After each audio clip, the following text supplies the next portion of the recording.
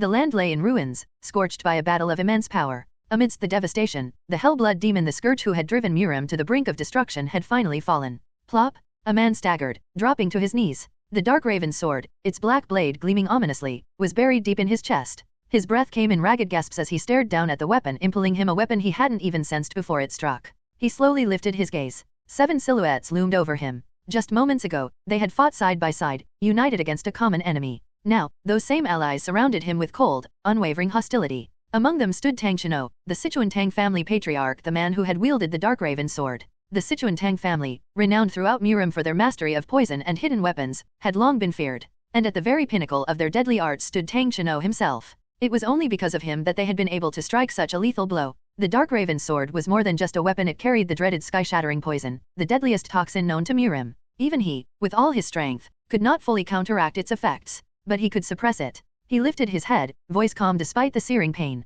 Why? Tang Chinoa's expression remained impassive. You are too powerful, he stated coldly. The 7 great families refuse to live under anyone's shadow. We've fought together, yet you betray me over this. The man's voice was laced with disbelief. Namgang Baeok, the patriarch of the Divine Sword family, stepped forward. To you, this may seem trivial, but to us, eliminating you is just as vital as taking down the Hellblood demon. The man let out a bitter laugh. Fools. I never had any interest in ruling Murim. Namgang Baeok's gaze was steady. That may be true, but the world does not work that way. Whether you want it or not, countless martial artists revere you. Given time, they will gather under you, threatening the authority of the 7 great families. You're killing me over a future that hasn't even happened. His voice dropped, filled with a chilling finality. It doesn't matter anymore. What matters is that you betrayed me, and for that, you will pay. He rose to his feet.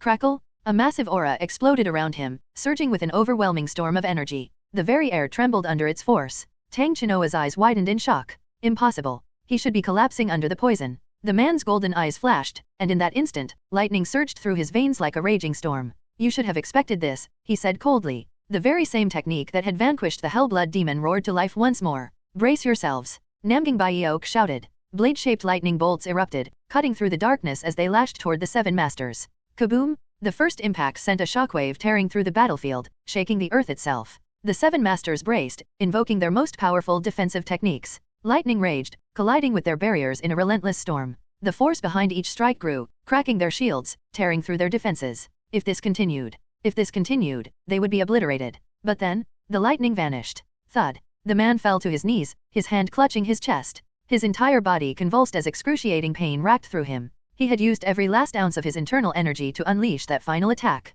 And in doing so, he had exhausted the strength keeping the sky-shattering poison at bay. His blood turned to fire, his vision blurred, and his breathing hitched. His last reincarnation ended here. As darkness crept into his sight, he let out a faint, bitter chuckle. This life is ruined too. And with that, his world faded to black. Awakening in a new life. Guanshan's consciousness stirred from the depths of slumber. Reincarnation was nothing new to him. Having mastered the 9 Lives Reincarnation Spell, a forbidden technique of the Eternal Life sect, he had repeatedly been reborn. As its name suggested, the spell granted its caster 9 lives, and this was his 9th and final reincarnation. The moment he awoke, his final moments from his past life came rushing back. After slaying the Hellblood demon, he had been betrayed by those he once called comrades. The 7 great families, his so-called allies, had stabbed him in the back and slaughtered him without hesitation. His greatest regret was not sending them to hell with him. Had it not been for the 9 Lives Reincarnation Spell, his resentful soul would have never found peace. His teeth clenched. If they're still alive, I'll kill them all. Though he had been reborn in a new body, his hatred had not faded. The state of the world. With his consciousness fully merged into his new vessel, Guanshan absorbed the memories of his current life. 30 years had passed since his last death. And the 7 great families? Still alive. Not only had they escaped retribution, but they had been glorified as the heroes of Murim, credited with vanquishing the Hellblood demon. Their influence had grown, and they now ruled Murim through an organization known as the 7 Saints Alliance. They had stepped down from the battlefield, enjoying their power from the shadows. Getting revenge on them wouldn't be easy, but he had never relied on ease to begin with. His martial prowess, accumulated through 8 lifetimes, made him stronger than any warrior alive. He had inherited the Heavenly Descent Thunder God sect's most powerful techniques, one of the 3 greatest secret sects in history. That alone made revenge possible. A fallen genius. The body he now inhabited belonged to a young man named Baek Mu-Gun, the eldest son of the Baek Sword sect, one of the top 10 sects in Zhejiang. Mu-Gun had been a prodigy, possessing both exceptional martial talent and wisdom, a rare combination. His family held high expectations for him, yet those very expectations had broken him. In his desperation to meet them, he trained himself beyond his limits until his cultivation went berserk. The damage had been irreversible. His 8 major meridians became tangled, his internal energy lost, and his future in martial arts shattered. Once the pride of his family, Mu-Gun became a disgrace. Despair drove him to self-destruction. He abandoned his training, drowned himself in alcohol and women, and became nothing but a nuisance to the Baek Sword sect. His family, after countless failed attempts to save him, had given up on him entirely. How pathetic. The moment he gave up, it had been over. Instead of wallowing in despair, he should have sought a way to recover. Heaven only aided those who helped themselves. With a shake of his head, Mu-Gun focused his internal gaze on his body. It'll take a month at most to recover. The Baek Sword sect had searched desperately for a way to heal him but failed. Yet, to Mu-Gun, this was nothing. Using the Heavenly Thunder Constellation Divine Arts Chi Transfer Healing Technique, he could repair his meridians and restore his martial abilities. He just needed time. A night of indulgence ends. A throbbing headache and nausea hit him. His past self had drunk heavily the previous night at the brothel, leaving behind an unbearable hangover. How much did this guy drink? As he massaged his temple, the door slid open. A woman in a delicate lotion entered, carrying a tray. She was Seal Hua, the Gizaeng whom Mu-Gun had been infatuated with in his past life. Oh my, you're awake already? Here, drink this honey tea first. She smiled sweetly, offering him a cup of tea. Mu-Gun took a sip, his sharp gaze studying her. She was beautiful, her skin pale as snow, her features elegant, and her body slender yet sensual. Any man would be captivated by her. But Mu-Gun? He had seen and held countless women more beautiful than her in his past lives. He had no time for such indulgences. Finishing the tea, he rose from bed and began dressing. You're already leaving? Seal Hua asked, surprised. In the past, he would lounge in bed, reluctant to part from her embrace. But today, he acted differently. We have nothing left to do we? But you always stay longer. Are you sick of me? She asked, feigning hurt. Her expression was flawless, but Mu-Gun knew better. A Gizaeng's smile was never real. No, I'm just done with this life. Her smile faltered. Huh? What do you mean? It means I won't be returning. Seal Hua stared at him, stunned, as Mu-Gun turned on his heel and walked out of the brothel without a moment's hesitation.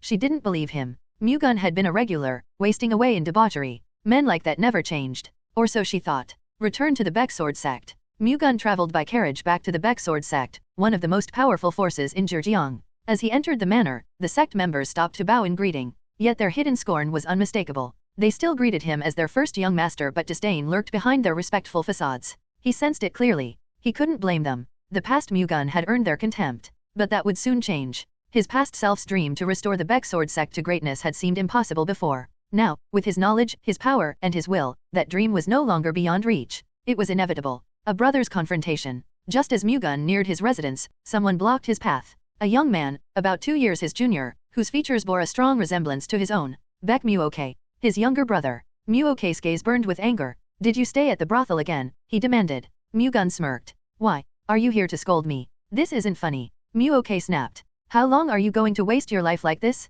You were supposed to be the future of the Baek Sword sect. His voice held frustration, but also pain. Mu-Gun met his gaze. Would you really be fine with me reclaiming my place? Mu-Gun's expression hardened. That position belongs to you, brother. It always has. Mu-Gun's smirk softened into a genuine smile. Then I won't disappoint you anymore. This time, he meant it. And soon, the world would know his name once more. Hello everyone, welcome to another episode of Web Audio TV. If you enjoy my content, make sure to subscribe to my channel and hit the like button. 10 days had passed since Baek Mu-Gun awakened his reincarnation. During that time, he shut himself in his residence and focused on healing his chi deviation with the Heavenly Thunder Constellation Divine Arts Chi Transfer Healing Technique. He had also changed his diet, ate healthy instead of greasy foods, and decocted and drank medicinal ingredients that could strengthen his body. Diet control and health care through the use of medicinal ingredients helped in unclogging the toxic energy that had accumulated in his blood vessels and in fattening him up since he was skin and bones. Eventually, his somber and pale complexion brightened up and became filled with vitality. The servants watching from the sidelines were astonished beyond belief. Loose-lipped, they began to spread word about Mu-Gun's change. Soon, rumors about it spread like wildfire until it reached the ears of Baek Shinsang, the patriarch of the Baek Sword sect. When he heard about it, Shinsang asked for Li Jincheng, the steward of the Baek Sword sect, to confirm its credibility. My eldest son hasn't left his room in 10 days. Yes, sir. He had shut himself inside and strictly prohibited anyone from entering. Have you found out what he was doing in there? Nobody was allowed to enter, so I couldn't see what he was doing. However, he has changed his diet and has been consistently drinking medicinal concoctions that were meant for healing. Considering the fact that he gained weight and the color of his complexion improved, I believe he is aiming to recover from his condition. Recovery, considering he is suffering from chi deviation and his 8 major meridians are tangled together, do you think it's still possible for him to gain weight and improve his complexion in 10 days? I honestly think achieving such a feat would be difficult. How about checking on him personally if you're curious, sir? Observe him a little longer. Understood. Chinseng had long since given up all expectations for Mu-Gun and was no longer interested in what he was doing as long as he didn't cause harm to the family's reputation. But Baek Mu-Gun was different. Mu-Gun immediately visited Mu-Gun's residence after hearing the rumors about his change. Greetings, second young master. Upon noticing Mu-Gun, the servant in charge of Mu-Gun's residence quickly ran toward him to greet him. Is my elder brother inside? Yes, he is. I'd like to go in. I can't let you pass. First young master has strictly forbidden us from letting anyone in. Then how long do I have to wait? He'll be having lunch soon, so it won't take long. Okay, I'll wait here, then. I'm sorry for the inconvenience. What are you apologizing for? You're just following elder brother's orders. Should I at least bring you a cup of tea? It's fine. Don't mind me and go back to what you were doing. Mu-Gun reassured the servant and waited for Mu-Gun to come out. He was extremely curious why Mu-Gun had shut himself inside his residence for 10 days. It was great that his brother stopped visiting the brothel he had frequented every day, but he couldn't feel relieved until he knew exactly what Mu-Gun was up to. Mu-Gun recalled his memories of Mu-Gun, his elder brother that shone like a star in the sky when he was young. Back then, he was an object of envy to young Mu-Gun. Everything about his elder brother was amazing, so he wanted to be like him. However, everything changed when Mu-Gun suffered chi deviation. Mu-Gun shouldered the burden of being the Baek Sword sect successor in Mu-Gun's stead, which he never once desired. The position was simply too much for Mu-Gun to handle. To shake off the burden, he clenched his teeth and trained in martial arts. Even so, Mu-Gun realized his own inadequacy the more he trained. And through his own incompetence, he understood how great Mu-Gun's talent was. Their current situation was certainly unfortunate. If Mu-Gun didn't suffer from chi deviation, he would have succeeded the Baek Sword sect, ultimately making their sect's status incomparably higher. In retrospect, Mu-Gun didn't have the ability to do so. What are you thinking about with such a dark expression? Before Mu-Gun knew it, Mu-Gun was already standing in front of him. As he buried his thoughts, Mu-Gun's eyes widened in surprise when he looked up at Mu-Gun. Mu-Gun's stature was completely different from 10 days ago. He used to be skinny, but he had now gained weight, and his complexion was bright and flushed red with exuberance. Mu-Gun couldn't keep his mouth closed. Seeing Mu-Gun's drastic transformation had stunned him so much that he doubted whether the person before him really was his brother. You look like you saw a ghost, Mu-Gun chuckled. Elder brother? What happened? Are you really my elder brother? Why are you so surprised? Didn't I say that I would change? That's true, but what method did you use to attain such remarkable progress in just 10 days? I just put extra care into physical recuperation. On a different note, have you had lunch? I haven't. Let's have lunch together, then. It's been a long time. I would love to. Mu-Gun called for a servant and ordered her to prepare lunch. The servant quickly set up the table as if she had prepared it in advance, and they ate together. Mu-Gun asked cautiously, what were you doing in your room that required strictly prohibiting anyone from entering? Like I said, I was taking care of my body. Have you perhaps recovered your cultivation? Why do you think so? I can't think of any other way that would explain your transformation, elder brother. This chi deviation of mine isn't something that could be fixed so easily. Your expectations are too high. Mu-Gun hid the fact that he could restore his martial arts since there could be people within the Baek Sword sect that didn't want him to regain his abilities. It was better to be as cautious as possible until he had fully recovered his martial arts. I'm sorry. You have nothing to be sorry about. By the way, what's the situation of the sect? Mu-Gun was hooked on debauchery, so he had no idea what was going on in the family. More accurately, he just didn't pay any interest in familial matters since his cultivation went berserk. He figured there was nothing he could do even if he knew anyway. To be perfectly honest, it's not going well. Why's that? Our first uncle's faction is growing within the section. Chinseng had 3 siblings, and his younger brother, Baek Shinji, was strengthening his faction while looking for a chance to aim for Chinseng's position. However, Chinseng's status in the sect was so firm that it was difficult to replace him immediately. He's increasing his power within the sect to make Yong Wan the successor.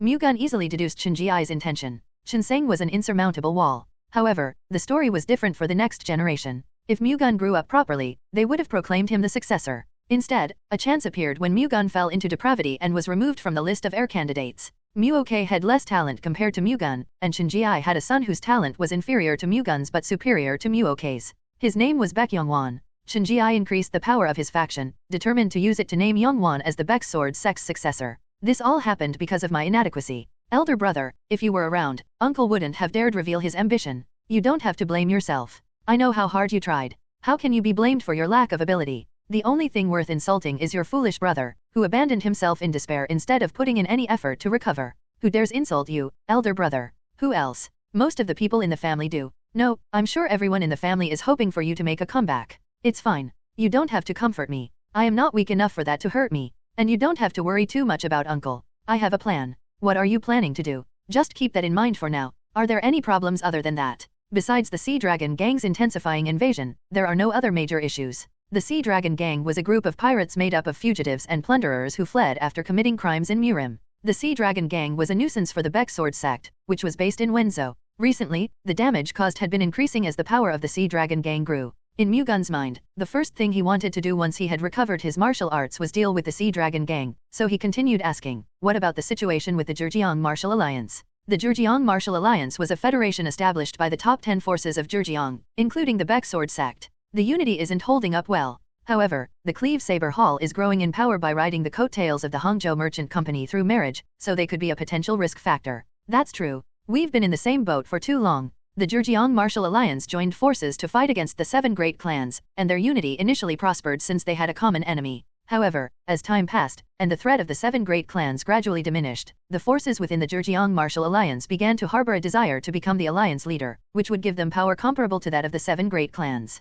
There hadn't been any problems yet since none of them had the power to overwhelm the other forces. But if the Cleave Saber Hall became more powerful by riding on the coattails of the Hangzhou Merchant Company, they would most likely challenge for the leadership. Mu-Gun had no intention of forgiving those who betrayed him, namely the patriarchs of the 7 great clans. However, killing them meant making an enemy out of the 7 great clans. To face off against them, Mu-Gun needed power as well. The Zhejiang Martial Alliance was perfect for that. I'm going to nab the Zhejiang Martial Alliance for myself. Mu-Gun made up his mind to become the leader of the Zhejiang Martial Alliance, but his immediate priority was to reorganize the factional strife of the Baek Sword sect and strengthen their sect. Mu-Ok returned to his residence after lunch, and Mu-Gun continued treating his condition. It had been 15 days since Mu-Gun awakened his reincarnation. He continued to confine himself in his residence and devote his energy to treating his chi deviation. As a result, his 8 major meridians, which were tangled up and had stiffened due to his condition, recovered to a certain extent, and his clogged blood vessels gradually began working again. In addition, he also ingested nourishing food and medicinal concoction, leading to muscle gain and stamina improvement. As his body recovered to a certain extent, Mu-Gun began to train. Iron Blood Vajra body cultivation was a Qigong one that stimulated the latent human potential to build and train bones and blood vessels. Moreover, in the event of polarity, it enabled the cultivator to attain the adamant Vajra body state. Chiol Wusang, who was known throughout Murim as a member of the Shaolin Temple's inner circle, invented the Iron Blood Vajra body cultivation in his later years. Mu-Gun obtained that martial arts in his 4th reincarnation. However, Mu-Gun hadn't reached the end of this martial art, so he was uncertain whether he could achieve the adamant Vajra body state. What was clear was that, as far as he was concerned, there was no external Qigong superior to the Iron Blood Vajra body cultivation when it came to physical strengthening. Mu-Gun treated his chi deviation in his residence with the Heavenly Thunder Constellation Divine Arts Chi Transfer Healing Technique in the morning. In the afternoon, he performed the Iron Blood Vajra body cultivation in the training hall of his residence. The Iron Blood Vajra body cultivation was a cultivation technique that would basically overwork the body by building up dynamic energy, through which the technique would stimulate the small veins in his body and strengthen his physique by accumulating the Iron Blood Vajra chi. Doing intense training even though he hadn't completely recovered from chi deviation yet could backfire. However, Mu-Gun had the chi transfer healing technique of the Heavenly Thunder Constellation Divine Art. Mu-Gun trained by overworking himself through the Iron Blood Vajra body cultivation, then healing himself with the chi transfer healing technique of the Heavenly Thunder Constellation Divine Art. He spent 15 days that way. It had been a month since Mu-Gun reincarnated. I did it. After applying the chi transfer healing technique for a month without break, Mu-Gun finally fixed his 8 major meridians, which the chi deviation had damaged. He also reached the 3-star realm as a result of training through the Iron Blood Vajra body cultivation. It was impossible even for Chiol Wusang, the creator of the Blood Vajra body cultivation technique, to reach the 3-star realm in just 15 days. It was a feat that was only possible because of the enlightenment he had gained through repeated training in his previous lives. As he attained the 3-star realm of the Iron Blood Vajra body cultivation, Mu-Gun's muscular strength and flexibility increased significantly. Moreover, his skin, which had begun to harden due to the Iron Blood Vajra chi, could now weaken the impact of sword attacks, even if it couldn't completely block them. He learned and demonstrated both internal and external martial arts. However, that wasn't enough to satisfy Mu-Gun. While he was at it, he aimed to unclog the conception and governing vessels too. The conception and governing vessels were like the gateways to the Ascension realm. Hence, there was a world of difference between a martial artist that could unclog their conception and governing vessels and a martial artist that couldn't. Naturally, connecting the conception and governing vessels was no simple matter. If it went wrong, one could suffer chi deviation. There was no need to search far and wide. The previous Mu-Gun was a great example of it, at least he was until he awakened his reincarnation. Mu-Gun forcibly attempted to open the conception and governing vessels, and, as a result, fell into chi deviation. Unblocking the conception and governing vessels was that dangerous. However, the story would be different for the current Mu-Gun, considering he had been reincarnated. Throughout his previous lives, he had opened his conception and governing vessels multiple times. With the Heavenly Thunder Constellation Divine Arts effect and 30 years worth of internal energy that he obtained through the Soul Power Transfer spell, unblocking his conception and governing vessels would be a piece of cake for him. Nevertheless, he didn't let his guard down. Mu-Gun concentrated and circulated his internal energy with the direct circulation method. His blood vessels had become quite sturdy since he had trained and honed them for the past month as he unclogged them. Without delay, Mu-Gun immediately attempted to open his conception and governing vessels after circulating his internal energy with the direct circulation method. Thuk. Starting with the Hoi-Um point, he unblocked the Gok-Gol, Yongjuk, Gi-Hat, Yong Wan, and Okdang points of the conception vessel. Last but not least, he also opened up the Seungjang point in one fell swoop. It probably looked like a simple task because Mu-Gun released it with ease, but many martial artists had failed to open up their conception vessel. It wasn't easy to release the conception vessel. Mu-Gun was just ridiculously good at it. Mu-Gun then immediately proceeded to break through his governing vessel without taking the time to catch his breath. The governing vessel was no different from the conception vessel. Starting from the Janggang point, he broke through the Yongmun, Yongchu, Sinju, Noho, and Baek points without hesitation. Considerable amount of pain accompanied every blood vessel release. Even so, Mu-Gun didn't even flinch. Mu-Gun had been through 8 reincarnations and had gone through much greater pain than this. This kind of pain wasn't a big deal for him. Disregarding the pain caused by the blood vessels being released, Mu-Gun continued to circulate his internal energy. Following that, the Jianzhong, Xinjiang, as well as the Taidan points opened up without a hitch. Finally, he broke through the long-awaited final acupoint, the Yingyo point. Boom! At that moment, an incomparably intense pain surged through his head, making even the unrivaled Mu-Gun show a distorted frown. However, the pain was only temporary. As it died down, indescribable vitality spread throughout his body. Mu-Gun knew at that moment that he had broken through the conception and governing vessels due to the overflowing vitality coursing through him. Upon checking his internal body, he noticed the internal energy flowing through his blood vessels had become faster and stronger than before. That was extremely important. The force of a martial art was proportional to the quality of one's internal energy. With his internal energy functioning smoother, he could exert a much greater force. Likewise, the power of his martial art would increase as well. Combined with the fact that there was no longer any blockage in his internal energy, it meant that his martial prowess was no longer blocked, too. It was now possible for him to freely execute his martial arts techniques and movements without any hindrances. I should be able to protect myself with this much. He'd still find it difficult to deal with an ascended expert if he were to meet one, but he would at least be able to protect himself. One Qigong is a system of coordinated body posture and movement, breathing, and meditation used for health, spirituality, and martial arts training purposes. N/O/vel/B/jn.C//OM. 2. The conception and governing vessels are 2 of the 8 extraordinary meridians that act as tributaries to the 12 principal meridians and share points with the organ meridians. At the training hall, Baek Mu-Gun held a sword in his hand for the first time since he reincarnated. This weapon feels great. Mu-Gun closed his eyes, then recalled a sword technique of the Baek sword sect. The 36 Phantom Moon Blades. Baek Shukyung, founder of the Baek sword sect, developed it when he saw moonlight pouring down from the moon hanging in the sky. This sword technique overpowered the opponent with fancy moves. Its strength revolved around its flashy sword movements that made it difficult to distinguish between real and fake.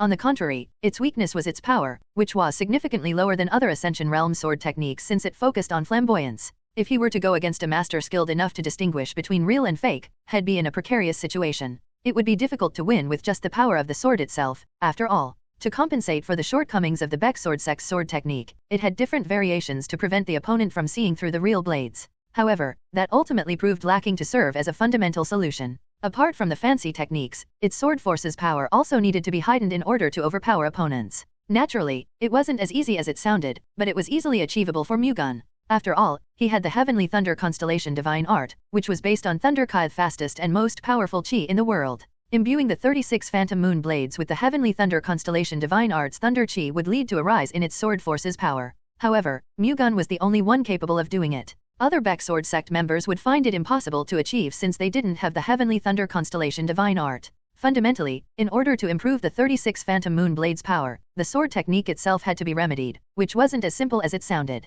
Mu-Gun had high enlightenment when it came to the way of the sword, but it wouldn't have been any different even for him. Mu-Gun decided to gradually study the remediation of the 36 Phantom Moon Blades and focused on harmonizing the Heavenly Thunder Constellation Divine Art and the 36 Phantom Moon Blades for now. Among the sword techniques he had learned in his previous lives, there were many sword techniques superior to the 36 Phantom Moon Blades. Among them was the Heavenly Descent Thunder God Sect's Heavenly Descent Thunder God Sword, which was strong enough to be considered one of the 5 greatest techniques under the heavens. In fact, it would have been more convenient for him to just use the martial arts he had learned in his previous lives. However, since he reincarnated as the Baek sword sect's first son and didn't have plans to cut all ties with them, he couldn't disregard their martial arts. That was why he deliberately wanted to learn the 36 Phantom Moon Blades. The 36 Phantom Moon Blades was originally paired with the Phantom Moon Cultivation Method, a type of internal energy cultivation method. As such, it could be performed most naturally when used with the Phantom Moon cultivation method. The balance between one's internal energy and the 36 Phantom Moon blades could be broken if other internal energy cultivation methods were used to execute the technique.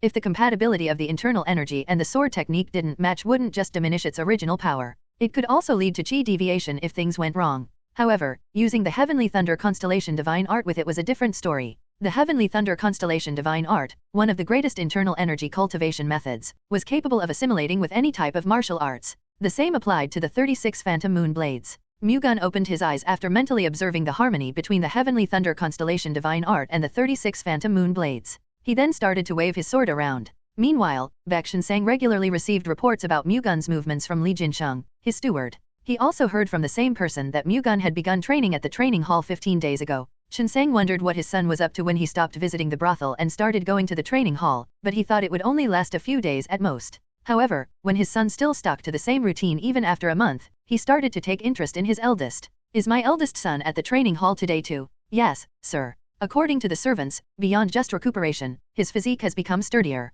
It's as if he had learned some martial arts, replied steward Jinsheng. Do you think that's possible in just a month? I think it would certainly be difficult to achieve using normal methods. Are you saying the first young master is learning a special technique? I think it would be better for you to check on him personally, Patriarch Baek. With all due respect, it seems to me that the first young master has made up his mind. Showing that you are interested in him would encourage him greatly, Patriarch Baek. You said he's going to train in the afternoon, right? Yes. As per what I know, he goes to the training hall at Mishhe 1 and only comes out around Sinshi 2. It's going to be Mishhe soon. I'll go and confirm it myself. Are you planning on visiting him yourself? Wouldn't it be better to check on him myself than call my eldest son over and hear it from him? That is true. I'll go there on my own. Focus on your work. After sending the steward away, Baek Shinsang drank a cup of tea, and when the time had come, he went to Mu-Gun's residence. Greetings, Patriarch Baek. The servant at Mu-Gun's residence was taken by surprise and greeted Chongsang when she saw him. Is Mu-Gun in the training hall? Yes. Upon hearing the affirmative, Chongsang immediately headed toward the training hall. Patriarch Baek? With all due respect, the first young master has ordered me to not let anyone in, said the servant as she hurriedly rushed in front of Chongsang and stopped him. Dumbfounded, Chongsang asked, are you implying that the orders of the first young master is above mine as the sect leader? I am sorry. I have committed a great sin. Please forgive me. Realizing her mistake, the servant quickly bowed her head.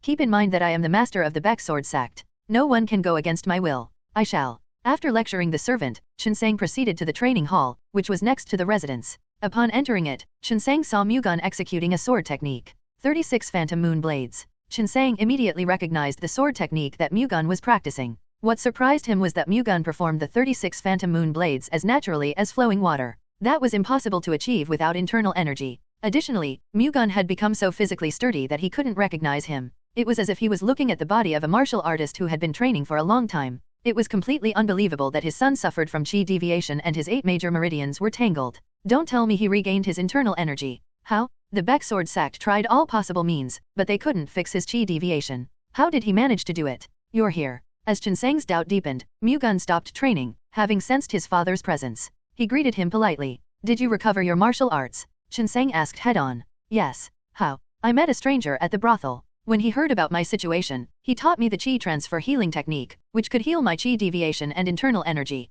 Mu-Gun answered with a response he had thought of in advance. He couldn't tell his father that he awakened his reincarnation from the 9 Lives Reincarnation Spell. A stranger. Chongsang frowned. He immediately left after passing down the chi transfer healing technique and internal energy. He even gave you his internal energy. Yes. How much did he give? 30 years. Huh, who in the world was that person? How could he generously give you 30 years worth of internal energy when he had never met you before? Is that person perhaps harboring a scheme? I don't think that's the case. He said that he was just carrying out heaven's will and that there was no need to thank him at all. Mu-Gun lied without any changes in his expression. It was an absurd story. However, Chongsang had no choice but to believe Mu-Gun's words. Otherwise, there was no way to explain how Mu-Gun recovered his martial arts. Why didn't you tell me earlier? I was planning to heal my chi deviation completely before telling you. You still haven't learned your lesson even after going through it once. What would you do if an accident happened while you were overdoing it alone? Don't worry, making that mistake once is enough. It will not happen again. Never do anything rash from now on. Understood.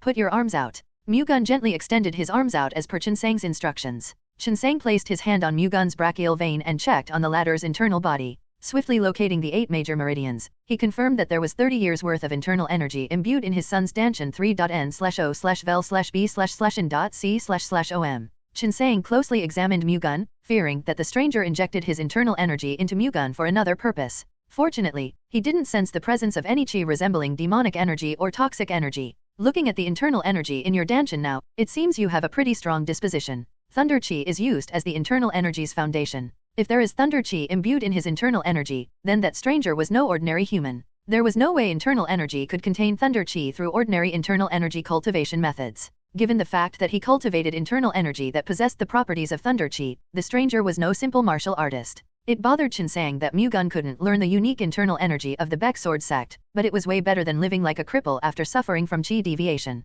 That's what I thought too. This is a chance of a lifetime for you. It's late, but congratulations on regaining your martial arts. Thank you. Please forget everything that this father of yours had done all this while. Those probably upset you. No, it's my fault for giving up on myself and showing you such an ugly side of me. He wasn't just saying that for show. Mu-Gun really didn't resent his father, but not because he awakened his reincarnation. Chinsang made every effort he could to raise Mu-Gun's spirit. However, Mu-Gun himself refused his help and chose to live like a cripple. Therefore, there was no reason to resent Chinsang. Of course, he could resent him for giving up on him in the end, but Mu-Gun wasn't such a narrow-minded person. Thank you for thinking that way. That aside, what's your plan going forward? My priority is establishing myself as the successor to the Baek Sword sect. You most certainly should, but it won't be easy. I don't know if you're aware of this, but more and more people within the sect are supporting your uncle and Yong Wan. I heard from Mu-Ok, and I have been well informed. Be that as it may, if I prove that I have the right to establish myself as the successor through my martial prowess, no one would dare covet the position of the successor from me. Are you confident? You seem to have forgotten, but I, your son, was once called the greatest talent in all of the Baek Sword sect's history. I'm not looking down on Yong Wan, but he's incapable of becoming an obstacle for me. As you said, showing off your martial prowess will definitely be beneficial, but you have to win the Baek Sword Corps favor to nab the position of Baek Sword sect's successor. Yong Wan recently stood out as an heir candidate because he gained the Baek Sword Corps trust when he fought against the Sea Dragon Gang. During the 3 years Mu-Gun lived like a cripple, Baek Yong Wan fought against the Sea Dragon Gang alongside the Baek Sword Corps, the Baek Sword sect's military force. He put his life on the line every time he fought, and he also protected numerous martial artists of the Baek Sword Corps. While doing so, he cut down countless Sea Dragon Gang pirates. Yong Wan risked his life on the battlefield with them. As a result, the Baek Sword Corps acknowledged and supported him as the successor candidate from the bottom of their hearts. Even if Mu-Gun proved himself through martial prowess, it wouldn't be easy for him to win over the favor that the Baek Sword Corps had for Yong Wan in one fell swoop. That's not a big problem. I just need to subdue Yong Wan and put him under my wings, then the Baek Sword Corps wouldn't oppose me either. That child directly inherited your uncle's ambition. It won't be easy to make him submit to you. If I can't even win Yong Wan over, how can I claim I'm qualified to be the Baek Sword sect's successor? That's because your father did not win over your uncle's heart either. However, you exhibited such dignity that he couldn't dare plot against you, which I believe is the same as winning over uncle's heart. Since you're so confident, I'll trust you and watch from the side. Understood. And I'm also thinking of going to the maritime defense base in Dongtu as soon as possible. It took 2 days by boat from Wenzhou, where the Baek Sword sect was based, to reach the island of Dongtu. It was an advanced base that prevented the elusive Sea Dragon Gang from going rampant.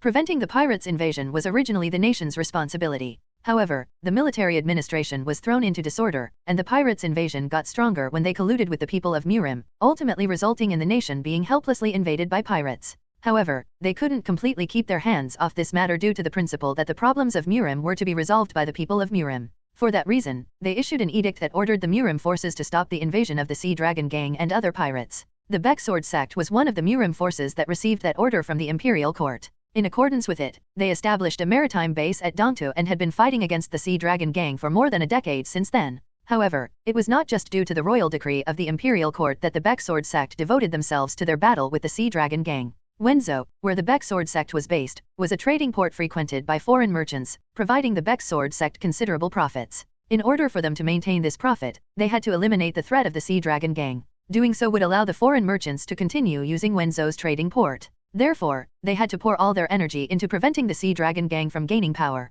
Mu-Gun visiting their maritime defense base at Dongtu would mean he intended to participate in the battle against the Sea Dragon Gang. You want to go to the maritime defense base? Yes, partly because I am worried about Mu-Ok. Mu-Ok, Mu-Gun's younger brother, was currently among the people deployed at the Dongtu maritime defense base to fight the Sea Dragon Gang. Isn't it too early to be pushing yourself this much? Further refining your martial arts before going there shouldn't pose a problem. Dealing with the Sea Dragon Gang pirates in my current state won't be an issue, so don't worry. If you say so. The White Wolf squad will be heading to Dongtu for shift rotation in 10 days. You should go with them. The Baek Sword Corps was composed of 5 squads, namely, White Dragon, White Tiger, White Wolf, White Leopard, and White Bear. There would always be 2 squads staying at the maritime defense base to defend against the Sea Dragon gang. The 5 squads rotated shifts once every 2 months, and each squad's shift was a month apart from the other squads. Hence, every month, there would be 1 squad rotating their shifts. In 10 days, the White Wolf squad and the White Dragon squad would change shifts. Understood. 1 Mishi is between 1 to 3 p.m. 2 Sinchi is between 3 to 5 p.m.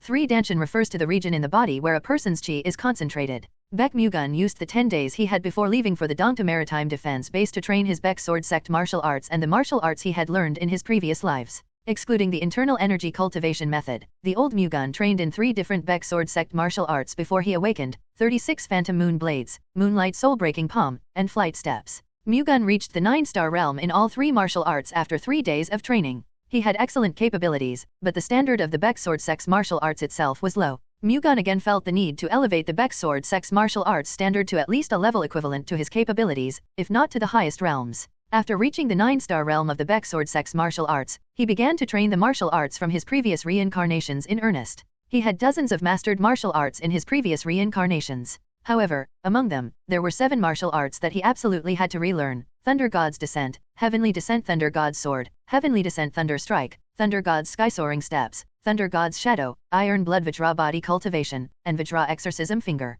The first 5 martial arts were secret techniques of the Heavenly Descent Thunder God sect, and the last 2 were martial arts belonging to Iron House of the Shaolin Temple's inner circle. Among those 7 martial arts, the most important ones were the martial arts of the Heavenly Descent Thunder God sect. The Heavenly Descent Thunder God sect's martial arts, one of the 3 greatest mysterious sect, were of a different standard from the general martial arts. Its power was almost unbeatable. However, it was as profound and intricate as it was powerful. One could hone it for their entire life, and still find it difficult to attain its peak. That applied to Mu-Gun as well. He obtained the secret techniques of the Heavenly Descent Thunder God sect during his 5th reincarnation, but he failed to reach their peak. Nevertheless, he still managed to defeat the Hellblood demon in his previous life. It was a glimpse of how great the martial arts of the Heavenly Descent Thunder God sect were. Though not comparable, the Iron House's martial arts Iron Blood Vajra Body Cultivation and Vajra Exorcism Finger were also techniques of the Ascension realm. Chiol Wusang used them to rise to the ranks of the 10 Grand Masters. Mu-Gun could learn other martial arts whenever necessary in the future, but for the time being, he trained intensively in the martial arts of the Heavenly Descent Thunder God sect and the Iron House. Mu-Gun picked up martial arts extremely fast. Even if he didn't reach their peak, he mastered them enough to be close to it. Despite having changed vessels, it wasn't that difficult to relearn them since they were originally his. Above all, Mu-Gun had so much talent for martial arts that he was revered as the greatest talent in the history of the Baek Sword sect. That was why he wasn't surprised by his ability to quickly master martial arts. It was still difficult to smoothly execute techniques of the Ascension realm due to his insufficient internal energy, but accumulating more internal energy should naturally resolve that. In my current state, reaching a higher realm with just my internal energy will be hard. After training for 5 days without a break, Mu-Gun felt it would be useless to make any further attempts. In order to reach a higher realm, he had to improve his internal energy. Doing such a feat wasn't as simple as it sounded. Compared to other internal energy cultivation methods, the Heavenly Thunder Constellation Divine Art allowed faster internal energy accumulation rate. However, it would require 5 years for him to obtain 30 years worth of internal energy even if he used this technique. In order to improve his internal energy in a short period of time, he would have to ingest medicinal pills or elixirs. The problem was that it wasn't easy to procure such items. After resolving the Sea Dragon gang issue, I should visit the Medicine King family first. The Medicine King family claimed to be the descendants of Yong Wan, one of the 3 sovereigns and 5 emperors. They considered it their destiny to study all the medicinal and sacred herbs that exist in this world and develop elixirs that could cure all diseases. In his previous reincarnation, Mu-Gun formed a pact with the Medicine King family and the Thunder God. The pact gave him a Divine Thunder Essence pill, a pill that accumulated thunder chi within him whenever he was reincarnated. Mu-Gun improved his internal energy in a short period of time through the Divine Thunder Essence pill, allowing him to play an active role in Murim. It wouldn't be any different in this lifetime too. The day before the shift rotation between the White Wolf squad and the White Dragon squad, Baek Shinsang summoned the White Wolf squad leader, Baek Shinung, and gave him a single order: take Mu-Gun with him on the trip to Dongta this time.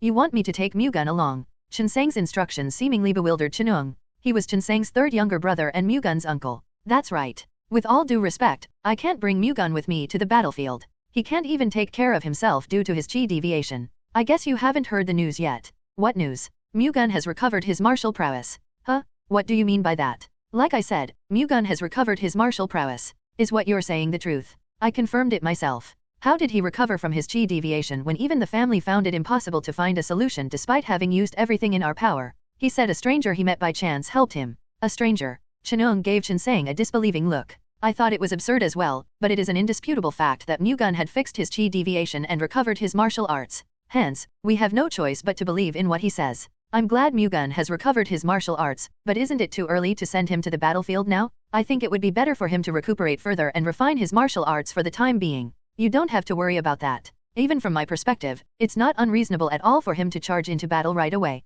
Well, since that's what you think, I have no choice but to follow your orders, elder brother. Acknowledging Chinseng's firm belief, Chenung stopped objecting and followed his brother's instructions. After a few more hours, the day for the White Wolf Squad and the White Dragon Squad to change shifts had arrived. Mu-Gun boarded a ship leaving for the maritime defense base in Dongtu with the White Wolf Squad. The White Wolf Squad couldn't help but be surprised by Mu-Gun's completely different appearance. Just until a month ago, he was skins and bones and lived his days hooked on alcohol and women. However, the gentle aura flowing through his firm body made it seem as if he had trained in martial arts for a long time. HOH, that's amazing. I heard from elder brother that you've regained your martial arts, but I didn't expect you to undergo such a drastic transformation. Chenung was naturally stunned beyond belief. I can't afford to delay for a single moment if I want to make up for my indulgence in debauchery and abandonment of my duties. Even if so, don't be too hasty. It's great enough that you have returned to your rightful place. Even if you have to slow down, proceeding with caution to avoid problems should be more important, shouldn't it? I'll keep that in mind. Good, and though this is late, I'd like to sincerely congratulate you on fixing your chi deviation and recovering your martial prowess.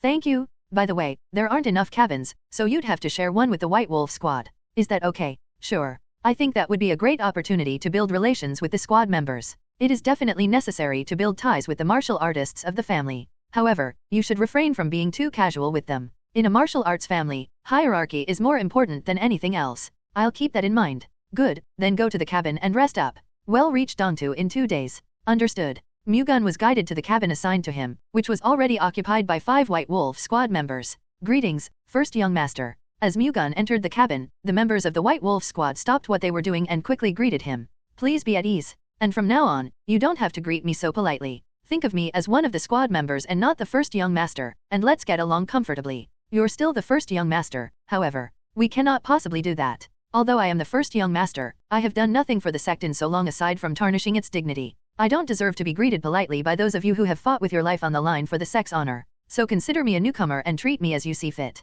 Hearing Mu-Gun's words seemed to have surprised the squad members. They thought he was just a debauchee and frequented the brothel day in and day out, making it a surprise to see him recognizing and respecting their contributions rather than abusing his authority as the first son. Can we really do that? Would you believe me if I said this is an order coming from the first young master? Understood. We will do as you say, first young master. First of all, let us introduce ourselves since you could be curious about our identity. I am Nakil Bang and this is my 5th year in the White Wolf Squad. I am 27 years old. The other martial artists also introduced themselves. Mu-Gun's cabin mates were Nung Joian, Mak Daepeng, S.A. Dukwang and Wu Baioksan. They joined the White Wolf Squad around the same time as Nakil Bang and were between 25 and 27 years old. The fact that they had survived many battles over the past 5 years meant they were skilled. Mu-Gun carefully examined them from top to bottom. They all had sturdy bodies, which were only possible with considerable training. Their physique isn't bad either. Everyone was above average, if not at the highest level. If they were properly trained, they could become quite useful martial artists. Mu-Gun knew the martial arts that would make them stronger. However, he had no intention of passing on those martial arts if they were not truly his followers. For starters, he had to prioritize getting them to follow him sincerely. Considering you've been with the White Wolf Squad for 5 years, you've probably had a lot of combat experience from fighting the Sea Dragon Gang. Yes, there are probably less than 10 members with more combat experience than us within the White Wolf Squad, Ilbang replied proudly. There were 100 White Wolf Squad members. If they were ranked 10th within them, then they really had considerable combat experience. If you don't mind, I'd like to hear about your combat experience against the Sea Dragon Gang. Could you tell me? Anytime. They spoke with gusto about their battles against the Sea Dragon Gang over the past 5 years. Mu-Gun responded from time to time while listening to their stories. Their stories were mixed with some bravado, but thanks to that, he could envision how their battle with the Sea Dragon Gang went. Just like that, he became a little closer to the members. Uncharted and surrounded by traps, the Sea Dragon Archipelago served as the Sea Dragon Gang's headquarters. The reason why they hadn't been eradicated for more than 100 years and had maintained their legacy was due to the Sea Dragon Archipelago's existence. A pigeon flew down from the sky of the Sea Dragon Archipelago, which was covered in a fog all year round. It then flew down to the window frame of a house. A literary man, who was drinking tea in the room, quickly approached the window when the pigeon landed. He then picked up the pigeon message tied to its legs and checked its content. Baek Sword Sect's first young master headed to Dongtu. Upon reading it, the man quickly rushed to the Sea Dragon Palace. It was the residence of AK Gunho, the leader of the Sea Dragon Gang. Boss? There's been news that the Baek Sword sect's first young master is coming to Dongtu. The first young master of the Baek Sword sect? The one who fell into chi deviation and became a cripple. Yes, and he's been in that state until a month ago. Is that not the case now? No. He has fixed his chi deviation and regained his martial arts. That's why he's coming to Dongtu. Even if he recovered his martial arts, it's only been a month. What can that guy even do? AK Gunho said with indifference. What do you think about capturing him? Baek Sword sect's first young master. Yes. Capturing him would earn us a considerable amount of money through a ransom. Would the Baek Sword sect pay a ransom for him when they had already given up on him before? He was completely hopeless then, but it's different now. He was once considered to be the best talent in all of Baek Sword sect's history. Now that he has recovered his martial arts, they will try to protect him at all costs. Even if so, wouldn't we suffer too much damage if we had to capture him while going against the Baek Sword Corps? Why don't we let the Fujian 3 murderers, those newcomers, work their worth? If they quickly capture him and retreat, we won't suffer too much of a loss. The Fujian 3 murderers were 3 brothers who used to commit evil deeds in the Fujian area.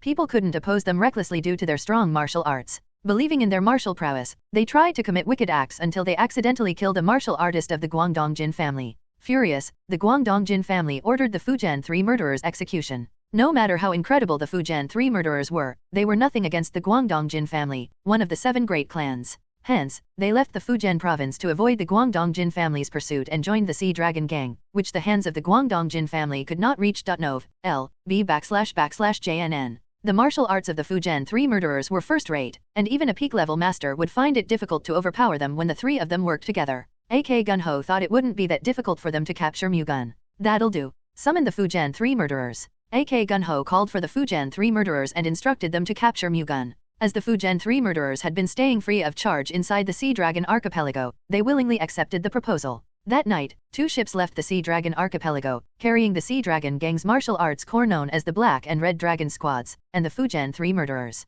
One Shening was a mythological Chinese ruler known as the First Yan Emperor who had become a deity in Chinese folklore. Shening had been thought to have taught the ancient Chinese not only their practices of agriculture, but also the use of herbal drugs. Baek Mu-Gun spent a night in the sea for the first time, then had breakfast with the squad members whom he shared a cabin with. We're thinking of honing our swordsmanship on the deck. What do you plan to do, first young master? Nakilbang asked after a simple breakfast. I'll go with you guys. Mu-Gun went out to the deck with them. Several squad members were already there, doing the same as what they were about to do. Baek Sword sect's ordinary warriors practiced the 19 clear moon blades, a sword technique a rank lower than that of the 36 phantom moon blades. However, along with talent and utmost effort, this sword method could pave the way for its practitioner to become first-rate. Mu-Gun watched the White Wolf squad's training and gauged their skills for a while. The members' capabilities were almost equal, and the 5 squad members he shared a cabin with had passable skills. They've a long way to go. Growing the Baek Sword Corps capabilities were of the utmost importance for the Baek Sword sect's development. The White Wolf squad's skills fell far short of Mu-Gun's standards.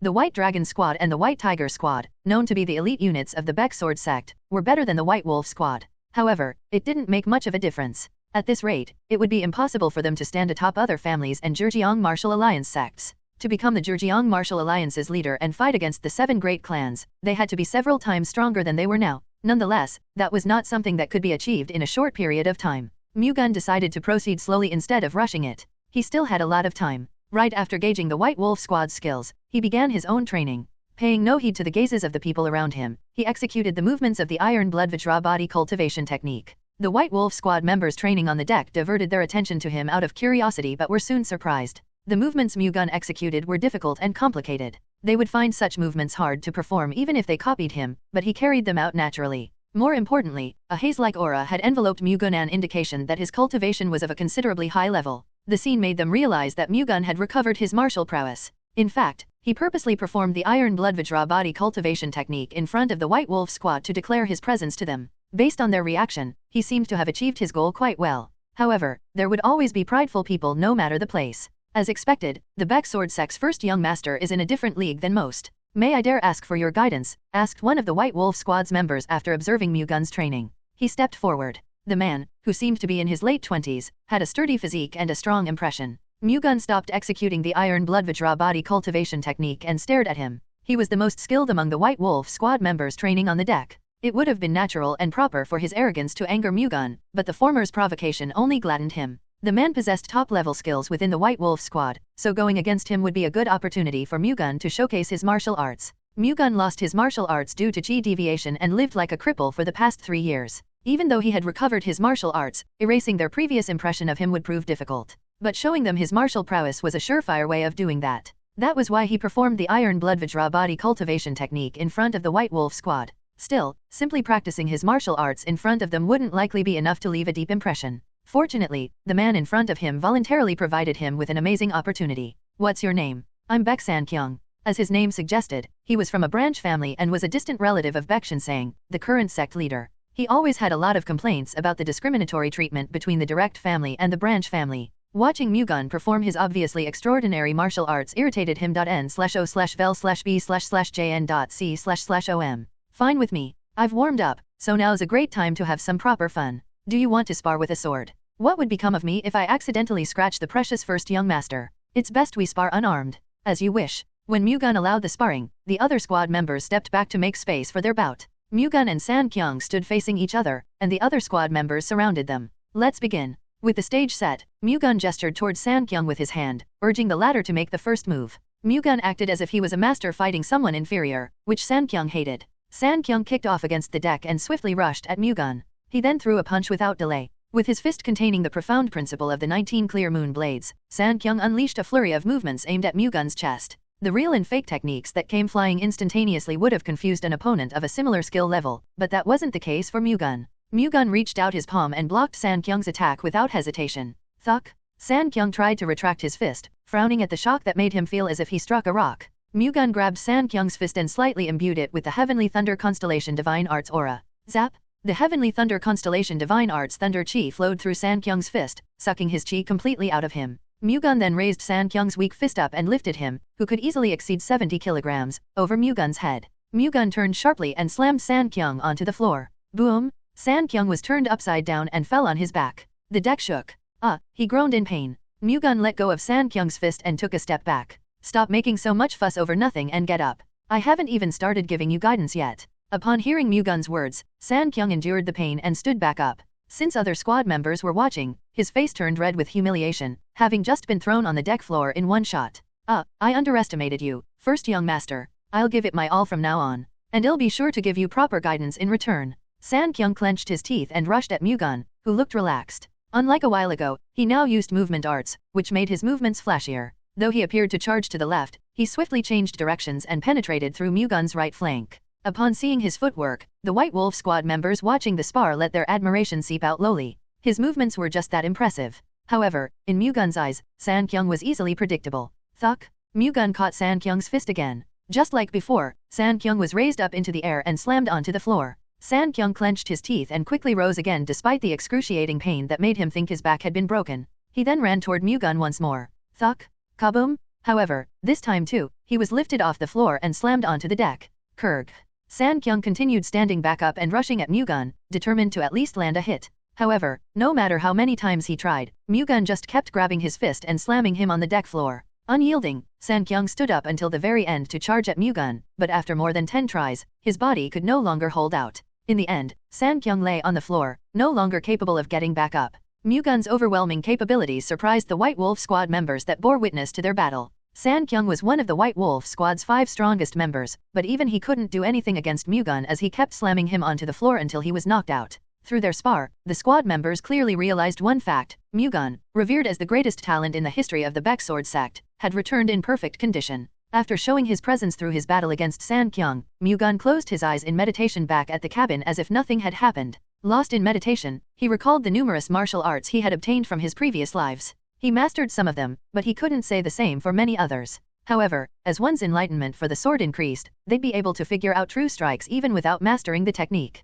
Among those he had learned in his previous reincarnations, Mu-Gun searched for martial arts that had principles similar to the Baek Sword sect's martial arts. It wasn't long before several martial arts came to mind. Spiritual Snake Sky-Soaring Swordsmanship, 8-Arm Shadow Fists, 1,000 Hands Sky-Enveloping Palms, and Golden Dragon Whip. Just like the Baek Sword sect's martial arts, those martial arts were rooted in the principle of illusion. However, they were on a different level than the Baek Sword sect's martial arts. The martial arts that he had thought of were all excellent techniques in the Ascension realm. Mu-Gun picked out those martial arts merits, then began to incorporate them into the Baek Sword sect's martial arts. It would have been simple and convenient to teach the martial arts he mastered in his previous reincarnations. However, making them abandon the Baek Sword sect's martial arts and teaching them other martial arts just to make them stronger would make the sect lose all meaning. That would no longer be the Baek Sword sect, after all. The reason why Mu-Gun chose to take the difficult and complicated path instead of the easy one was to protect the Baek Sword sect's identity. Even if he had awakened his past reincarnations memories, he was still a man of the Baek Sword sect. He had been lost in meditation for quite a while already by the time noise began to erupt outside the cabin.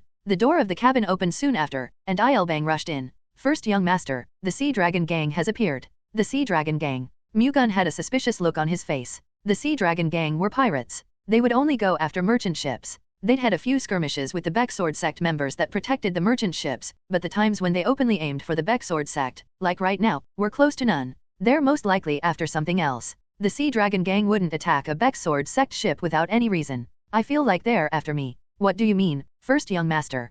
Capturing me alive would give them the option to extort a large ransom from the Baek Sword sect. They could also try to use me to take control of the sea. But how did they know we were traveling with you? Ilbang raised a question. That's what I'm curious about too. There's a chance the Sea Dragon Gang has a chance within the sect. A spy. It's just a possibility. It's too early to jump to conclusions. I hope that's not the case. I hope so, too. Anyway, that's something to be discussed later. Let's resolve the problem outside first. Mu-Gun went out of the cabin with Ilbang. The White Wolf squad members had already assumed a battle formation as two ships bearing the Sea Dragon Gang's sigil rapidly approached. Baek Mu-Gun moved to Baek Chenung's side, standing with the White Wolf squad. Uncle, I guess they're here to give my nephew a big welcome, Chenung said with a bitter smile. The heavens seem to hate me. They're already challenging me this early. You look relaxed despite saying so though. If the first son of the Baek Sword sect trembles because of mere pirates, we would lose face. Calling the Sea Dragon Gang mere pirates is an understatement. They're more than capable to obliterate average small and medium-sized sections. Even if so, they're just pirates. It's good to have confidence, but you'll find yourself in a tough situation if you keep looking down on your opponent. I'm not looking down on them. I'm just stating things as they are. I hope you don't mistake confidence with arrogance. Members, take aim. Chenung ordered. The White Wolf squad members pulled out the bow hanging on their shoulders. Bows were useful weapons in naval battles. Hence, the warriors of the Baek Sword sect learned archery along with swordsmanship, their main focus. Even if they only had basic archery skills, they proved beneficial in their battle against the Sea Dragon Gang. As the White Wolf squad knocked an arrow on their bows, the enemy ships came 300 meters closer. Chenung raised his voice and shouted in the direction of the Sea Dragon Gang's vessels. Halt! I am Chenung, squad leader of the Baek Sword sect's White Wolf. Stop your advance and stand down immediately, Sea Dragon Gang. Ignoring my warnings and continuing your approach will be considered provocation, which is enough justification for us to immediately launch an attack. Despite Chenung's warning, their enemies continued to approach them without slowing down. Chenung frowned at the sight. Commence battle? Everyone, fire! Chenung ordered, and the squad members standing by released the arrows. Whoosh whoosh whoosh! As the volley moved in an arc and poured down on the Sea Dragon Gang's ships, the Sea Dragon Gang outlaws protected themselves with a large shield they had prepared beforehand. The arrows still hit some of them since they couldn't shield themselves properly, but the numbers were minimal. The White Wolf squad continued to fire arrows, but they failed to penetrate the Sea Dragon Gang's shields. Mu-Gun stood next to Chenung, observing the naval battle. Soon, he intuitively realized that if the Sea Dragon Gang's ships advanced further and close-quarters combat took place, the White Wolf squad would suffer considerable damage. To minimize that, he had no choice but to step forward. I'm going to have to destroy a ship. Mu-Gun nonchalantly came to a decision that some would consider crazy if heard. He waited for the Sea Dragon Gang's ships to get closer. In the meantime, the Sea Dragon Gang's ships broke through the rain of arrows and narrowed down the distance between them by 100 meters. With any further attacks by arrows rendered meaningless, the White Wolf squad tossed their bows aside and drew their swords in preparation for close-quarters combat. At that moment, Mu-Gun suddenly dashed to the prow of the ship. He then launched himself off the floor and soared up to the sky. Unleashing the Thunder God's Shadow, a divine technique of the Heavenly Descent Thunder God sect, he crossed 100 meters to descend on one of the Sea Dragon Gang's ships in a single motion. His actions, which unfolded in a flash, took Chenung and the White Wolf squad aback. They could only stare at Mu-Gun with bewildered expressions as he crossed over to the enemy ship. N/O/vel/B/in.C//OM. The same was true for the outlaws of the Sea Dragon Gang. It was clear as day that the first young master was out of his mind, given that he came over to the enemy's ship alone. Ignoring their gazes, Mu-Gun shouted gallantly,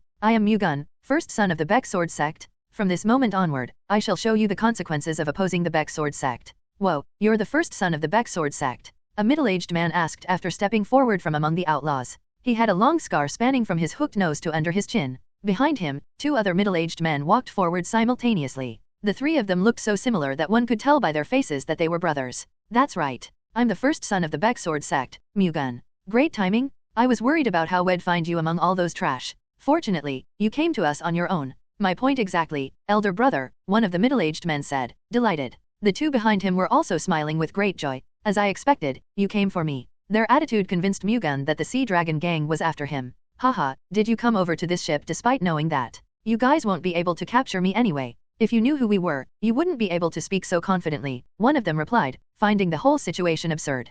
Who are you guys? Ahem, in Murim, us brothers are referred to as the Fujian Three Dragons, the eldest of the Fujian Three Murderers said with pride. Unable to call themselves the Fujian Three Murderers, they nicknamed themselves the Fujian Three Dragons instead. Mu-Gun had also heard about the Fujian Three Murderers before. Indeed, as the rumor went, they had atrocious looks, and their martial arts also seemed quite strong. However, Mu-Gun didn't feel threatened. Rather than the Fujian Three Dragons, the lot of you look more like the Fujian Three Hounds. You impertinent bastard. The youngest of the Fujian Three Murderers charged at Mu-Gun upon hearing his mockery, unable to contain his anger. His speed and momentum were quite intimidating. However, Mu-Gun wasn't taken aback. On the contrary, he drew his sword as if he had been waiting. Swish swish swoosh. Upon executing the 36 phantom moon blades, his sword shadows, reminiscent of the moonlight, flashed disorderly in front of the youngest of the Fujian Three Murderers. The man hurriedly mustered up his palm force to block the sword shadow from hitting him. However, there wasn't anything that made contact with his palm force. An illusory technique. However, by the time he had realized it, a cold sword had pierced into his neck. Cock. The youngest of the Fujian Three Murderers fell backward and screamed in his death throes. Brother, you bastard. Enraged by the death of their youngest brother, the eldest and second brothers of the Fujian Three Murderers unleashed their palm forces and attacked Mu-Gun from both sides. A dreary chi poured out from both their bare palms and struck at Mu-Gun's left and right sides. The technique they had just performed was their famed ultimate skilled Ghostly Wraith Palm. The Ghostly Wraith Palm had poison chi imbued in it, so those it had struck were likely to suffer internal injuries. Instead of backing down, Mu-Gun swung his sword at the palm force of the two men. With moonlight seemingly gushing out from his sword, a flurry of sword shadows formed and penetrated his opponent's palm forces. The two quickly stepped back, not daring to clash head-on against Mu-Gun's sword shadows, which penetrated through sharply. After making them back down, Mu-Gun wasted no time rushing toward the second brother's right and thrusting his sword again. His target's expression hardened, dazed by the fast-moving sword shadows. He couldn't distinguish between what was real and what was fake. It was already too late to avoid it. He only had one option left. Regardless of whether it was real or fake, he had to break through every single sword shadow. With all his might, the second brother of the Fujian Three Murderers unleashed the Ghostly Wraith Palm. Crackle dash. He mustered up a palm force incomparably stronger than the previous one. He truly had no doubt that the palm force of the Ghostly Wraith Palm would destroy all of Mu-Gun's sword shadows. If Mu-Gun executed the original 36 Phantom Moon Blades, his opponent's palm force would have shattered his sword shadows. However, the 36 Phantom Moon Blades that Mu-Gun executed contained the chi of the Heavenly Thunder Constellation Divine Art. As a result, the sword shadows he shot forth didn't just break the Ghostly Wraith Palm's palm force. It also tore the palm force's chi into pieces and penetrated within. Stab. Mu-Gun deeply embedded his sword into the heart of the Fujian Three Murderer's second brother. The latter collapsed as blood gushed out from his heart. Second brother. The eldest of the Fujian Three Murderers screamed in sorrow, but his second brother had already fallen. You motherfucking bastard. Unable to overcome his anger, the eldest of the Fujian Three Murderers focused solely on his intention to kill his opponent. He stubbornly dashed toward Mu-Gun and launched an attack that disregarded all defenses. Mu-Gun used the Thunder God's sky-soaring steps to easily avoid his offensive, then immediately counterattacked. Due to his rage-filled assault, the eldest brother failed to evade Mu-Gun's lightning-speed counterattack. Boom! Kukke. With a sword embedded in his neck, the eldest brother collapsed to the floor as he stared at Mu-Gun in disbelief. If the Fujian Three Murderers had combined their forces and worked together against him from the very beginning, their battle wouldn't have ended so easily. However, unable to stand Mu-Gun's mockery and threats, the youngest of the Fujian Three Murderers was killed in an instant the moment he rushed in first. The death of their youngest brother then made the other two lose their composure, causing them to suffer a death unfit for their actual skills. The inferiority or superiority of one's martial arts wasn't the only factor that determined the outcome of Murim battles. Breaking the opponent's composure and preventing them from unleashing their best was also an important element in determining the result of the fight. In this regard, Mu-Gun basically held the upper hand against the Fujian Three Murderers. The Fujian Three Murderers' deaths flustered the Sea Dragon Gang outlaws. They believed that the Fujian Three Murderers would naturally overpower Baek Mu-Gun. However, not only did they fail to overpower him, but he also easily annihilated them. Moreover, Mu-Gun's used extraordinary martial arts to defeat them. The level he displayed was one they couldn't withstand. The pirates hesitated, not daring to charge at Mu-Gun. Coja Gang, the leader of the Sea Dragon Corps Black Dragon Squad and captain of the Black Dragon ship, frowned at the sight of it. He's alone? It doesn't matter how strong he is, he won't be able to deal with all of us. Don't let fear get to you and charge at him. Ja Gang ordered. The Sea Dragon Gang members hesitated for a moment longer, then finally rushed toward Mu-Gun. Ja Gang's words made them believe in their numbers. Mu-Gun's lips curved mockingly. He jumped into the midst of the Sea Dragon Gang. Schlick-K, Kuck-K. Mu-Gun swung his sword while using the Thunder God's aerial steps to zigzag through the opponents. Those before him collapsed on the floor with every swing, blood splattering from their necks and chests. The Sea Dragon gang members were different from ordinary pirates. They were all martial arts practitioners. Most of them were third-rate, however, and only about 1 or 2 in 10 were second-rate. With such skills, they wouldn't be able to deal with Mu-Gun no matter how many they numbered. As Mu-Gun destroyed the Black Dragon ship alone, the White Wolf squad engaged in close-quarter combat against the Sea Dragon gang's Red Dragon ship.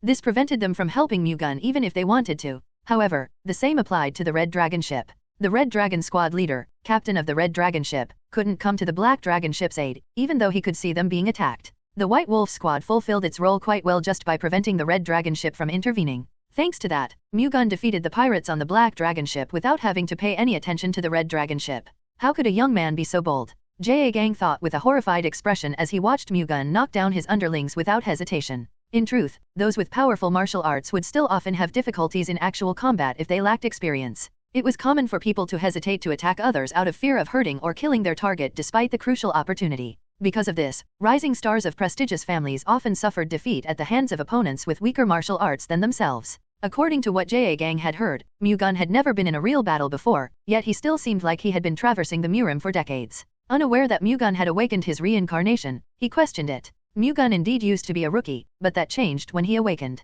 To put it bluntly, even if all the people of the Murim were put together, they still wouldn't have killed more people than him. That was why he didn't have a problem killing the Sea Dragon gang members. That didn't mean he enjoyed killing, though. On the contrary, he was actually rather cautious when it came to using a sword. However, he would no longer show mercy the moment he wielded his sword. After 8 reincarnations, he realized that sparing the bad guys would eventually cause harm. Becoming merciless when dealing with those deserving of punishment was far better for the world. The Sea Dragon gang plundered and hurt innocent people without hesitation for their personal benefit. In other words, they deserved to die. Even if he did not kill them, he had to make sure they wouldn't return to piracy ever again. Therefore, Mu-Gun's sword showed no mercy. With every move it made, screams would spread like wildfire and blood would splatter. Mu-Gun's overwhelming martial prowess made the Sea Dragon gang lose their will to fight. Ja Gang's expression stiffened beyond measure. Their numbers didn't matter. The Sea Dragon gang's capabilities were far too lacking to stop Mu-Gun. Ja Gang had to step forward, but he couldn't easily make a move. It wasn't that his martial prowess had deteriorated. His martial arts were still first-rate and at peak level, and he was still one of the 10 strongest Sea Dragon gang members.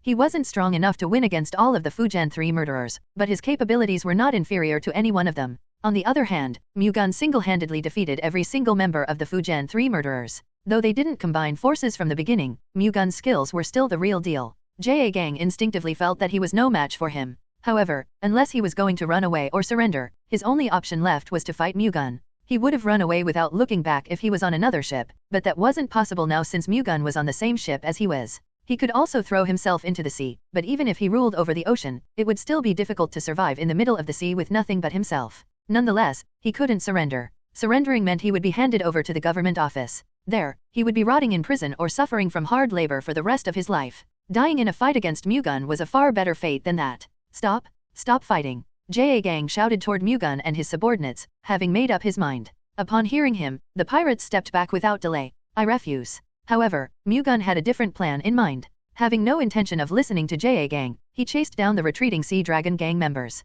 Ja Gang's expression stiffened. He jumped in front of Mu-Gun, who kept slaughtering his underlings. Clang! Ja Gang's saber blocked Mu-Gun's sword just as the latter was about to stab the shoulder of one of the outlaws. Unable to withstand Mu-Gun's sword force, he took a few steps back. You're finally stepping up. I thought you were just going to keep sitting still and watching all your subordinates die. Mu-Gun's words caused Ja Gang's expression to distort. He wanted to charge in right away and crush that arrogant mouth of his. However, he had witnessed how Mu-Gun cut down the youngest of the Fujian 3 murderers. Trying his best to calm himself down, he said, I have a suggestion. I don't have any intention of negotiating with pirates. Why don't we settle this with a duel? The fight ends no matter who wins. Your words would make others think that you care about your subordinates very much. Nevertheless, I've made myself clear that I don't intend to do that. Are you going to kill everyone here? If you don't want to die, you can just surrender. Otherwise, my sword will never stop. Ja Gang frowned at Mu-Gun's resolute words. He shouted in his subordinate's direction. Heed my call, Black Dragon Squad. If I lose to this person, you are to surrender no matter what. This is my order as the squad leader. No one is to go against it. Ja Gang didn't want his men to die. If they surrendered, they would go to prison or work in hard labor, but they would at least be able to keep their lives. His death alone should be enough. You're making a big fuss pretending to be a hero. In truth, you're just a wicked pirate, Mu-Gun sneered. Aren't the Sea Dragon gang and the Baek Sword sect similar in that we both overpower the powerless by force? Our only difference is that we are more honest with our desires. Well, that could be the case if you want to quibble over it. However, that is simply the fate of those who belong in Murim, a world where the strong survive and the weak die. At the very least, unlike the lot of you, we don't point our swords at the commoners who had never practiced martial arts. Now, stop rattling over trivial things and wield your saber. Gang laughed bitterly at Mu-Gun's words, then brandished his weapon. I have to go all out. He had already confirmed Mu-Gun's skills, so there was no meaning in gauging him out anymore. He had to give it his best shot right from the start. Otherwise, he would die without being able to do anything, just like the youngest of the Fujian 3 murderers. Gang mustered his internal energy with all his might and unleashed the strongest technique he knew. Kwang bzzzt dash. The saber shadow gushed out from his saber and raged toward Mu-Gun with the strength of a pouring waterfall. Though he didn't avoid it, Mu-Gun stretched out his sword to face off against it. He unleashed the soaring moonlight, the trump card of the 36 phantom moon blades, which momentarily enveloped the space in front with sword shadows.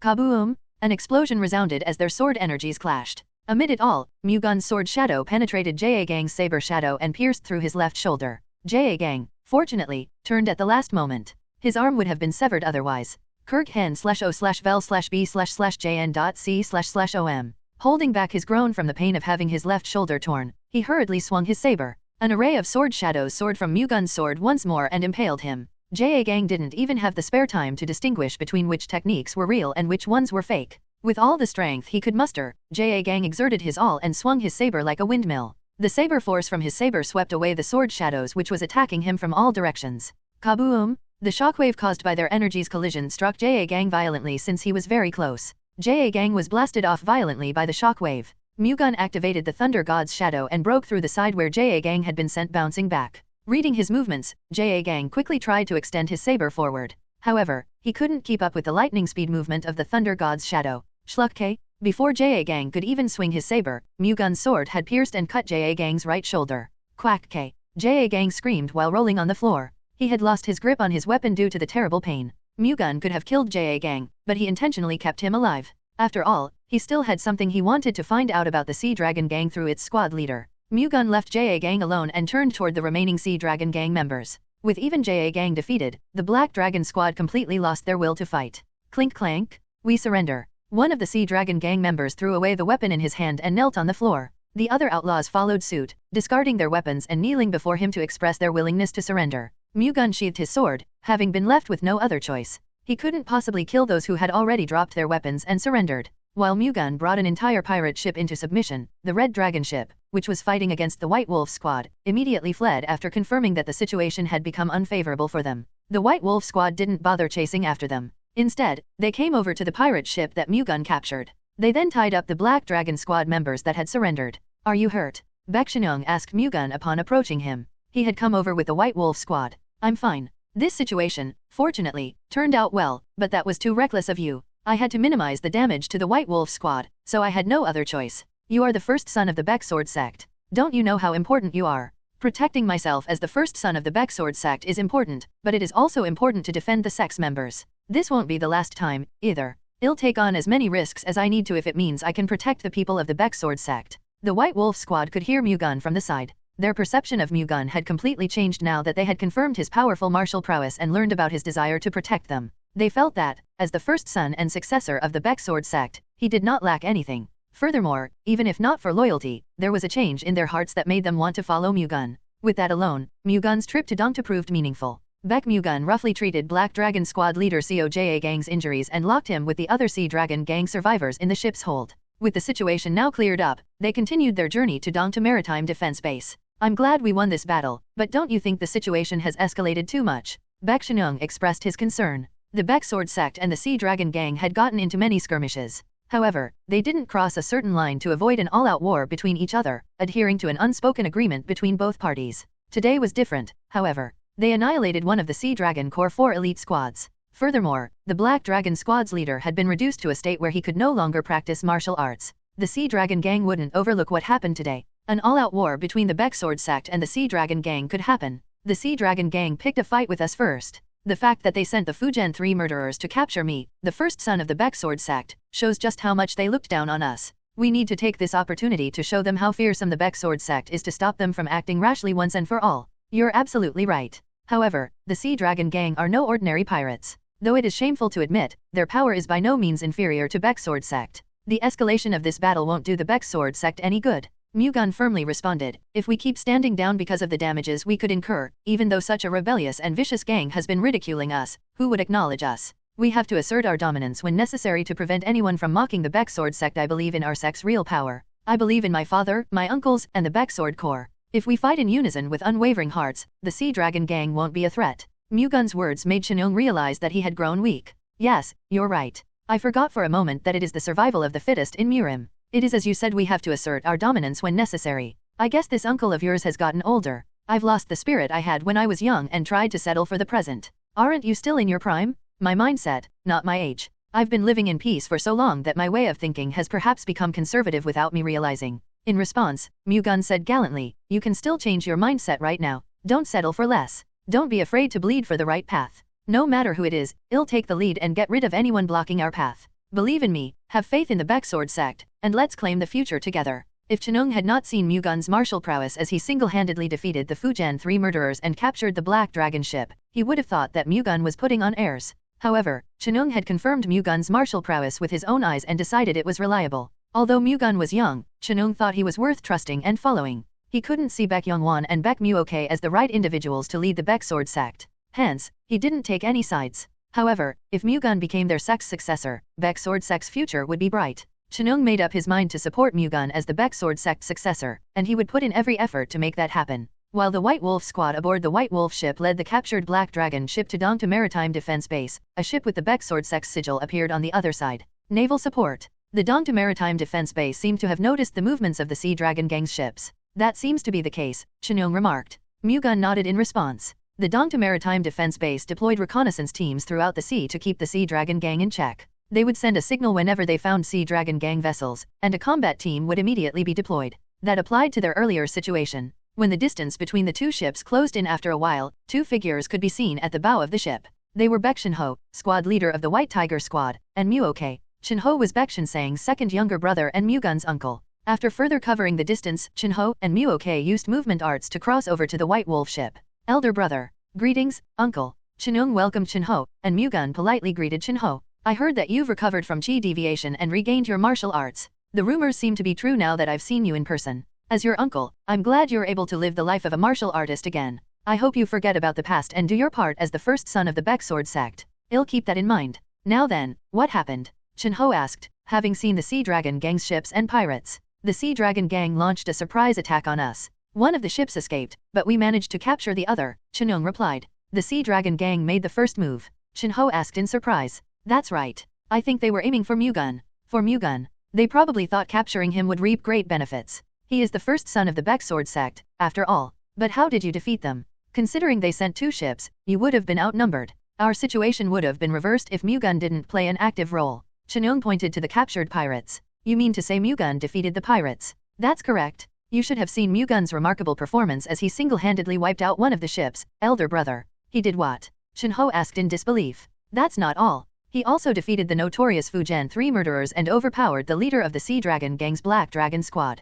Fujian 3 murderers, you mean the trio that became Murim's common enemy due to the Guangdongjin family's kill order? That's right. It seems they fled and hid among the Sea Dragon gang. The Fujian 3 murderers were experts that even peak-level masters had difficulty dealing with, yet you claim Mu-Gun defeated them alone. It would have been difficult if they hadn't let their guard down. Mu-Gun acted modestly when Shin-ho stared at him with a surprised look. Catching them off guard doesn't matter. Wolves don't just suddenly become sheep. For you to not just recover your martial arts, but even possess martial prowess strong enough to defeat the Fujian 3 murderers, what happened in the time I haven't seen you? I happened to gain a small miracle as a blessing from the heavens. I never expected us to receive such a great blessing. It seems the heavens have yet to abandon the Baeksword sect. Shin-ho was truly pleased with the miracle that Mu-Gun obtained. I would like to extend my sincerest apologies for showing you such an ugly side despite the family's expectations of me. From now on, I will do my best to become a nephew you will not be disappointed with n/o/vel/b/in.c//om. As you should. Maybe it's because I'm in a good mood, but I'm suddenly craving alcohol. Shin-ho smacked his lips. If you're craving a drink, you should have one.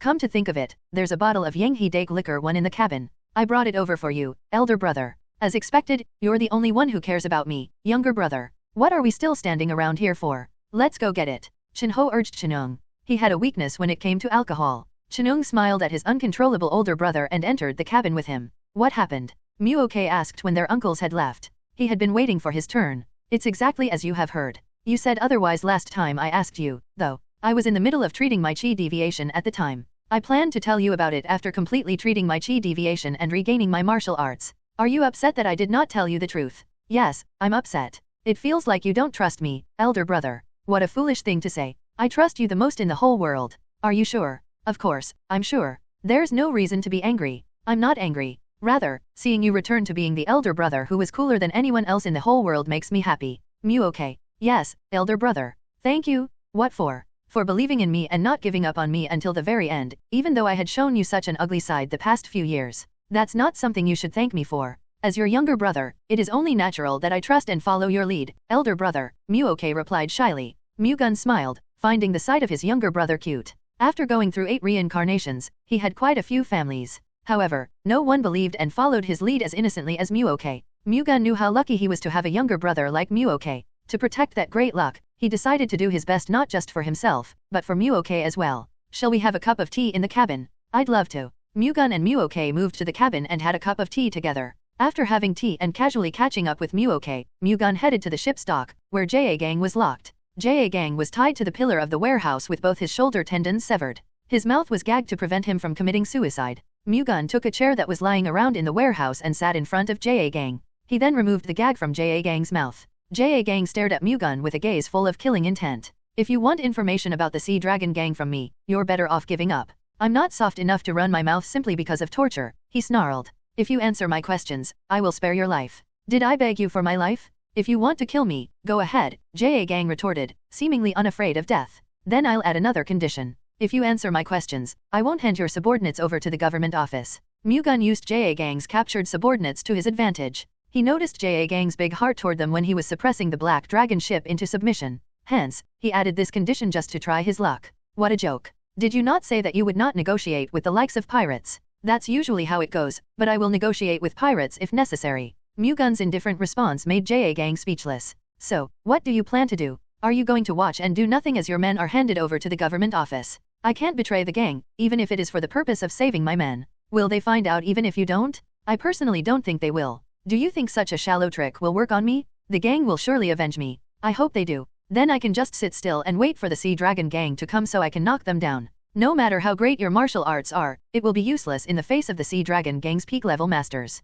We'll see about that. So, you have no intention of answering my questions, do you? That's right. Then you leave me no choice but to hand your subordinates over to the government office. You probably know this all too well, but the moment I surrender your men to the government, your men will bear the status of prisoners and work in hard labor all their life. I'll specifically request to send them to a place where they can never escape. There, they'll experience suffering far worse than death. I did not realize that the first son of the Baek sect was such an underhanded man. It's not underhanded to capture pirates causing harm to the world and sending them to do hard labor. It's something that deserves praise. However, you are different. You had the option to save your men, but you chose not to take it. Your men will do hard labor until the day they die. Who do you think allowed that to happen? You. This is all because of you. You abandoned them. Be sure to keep that in mind. With nothing more to talk about, Mu-Gun stood up and turned around to leave the warehouse. Gang's gaze wavered. He cared for his men like brothers. He thought it would be better to stay alive and become a prisoner rather than die. However, listening to Mu-Gun, he was mistaken. It was better to die a clean death than to suffer working in hard labor all their lives.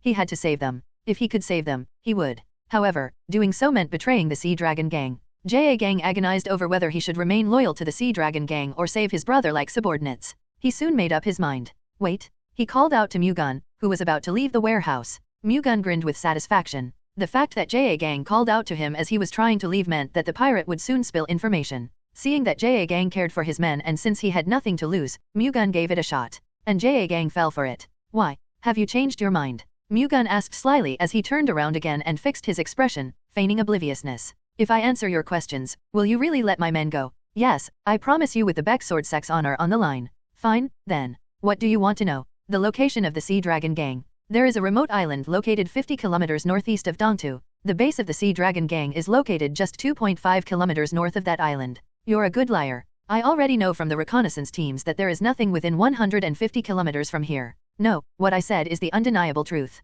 The Sea Dragon Archipelago, where the Sea Dragon Gang is located, is covered in trap arrays, so it's not visible from the outside. What trap array? It's called the Fantasy Fog Array. Mu-Gun was pretty well versed when it came to array techniques, but he had never heard of the Fantasy Fog Array. How do you break through it? I don't know. You don't know. The fantasy fog array's life and death path changes irregularly from time to time, and it can only be located through the fantasy fog array's array diagram. To pass through the array, you need the guidance of the guide ship that knows how to determine its life and death path. Is it perhaps the place where the heavenly seafarer left his legacy? While listening to Coga Jang's explanation, a fact suddenly came to Mu-Gun's mind.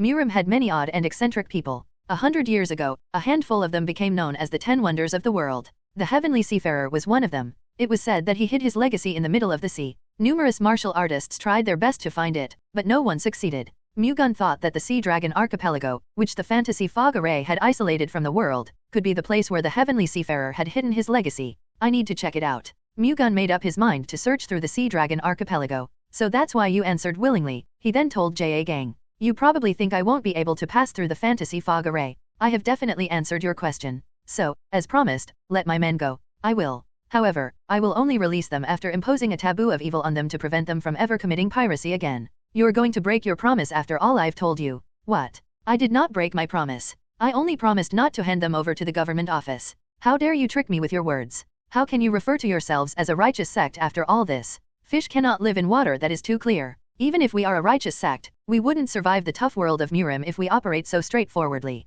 This much is considered a lovely act in Murim, where the weak become prey to the strong. Mu-Gun accepted Ja Gang's condemnation and treated it with insignificance. He then left the warehouse. One Yanghe Daik liquor is a popular beiju from China. As soon as Baek Mu-Gun left the warehouse, he immediately visited his 2 uncles. How'd it go? Baek Shinho asked. I've discovered the Sea Dragon Gang's location. Really? Where is it? There is a remote island 50 kilometers northeast of Dongtu. The base of the Sea Dragon Gang is located just 2.5 kilometers north of that island. Reconnaissance was already done there, but nothing was found. That's because a trap array called the Fantasy Fog Array keeps it hidden. Fantasy Fog Array. It's a trap array that changes its life and death path from time to time. Did you figure out how to pass through it? He said that the squad leaders do not know either. According to him, there is a guide ship inside the Sea Dragon Archipelago that provides guidance on entry and exit. Isn't that info basically useless, then? We have to find a way to break through the Fantasy Fog Array somehow. Are you perhaps planning to directly infiltrate the base of the Sea Dragon Gang? Yes. We shouldn't recklessly start an all-out war with the Sea Dragon Gang.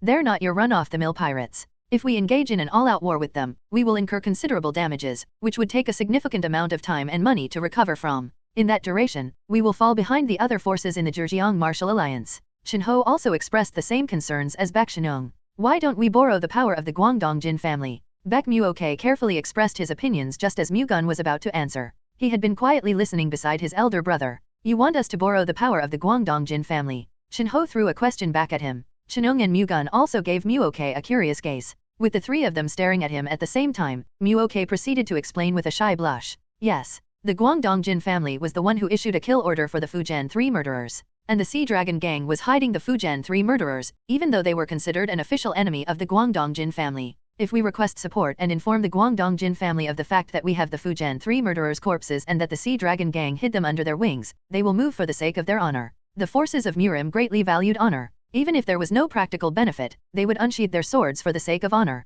It was even more so for big powerhouses like the 7 great clans. The Guangdong Jin family publicly declared the Fujian 3 murderers as their official enemy and issued a kill order on them. The Sea Dragon Gang hiding them despite knowing that fact meant they thought nothing of the Guangdong Jin family. If the latter were to do nothing upon learning this, they would be diminishing their own power and authority. Hence, they would instead make an example out of the Sea Dragon Gang, showing the world what would happen if they were to oppose the Guangdong Jin family. If the Guangdong Jin family were to make a move, would certainly minimize the damage the sect would suffer. Shinho nodded slowly. You're better than I am for thinking that far. Mu-Gun praised Mu-Gun for coming up with an idea he couldn't even think of. No, I just got lucky, Mu-Gun replied shyly. Mu-Gan's opinion makes sense, but this matter is not something that is up to us to decide. We are only able to take action if our elder brother Patriarch Baek and the other squad leaders agree to this in unison. Of course. For starters, I think it would be great to send a letter back home so that father and the other squad leaders can discuss this further, Mu-Gun said. Yes, let's do that. Mu-Gun should write and send it since it is his plan. Understood. I also think it would be better for the White Dragon squad to stay for a few more days even though they were scheduled for shift rotation today. Mu-Gun shared his view once more. You want to delay the return of the White Dragon squad. We don't know how the Sea Dragon Gang will react. They won't easily wage an all-out war unless they think that they have a clear chance of victory. However, to be on the safe side, I think we need to increase the Dongta Maritime Defense Base's defense level N/O/Vel/B/C//in.C//OM. You have a good point. As expected, though you are not as well versed in martial arts, you are one step ahead of Mu-Gun when it comes to using your head. Mu-Ok smiled bitterly at Chin-Ho's praise. As the son of a martial arts family, being praised for his intelligence does not please him. He also wanted to be recognized for his martial arts like Mu-Gun. Unfortunately for him, he fell short of the average person when it came to martial art talent and physique. Hence, no matter how much effort he put in, there was not much improvement. Now that I see it, Mu-Ok's resourcefulness is extraordinary. He is worth raising as a strategist in the future. Mu-Gun pondered for quite some time when he saw Mu-Ok's poor physique. If Mu-Ok was determined, he could somehow develop his martial arts, but if he wasn't born with innate martial art talent and a good physique, there was a limit to how far he could go. There would be little gain compared to the amount of effort he would have to put in. However, there were other things than martial arts he could be good at. Although he still had to accumulate more experience, Mu-Ok certainly had the qualities of a strategist. In the long run, it would be much better for Mu-Ok to become a strategist than a martial artist. He didn't seem to think so yet, though. As they discussed the issues regarding the Sea Dragon Gang, the ship arrived at Dongta Maritime Defense Base. It boasted a considerable size. It had a port for ships to dock on, and a barricade prepared for any unexpected Sea Dragon Gang attacks. It was also equipped with all sorts of facilities that provided a training ground, meals, and lodging to the Baek Sword Corps that resided here alternately. As they entered the port of the Maritime Defense Base, Baek Shinji and Baek Yong Wan came out to meet them. As the squad leader of the White Dragon Squad, Shinji was scheduled to return to the headquarters after changing shifts with the White Wolf Squad. Shinji frowned when he saw Mu-Gun getting off the ship along with two of his younger brothers. He had already found out that Mu-Gun regained his martial arts from a letter. However, it did not bother him much. He didn't know how Mu-Gun regained his martial arts, but he thought that Mu-Gun's body condition and martial arts would be in a terrible state given that it had not been long since he recovered from chi deviation. However, seeing him in person now, he noticed Mu-Gun's physique looked quite sturdy and seemed to indicate that he had trained in martial arts for several years. Above all, the chi channels he felt from Mu-Gun were by no means ordinary. Mu-Gun also carefully examined at Shinji. It was difficult for him to accurately gauge his skills, but Shinji seemed to be in the upper intermediate peak level realm. Mu-Gun got off the ship via a ladder and immediately went over to where Shinji was to pay his respects. Long time no see, uncle. Yes, likewise. It seems like you've regained your former self. As your uncle and a member of the Baek Sword sect, I am delighted, Shinji said with a smile as if his previous frown never existed. It is all thanks to your concern, uncle. Mu-Gun spoke casually even though he knew his comment would cause Shinji to suffer from heartburn. Shinji's lips curved into a bitter smile. That ship looks like one of Sea Dragon Gang's ships. What happened? Shinji asked as he saw the Black Dragon ship, which arrived with the White Wolf ship. Allow me to explain, elder brother. At Shinji's question, Chinung detailed their encounter with the Sea Dragon Gang. After listening to Chinung's explanation, Shinji's heart sank. Mu-Gun's martial prowess far exceeded his expectations. Yong Wan had won over the Baek Sword Corps hearts and support, but that still wasn't enough for him to be recognized as the successor. In such a situation, Mu-Gun's comeback was bound to become a great threat to Yong Wan. By status, Mu-Gun was the most likely successor since he was the first son of the Baek Sword sect. On top of that, Mu-Gun possessed martial arts strong enough to overpower one whole ship of the Sea Dragon Gang single-handedly. That made it highly likely for him to seize the Baek Sword Corps support. Shinji devoted everything to ensure that his son Yong Wan would become the Baek Sword sect's successor. He had no intention to give up on that after coming this far. Though he hoped not to resort to such measures, in the worst-case scenario, he was determined to make Yong Wan the successor even if blood had to spill. I'm delighted that my nephew displayed such a remarkable performance as soon as he returned, but I am worried that this would lead to an all-out war with the Sea Dragon Gang. Shinji expressed his concerns. The Sea Dragon Gang suffered considerable damage, but they also suffered a great disgrace. There was a good possibility that the Sea Dragon Gang would spark a fight to make up for it. Since when has the Baek Sword sect been afraid of the likes of pirates? Just like how Uncle is concerned, if the Sea Dragon Gang wages an all-out war, all we have to do is thoroughly defeat them, Mu-Gun commented. Don't be too confident just because you managed to do a good job this time. The Sea Dragon Gang is no ordinary group of pirates. Their leader and the Sea Dragon's 4 demons are all peak-level masters. We should never belittle them. It's not that I've become too confident. Rather, I simply believe in the power of the Baek Sword sect. If the Sea Dragon Gang has the Sea Dragon's 4 demons, the Baek Sword sect has the esteemed sect leader and the Baek Sword Corps squad leaders. Don't tell me you think that our upper echelons are weaker than that of the Sea Dragon Gangs. That's not what I mean. I am also confident that the Baek Sword sect will emerge victorious. However, given that the Sea Dragon Gang's strength is by no means weak, will suffer significant damage if an all-out war breaks out. I'm simply concerned that our sect's position in Zhejiang will be shaken in the future. It's been known since the olden days that epiphanies are hard to attain. The Sea Dragon Gang has caused great harm to the world and we have to punish them at all costs. Uncle, as per your words, an all-out war with the Sea Dragon Gang may cause great damage to the Baek Sword sect. However, even if it does, the whole world will see it as a noble sacrifice, making them look up to us. As these noble sacrifices accumulate, the Baek Sword sect will then be able to finally rise to the status of a prestigious sect. Don't you wish for the sect to walk such a path? I want the Baek Sword sect to traverse the path of a prestigious sect more than anyone else. However, that's only if the sect is in good shape.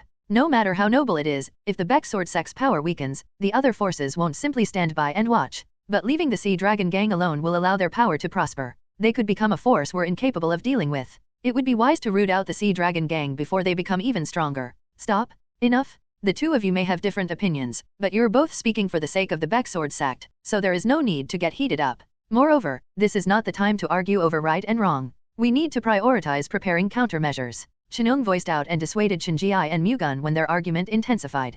Countermeasures. Shinji asked Chenung after slightly glaring at Mu-Gun. We shared our opinions on our way here, and... Wait a moment, uncle, Mu-Gun interrupted Chenung. What's wrong? I think it's best for us to have this conversation inside. There were many ears here. They had to be careful of what they'd say since there was a possibility that information would leak to the Sea Dragon gang. Chenung immediately understood what Mu-Gun meant. Yes, that is indeed for the best. Come with us, second brother. You should postpone your return to the headquarters. Postpone my return. I'll explain inside. At Chenung's words, Shinji ordered the White Dragon squad to be on standby, then headed to the Maritime Defense Base's command building with Chenho and Chenung. Mu-Gun, Mu-Ok, and Yong Wan also came with them.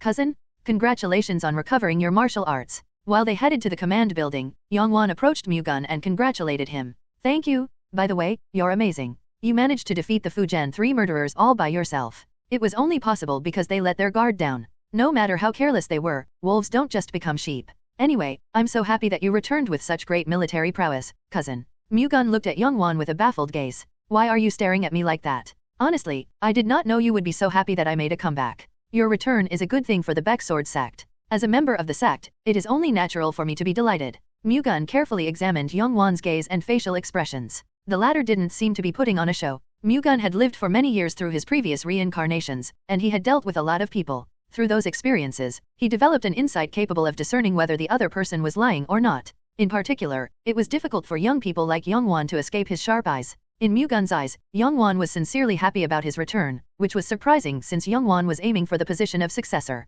If Yong Wan really hid his intention thoroughly and deceived him, that would mean he was a really formidable man. Either way, Mu-Gun thought it was necessary to carefully observe Baek Yong Wan. Is that so? Yes, that's right. Thank you for thinking so. I've also heard that you played a big role while I was away, Yong Wan. As the first son of the Baek Sword sect, I'd like to thank you. I just did my duty as a member of the Baek Sword sect, Yong Wan casually replied. Mu-Gun smiled upon feeling Yong Wan's affection for the Baek Sword sect through his answer. Unless Yong Wan abandoned his affection for the Baek Sword sect, he would continue to carry the responsibilities as its member. After a while, the 6 of them arrived at the command building and entered the meeting room, which was cut off from the outside. Now, explain. Baek Shinji urged. Baek Shinung first told them about finding the location of the Sea Dragon gang's base through Coja Gang, the Black Dragon squad leader. Do you have any evidence that what he says is true? Shinji raised a question. It was natural for him to question this. JA Gang was an enemy. Even if he confessed to save his subordinate, there was no guarantee that his confession was the truth. I'll confirm it myself. You, personally? Baek Mu-Gun volunteered. Shinji gave him a surprised look. As first uncle said, we can't just believe everything the Black Dragon squad leader said. How are you going to confirm it? Didn't the Black Dragon squad leader say it just looks like an empty part of the ocean from the outside? That's not necessarily the case. The array technique erected there is called the fantasy fog array. As its name suggests, its effect surrounds it with sea fog. If a fantasy fog array is actually active there, we just need to look for a sea fog's presence to determine whether what JA Gang said was true. Mu-Gun possessed the Thunder God's heavenly eyes, which were capable of inspecting the energy of all kinds of things. Through the Thunder God's heavenly eyes, not only could he ascertain whether an array formation was really installed there, but he could also figure out its life and death path. That was why Mu-Gun could stay composed even though he didn't know how to demolish the fantasy fog array. However, he didn't bother to reveal that fact to Shinji. Alright, I won't stop you if you want to go by yourself. Shinji didn't dissuade Mu-Gun. If the Sea Dragon gang's base was really in that location, something dangerous could happen. Shinji hoped deep down Mu-Gun would experience a mishap there. However, that was not the case for Baek Shinho and Chenung. No, we can't send the first son of the Baek Sword sect to such a dangerous place. That's precisely why I want to go by myself. I have no intention of doing something as cowardly as sending someone in my stead just because the area could be dangerous. And I have done nothing for the Sword sect for so long. Despite being the first son of the Baek Sword sect, I should at least do my best to accumulate some accomplishments from now on. Don't try to dissuade him any longer, younger brothers. He has made the decision that's expected of him as the first son of the Baek Sword sect. Shinji ensured his 2 brothers wouldn't be able to speak up anymore. Then I'll go with cousin Mu-Gun. Just then, Baek Yong Wan expressed his intention to go with Mu-Gun. What? Why do you want to go there? Bewildered, Shinji looked at Yong Wan. How can you expect me to stay still in comfort when cousin Mu-Gun is taking such a risk despite being the first son of the Baek Sword sect? I have to go with him, Yong Wan replied with a determined expression. Mu-Gun gave Yong Wan a bemused look. Yong Wan could have volunteered to keep Mu-Gun in check and prevent him from taking all the credit. However, it somehow didn't seem like that was the case. He appeared to have volunteered with the pure intention of helping Mu-Gun. On the other hand, Chen Jiai's expression stiffened at Yong Wan's unexpected decision. Since he had already respected the decision of Mu-Gun and allowed him to go, he was left with no choice but to send Yong Wan with him. If he overturned Yong Wan's decision here, he would appear as a disingenuous person in front of his two brothers. To save face, he was forced to send Yong Wan with Mu-Gun. If that is your decision, I shall respect it. Go and survey the area with Mu-Gun, Chen Jiai replied while trying to control his facial expression. Thank you. Since Chen Jiai had decided to let Yong Wan accompany Mu-Gun, Chen Ho and Chen Ung no longer tried to dissuade Mu-Gun. Phew. With that out of the way, do we have a definite countermeasure against the all-out war with the Sea Dragon Gang? Chen Jiai asked, changing the subject. We will borrow the power of the Guangdongjin family. What? How are we supposed to do that? Chen Ung explained the countermeasure they had come up with. Use the Fujian 3 murderers as grounds to borrow the Guangdongjin family's power and make them fight the Sea Dragon Gang. The Guangdongjin family cooperating with us certainly makes an all-out war with the Sea Dragon Gang manageable. However, what do you plan to do if they attack before the Guangdongjin family can make a move? The Sea Dragon Gang won't be able to easily wage an all-out war with us. You're only saying that because you don't know much about their leader AK Gun-Ho. He doesn't mind going into harm's way if he's annoyed. And considering this incident had to have greatly hurt his pride, he definitely won't stay still. Then we have no choice but to show them the power of the Baek Sword sect. You should have acted prudently. Chen Jiai stared at Mu-Gun condemningly. That's not right, brother. They openly targeted the Baek Sword sect's first son, completely looking down on us. Allowing them to belittle us would be the gravest mistake in that situation, Chen Ung defended Mu-Gun. What did you say? Furious, Chen Jiai glared at Chen Ung. Up until now, Chen Ung was completely neutral about the successor's competition. However, he seemed to have had a change of heart. To defend Mu-Gun, he willingly spoke against Chen Jiai, which was no different from indicating that he was supporting Mu-Gun for succession. It's as brother Chen Ung said. We are the Baek Sword sect. We would have been a laughingstock in the Murim world if we did nothing while the likes of pirates were disrespecting us. And it has already happened. Now is not the time to worry about who's right or wrong. We should work together in dealing with the Sea Dragon Gang, Chen Ho voiced out, supporting Chen Ung. Following Chen Ung, Chen Ho opened up his heart to Mu-Gun as well. That realization appeared to have disturbed Chen Jiai. Mu-Gun had won over the favors of the Baek Sword Corps White Leopard Squad leader and the White Bear Squad leader. Among the 5 squad leaders of the Baek Sword Corps, 3 of them supported Yong Wan as the successor. However, Chen Ho and Chen Ung supported Mu-Gun. Considering they were of the Baek Sword sect's direct bloodline, the other squad leaders weren't a match for them. Moreover, Mu-Gun was the legitimate eldest son of the sect leader, and he had even single-handedly defeated the Fujian 3 murderers.n/o/vel/b/jn.c//om. Under the current circumstances, Yong Wan had close to no chance of winning against Mu-Gun in the competition for succession. However, this was not the right time to worry about this matter. As Chen Ho said, they had to prioritize preparing countermeasures for the Sea Dragon Gang's attack. If the Baek Sword sect were to fall into ruins, the competition for succession would be meaningless. Huff. So, what's our plan for dealing with the Sea Dragon Gang? Chen Jiai asked, trying his best to keep a calm demeanor. Mu-Ok, you tell him. Instead of answering himself, Chen Ung handed the floor to Baek Mu-Ok. Mu-Ok nodded, then said, the Sea Dragon Gang will try to attack this maritime defense base first. It would be best for you and the White Dragon Squad to postpone their return and remain here for now. If we concentrate our forces here, Wen's house defenses will turn lax. What if the Sea Dragon Gang decides to target Wenzhou instead? If we thoroughly monitor the Sea Dragon Gang's movements with reconnaissance ships, we'll be able to deploy our forces from here at the right time. Should they secretly only send out their experts, we can request support from the Justice Martial sect, Mu-Ok answered without hesitation. The Justice Martial sect was one of the Zhejiang Martial Alliance's top 10 forces, and they had close ties with the Baek Sword sect due to several generations of connections. They wouldn't reject the Baek Sword sect's request for support. Seemingly convinced, Chen Jiai nodded. All right. In anticipation of the Sea Dragon Gang's attack, the White Dragon Squad and I will postpone our return to the headquarters to stay at the Maritime Defense Base. In addition, I issue an order as the White Dragon Squad leader. White Wolf Squad leader, send a pigeon message to Wenzhou to inform the sect about the situation here and the details of our discussions. Make sure you get the sect leader's approval. And from now on, the Maritime Defense Base will be in a state of emergency. Inform all the sword squads and make sure they prepare thoroughly. Mu-Gun and Yong Wan, you are to confirm that the Sea Dragon Gang's base is really at the location the Black Dragon Squad leader mentioned. Understood. Chen Jiai was the White Dragon Squad's head, which put him above Chen Ho and Chen Ung in terms of rank. He was the supreme commander here. Following his orders, Chen Ho and Chen Ung sent a message to the headquarters at Wenzhou and announced that the Maritime Defense Base had been put under a state of emergency. At the same time, Mu-Gun and Yong Wan made preparations to confirm whether the Black Dragon Squad leader's words were true. *****. What did you just say? Gun-Ho asked back, doubting his ears. The Baek Sword sect has killed the Fujian 3 murderers and captured the Black Dragon ship. What about the Black Dragon Squad leader and his squad members? Nearly half of them have been wiped out. The remaining members surrendered when the Black Dragon Squad leader was subdued. Who was it? Who could kill the Fujian 3 murderers and subdue the Black Dragon Squad leader? About that, it seems that the first son of the Baek Sword sect did all of it alone. Yeo Gang, the tactician of the Sea Dragon Gang, answered while observing their leader's expression. He was the one who proposed the plan to use the Fujian 3 murderers to capture the first son of the Baek Sword sect. Hence, he couldn't help but be wary of Gun-Ho. After all, there was no way he could escape taking the responsibility for this incident. What? Didn't you say that the first son of the Baek Sword sect regained his martial arts only a month ago? If so, how could he kill the Fujian 3 murderers and subdue the Black Dragon Squad leader? I can't believe it either, but the Red Dragon Squad leader said he witnessed it in person. Now that I think about it, he most likely experienced a miracle. Otherwise, he never could have displayed such martial prowess within a month of regaining his martial arts. I'm sorry. I should have suspected it when rumors circulated that he suddenly treated his chi deviation, which had been neglected for more than 3 years. So, what are we going to do now? Why did you want to capture the first son of the Baek Sword sect? Gun-Ho blatantly blamed Yeo Gang, which made the latter feel wronged. This was indeed his plan, but Gun-Ho was the one who decided to use it. Nevertheless, he had to endure it. Within the Sea Dragon Gang, Gun-Ho's words were the law. I'm sorry. This is all because I didn't do a good enough job. That's not my point. This incident greatly humiliated the Sea Dragon Gang. If we let this go without doing anything, the world will sneer at me and the Sea Dragon Gang. At least for our organization's honor, we have to pay them back for this incident. However, if we move hastily and suffer damages again, the Sea Dragon Gang itself would be under threat of disbandment. Are you telling me to turn a blind eye to this matter? That's not what I meant. All I'm trying to say is we should think prudently. You should have done that before this incident could even happen. Yeo Gang bowed at Gun-Ho's words as the latter put the blame on him once again. It's all due to my negligence. That is why I am trying to handle things with caution now. Fine, then.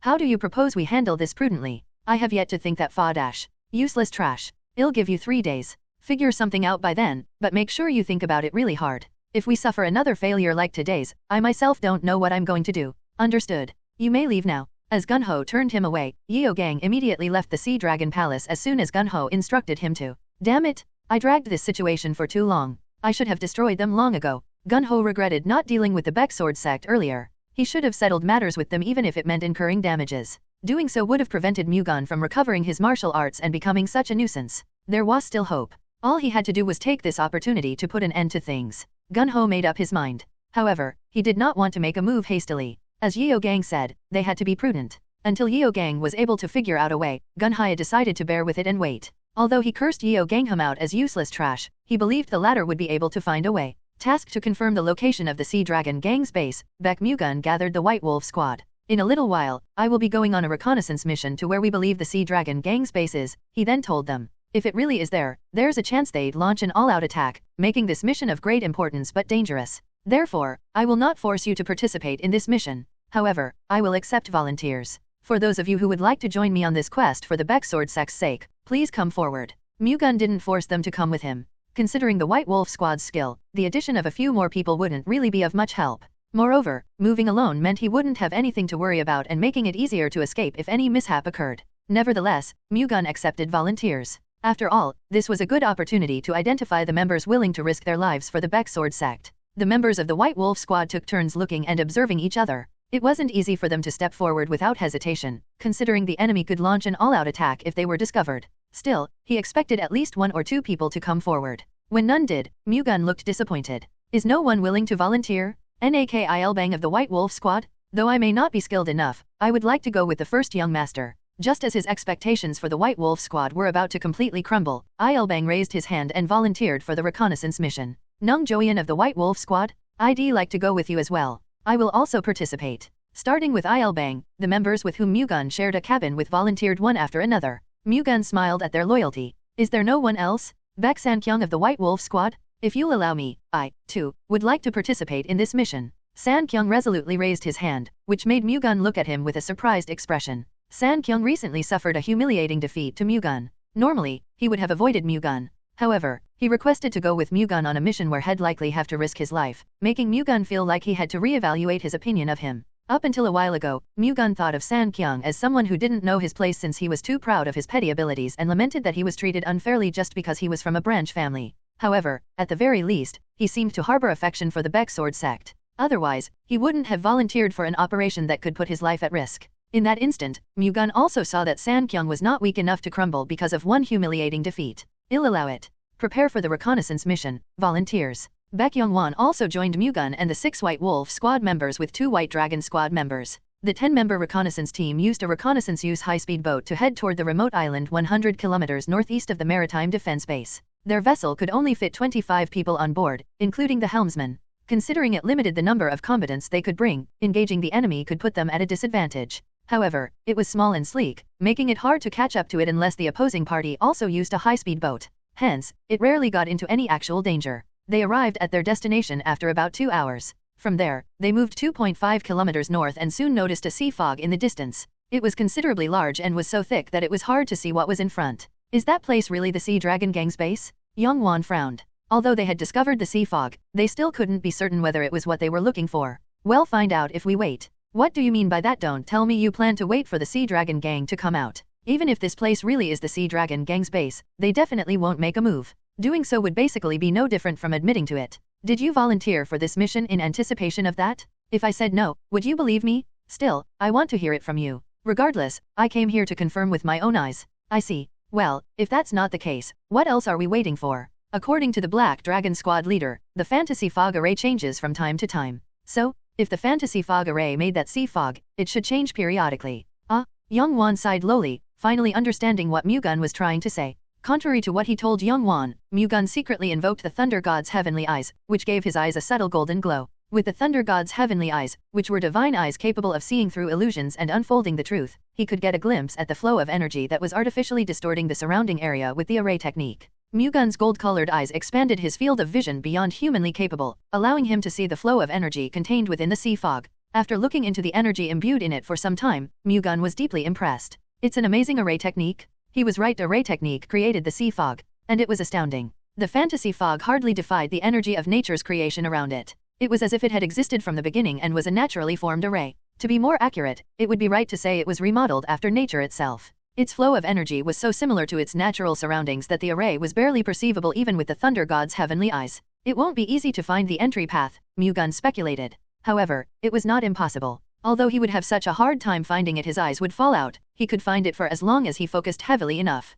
Eventually, the sea fog, which was encroaching on the sea, became noticeably distorted and began to change so much anyone could tell it wasn't natural. This could only mean the array, too, was changing. The sea fog is undergoing changes? Yong Wan shouted in surprise upon witnessing the sight. I think the array technique definitely created it. Then this place really is the Sea Dragon Gang's base? That's likely to be the case, considering the fantasy fog array turned out to be real. This is really surprising, to think that such an amazing array technique exists. I can't believe the Sea Dragon Gang's base is in this kind of place. I don't think there's any need to check any further. It's time to go back now. The changes in the sea fog were certainly shocking, but Mu-Gun had already confirmed the array technique's true nature with the Thunder God's heavenly eyes. Hence, he found no need to remain here anymore. At his command, the high-speed boat immediately began to move in the opposite direction of the sea fog, which showed no further movements. It was already evening by the time Mu-Gun arrived at the maritime defense base and informed his 3 uncles of the fantasy fog array's existence. In the meantime, a reply to the maritime defense base's message arrived. Its contents included giving them permission to attack the Sea Dragon Gang by borrowing the strength of the Guangdongjin family.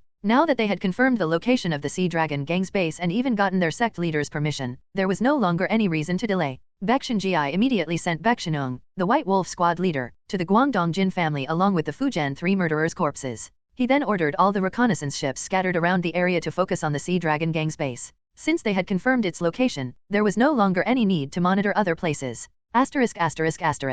Even though they had already discovered the Sea Dragon Gang's base, they still kept the maritime defense base under a state of emergency. The reconnaissance ships raised their alert to the highest level, and the 3 squads at the maritime defense base remained on standby, fully prepared to deploy at any time according to the Sea Dragon Gang's movements. Their freedom to roam around was limited since they were on emergency standby, but they could still do personal training if they wanted to. The members' inclinations were divided here. Those with aspiring to grow stronger voluntarily trained their martial arts. On the other hand, those complacent with their present positions opted to rest or chat with like-minded companions. Mu-Gun wasn't interested in those that had no desire for self-development, preferring those with a desire to grow stronger and those willing to put in as much effort as their aspiration went. He went out to the deck of the White Dragon ship to see those people. Since they were on emergency standby and the order to deploy could come anytime, they trained their martial arts on the deck instead of the training hall. In doing so, they could move out at any moment. There were less than 20 people training on the deck, including the 6 volunteers who joined Mu-Gun in his mission yesterday. Mu-Gun sat on one corner of the deck and observed them all, though they weren't that different from what he had seen after he arrived at the base.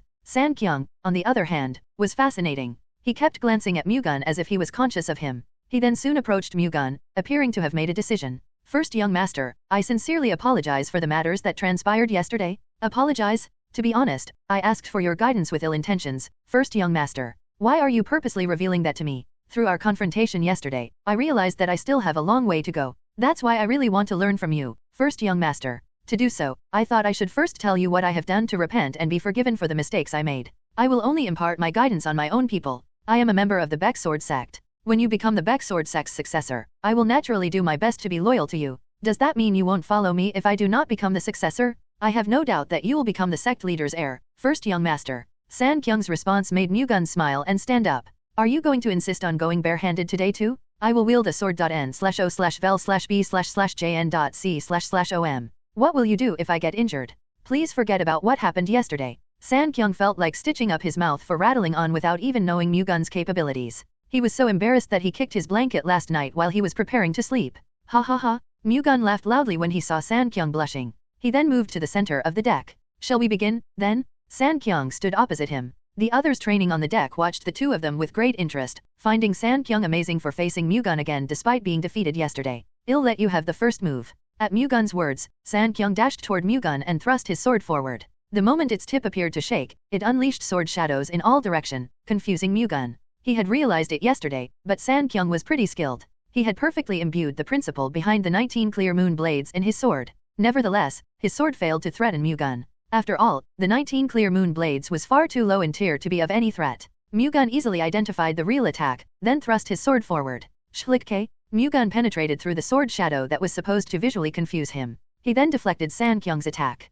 Clang! His sword force pushed San Kyung back. He normally would have immediately launched a counterattack, but Mu-Gun stood still and waited for San Kyung to go on the offensive again. It would have appeared as if he was looking down on San Kyung, but San Kyung knew that Mu-Gun did it out of consideration. The latter was giving him the opportunity to launch as many attacks as he wanted. Accepting his grace, San Kyung began to launch attacks without paying any heed to defense. Now focusing his all into his offense, he was able to exert his maximum power in each attack. At first glance, this type of sparring would appear unhelpful in a real fight, considering it was extremely rare for anyone to leave themselves defenseless while attacking in actual battles. However, that wasn't necessarily the case. By concentrating solely on attacking, he became capable of executing his martial arts however he wanted. Doing so would allow him to more accurately gauge his own martial prowess and realize where his limitations stood. Learning about it from experience was far better than simply getting a vague feeling of it. If he were to discover his limitations through this bout, the chance to overcome it would show itself. After all, he first had to find it for him to be able to go beyond it. Hence, even if the current sparring match he had with Mu-Gun couldn't be of immediate help in a real battle, he would eventually shine in a real fight if he could discover his limitations and progress one level further.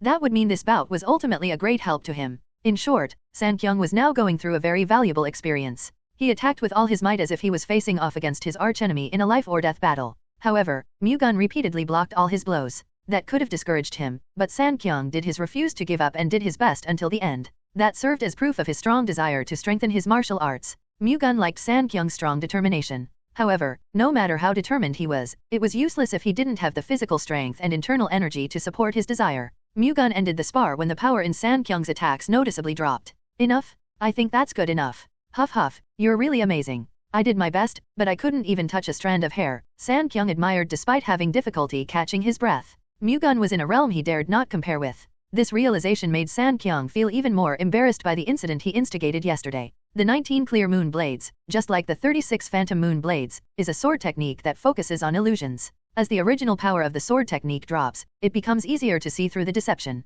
If your opponent detects that change in the sword technique, the attack won't work at all. With that in mind, how do you think this can be solved? Shouldn't we increase the sword technique's power? That's correct. And how do we do that? That's the 19 clear moon blades obsession with variations wastes a lot of internal energy. Having a lot of variations isn't necessarily good, considering its variations' quality is far more important than their quantity. And the key factor here is how efficiently they're executed. I can easily teach you how to improve it, but I'd much rather you ponder about it yourself. Even if you can't find a solution to this problem, you'd still gain a little more understanding about the way of the sword. Thank you for your guidance, first young master. I will give it my all thinking about it. The other squad members watching should ponder about it too. It will be of help to you. Understood. And for anyone else who wants to spar with me, don't hesitate to ask. I will willingly accept your challenge. Mu-Gun proposed to spar with them not only to improve the skills of the squad member but also build a bond with them. Then I request to spar with you, first young master? Ilbang immediately requested. I like your proactive attitude. Unsheath your sword and step forward.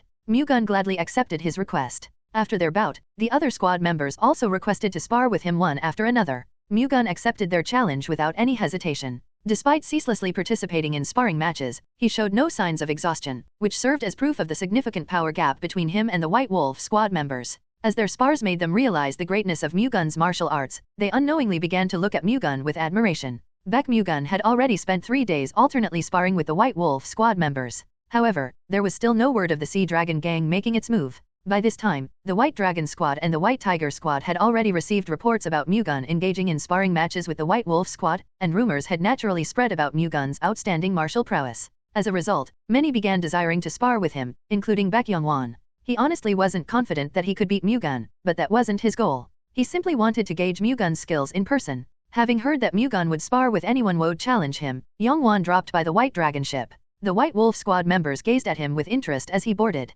He then approached Mu-Gun, who had just finished a spar and was taking a rest.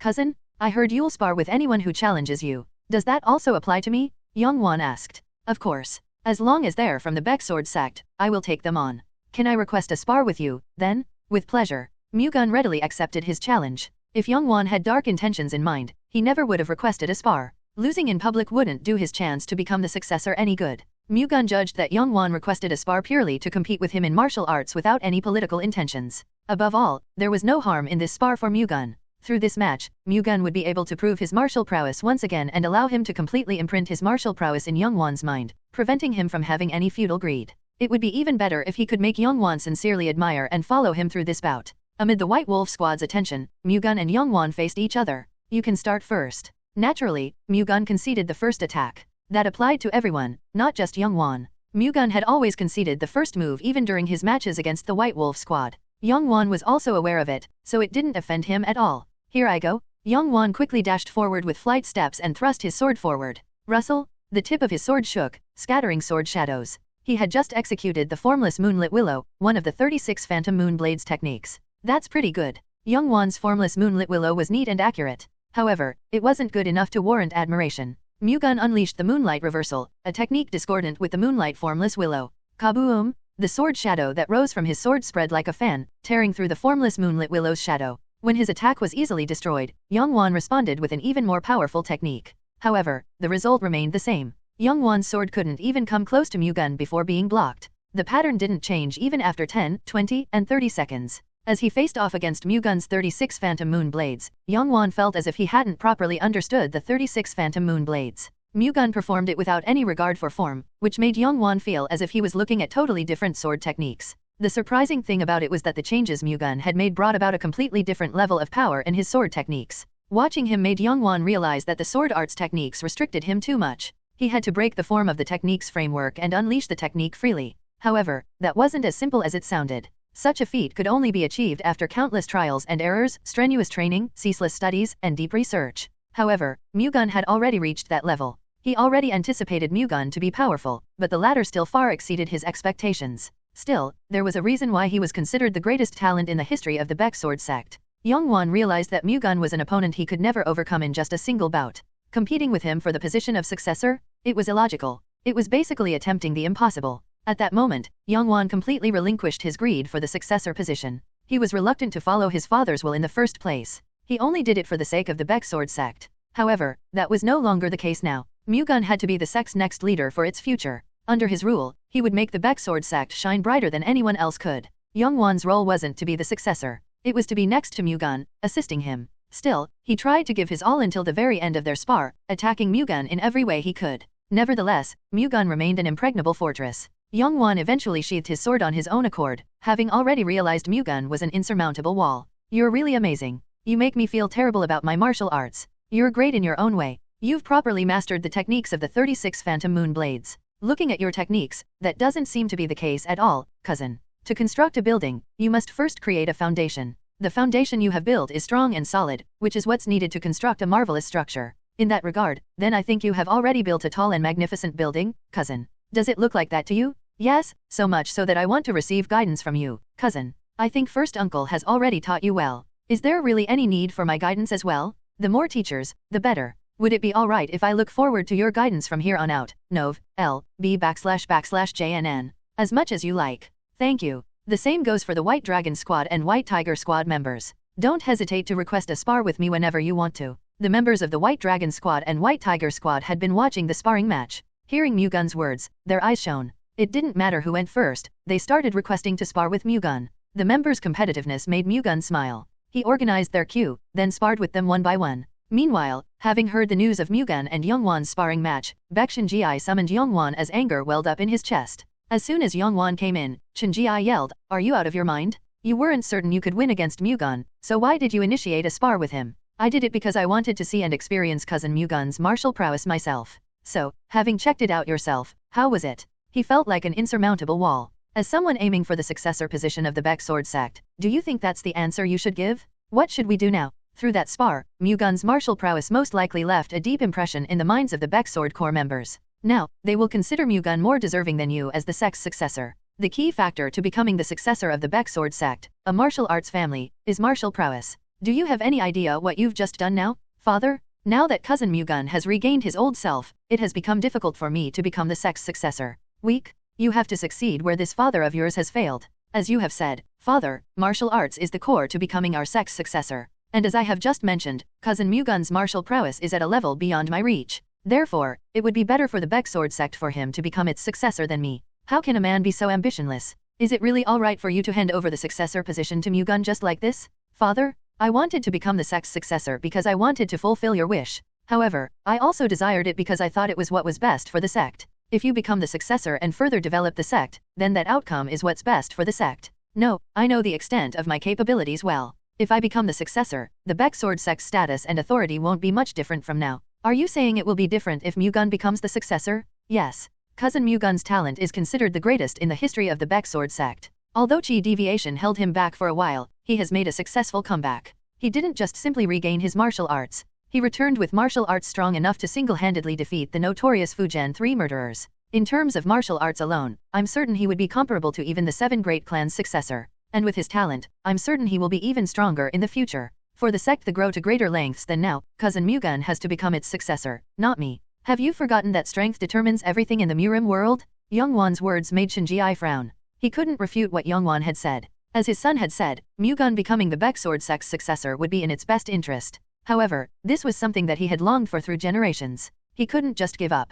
If that Mu-Gun brat just disappears. A wicked thought crossed Shinji's mind. He was already quite the loser. He couldn't let his son turn into a loser, too. If something were to go wrong with Mu-Gun, Yong Wan would naturally have a change of heart. Shinji made some sort of decision in his mind. Hiding his ambitions, he convinced himself it was out of paternal love for his son. However, he didn't express his inner thoughts to Yong Wan. After all, he knew very well that Yong Wan would strongly oppose it. Phew, I understand where you're coming from. Even so, don't give up so easily. A friendly rivalry would allow the two of you to grow further. It would be good for Mu-Gun's development if you compete with him until the very end. Understood. You may leave. Shinji sent Yong Wan away. Alone, he got lost in his thoughts. Meanwhile, in the Sea Dragon Archipelago, Sea Dragon Gang leader AK Gun-Ho summoned Yeo Gang. Did you call for me? Your 3 days are over. Have you come up with a plan? I think it would be a good idea to use decoy tactics and the empty fort strategy one together. How do you expect me to understand that?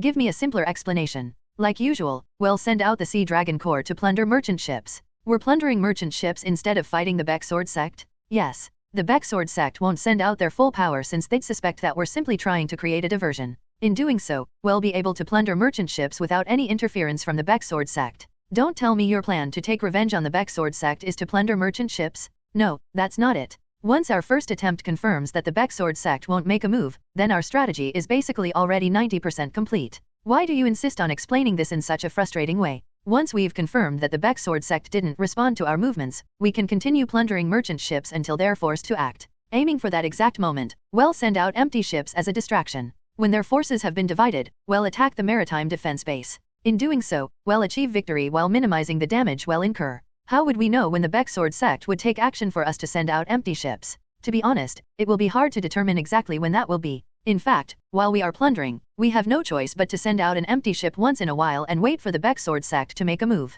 In short, you want to rely on luck? That's correct, but this plan has no harm to us. If the Baek Sword sect prolongs doing nothing, we can easily plunder other ships, which will eventually take a toll on them. We're not the ones in a hurry. They are. All we have to do is send out empty ships while looting and wait for them to deploy their forces. AK Gun-Ho thought Eo Gang made sense. Plundering merchant ships without any Baek Sword sect interference would certainly benefit the Sea Dragon Gang greatly and financially damage the Baek Sword sect. Alright, let's carry out that plan. Understood. AK Gun-Ho gave his permission. Shortly afterward, the Red Dragon ship took off and left the Sea Dragon archipelago. At that moment, the Baek Sword sect's reconnaissance ships monitoring the Sea Dragon archipelago immediately fired a signal flare into the sky. Signal flares also played the role of a beacon. Upon noticing it, the reconnaissance ships within a certain distance fired similar signal flares to send news all the way to the maritime defense base. 1. The empty fort strategy is the 32nd of the Chinese's 36 stratagems. The strategy involves using reverse psychology to deceive the enemy into thinking that an empty location is full of traps and ambushes, and therefore induce the enemy to retreat.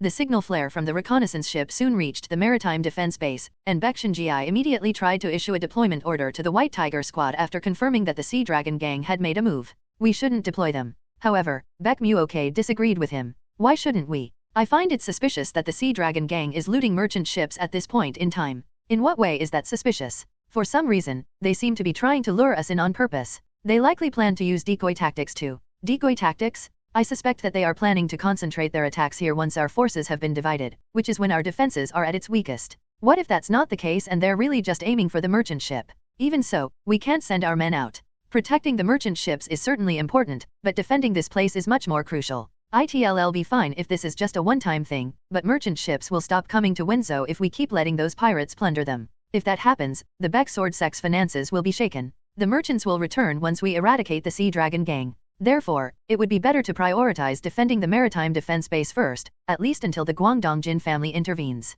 I think it would be better to go on the offensive than to stay on the defense. Mu-Gun, who had been listening to their conversation quietly, disagreed with Mu-Ok's opinion. Why do you say so? As you said, we should avoid sending out an entire sword squad to bolster this place's defenses. But if I go alone, then the story changes. Brother, do you intend to deal with an entire squad of the Sea Dragon Gang alone? Mu-Ok asked, his tone implying he found Mu-Gun's suggestion absurd.n/o/vel/b/jn.c//om. Why are you surprised? I've already done it once. What makes you think I can't do it again? The situation back then and now are far too different. If even one of the Sea Dragon's 4 demons is on board, your safety will be at risk, brother. Mu-Ok is right. I think that's too reckless. Baek Shin-Ho also dissuaded Mu-Gun. Nothing can be achieved in the Murim world without risking one's life. If the Sea Dragon Gang sent out an empty ship, then we'd be able to figure out their strategy. And if they really sent out a ship to plunder merchant ships, it would be a good opportunity to reduce their power. What are you going to do if the Sea Dagon's 4 demons are on board? Brother, you are the first son of the Baek Sword sect.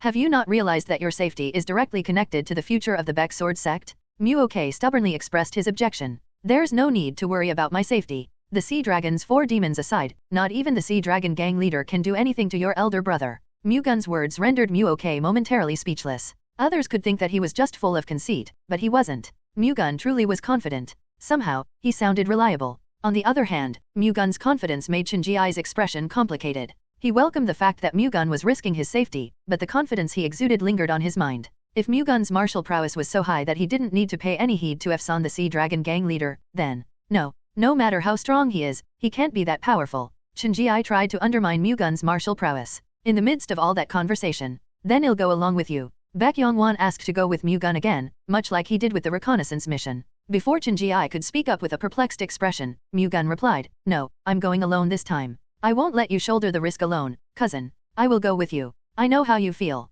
Still, if you come with me, you'll only be a burden. If you really want to help me, stay here and become strong enough to come with me next time. Yong Wan lost his stubbornness upon hearing Mu-Gun's cold-hearted remark. Although Mu-Gun calling Yong Wan a burden irritated Shinji, he was at least satisfied that Yong Wan wouldn't be going with Mu-Gun. Think about this carefully. No one will blame you for not going. Shinji deliberately spoke as if he was concerned about Mu-Gun's safety. No, we can't miss this opportunity to weaken the Sea Dragon Gang. Alright, then. If that's what you really want, then there's no helping it. Tell me if you need anything. Give me a reconnaissance ship. If possible, please also include a helmsman. I don't need anything else. So be it. Shinji ordered for a reconnaissance ship to be prepared at once. The moment it was ready, Mu-Gun reassured Shinho and Mu-Ok, who still looked worried and unconvinced. Afterward, he boarded the ship and immediately headed to where the Sea Dragon Gang's ship was located. They could follow its route through the signal flares fired from the reconnaissance ships that had been scouting ahead. Mu-Gun was standing at the prow of the reconnaissance ship that quickly cut through the current. First young master? Mu-Gun turned his head to the voice that was calling him from behind, surprised to see faces that should not be here right now. It was Baek San-kyung and the 5 other squad members he shared a cabin with, including Nakil Bang. Why are you guys here? How could we let you go alone, first young master? We secretly got on board in advance with the White Tiger leader's permission, San-kyung answered as their representative. This is completely unnecessary. This mission's really dangerous, unlike the reconnaissance mission. We came fully prepared. You're all hopeless. No matter what you say, you're the one who wanted to deal with the Sea Dragon Gang's ship alone, first young master. What do you mean? Mu-Gun looked dumbfounded. All 6 of them, including San-kyung, suddenly knelt before him. What are you guys doing? First young master? The 6 of us have decided to devote our lives to you. Please accept us? Please accept us? At San-kyung's words, the others also announced their decision by repeating after him. How did you guys even come up with such a sudden decision? Mu-Gun asked for their reason. As a martial artist, isn't it only natural to admire the strong? You're following me just because of that? We want to grow as a martial artist by your side, first young master. We believe you can lead us better than anyone else. I can't promise you wealth and honor just because you follow me. The current monthly wage is enough. If you follow me, you will be in frequent danger, just like right now. This is a bit of an exaggeration, but you will have to live with the possibility of death every day. Then you will have to make us stronger, first young master. Strong enough that no danger will be of any threat to us. San-kyung's words baffled Mu-Gun. It feels like I'm being put in charge of a bunch of burdens. Even expensive jewels were once rocks. Only through processing and working on them earnestly can they become expensive jewels. Even though we are worthless stones right now, wouldn't it be rewarding to see us become shiny jewels through your guidance? You're more eloquent than you look. Alright, it'll take the lot of you in. You'd better be prepared for what's to come. You are going to experience hell if you are to reach the level I want you to be in. We're ready. Thank you for accepting us even though we are lacking. We will do our best and be loyal to you moving forward. I'm the one who should thank you. As long as you guys don't betray me, I promise to cherish and protect you like a brother. Mu-Gun obtained 6 subordinates who truly followed him faster than he had expected. Martial artists truly did speak and prove themselves through martial arts. If Mu-Gun's martial prowess were not as great as they were now, it wouldn't have been easy to win over the hearts of 6 people. In the meantime, the reconnaissance ship had caught up to the Sea Dragon Gang's pirate ship enough for it to be visible. By the way, are you really going to face off against them just like this? Bang asked. Why? Are you afraid? If I was scared, I wouldn't have sneaked into this ship in the first place. I just think it is too reckless. This probably seems like a reckless act to others, but for some, this isn't such a big deal. Understood. Then, we'll put our trust in you and charge right in, first young master. I appreciate the gesture, but that's good enough. The 6 of you will remain on this ship. No, what do you mean by that? We can't just let you go alone, first young master. We will go with you. That's why we secretly boarded this ship. To be honest, you guys will just be a burden to me right now, and if we get too close to the pirates, they could cross over and capture our ship. So stay here if you want to help me. If worse comes to worst, I will have to fight while protecting the ship. So, stop complaining about it and stay here. None of them could refute his words. Are you frustrated? Don't forget how you feel right now. When we get back, put all your might into training so you will never have to feel that way again. Understood. Mu-Gun gave an order to the reconnaissance ship's helmsman after convincing them. Please bring me 100 feet closer. Understood. The helmsman obeyed Mu-Gun's order without a single word of complaint. The reconnaissance ship quickly approached the Sea Dragon Gang's ship. The Red Dragon ship scoured the sea in search of merchant ships. Wasn't it today? Il-san, the Red Dragon squad leader, complained of boredom. He couldn't see the shadow of a single merchant ship even though it had been 1 hour since they left the Sea Dragon archipelago. Merchant ships didn't traverse the sea every day. In fact, compared to the days when they encountered a merchant ship, their time and effort being wasted without being able to see one was far more frequent. Still, capturing one ship was enough to make up for a few days' worths of wasted time and effort. It was simply that profitable. Just as Il-san was about to turn back, they noticed a ship in the distance. Judging by its size, it wasn't a merchant ship. However, it was a familiar sight: Baek Sword Sect's reconnaissance ship. What's that? Il-san frowned. It's the Baek Sword Sect's reconnaissance ship, his subordinate answered. Did you really think I wouldn't be aware of that? I mean, why is it coming this way? Don't tell me they want to duke it out with us? His subordinate's words made the Red Dragon squad leader remember Baek Mu-Gun, the man who single-handedly wiped out the Black Dragon ship. If Mu-Gun was on board that reconnaissance ship, then it would be understandable why it was coursing toward them. However, this situation was far different from that time. Jang Sa-Myong, the Sickle Slaughterer, one of the Sea Dragon's 4 demons, was currently on board. Born and raised in Murim, he was a peak-level expert that had killed hundreds of people with his bloody sickle. Even Mu-Gun would be no match for Sa-Myong. There, 100 feet away, Along with the cries of his subordinate, a figure soared up from the reconnaissance ship. It was Mu-Gun. He invoked the Thunder God's shadow, then crossed the 100 feet distance between them. The Thunder God's shadow was a technique that condensed the thunder chi and discharged it, creating enough tension to propel the body forward. The Thunder God's shadow was developed to allow the practitioner to fly as far as possible at high speed. Hence, Mu-Gun easily crossed the distance of 100 feet with a single leap. Boom! Mu-Gun landed on the Red Dragon ship's prow without any difficulty after crossing 100 feet in a single burst. The Red Dragon ship quaked greatly, unable to sustain the impact of Mu-Gun's landing. Il-san and the other pirates wobbled with it. Il-san quickly regained his balance and shouted at Mu-Gun, "You've got some nerve crossing over to our ship on your own, you bastard. I alone am more than enough to deal with the likes of you pirates. You're so full of yourself just because you single-handedly destroyed the Black Dragon ship. However, today will be different. Why? Is the Sea Dragon's 4 demons perhaps on board? That's right. I admit that you are incredible, but you are no match for that person. Nov.L.B/JNN.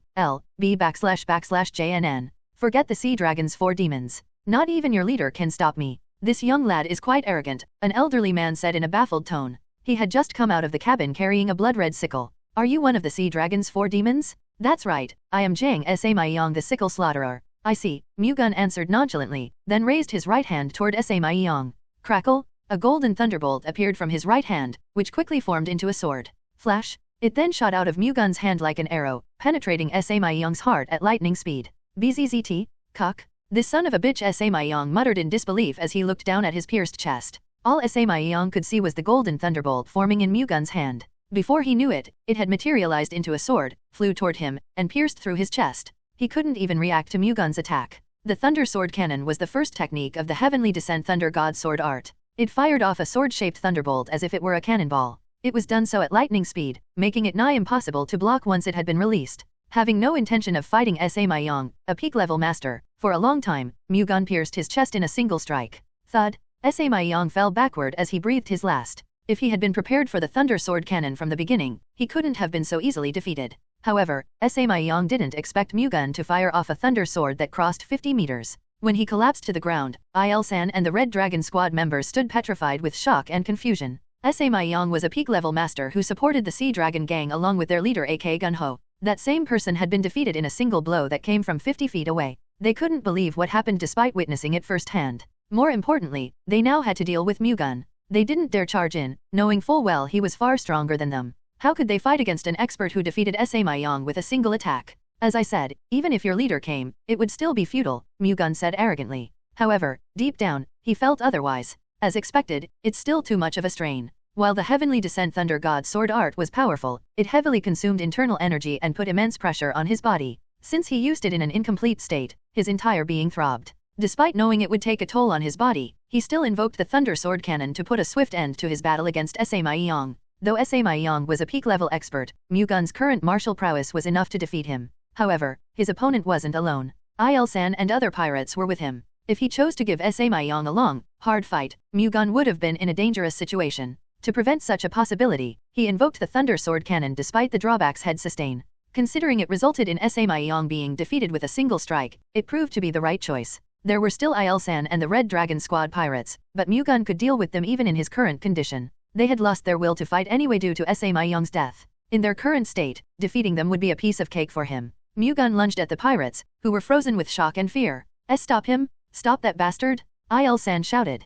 Freaking out, he pushed his men in front of him. Schluck. The sword shadows that scattered in all directions from Mu-Gun's sword pierced through the pirates' shoulders, causing them to drop their weapons and fall to the floor screaming in pain. Frightened, the pirates tried to retreat while still trying to fight back. However, they couldn't keep up with Mu-Gun's movements. Splatter! With his every move, pirates fell and blood splattered. Mu-Gun was ruthless. His opponents couldn't withstand even just one of his attacks. The pirates with injured shoulders rolling on the floor quickly increased in number. For some reason, Mu-Gun didn't kill them. Rather, he just rendered them unable to fight. Of course, it wasn't because he suddenly developed a merciful heart. Rather, it was because of the 6 people watching him from the reconnaissance ship. Even if his opponents were pirates, brutally slaughtering them could give his subordinates a cruel impression of him. Nothing good could come out of such a situation. Hence, he focused on wounding the arms the pirates were using to hold their weapons instead of killing them. In a way, he thought crippling them for the rest of their lives was a far better way of making them atone for their sins than letting their suffering end with a swift death. Meanwhile, Il-san got goosebumps at the sight of Mu-Gun knocking down his subordinates like leaves falling in the autumn wind. He would die if he charged at Mu-Gun, but he couldn't run away either. If he wanted to survive this massacre, the only option he had left was to surrender. Il-san didn't need to agonize about it for long. The world of the living was better, even if staying in it meant having to roll in a field covered with dog droppings everywhere. He had to survive for now. That way, he could plan for what was to come. Stop attacking us? We surrender? Il-san shouted urgently at Mu-Gun. Only I can dictate whether I stop attacking or not. Your surrender isn't enough to put an end to this. I'll destroy the dantian of all you bastards so none of you can ever use your powers to oppress others and commit crimes ever again. Nevertheless, you still have the option to surrender. Otherwise, I'll simply cripple you. Il-san and the Red Dragon Squad members stiffened up when they heard that their dantian would be destroyed. With their dantian destroyed, their chi energy would weaken, ultimately preventing them from being able to use their strength. They would turn into the weaklings they once scorned and looked down on. It would be better to die a swift death than live like that. Il-san grabbed hold of his weapon and shouted at his men, it would be better to die than to have our dantian destroyed and live as a cripple. Let's see this through to the end? At Il-san's screams, the members of the Red Dragon Squad picked up their weapons with determined expressions. That's it. Once you've started something, you should see it through to the end. Mu-Gun smirked and jumped toward the pirates. After some time, not a single pirate that could stand properly remained. Meanwhile, the 6 men who remained on the reconnaissance ship closely watched the situation unfolding on the Red Dragon ship. Mu-Gun told them to stay behind, but they were ready to put their life on the line and cross over to the Red Dragon ship the moment Mu-Gun was in danger. However, they soon saw a golden light flash from Mu-Gun's hand and someone on the opposite side collapse. The 6 men all looked at each other, amazed by what just happened. What was that? Nung Joian asked, seemingly unable to believe what he had just seen. A golden light formed on the first young master's hand and flew like a bolt of lightning, knocking out the man standing across him, Wu Baiok-san kindly explained. Even if the distance between the first young master and his target wasn't that far, I think it was still about 40 to 50 feet, so how did he do that? Mak Daepung questioned. Is it like the Shaolin Temple's 100 godly fists? Or like the divine penetrating flick? Sadu Kwang pondered.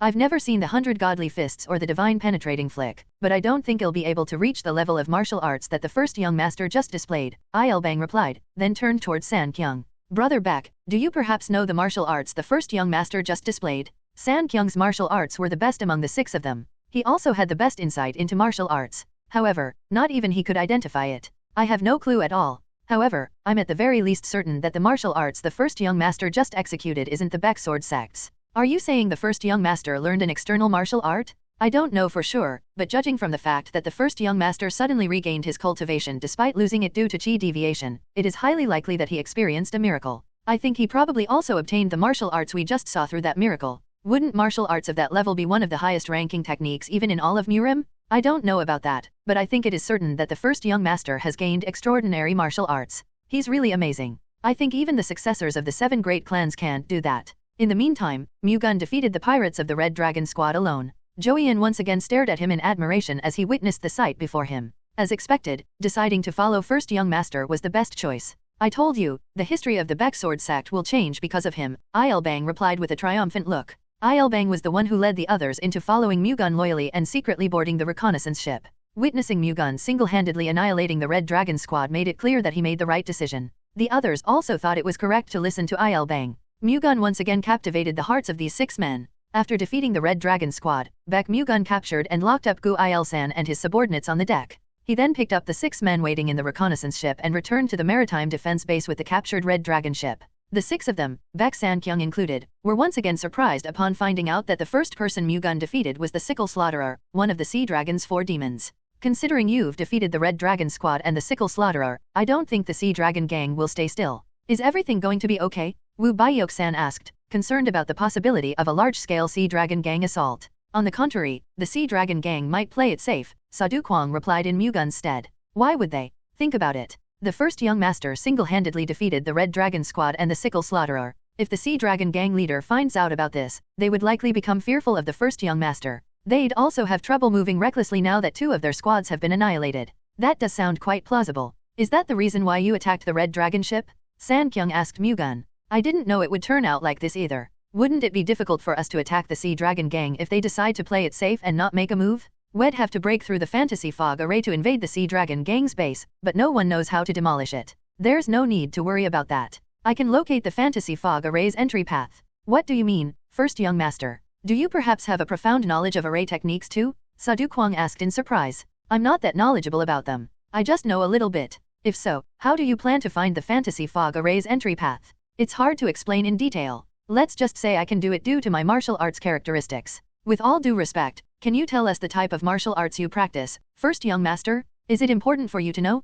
Not really. I'm simply asking out of curiosity. Unfortunately, I can't tell you about it right now due to reasons I can't disclose yet. Nothing good would come from revealing the existence of the Heavenly Descent Thunder God sect to the world. This was due to the three greatest demonic sects, the Heavenly Descent Thunder God sect's arch-nemesis. The three greatest demonic sects referred to the Eternal Heavenly Demon sect, the Hellblood Demon sect, and the Nine Celestial Demons sect. They were the strongest demonic sects that had been in existence since the beginning of ancient times, each holding power great enough to bring the world to ruin. The Heavenly Descent Thunder God sect had been preventing the three great demonic sects from going on a rampage for generations now, which was how the Heavenly Descent Thunder God sect became the latter's arch-nemesis. If they learned Mu-Gun was the Heavenly Descent Thunder God sect's successor, they would put everything aside to destroy him.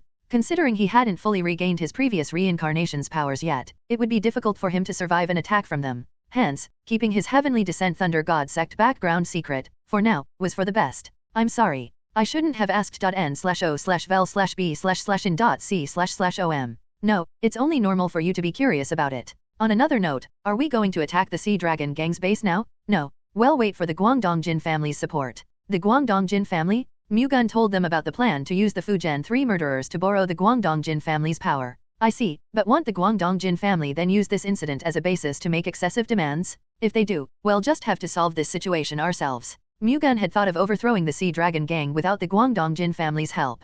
Baek Mu-Gun thought lightly of the fact that they could use the Fujian 3 murderers to borrow the Guangdong Jin family's power, but Mu-Gun knew what the 7 great clans were like. As Mu-Gun said, the Guangdong Jin family would make a move to save face. However, they'd also make the most out of it in the process. The Guangdong Jin family would likely use this matter as an excuse to put the Baek Sword sect under their influence, which Mu-Gun had no intention of allowing. If they made excessive demands, Mu-Gun planned to use the Baek Sword sect's power alone in subjugating the Sea Dragon Gang, removing the Guangdong Jin family's help from the equation. After the conversation with his subordinates, Mu-Gun stayed in the cabin while they were on the way to Dongta Maritime Defense Base. Inside, he examined the spoils of war he obtained from Zhang Samayong, the sickle slaughterer. When Samayong died, he left behind a manual. No, Mu-Gun actually took it from his belongings. The sickle slaughter 18 forms. Its name alone displayed its brutality. Mu-Gun slowly looked through the manual of the sickle slaughter 18 forms. Sickles were not commonly used as weapons, so the techniques used were different from sword or saber techniques. It was composed of very delicate yet grotesque and brutal techniques, which likely gave anyone facing it for the first time a hard time.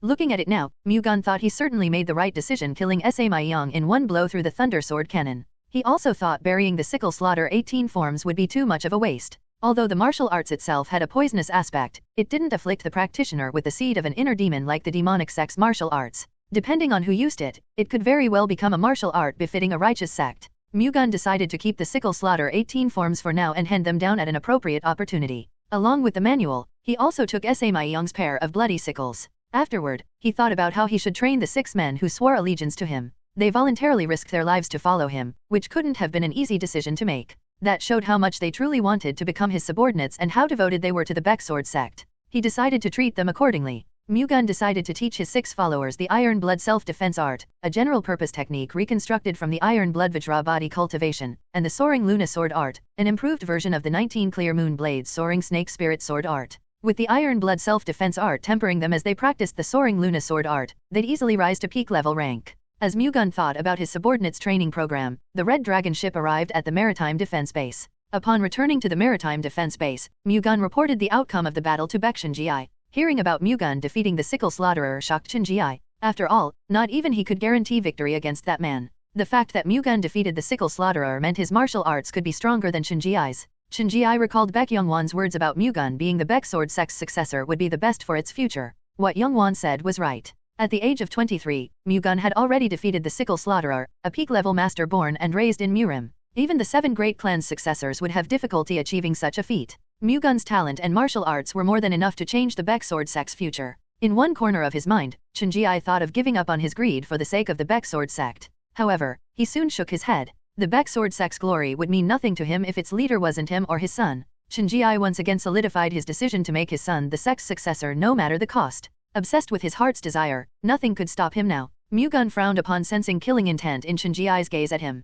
Some would likely wonder if anyone could kill their own nephew, but family ties were nothing in the face of power and authority in the first place. Shinji was willing to kill his nephew at any given moment if it meant gaining power and authority. At least for Yong Wan's sake, please don't make the wrong decision, uncle. Mu-Gun hoped. He already knew how much his cousin Yong Wan valued the Baek sword sect. For Yong Wan's sake, he didn't want to hurt Chen Ji. However, if Chen Ji were to commit the most fatal mistake, he would willingly draw his sword. Mu-Gun wasn't merciful enough to forgive anyone that wanted to kill him, even if that person was his uncle. While Mu-Gun was in a meeting with Chen Ji, the news of him single-handedly defeating the Sickle Slaughterer and wiping out the Red Dragon ship spread across the maritime defense base thanks to his 6 followers going around and running their mouths in excitement. Learning of his achievements, Mu-Gun's martial prowess once again deeply impressed the members of the 3 squads. Sea Dragon Palace, Sea Dragon Archipelago. Yeo Gang's report rendered AK Gun-Ho dumbfounded. What? Who did you say killed the Sickle Slaughterer? According to the reports, the first son of the Baek sword sect killed him in a single attack. Does that make sense to you? No matter how incredible that kid is, there was no way he could kill the Sickle Slaughterer in one blow unless the Sickle Slaughterer was out of his mind. Gun-Ho couldn't bring himself to believe Yeo Gang's report. His reaction was only natural. The Sickle Slaughterer's martial prowess wasn't far behind his, yet they expected him to believe a 23-year-old greenhorn had killed him in a single blow. That was impossible unless the Sickle Slaughterer purposely let Mu-Gun kill him. We can't be certain since it was too far away, but according to the reports, the Baek sword sect's first son defeated the Sickle Slaughterer from 40 to 50 feet away. This is beginning to sound more and more absurd. How can he kill the Sickle Slaughterer from 40 to 50 feet away? Are you implying that the first son of the Baek sword sect is on the same level as one of the 7 great clans' patriarchs? I can't believe it either, but it's unmistakably true. If the Sickle Slaughterer has been killed, then that means the Red Dragon squad has also probably been wiped out. That's correct. This is so ridiculous that I can't even get angry. I'm sorry. I underestimated the first son of the Baek sword sect. I shouldn't have listened to you in the first place. Instead of using tricks like decoy tactics, we should have just stormed them regardless of the damages we'd incur. Doing that would have put an end to this entire situation, and we wouldn't have lost the Sickle Slaughterer and Red Dragon squad in vain. Gun-Ho put all the blame on Yeo Gang this time as well. It's all because I'm not good enough. Despite cursing internally, Yeo Gang still bowed his head. Power and status determine social status. A man with no power and low status had no choice but to put up with such treatment. Stop saying nonsense and gather up all our forces right now. Are you planning on attacking the maritime defense base? You think we're going on a picnic in this situation? I beg your pardon, but... Enough? Don't say it if it's something you have to be sorry about. And I don't want to hear any more of your useless schemes. Just gather our forces. Even if the Sea Dragon gang goes to ruin, we will have to bring an end to this today. Gun-Ho spoke firmly. Yeo Gang smiled bitterly. No one could stop Gun-Ho when he was acting like that. He seemingly insisted on an all-out war because he couldn't suppress his temper, but the real reason he pushed for it was that he believed he had a chance of winning. 3 of the Baek sword sect's squads were staying at the Dongta Maritime Defense Base. Compared to the Sea Dragon gang, whose forces had been diminished due to the Black and Red Dragon squad's defeat, the Baek sword sect was superior in numbers. However, what truly mattered was the battle between masters. Gun-Ho believed his and the remaining Sea Dragon's 3 demons' strength could defeat Mu-Gun and the 3 squad leaders, which were the Baek sword sect masters. Emerging victorious in the Battle of Masters would allow them to overcome their inferiority in numbers. Of course, they'd incur severe damage, but restoring their power should be easy for as long as he and the Sea Dragon's 3 demons were alive and well. Many people wanted to become pirates, after all. More importantly, although unlikely, if Baek sword sect leader Baek Shinsang and the remaining forces at the Baek sword sect headquarters came as reinforcements, their chances of winning would disappear. At Gun-Ho's order, Yeo Gang summoned up all the forces of the Sea Dragon gang. However, there was a problem. The Sea Dragon's 3 demons expressed their intention to leave the Sea Dragon gang and their decision to not engage in the all-out war with the Baek sword sect. The Sea Dragon's 3 demons weren't so loyal as to risk their lives for the Sea Dragon gang. After all, they only stayed with the Sea Dragon gang to live in affluence. They would willingly participate in any war for as long as they had the upper hand in numbers and victory was certain. However, any threat to their safety could easily change their decision. The Sickle Slaughterer, whose martial prowess was at the same level as theirs, had been killed, and that showed they could lose their lives too. Hence, they lost all intention of fighting for the Sea Dragon gang. There were other places they could go to anyway. With the martial prowess they possessed, they could leave the Sea Dragon gang and live a comfortable life anywhere else. There was no need for them to take this risk. The decision of the Sea Dragon's 3 demons enraged Gun-Ho. He wanted to kill them, tear them apart limb from limb. However, he couldn't beat them alone. More importantly, losing the Sea Dragon's 3 demons now would really put an end to the Sea Dragon gang. He had to hold on to them somehow. Gun-Ho immediately headed to the residence of the Sea Dragon's 3 demons. By the time he arrived, the Sea Dragon 3 demons were already zealously packing their belongings. They certainly weren't lying about leaving the Sea Dragon gang. Are you really going to act like this now? He said, enduring the anger rising to the top of his head. What do you mean? The oldest of the Sea Dragon's 3 demons, the Yama one-sword demon, Yong Wan, replied without any changes in his expression. Even if you act like devils in giving and angels in taking, this is not right. You've all been living affluently all this while thanks to the Sea Dragon gang. Yet when we need you the most, when we're finally waging an all-out war with the Baek sword sect, you avoid the responsibility and run away without batting an eye. Run away? Watch your words. This is all about the right timing. We're just leaving because it's time to leave. Yang Gan's brazen words baffled Gun-ho so much that he almost threw a punch. However, he endured it. If you are willing to stay in the Sea Dragon Gang, I will grant you whatever you want. That's not necessary. What we want is to leave the Sea Dragon Gang and live in comfort. Maybe it's because I've lived amid the sea breeze for too long, but my skin has been becoming rougher, and my bones are now throbbing too. That's why I've decided to live peacefully inland before it's too late. You really shouldn't hold on to us anymore. Gun-ho clenched his fist to suppress his anger. Are you really going to leave? Thank you for looking out for us all this while, gang leader. I will not forget this until the day I die. If news about you leaving so irresponsibly spreads, your reputation will be damaged so much that no one will accept you into their ranks ever again. That's not a matter for you to worry about, gang leader. We'll take care of that ourselves. Yang Gan's attitude made Gun-ho realize that no matter what he did, he wouldn't be able to hold on to the Sea Dragon's 3 demons. Their decision to leave was firm. Hence, he stopped pleading. All right, then. What's the use of asking you guys to stay when your heart already decided to leave? Goodbye. Gun-ho wanted to curse at them, but provoking the Sea Dragon's 3 demons for no reason would yield no good results. Having completely given up on making the Sea Dragon's 3 demons stay, he went back to the Sea Dragon Palace. How did it go? Yeo Gang asked. There's no hope. They've already set their hearts on leaving the Sea Dragon Gang. Isn't that a big problem? If they leave, we wouldn't have the power to defend against the Baek Sword Sect's attacks. Once they find out that the Sea Dragon's 3 demons had abandoned us, they won't just stay still and keep maintaining their current defensive stance. I'm well aware of that. That's why we should be as cautious as possible not to let them know the Sea Dragon's 3 demons have left the gang. The Baek Sword Sect's reconnaissance ships have already surrounded the Sea Dragon archipelago. It won't be easy to avoid their watch. Are you saying the Baek Sword Sect will catch on to us the moment the Sea Dragon's 3 demons leave the Sea Dragon archipelago? That's correct. Then we have no choice but to prevent the Sea Dragon's 3 demons from going outside. How do you plan to do so? We'll have to use the fantasy fog array to our advantage, Gun-ho said, his expression wicked. Yeo Gang immediately understood what he meant. He planned to push the Sea Dragon's 3 demons into the fantasy fog array's death trap and let them sink to the depths of the sea. That would ultimately prevent the Baek Sword Sect from realizing they had abandoned the Sea Dragon Gang. Gun-ho's merciless mind gave Yeo Gang goosebumps. However, he understood his intention. Yeo Gang wasn't fond of the Sea Dragon's 3 demons either. After all, they enjoyed everything the gang had to offer, only to leave when the gang needed them most. He'll carry it out right away. Yeo Gang secretly took action at Gun-ho's behest. 2 hours later, the Sea Dragon's 3 demons' stay in the Sea Dragon archipelago became eternal. 1. In Indian mythology, Yama is the god of the dead. In Buddhist mythology, Yama is the king of hell and a Dharmapala, wrathful god, said to judge the dead and preside over the Narakas and Sasrath cycle of death and rebirth. A pigeon landed in the window of the Maritime Defense Base's command building. A small message tube hung from its leg, which made it obvious that it was a carrier pigeon. Baek Shin-ho, who had been standing in front of the window, unraveled the letter within the tube, his eyes widening in surprise upon reading it.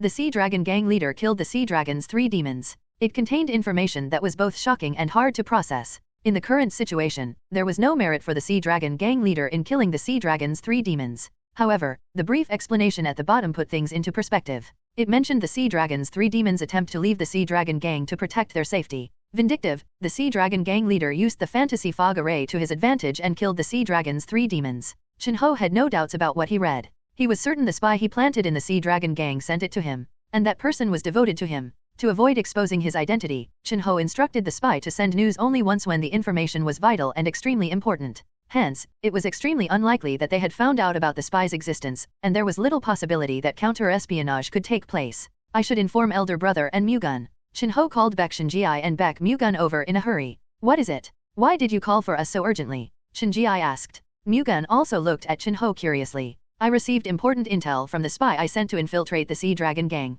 A spy? Shin-ji looked at Shin-ho. He seemed to have never heard of this. I did it on my own initiative. What's the intel, then? He reported that the Sea Dragon Gang leader killed the Sea Dragon's 3 demons. What? He's got to be a madman to kill the Sea Dragon's 3 demons in this situation. The trio tried to abandon the Sea Dragon Gang for their own survival. Furious, the Sea Dragon Gang leader used the fantasy fog array to bury them underwater. As expected of those belonging to an evil sect, they cast away their loyalty like it's nothing but worthless dirt. It's welcoming news for us. What about the possibility of counter-espionage? We can trust my spy. It's extremely unlikely for him to have been discovered since I prepared him specifically for this occasion. Are you certain? At the very least, that's what I believe.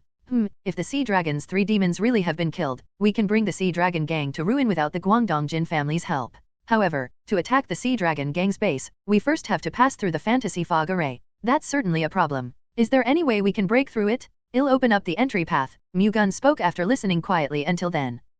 Since I personally confirmed its existence, I think I can find its entry path. Speculations are not good enough. You have to give us a definite answer. Can you find its entry path or not? n/o/vel/b/jn.c//om. I can find it. If by any chance, you are lying for the sake of your ambition, you will never be forgiven. That's a given. With Mu-Gun claiming he could find the Fantasy Fog Array's entry path, they were left with one last decision to make, to attack the Sea Dragon Gang base or keep an eye on the situation. If the Sea Dragon's 3 demons had really been eliminated from the equation, it would be in their best interest to bring the fight to their enemy. However, if by any chance, the deaths of the Sea Dragon's 3 demons were just lies told as part of the Sea Dragon Gang's scheme, then the Baek Sword sect could fall into a precarious situation. Shinji couldn't easily decide. Shinho claimed they could trust the pigeon message the spy had sent, but Shinji believed it could result in heavy repercussions. Are you concerned that this is just another scheme of the Sea Dragon Gang? Mu-Gun asked. Yes. I don't think the Sea Dragon Gang used counter-espionage on us. Why's that? If the Sea Dragon Gang were using counter-espionage, they would have sent a letter hoping we would attack their base.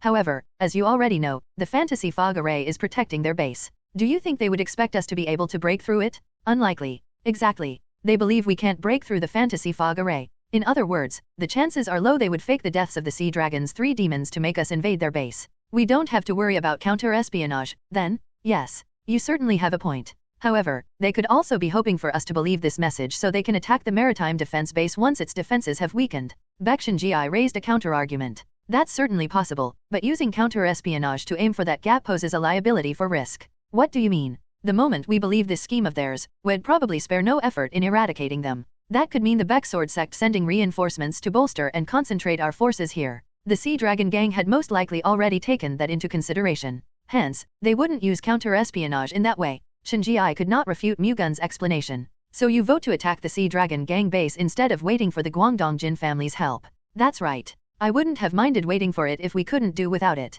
However, in the current situation, there's no need for us to owe the Guangdongjin family a favor. Do you feel the same way, Shinho? Yes. Understood. However, since this is a serious matter, I'll have to send a pigeon message to the headquarters and obtain approval. Of course. Shinji drafted a message that detailed the deaths of the Sea Dragon's 3 demons and their intention to attack the Sea Dragon Gang's base. He then sent it to the headquarters in Wenzhou. 3 days later, a reply came from Baek Sword sect patriarch Baek Shinsang, giving them his permission to attack the Sea Dragon Gang. As Shinji gathered all the forces situated in the maritime defense base, Muoke was sent to the Guangdongjin family to inform Shinong they no longer needed the Guangdongjin family's help. Shinji immediately issued an order for deployment once 3 of the Baek Sword Corps squads had gathered. Hence, they left the maritime defense base and advanced toward the Sea Dragon archipelago. An hour after that, their 3 ships, the White Dragon ship, White Tiger ship, and the White Wolf ship arrived at the Sea Dragon archipelago, which was still surrounded by the Fantasy Fog Array. They then waited for the Fantasy Fog Array to change. After all, they'd find themselves in a precarious situation if it were to transform while they were already inside it. After some time, the sea fog greatly quivered, signifying that the Fantasy Fog Array had undergone changes. Let's go in. Follow the White Wolf ship closely. Don't get left behind. Mu-Gun shouted at the White Dragon ship and the White Tiger ship, then entered the Fantasy Fog Array with the White Wolf ship. The White Dragon ship and White Tiger ship followed closely behind the White Wolf ship. Standing at the prow of the ship, Mu-Gun invoked the Thunder God's heavenly eyes. The technique gave his eyes a golden glow and allowed him to see the energy flowing through the Fantasy Fog Array. Reading its flow of energy, he discovered the entry path. He immediately informed the helmsman regarding the direction of the entry path, and the helmsman of the White Wolf ship steered the ship according to his words. The interior of the Fantasy Fog Array was covered with dense sea fog, preventing them from distinguishing their surroundings at all. That made it difficult for the naked eye to avoid reefs and other obstacles, which the Fantasy Fog Array's death trap was full of. The sea current inside it was also so strong that if they were to enter, they would likely end up shipwrecked. However, Mu-Gun accurately located the entry path with the Thunder God's heavenly eyes, allowing the White Dragon ship and White Tiger ship following behind the White Wolf ship to smoothly make their way through the Fantasy Fog Array. At the same time, Yeo Gang stormed into the Sea Dragon Palace, which gave Gunho an ominous feeling. Sure enough, Yeo Gang reported something unexpected. Gang leader, we've got a huge problem. 3 of the Baek Sword sect's squads have broken through the Fantasy Fog Array and are entering the Sea Dragon archipelago. What nonsense are you spouting? How could they even pass through the Fantasy Fog Array? I don't know how they found it, but they seem to know its entry path. That's ridiculous. You know quite well that the entry path can't be discovered without the Fantasy Fog diagram. That isn't important right now. What matters is that the Baek Sword sect had broken through the Fantasy Fog Array and is on their way here, Yeo Gang said, frustrated. Despite how difficult it is to succeed, it only takes a split second for everything to crumble down to pieces.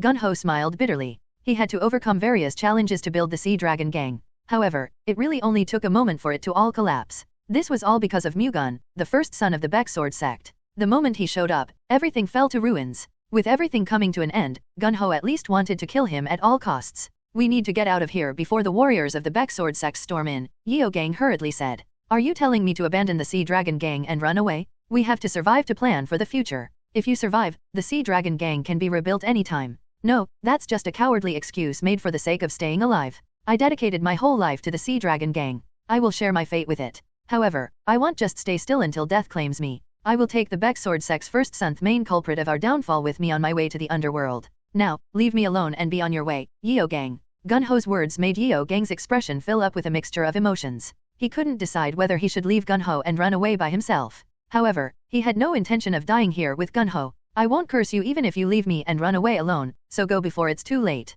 If you don't want to go alone, it would be fine if you took some of our useful members along. I'm sorry I can't stay by your side and help you to the very end. Thank you so much for everything you've done for me. I was able to live in luxury because of your benevolence. What luxury? You probably had a hard time being scolded by me day in and day out. To be honest, it was a bit severe. Oh, are you acting this way because you won't be seeing me again? Are you really not going to go with me? Don't make me say it twice. I understand. I hope you achieve your goal. If I get the chance, I will avenge you, gang leader. Beat it. Don't throw away your life for no reason. Just live in comfort. I'm going. Yeo Gang politely told Gun-Ho his final farewell and hurriedly left the Sea Dragon Palace. Now alone, Gun-Ho equipped his sword and waited for the warriors of the Baek sword sect to come. With Mu-Gun's guidance, the 3 squads of the Baek sword sect safely passed through the fantasy fog array and began their attack on the Sea Dragon Island, the main island of the Sea Dragon archipelago. The yellow and blue dragon squads, which remained behind, blocked their advances, but their enemies were beyond their capabilities. The Baek sword sect warriors swept through the Sea Dragon Island with overwhelming force.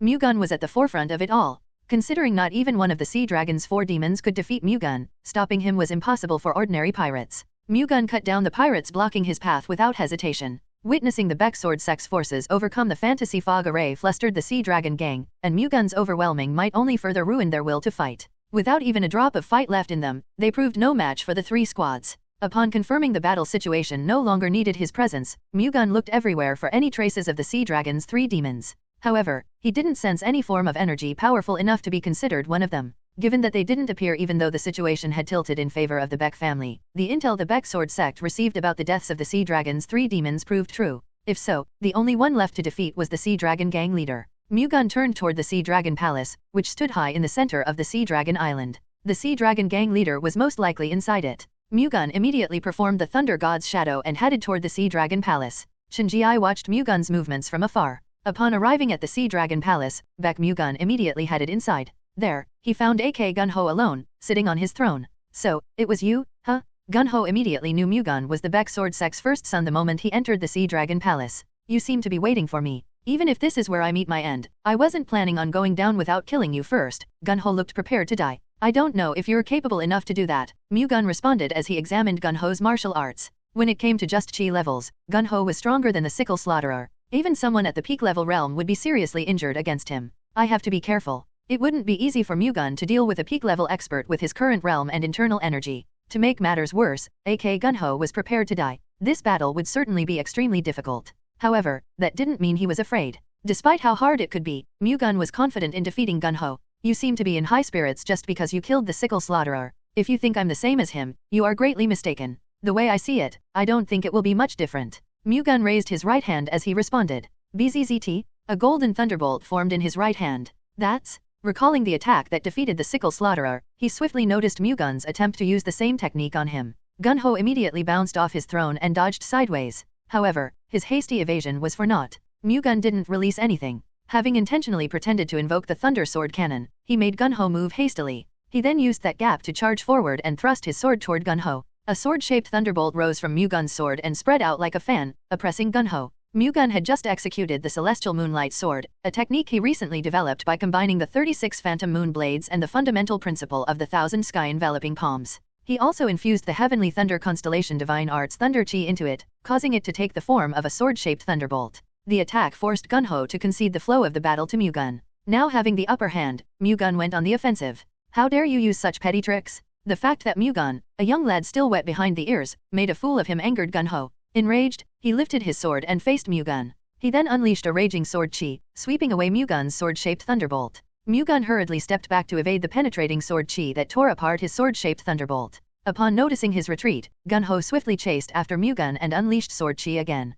The latter simply kept dodging instead of facing the sword chi head-on. Gun-Ho's sword chi was fast and powerful. However, it was rendered useless since it couldn't hit his opponent, who kept avoiding it with great ease. Mu-Gun's movements weren't particularly faster than Gun-Ho's attacks. The real reason why he could avoid them without much difficulty was that he could predict their trajectory. Through the countless battles he fought during his earlier reincarnations, he obtained a high level of martial arts enlightenment. In his eyes, it was clear as day where and how Gun-Ho would direct his attack. As Sun Tzu once said, if you know both yourself and your enemy, you can win 100 battles without a single loss. Gun-Ho couldn't land even a single hit with Mu-Gun predicting his attacks and avoiding them half a beat quicker. As a result, Gun-Ho's sword chi could only smash the floor, pillars, and furniture in the Sea Dragon Palace. Are you just going to keep evading me like a rat? Unable to stand the fact that he kept missing his target, Gun-Ho flew into a rage. I'm actually about to start attacking now since your attacks are so boring. After saying such gut-wrenching words, Mu-Gun pounced on Gun-Ho, who thrust his sword at Mu-Gun as if he had been waiting for that exact moment. Gun-Ho's sword chi struck down at Mu-Gun's head just as the latter charged in.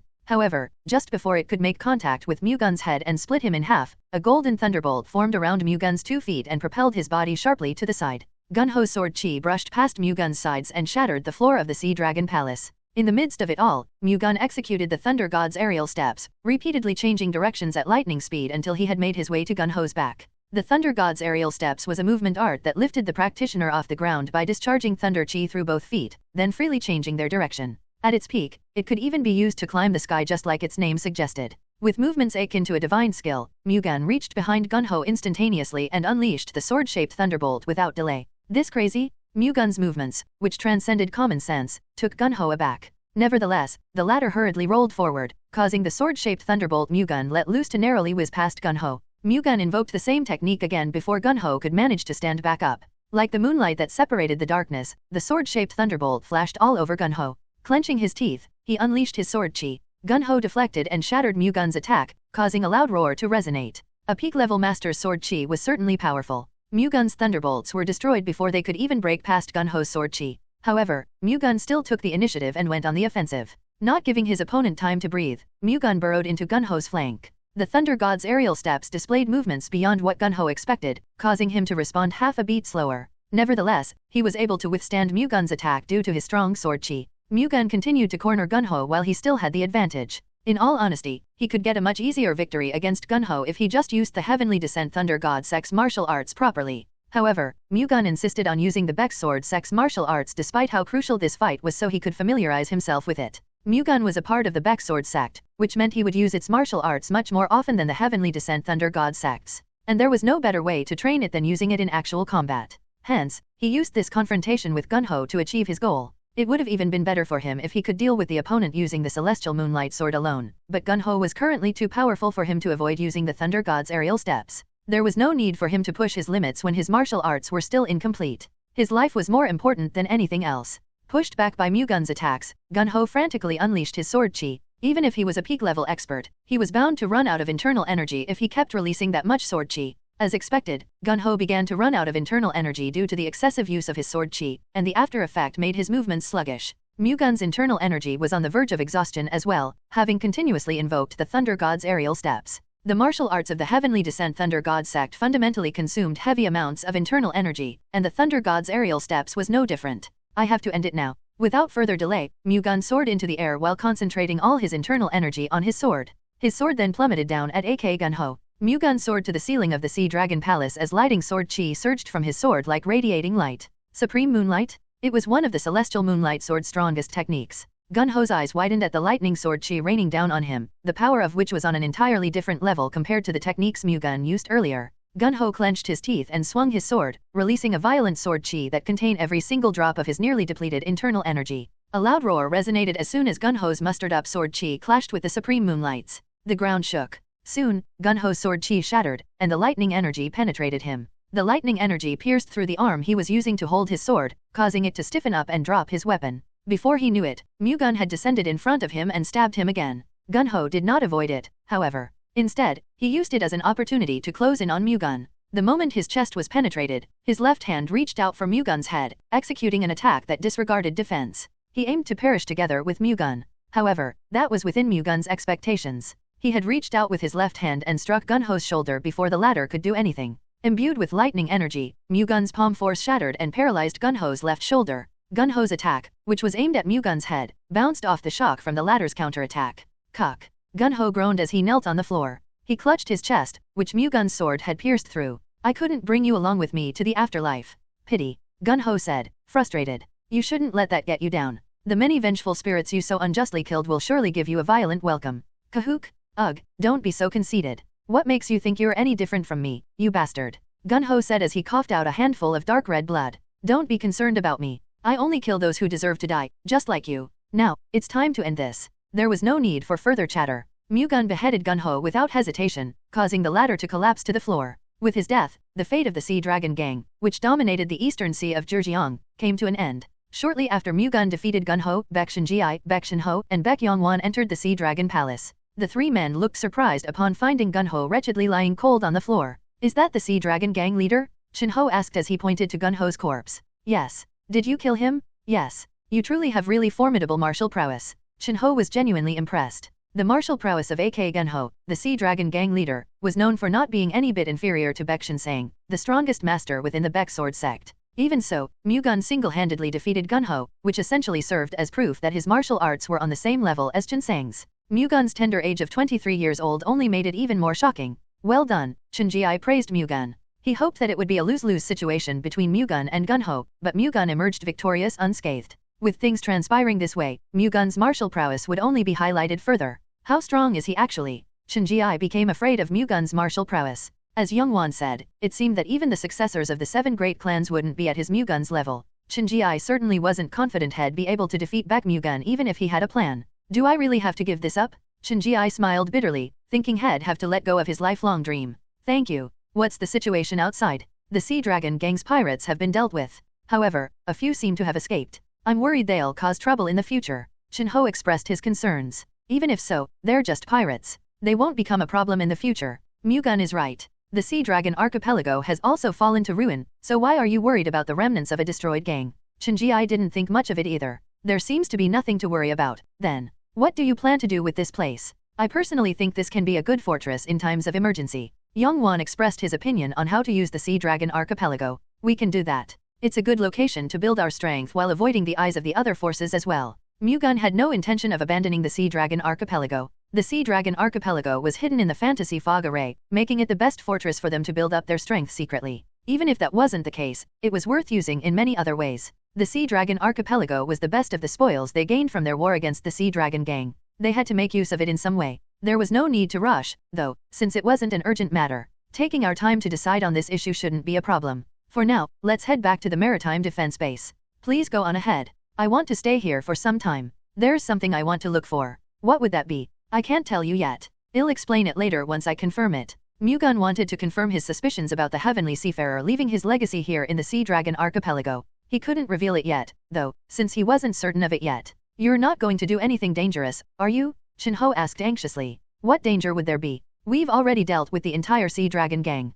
Fine. Well, head back first. Return immediately once you're done with what you have to do. Understood. But for us to get out of here, don't you have to guide us? Don't worry. I will guide you all out of here, then come back in. Alright. That's fine, then. Nov, L, B /JNN. After an hour of sorting out the mess at the Sea Dragon Island, the 3 squads of the Baek Sword Corps left the Sea Dragon Archipelago. Baek Mu-Gun guided them outside the Sea Dragon Archipelago, then went back in again with his 6 subordinates using a reconnaissance ship. May I ask what you're looking for here? Nakil Bang asked cautiously. I'm trying to find the Heavenly Seafarer's legacy, Mu-Gun answered truthfully. Heavenly Seafarer? You mean that member of the 10 Wonders of the World 100 years ago? Sadu Kwang asked in surprise. He was the least skilled in martial arts among the 6, but he had the most knowledge. The seafarer was revered as one of the 10 wonders of the world, but not many people knew of his name now since 100 years had passed since their era. The fact that Du Kwang still knew his name proved that he had considerable knowledge about the Murim world. Yes. As far as I know, the seafarer left his secret technique in the sea. It is also said that he was so well versed in array techniques that he stood above the great Zudge family, one which was regarded as the best in the world when it came to that field.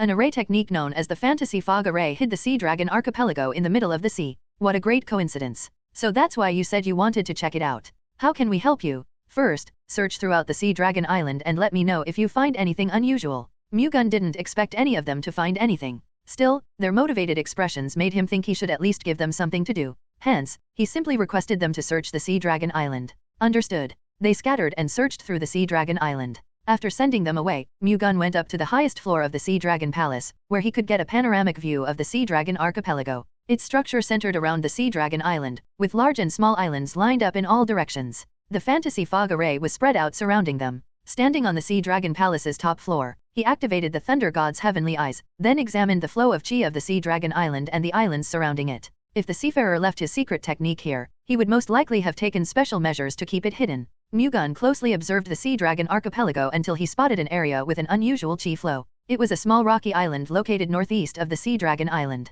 Its chi flow seemed artificial.n/o/vel/b/jn.c//om. That's the place. Mu-Gun was certain that the seafarer left his secret technique behind in that place. He went straight down the Sea Dragon Palace and headed to the rocky island with the reconnaissance ship. It was too small to be called an island, considering it barely had enough space for 5 or 6 adults to stand on. It didn't seem to have anything special about it on the surface either. However, Mu-Gun was certain that there was something there. He activated the Thunder God's heavenly eyes again and examined it in detail. Shortly afterward, he discovered a spot where the artificial chi flow gathered. It was connected to the lower part of the rocky island. In other words, it was under the sea. Mu-Gun pondered for a while but eventually made up his mind and jumped into the sea. Diving underwater, he discovered the rocky island's dignified appearance. Unlike the rocky island above that barely showed anything, the rocky island under the sea boasted a considerable size. It was like looking at a rocky mountain rising from the bottom of the sea. Mu-Gun continued examining the rocky island with the Thunder God's heavenly eyes until he finally found the source of the artificial chi flow. It was a small cave formation at the bottom of the rocky island. He thought it would be connected to the seafarer's legacy. However, he didn't immediately go inside. Instead, he first went back to the surface. Even though he was a martial arts expert, he still couldn't breathe endlessly underwater. It would be unwise to thoughtlessly enter the cave despite his lack of any information about how long it stretched. He needed underwater breathing equipment. Fortunately, the equipment of the Sea Dragon gang was still on Sea Dragon Island. Those pirates used a large sheepskin pouch with a suction tube located on its mouth for diving and launching attacks. When filled with air, the sheepskin pouch allowed its user to move underwater for more than 30 minutes. Mu-Gun utilized the sheepskin pouch to stay under the sea. He couldn't use it efficiently at first but eventually learned how to skillfully breathe through it after a few practices. Having grown accustomed to it, he decided to head straight to the underwater cave, which he believed contained the seafarer's legacy. Wouldn't it be too dangerous? You don't even know what's inside the cave. Nakil Bang expressed his concern. Don't worry. If I feel something isn't right, it'll come back up right away. Mu-Gun had no intention of obtaining the seafarer's secret technique if it meant having to overdo himself. It wasn't really that important to him in the first place.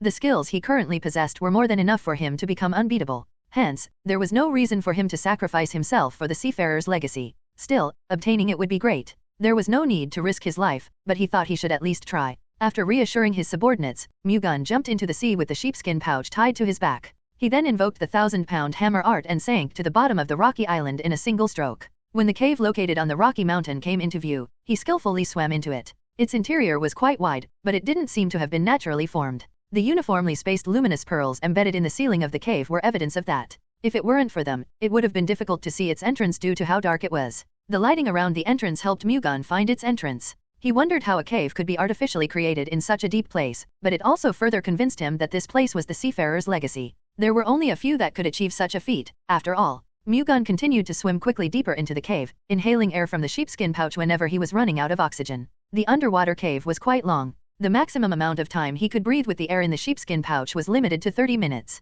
He intended to give up on the seafarer's legacy and start his return to the surface once 15 minutes had passed. Getting to it could be possible if he were to see the cave's end within 30 minutes, but he wouldn't have enough air to return to the surface. Roughly 15 minutes had passed. I guess this is it. It was unfortunate, but Mu-Gun thought he should stop now and return. However, as soon as he was about to turn around, he noticed the long cave curving upward. He had a gut feeling he'd reach the end of the cave by following that path. Mu-Gun fearlessly followed his instincts. After swimming for a bit longer, he finally found the surface. Huff! Mu-Gun breathed out as he checked the place out. He was in a circular cave. The luminous pearls embedded in the ceiling made the area bright enough for him to distinguish the surroundings even though there wasn't any sunlight. Coming out of the water, he found another cave connected to the circular cave. He examined it with the Thunder God's heavenly eyes as a precaution, finding no hidden devices that could trigger traps. Nevertheless, he entered it fully prepared to unleash his martial arts at any moment. Fortunately, nothing happened. Shortly afterward, he arrived at an artificially created stone chamber. Heavenly Sea Cave. Those 3 words were written above the stone chamber.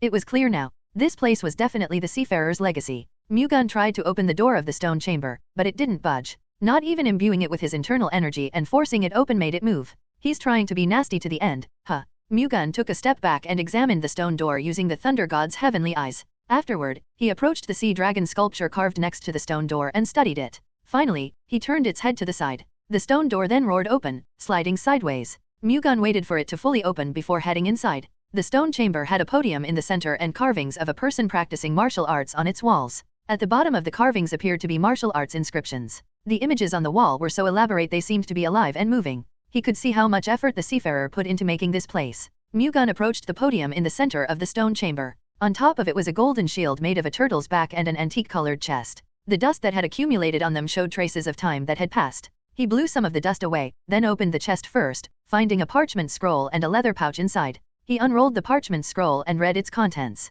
To the person reading this, "My name is Hachin, and I am the person leaving this letter to you. I don't know if my name will still be remembered by the time you find this, but I was known in Murim as the Heavenly Seafarer. The fact that you're reading this means that you've passed through the fantasy fog array and the underwater cave that I set up. That makes you well qualified to obtain my martial arts. Perhaps this makes you wonder why the martial arts I possess would need qualifications. Simply put, the techniques I'm about to pass on to you made me one of the 10 wonders of the world. I'm about to bequeath to you the martial arts of the Heavenly Sea God Sect, a martial art of the highest realms. Its depth and difficulty are incomparably higher than any other martial arts, making it hard to learn and understand with mere ordinary talent. That is why I prepared such cumbersome obstacles. I had to test whether you truly are the person fated to inherit it. As I have already said, the martial arts of the Heavenly Sea God Sect are profound and difficult. You'll find it hard to master completely even if you devote your entire life to practicing it. However, you were wise enough to find the secret map of the Heavenly Sea Cave hidden in the fantasy fog array and use it to reach this place. Hence, you'll certainly achieve great success with ease. The Heavenly Sea God Sect's martial arts are engraved on the wall of the stone chamber. And in the leather pouch that was with this letter, you'll find the beast core of the golden sea turtle, a divine beast I obtained in my later years with great difficulty. Absorbing it should provide you with great help in attaining the Heavenly Sea God Sect's martial arts. Furthermore, I also left you the flying golden shield, made of the golden sea turtle's backplate, as well as the flying golden shield scripture that can be used to operate the shield.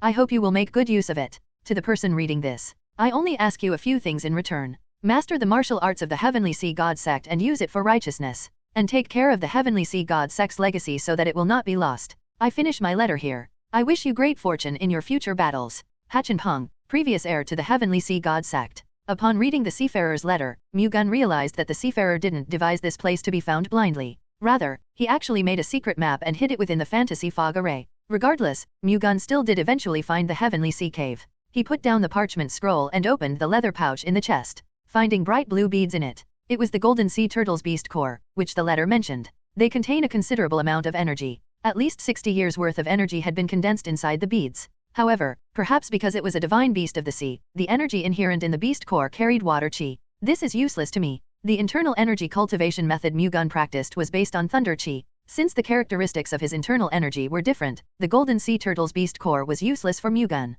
He could utilize the Heavenly Thunder Constellation Divine Arts effects to achieve some enhancement in his internal energy. However, at best, it would still be difficult to absorb even a tenth of the energy in the beast core. Giving it to someone else would yield greater results. Mu-Gun returned the golden sea turtle's beast core to the leather pouch and put it away in his pocket. Afterward, he picked up the golden shield. The golden sea turtle was a 1,000-year-old divine beast, and its backplate was known to be strong enough to deflect Vajrachi. The flying golden shield was light and sturdy at the same time. He wasn't sure about Vajrachi, but it was more than durable enough to block sword chi and saber chi. Mu-Gun turned over the flying golden shield and looked inside, finding the flying golden shield scripture inscribed into it. The flying golden shield scripture was a martial art that revolved around imbuing the flying golden shield with chi and throwing it to attack the user's enemy. However, moving the shield as freely as controlling a sword with chi was impossible. All the user could do was attack their opponent with it and retrieve it after it had been thrown. He wondered how effective throwing it would be. The essence of the flying golden shield scripture was to rotate the flying golden shield at high speed.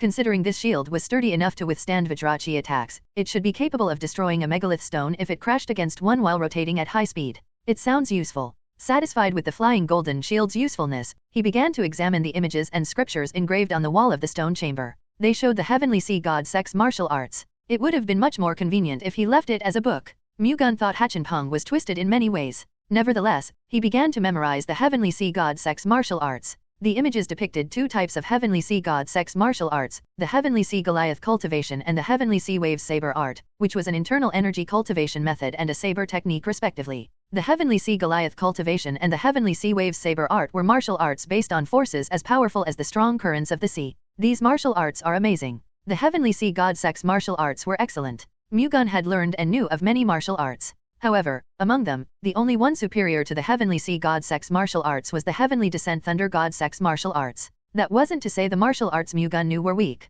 If one were to rank all the martial arts to ever exist, the ones he knew would be ranked within the top 100. That just showed how great the martial arts of the Heavenly Sea God Sect were. Mu-Gun used 2 hours to completely memorize them. Such a feat was possible for him due to his high understanding of martial arts and an inherently great memory. Now that he had memorized the Heavenly Sea God Sect's martial arts, he no longer found any reason for him to remain here. Mu-Gun packed the flying golden shield and filled the sheepskin pouch with air again. Afterward, he jumped into the underwater cave connected to the Heavenly Sea Cave. When translating this novel, I was perplexed if I should translate the names by their Korean transliteration or Chinese pinyin. After some thoughts, I decided to keep well-known surnames such as Saj, Sima etc. in the Chinese pinyin and the rest as Korean transliteration for better clarity of the characters' names. He's taking too long. Is he perhaps having some trouble inside? Nung Joeun anxiously asked. It had been more than 2 hours since Mu-Gun dived into the sea. Don't say something so unlucky. Watch what you say. Disaster comes from the mouth. Nakilbang swiftly rebuked him. I'm just worried. If the seafarer's legacy is really in there, retrieving it could take some time.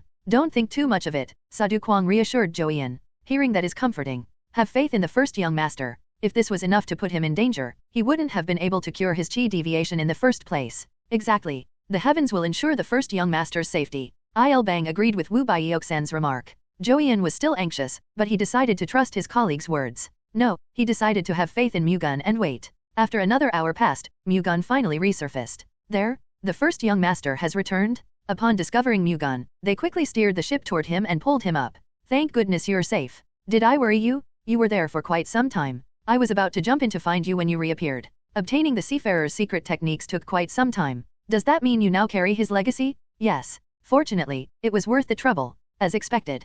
Considering you were given the opportunity to obtain the seafarer's legacy, I think you've been blessed with good fortune. First young master, Baek San-kyung said in an envious tone. I would like to convey his secret technique to you guys. However, considering your talent, I honestly think it would be difficult for you all to handle. I didn't mean it that way. I know. I just think it's a pity. Instead, I'm going to teach you all martial arts best suited to each of you, so don't be too disappointed. Disappointed? Nonsense. I already consider myself fortunate to be on the receiving end of your guidance, first young master. The others nodded in agreement with San-kyung. Mu-Gun smiled at them. It's nice to hear such flattery. Let's head back now, shall we? Diving into the sea and my trip back here has made me hungry. If I knew this would happen, I would have prepared something to eat in advance. How would you know when I would be out? It's fine, we can just come up with something to eat. So don't worry. Mu-Gun and his subordinates returned to Sea Dragon Island and quickly cooked something up using the food ingredients the Sea Dragon gang left behind. Mak Daepung prepared the food. He said that he had worked in the kitchen of an inn and learned how to make food by watching the others when he was young. Maybe that was why his culinary skills were pretty good. He made noodles and japchae, which tasted pretty good. Thanks to him, Mu-Gun was able to satiate his hunger.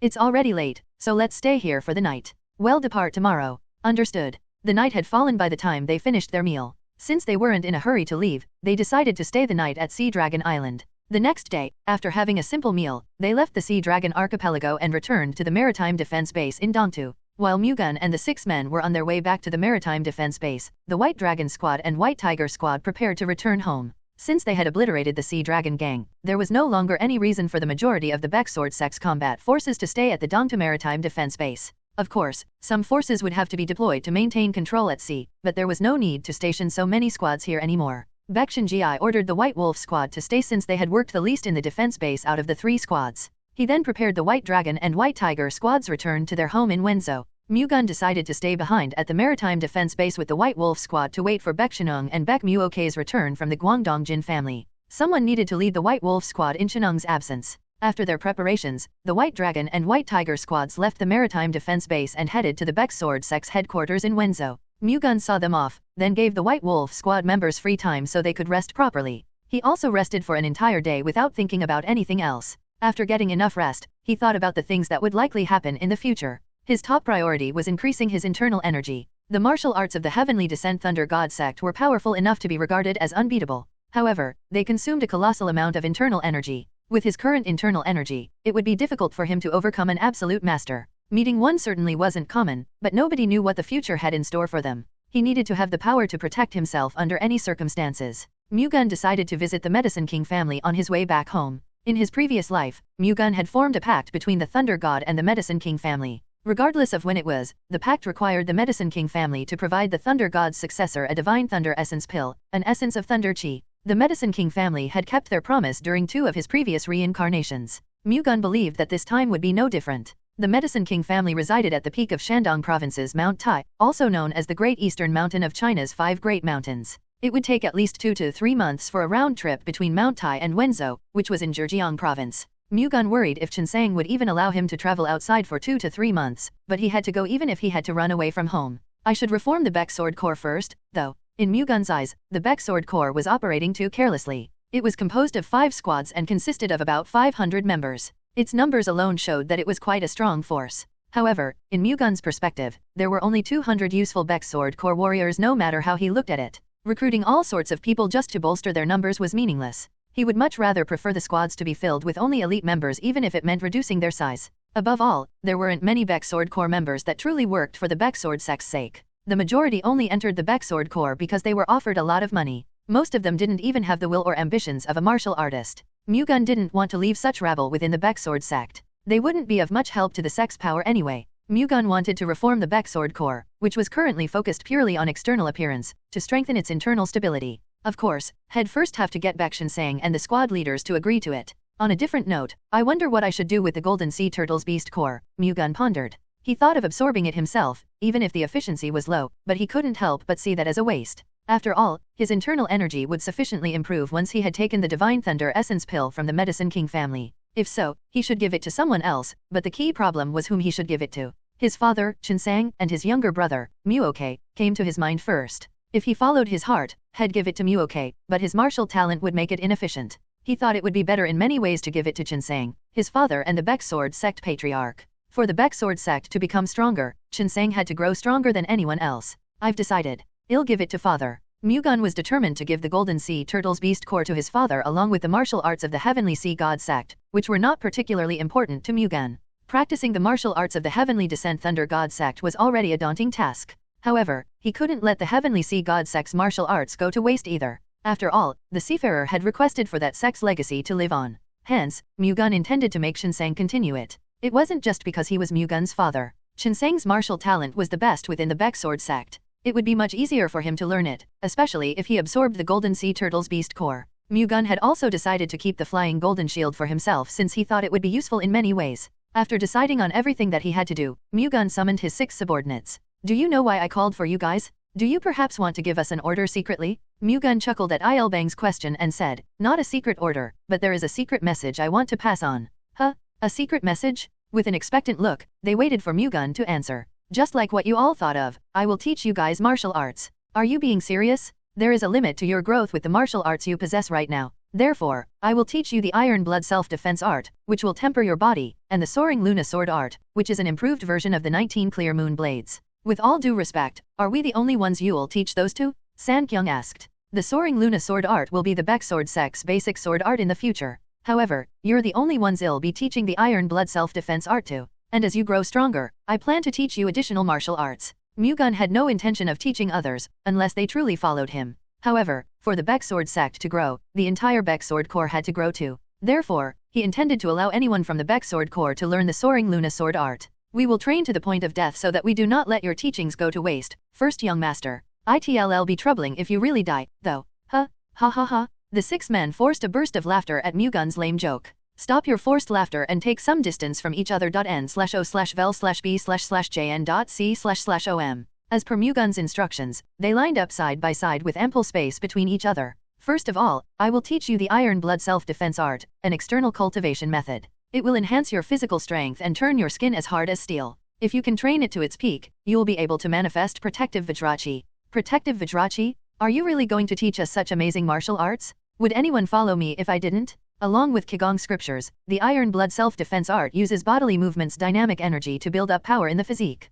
Precise breathing and accurate posture are essential. I will now perform the Iron Blood Self-Defense Art, so pay attention and watch closely. Mu-Gun began to perform the Iron Blood Self-Defense Art after organizing his men. Upon witnessing it, they remembered the Iron Blood Vajra body cultivation that Mu-Gun had displayed on the ship deck the other day. The Iron Blood Self-Defense Art was from the same school. They were aware that it was a lower-level technique compared to the former, considering it had less complexity in the movements. Nevertheless, despite being lower in grade compared to the Iron Blood Vajra body cultivation, Mu-Gun's subordinates still found it complicated and difficult. They focused on and tried to memorize the Iron Blood self-defense art movements Mu-Gun demonstrated to the best of their abilities. However, they weren't geniuses who could memorize everything at a glance. Mu-Gun had to perform the Iron Blood self-defense art, which consisted of a total of 188 movements, more than 40 times before they could completely memorize it. However, that in itself was already an amazing feat. Mu-Gun was honestly prepared to repeat it up to 100 times. His subordinates' understanding exceeded his expectations, satisfying him. Unfortunately, that wasn't the end.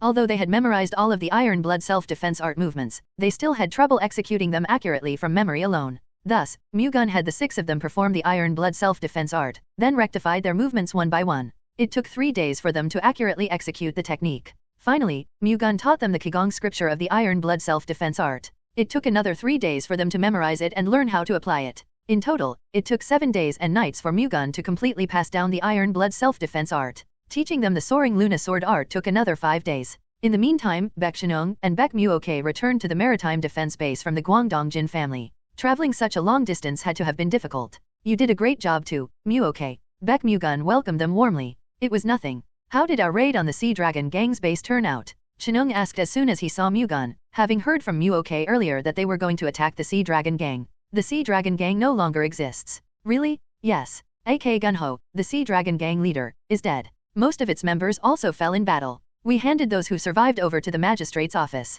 That's delightful news. It feels as if I cleared 10-year-long indigestion. Did you play an active role again this time? Nov, L, B /JNN. I killed the Sea Dragon Gang leader, Mu-Gun responded as if it wasn't a big deal. Alone? Yes. Haha. I was already aware you possess excellent martial arts, yet I still can't help but be surprised by the fact that you're strong enough to defeat that man. I'm still lacking in many parts. Anyway, what did the Guangdong Jin family say about this whole situation? They just found it strange when we said we were going to just go back, but they didn't say anything else. Did the Guangdong Jin family say that they would kindly help us? What do you mean kindly help us? They delayed as much as they could and dragged out their decision. They were probably hoping for some return, Chenung said with a look of disgust. It's just as I had expected. I'm glad things turned out well, though. All thanks to you. Everything seems to be going smoothly now that you're firmly upholding your position as the Baek Sword Sect's first young master. How is all this because of me? This was only possible because of my father and uncle's perseverance. All my brothers and I did was protect the sect. Unlike us, you took matters into your own hands.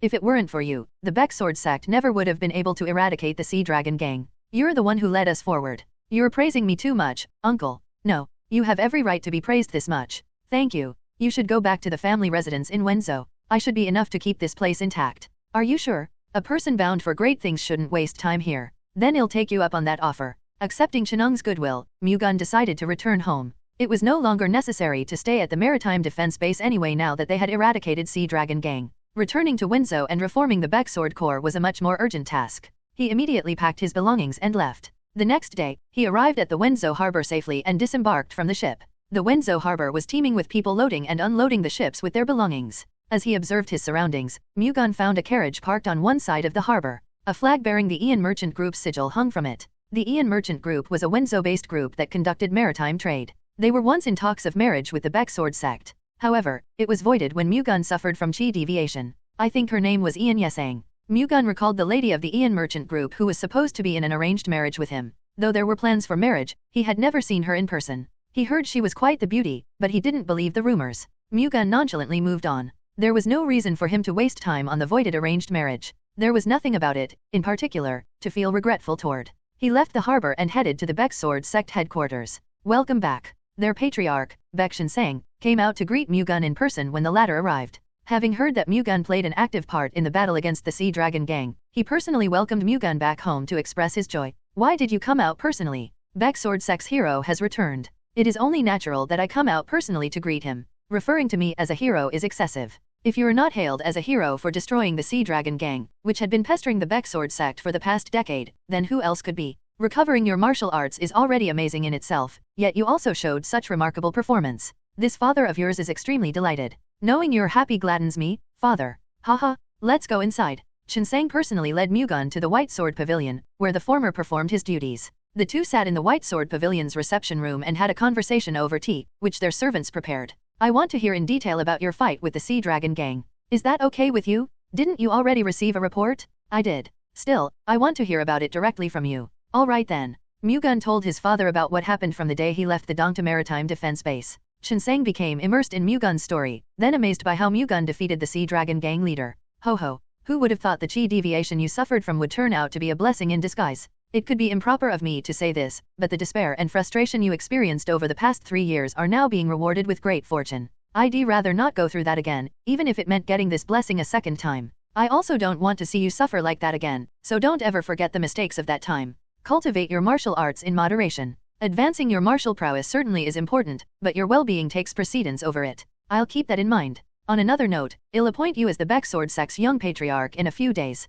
Prepare accordingly. Considering your recent achievements, no one will disagree with this decision. Understood. I also have a proposal to put forward. Mu-Gun brought up what had been on his mind. A proposal? It's about the Baek Sword Corps. Tell me. I'll be blunt. I think the Baek Sword Corps has too many members that aren't of any use to the Baek Sword sect. Our sect's growth and influence certainly is important, but the sect's internal stability should have priority over it. Therefore, I would like to take this opportunity to reform the Baek Sword Corps. Elaborate. I'd like to conduct a comprehensive physical strength and martial prowess inspection on the Baek Sword Corps members to determine which ones are qualified to be under our ranks. Those who do not meet our standards will be dismissed. I also propose that this inspection be conducted periodically and consistently rather than just being a one-time occurrence. To sum it up, you want the Baek Sword Corps to be comprised of only the best. Chinseng concluded. Yes. Numbers don't mean much to masters above the peak level realm unless their martial prowess has reached a certain level. You're not wrong. However, continuously inspecting our forces will likely evoke a lot of opposition from them. I'm worried that would push our talented resources to leave. Ranking and paying them a monthly wage according to their skills should prevent that from happening. You want to rank our warriors? Chinseng asked. We can divide them into 4 ranks: low, intermediate, advanced, and special. The low-ranked warriors will receive the basic monthly wage, and those ranked intermediate and advanced will respectively receive twice and thrice that amount. As for the special-ranked warriors, they will receive 4 times the basic monthly wage. I see what you're trying to say. However, raising their monthly wages that way will likely cause financial problems. It'll be difficult for more than half of the current members to pass the inspection anyway. We can simply redirect the monthly wages of those who failed to those who passed to avoid any huge financial changes. Assuming that to be the case, it's still uncertain whether the warriors can grow stronger just because of higher monthly wages. I agree with you that they will certainly spare no effort in attempting to progress through the ranks, but effort alone isn't enough to improve one's martial prowess. The limitations of the Baek Sword Corps martial arts worry you, Mu-Gun remarked. Yes. This is shameful to admit, but the 19 clear moon blades have clear limitations. Even if it is possible to overcome those through a combination of talent and effort, that means only exceptional people can achieve such a feat. Generally speaking, it is difficult to advance past the first-rate realm with the 19 clear moon blades. With that sword art, it is unlikely for the Baek Sword Corps members to become elites simply through an increase in monthly wages. You are not wrong, father. It's exactly for that reason that I created a new sword art to replace the 19 clear moon blades. With it, the Baek Sword Corps skills will be able to reach new heights. Did you just say you created a new sword art? Chinseng looked at Mu-Gun with a surprised expression. Yes. It's modeled after the 19 clear moon blades. I call it the Soaring Luna sword art. No, that's not what's important right now. You developed an entirely new sword art on your own? I didn't create a completely new sword art. It's merely an enhanced version of the 19 clear moon blades. I knew you had outstanding martial prowess. However, I wasn't aware it was great enough to improve an entire sword art. Chinseng stared at Mu-Gun with surprise and doubt. Enhancing a sword art was impossible without high enlightenment about it. Regardless of how outstanding Mu-Gun's martial talent was, his understanding and enlightenment of the 19 clear moon blades couldn't be that high. Despite living like a cripple for the past 3 years, I never allowed my martial arts to leave my mind for even a second. No, it would be more accurate to say it wouldn't leave even if I tried to forget about it. Hence, I instead decided to thoroughly study it in my head. Over the past 3 years, I ceaselessly examined, studied, and dissected the sect's sword techniques. The Soaring Luna sword art is one of the results. Mu-Gun couldn't tell the truth that he reincarnated, but he had to convince Chinseng in some way. Hence, he lied without batting an eyelid. Is that really true? Yes. I noticed you said the Soaring Luna sword art is just one of your hard work's results. Does that mean you created more than just one sword art? Yes. I also created an enhanced version of the 36 Phantom Moon Blades. What is its name? Chinseng asked with curiosity. Celestial Moonlight Sword Art. Celestial Moonlight Sword Art, huh? I'm really curious how much it changed. Would you like to see it? Will you show me? Of course. However, I don't think it will be easy to do it here. Let's move to the training hall. Chinseng and Mu-Gun moved to the training hall built in the White Sword Pavilion's basement. It was built exclusively for the Baek Sword sect patriarch. Hence, Chinseng was the only one who could access and use its extraordinary facilities. This was Mu-Gun's first time entering it as well. This place is amazing. Are you envious? A little bit. If you want, I can take measures to allow you to train here in the future. It's fine. The current training hall is good enough. Still, if you ever want to use this place, feel free to tell me. I'll gladly yield it to you. Thank you. Now, then, show me your creation, Chinseng instructed his son. I'll demonstrate the soaring Luna sword art first. Do as you please. Chinseng planned to see both sword arts anyway, so he allowed Mu-Gun to decide which to perform first. Mu-Gun unsheathed his sword and moved to the center of the training hall. The soaring Luna sword art consists of 12 techniques. I'll execute them in consecutive order. Mu-Gun then began his demonstration. Chinseng attentively observed him. As Mu-Gun said, Chinseng could see the 19 clear moon blades within the soaring Luna sword art's techniques. However, its steps had clearly been honed and simplified further. It also incorporated elements of dexterity and sharpness, which the 19 clear moon blades didn't have. Those likely appeared as insignificant differences. However, it was through those that the soaring Luna sword art became completely different from the 19 clear moon blades. A sword art of this level would make it possible to reach the peak level realm without difficulty. Mu-Gun became one with his sword as he moved around the training hall. He then stopped after executing the 12th and final step. What do you think? It's amazing. I don't think it is by any means inferior to the 36 phantom moon blades. No, on the contrary, it should be more effective in battle. You observed correctly. By decreasing the flashy moves, the soaring Luna sword art became sharper. It's a lot more efficient when it comes to killing and injuring opponents. I don't know if the Baek Sword Corps members can properly master that, though. That's why we need to assess their capabilities. I plan to pass the soaring Luna sword art only to those who have reached rank advanced and above. Then those ranked low and intermediate will have to continue using the 19 clear moon blades? Yes. The opportunity to obtain better martial arts on top of a higher monthly wage will definitely motivate them. I can't argue with that. I've made a decision. Let us proceed with the reformation of the Baek Sword Corps. I doubt all of the squad leaders will approve of this. You don't have to worry about that. This father of yours will take care of it. Understood. Now, show me the celestial moonlight sword art. Having seen the soaring Luna sword art, I can't help but look forward to it even more. I'll begin the demonstration, then. The celestial moonlight sword art consists of 16 techniques. Just like before, I'll execute them in order. Without taking a break, Mu-Gun immediately began to perform the celestial moonlight sword art. As its techniques were displayed, Chinseng's eyes widened with surprise. He could tell at a glance it was in a whole different league compared to the soaring Luna sword art. In particular, its last 3 techniques, starting from the Supreme Moonlight, were so powerful that even Absolute Realm Masters would have trouble blocking them. The soaring Luna sword art was astounding, but it couldn't compare to the Celestial Moonlight sword art. It could pave the way for its practitioner to advance into the lower peak level realm. No, they could perhaps even reach the Absolute Realm. Are you really the one that created this amazing sword art? Chinseng asked, unable to control his astonishment. How would I possess it otherwise? People always regarded you as the greatest talent in the history of the Baek Sword sect. However, upon seeing this sword art with my own eyes, I feel it's more accurate to say you're the greatest genius not only in the sect's history but in all of Murim's. I can't believe you managed to develop such an amazing sword art based on the 36 phantom moon blades. Even the 7 great clans patriarchs wouldn't be able to pull off something like this. Real geniuses will laugh mockingly if they could hear you, Mu-Gun replied humbly. Mu-Gun manifested his talent through 8 reincarnations. On the other hand, real geniuses could do it in 1 lifetime. Only those people were suited to be called genius. If they want to laugh mockingly, let them. No matter what anyone says, you are the greatest in my eyes. However, from Chinseng's perspective, Mu-Gun was one of those people. Mu-Gun didn't bother correcting him. Considering the many feats he would achieve in the future, it would be more convenient for him if Chinseng were to consider him a genius. What do you plan to do with the Celestial Moonlight sword art? Chinseng asked, hoping in his heart that he would be able to learn it. For starters, I'm thinking of teaching it to you and the 5 squad leaders of the Baek Sword Corps. You worked so hard to develop that martial art.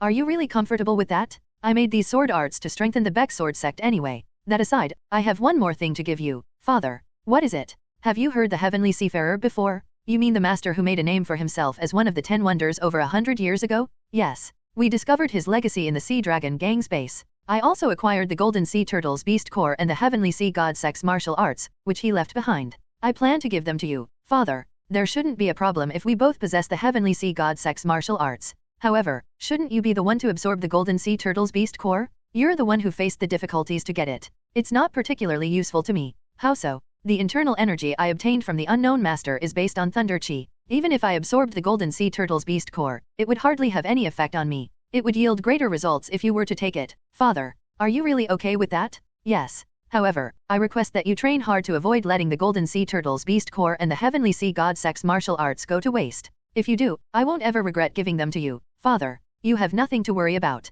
I aim to advance into a higher realm, even if it means having to enter into secluded cultivation. Then it's settled. Please take it. Mu-Gun took out the leather pouch containing the golden sea turtle's beast core from his pocket and handed it over to Chinsang, who received it with shaking hands. He then opened it and took out the beast core. Upon seeing it and the brilliant blue light it emitted, his eyes trembled due to the emotions that overwhelmed him. Thank you so much. I apologize for taking something so precious from you despite not having done anything for you as your father. Don't say that. You've already done a lot for me just by giving me the gift of life. On a related note, I think it would be better for you to learn the Heavenly Sea God Sect's internal energy cultivation method first before absorbing the Golden Sea Turtle's beast core. I'll do as you say. Well then, I'll teach you the Heavenly Sea God Sect's martial arts and the Celestial Moonlight Sword art from tomorrow onward. Understood. You must be exhausted. Go get some rest. Thank you. I'll see you tomorrow. Alright. Mu-Gun parted ways with Chinsang and returned to his residence. He then devised a procedure that would assess the Baek Sword Corps members' capabilities. The reformation wasn't set in stone yet, but Chinsang's reaction made it highly likely to be put into action. He didn't know how the Baek Sword Corps 5 squad leaders would react, but they wouldn't be able to do anything about it once the patriarch pushed ahead with it. The next day, Baek Mu-Gun visited Baek Chinsang after breakfast. He then spent 2 hours teaching Chinsang the Heavenly Sea Goliath cultivation, which was enough for the latter to completely memorize its scriptures and cultivation method. His level of understanding genuinely surprised Mu-Gun. Memorizing the Heavenly Sea Goliath cultivation scriptures aside, he needed to have a certain level of understanding to comprehend its cultivation method. Even if Mu-Gun explained it as easily as he could, it still wouldn't be easy to comprehend due to how profound and complicated it was. However, Chinsang managed to understand and memorize it in just 2 hours. Of course, actually putting it into practice was a different problem altogether, but the fact that his father understood it alone was enough to prove that he had an extraordinary level of understanding. Objectively speaking, his martial talent and level of understanding were quite outstanding. In fact, it wasn't far-fetched to say that Mu-Gun inherited his talent from his father. The only reason why Chinsang was stuck at his current level was his failure to encounter a martial art great enough to contain his talent. Just having exceptional talent wasn't all that was required to become a master. Remarkable martial arts that could accommodate said talent was also needed. Unfortunately, the Baek Sword Sect's martial arts weren't remarkable enough for his talents to blossom. Of course, there existed geniuses in Murim who rose to the realm of masters through talent alone, but Chinsang wasn't that talented. Nevertheless, Chinsang had the qualities required to become a master. He just needed an outstanding martial art to pair those qualities with. And now, he had finally come across a martial art great enough to allow his talents to flourish. To top it all off, he even had the Golden Sea Turtle's beast core to accelerate his development. It was only a matter of time before Chinsang became a master. Mu-Gun left after teaching him the Heavenly Sea Goliath cultivation and discussing the Baek Sword Corps assessment procedure. Then, from the next day onward, he began to teach Chinsang the Celestial Moonlight Sword art. Mu-Gun still didn't have sufficient cultivation to teach Chinsang the entire Heavenly Sea Waves Saber art. He had memorized all of its scriptures and techniques, but teaching it was a whole different matter since Mu-Gun couldn't impart martial arts that he himself could not execute. Hence, he decided to learn it himself first before passing it to Chinsang. Since he had to teach his father the Celestial Moonlight Sword art anyway, he had ample time to practice it. As previously mentioned, Chinsang's martial talent was quite outstanding. However, the Celestial Moonlight Sword art was a sword art of the greatest height. Even with Chinsang's talent, mastering it wouldn't be easy. Being taught the Celestial Moonlight Sword art made Chinsang acknowledge Mu-Gun's capabilities once more. Considering that sword art's level, he needed at least 15 days to learn it. Chinsang didn't rush the process. After all, doing so wouldn't help him attain it. That applied to Mu-Gun too. He didn't find the need to rush things since he planned to stay at the Baek Sword sect until he had finished reforming the Baek Sword Corps anyway. Meanwhile, Chinsang officially announced Mu-Gun's appointment as the Baek Sword sect's young patriarch. As they had expected, no one was against it. Mu-Gun's achievements during their war against the Sea Dragon Gang alone were enough to convince everyone that he was fully qualified to be the young patriarch. Along with Mu-Gun's new position, Chinsang also announced the Baek Sword Corps reformation. Among the 5 squad leaders of the Baek Sword Corps, White Dragon Squad leader Baek Shinji, White Leopard Squad leader Baek Su-Kwang, and White Bear Squad leader Baek Jin-Won objected, but they couldn't do anything when Chinsang strongly pushed ahead with it. The integral key to the Baek Sword Corps reformation was the test that would assess its members' capabilities. Nov.L.B//JNN. The qualification verification process was as followed.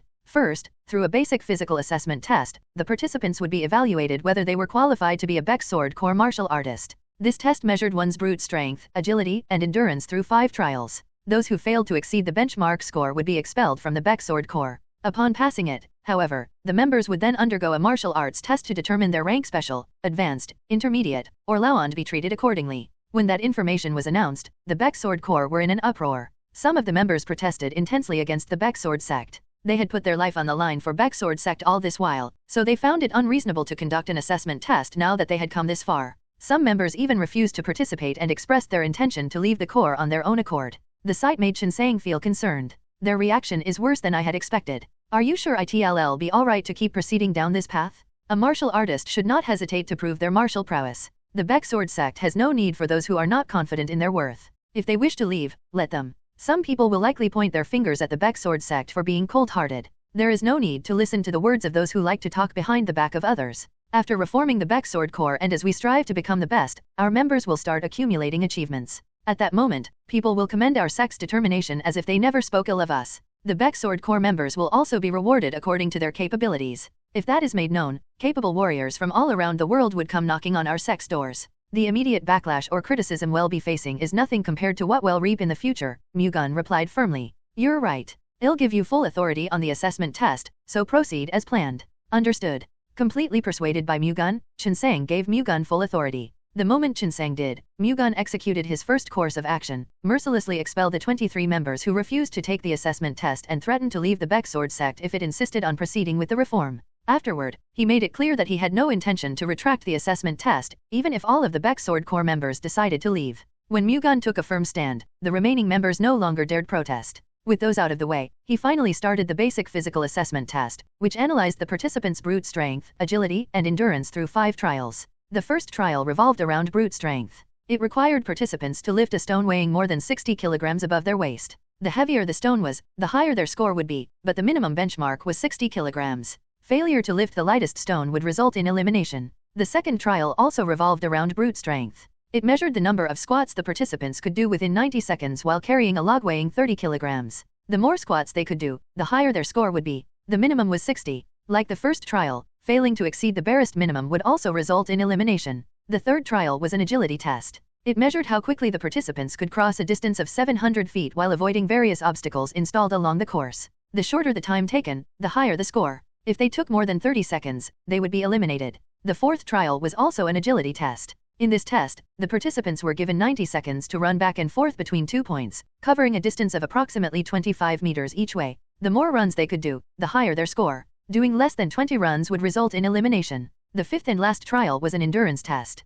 It measured how long the participants would take to run a distance of 4 kilometers. The shorter the time taken, the higher the score. If they took longer than 5 minutes, they would be eliminated. The general public would find such standards too high, but martial artists shouldn't have trouble meeting them. Those who'd fail to pass these tests were simply unqualified to be martial artists. The White Dragon Squad was the first to take the basic physical assessment test. Befitting the Baek Sword Corps finest, the majority of its members passed. More than 10 of them failed and were expelled, though. Meanwhile, the White Tiger Squad lost more than 40 people. Nevertheless, they still yielded satisfactory results. Unlike the first two, however, the White Leopard Squad and White Bear Squad's results were disastrous. More than 3/4 of their members failed the test and were dismissed from the sect. As for the White Wolf Squad, which had returned from the maritime defense base, 41 of its members passed. More than half failed and were discharged from the Corps. The 6 individuals that swore allegiance to him got top scores in all trials. Mu-Gun was satisfied with the results. A total of 245 people passed the basic physical assessment test, which meant more than half of the Baek Sword Corps had been kicked out.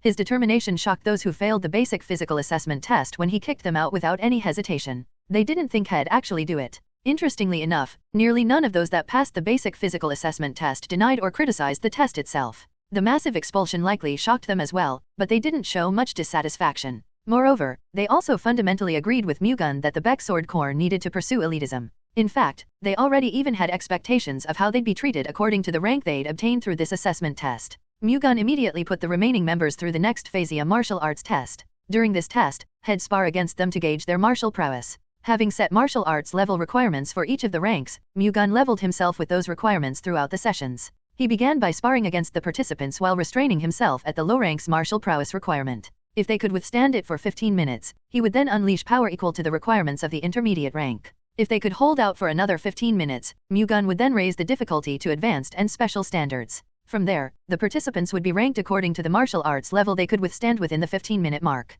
Even Mu-Gun found it hard to deal with all of the 245 people that passed the basic physical assessment test. However, he didn't mind the strenuous task. He personally assessed their martial arts rank through sparring matches, applying the same standards to every member to avoid any future complaints. It wasn't that bad anyway, considering Mu-Gun could build a bond with all the members and make his martial prowess stand out among the rest through this test. He divided the members into 20 people groups and sparred with one group per day. It took 13 days for the test to accommodate everyone. The test results were as followed: 2 special rank members, 11 advanced rank members, 97 intermediate rank members, and 135 low rank members. Those ranked special were already in the upper intermediate first-rate realm, while those ranked advanced were in the lower intermediate first-rate realm. Meanwhile, the intermediate rank members were in the upper intermediate second-rate realm, and the low rank members were in the lower intermediate second-rate realm. According to that standard, they had 13 martial artists in the first-rate realm, which made the Baek Sword Corps a decent combat force. However, it was far short compared to the 7 Great Clans forces, which had around 40 to 50 peak-level masters and over 200 first-rate martial artists.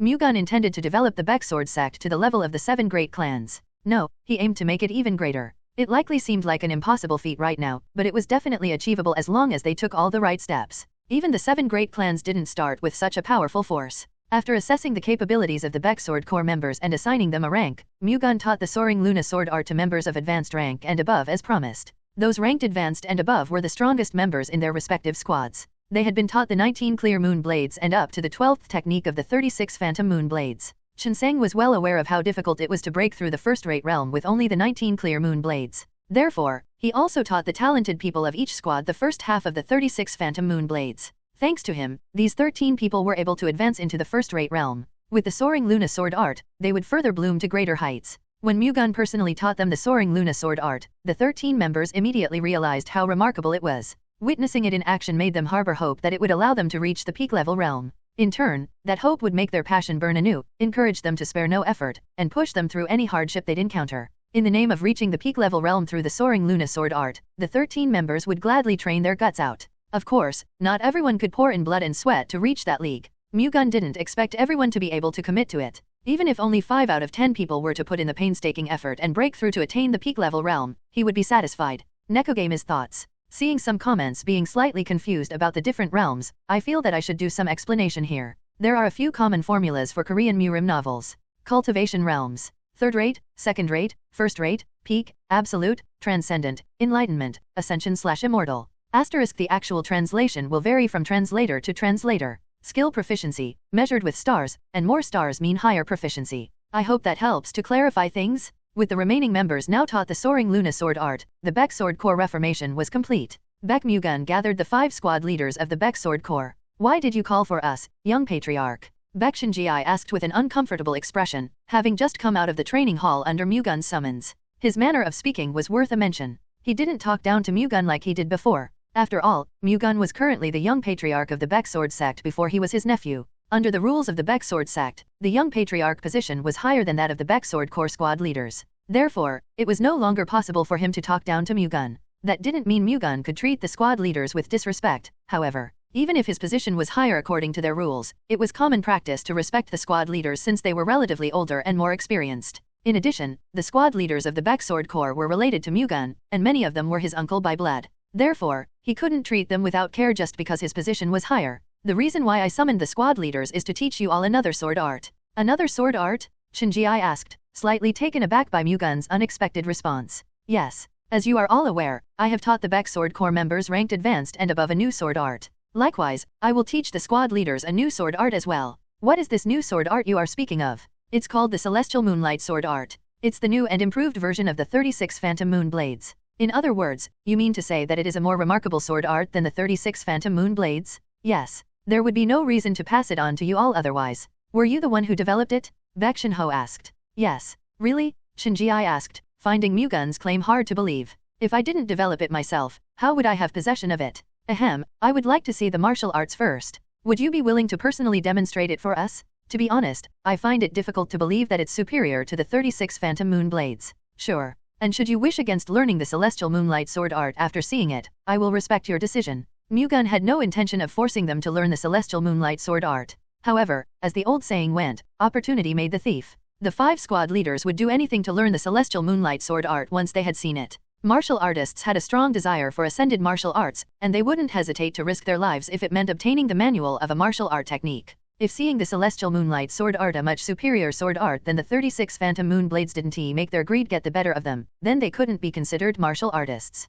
Mu-Gun picked up a sword and stood in the center of the training hall. After giving a basic explanation, he began to perform the sword art in question. As he displayed its techniques, the 5 squad leaders' eyes widened with surprise. They all had mastered the 36 phantom moon blades, so they could immediately tell that the celestial moonlight sword art was based on it. However, its power was vastly different. How could that be possible? Chen Ji was surprised that the 36 phantom moon blades could change that much. However, Mu-Gun himself surprised him even more. Improving an existing sword art to a higher level was possible only if he was in a higher realm than the said art. Despite his extraordinary talent, it simply wasn't possible for Mu-Gun to develop a transcendent sword art at the tender age of 23. However, that impossible feat unfolded right before Chen Ji's eyes. Defeating AK Gunho, the Sea Dragon gang leader, was nothing compared to this. He got goosebumps all over. A monster. Mu-Gun was a greater monster than he had imagined. Meanwhile, Mu-Gun finished demonstrating all of the Celestial Moonlight sword arts techniques except for the last 3, which were the sword arts trump cards. He wanted those 3 to be possessed only by the Baek sword sect patriarch.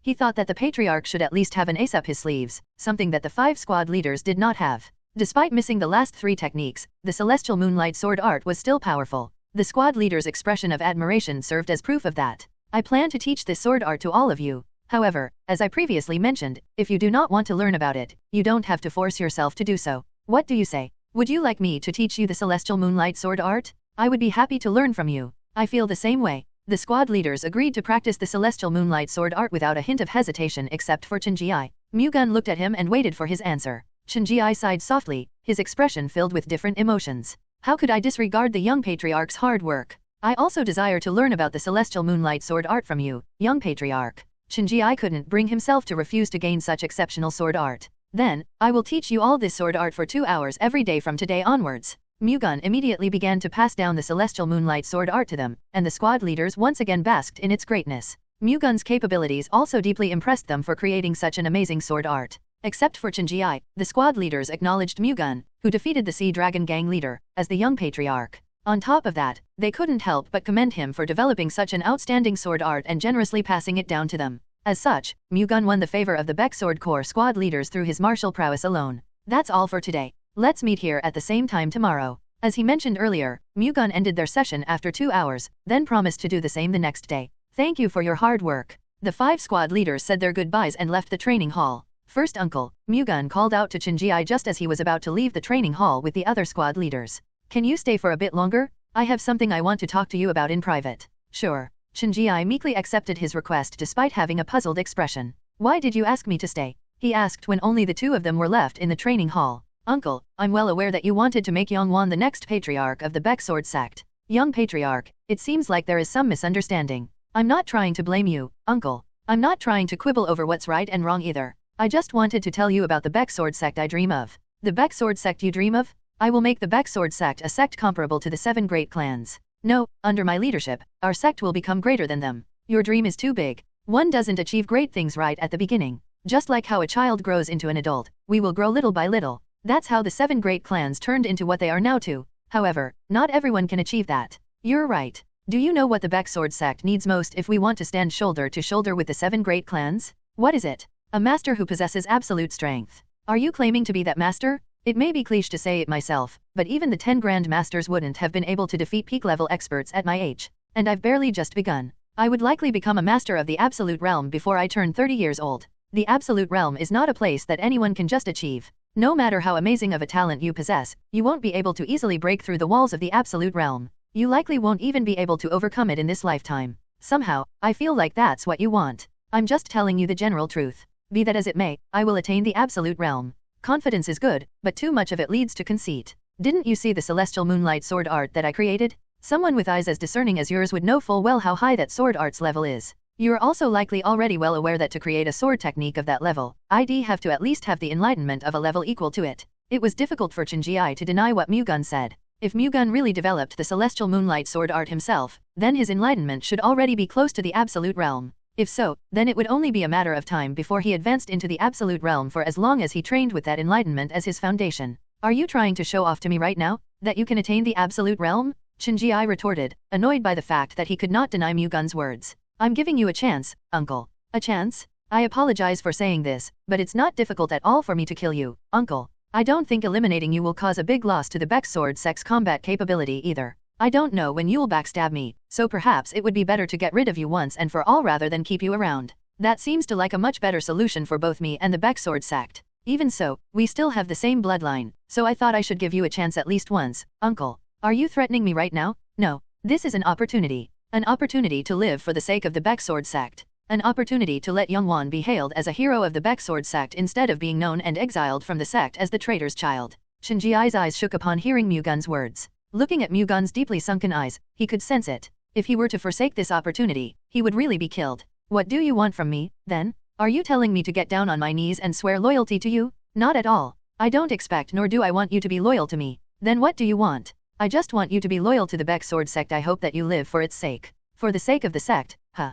The greed that you currently harbor in your heart isn't in the Baek Sword sect's best interest, uncle. It's for your own sake. If you truly wanted to kill me for the sake of the sect, I wouldn't blame you. No, rather, before you can even pick up a sword, I would have already relinquished my position to you. However, the reason you want to place Yong Wan in the position of young patriarch and make him the patriarch of the Baek Sword sect is purely to satisfy your personal greed. If that's not the case, then please tell me otherwise. N/O/vel/B/jn.C//om. Shin Ji-ai couldn't respond. I think this conversation has made you fully understand my point. Let me be clear, this is the only opportunity one can give you. It's up to you to decide what to do with it. I hope you make a decision you won't regret. Shin Ji-ai felt like Sun Wukong, standing on Buddha's palm. Mu-Gun completely read his mind. In addition, Mu-Gun possessed power great enough to not fall prey to anything Shin Ji-ai could do. He realized that he truly couldn't do anything to Mu-Gun with his skills. So this is how it's going to be in the end, huh? Shin Ji-ai had a dispirited look on his face. He gave up on the notion of making back Yong Wan the Baek Sword sect patriarch to fulfill the dream he failed to achieve.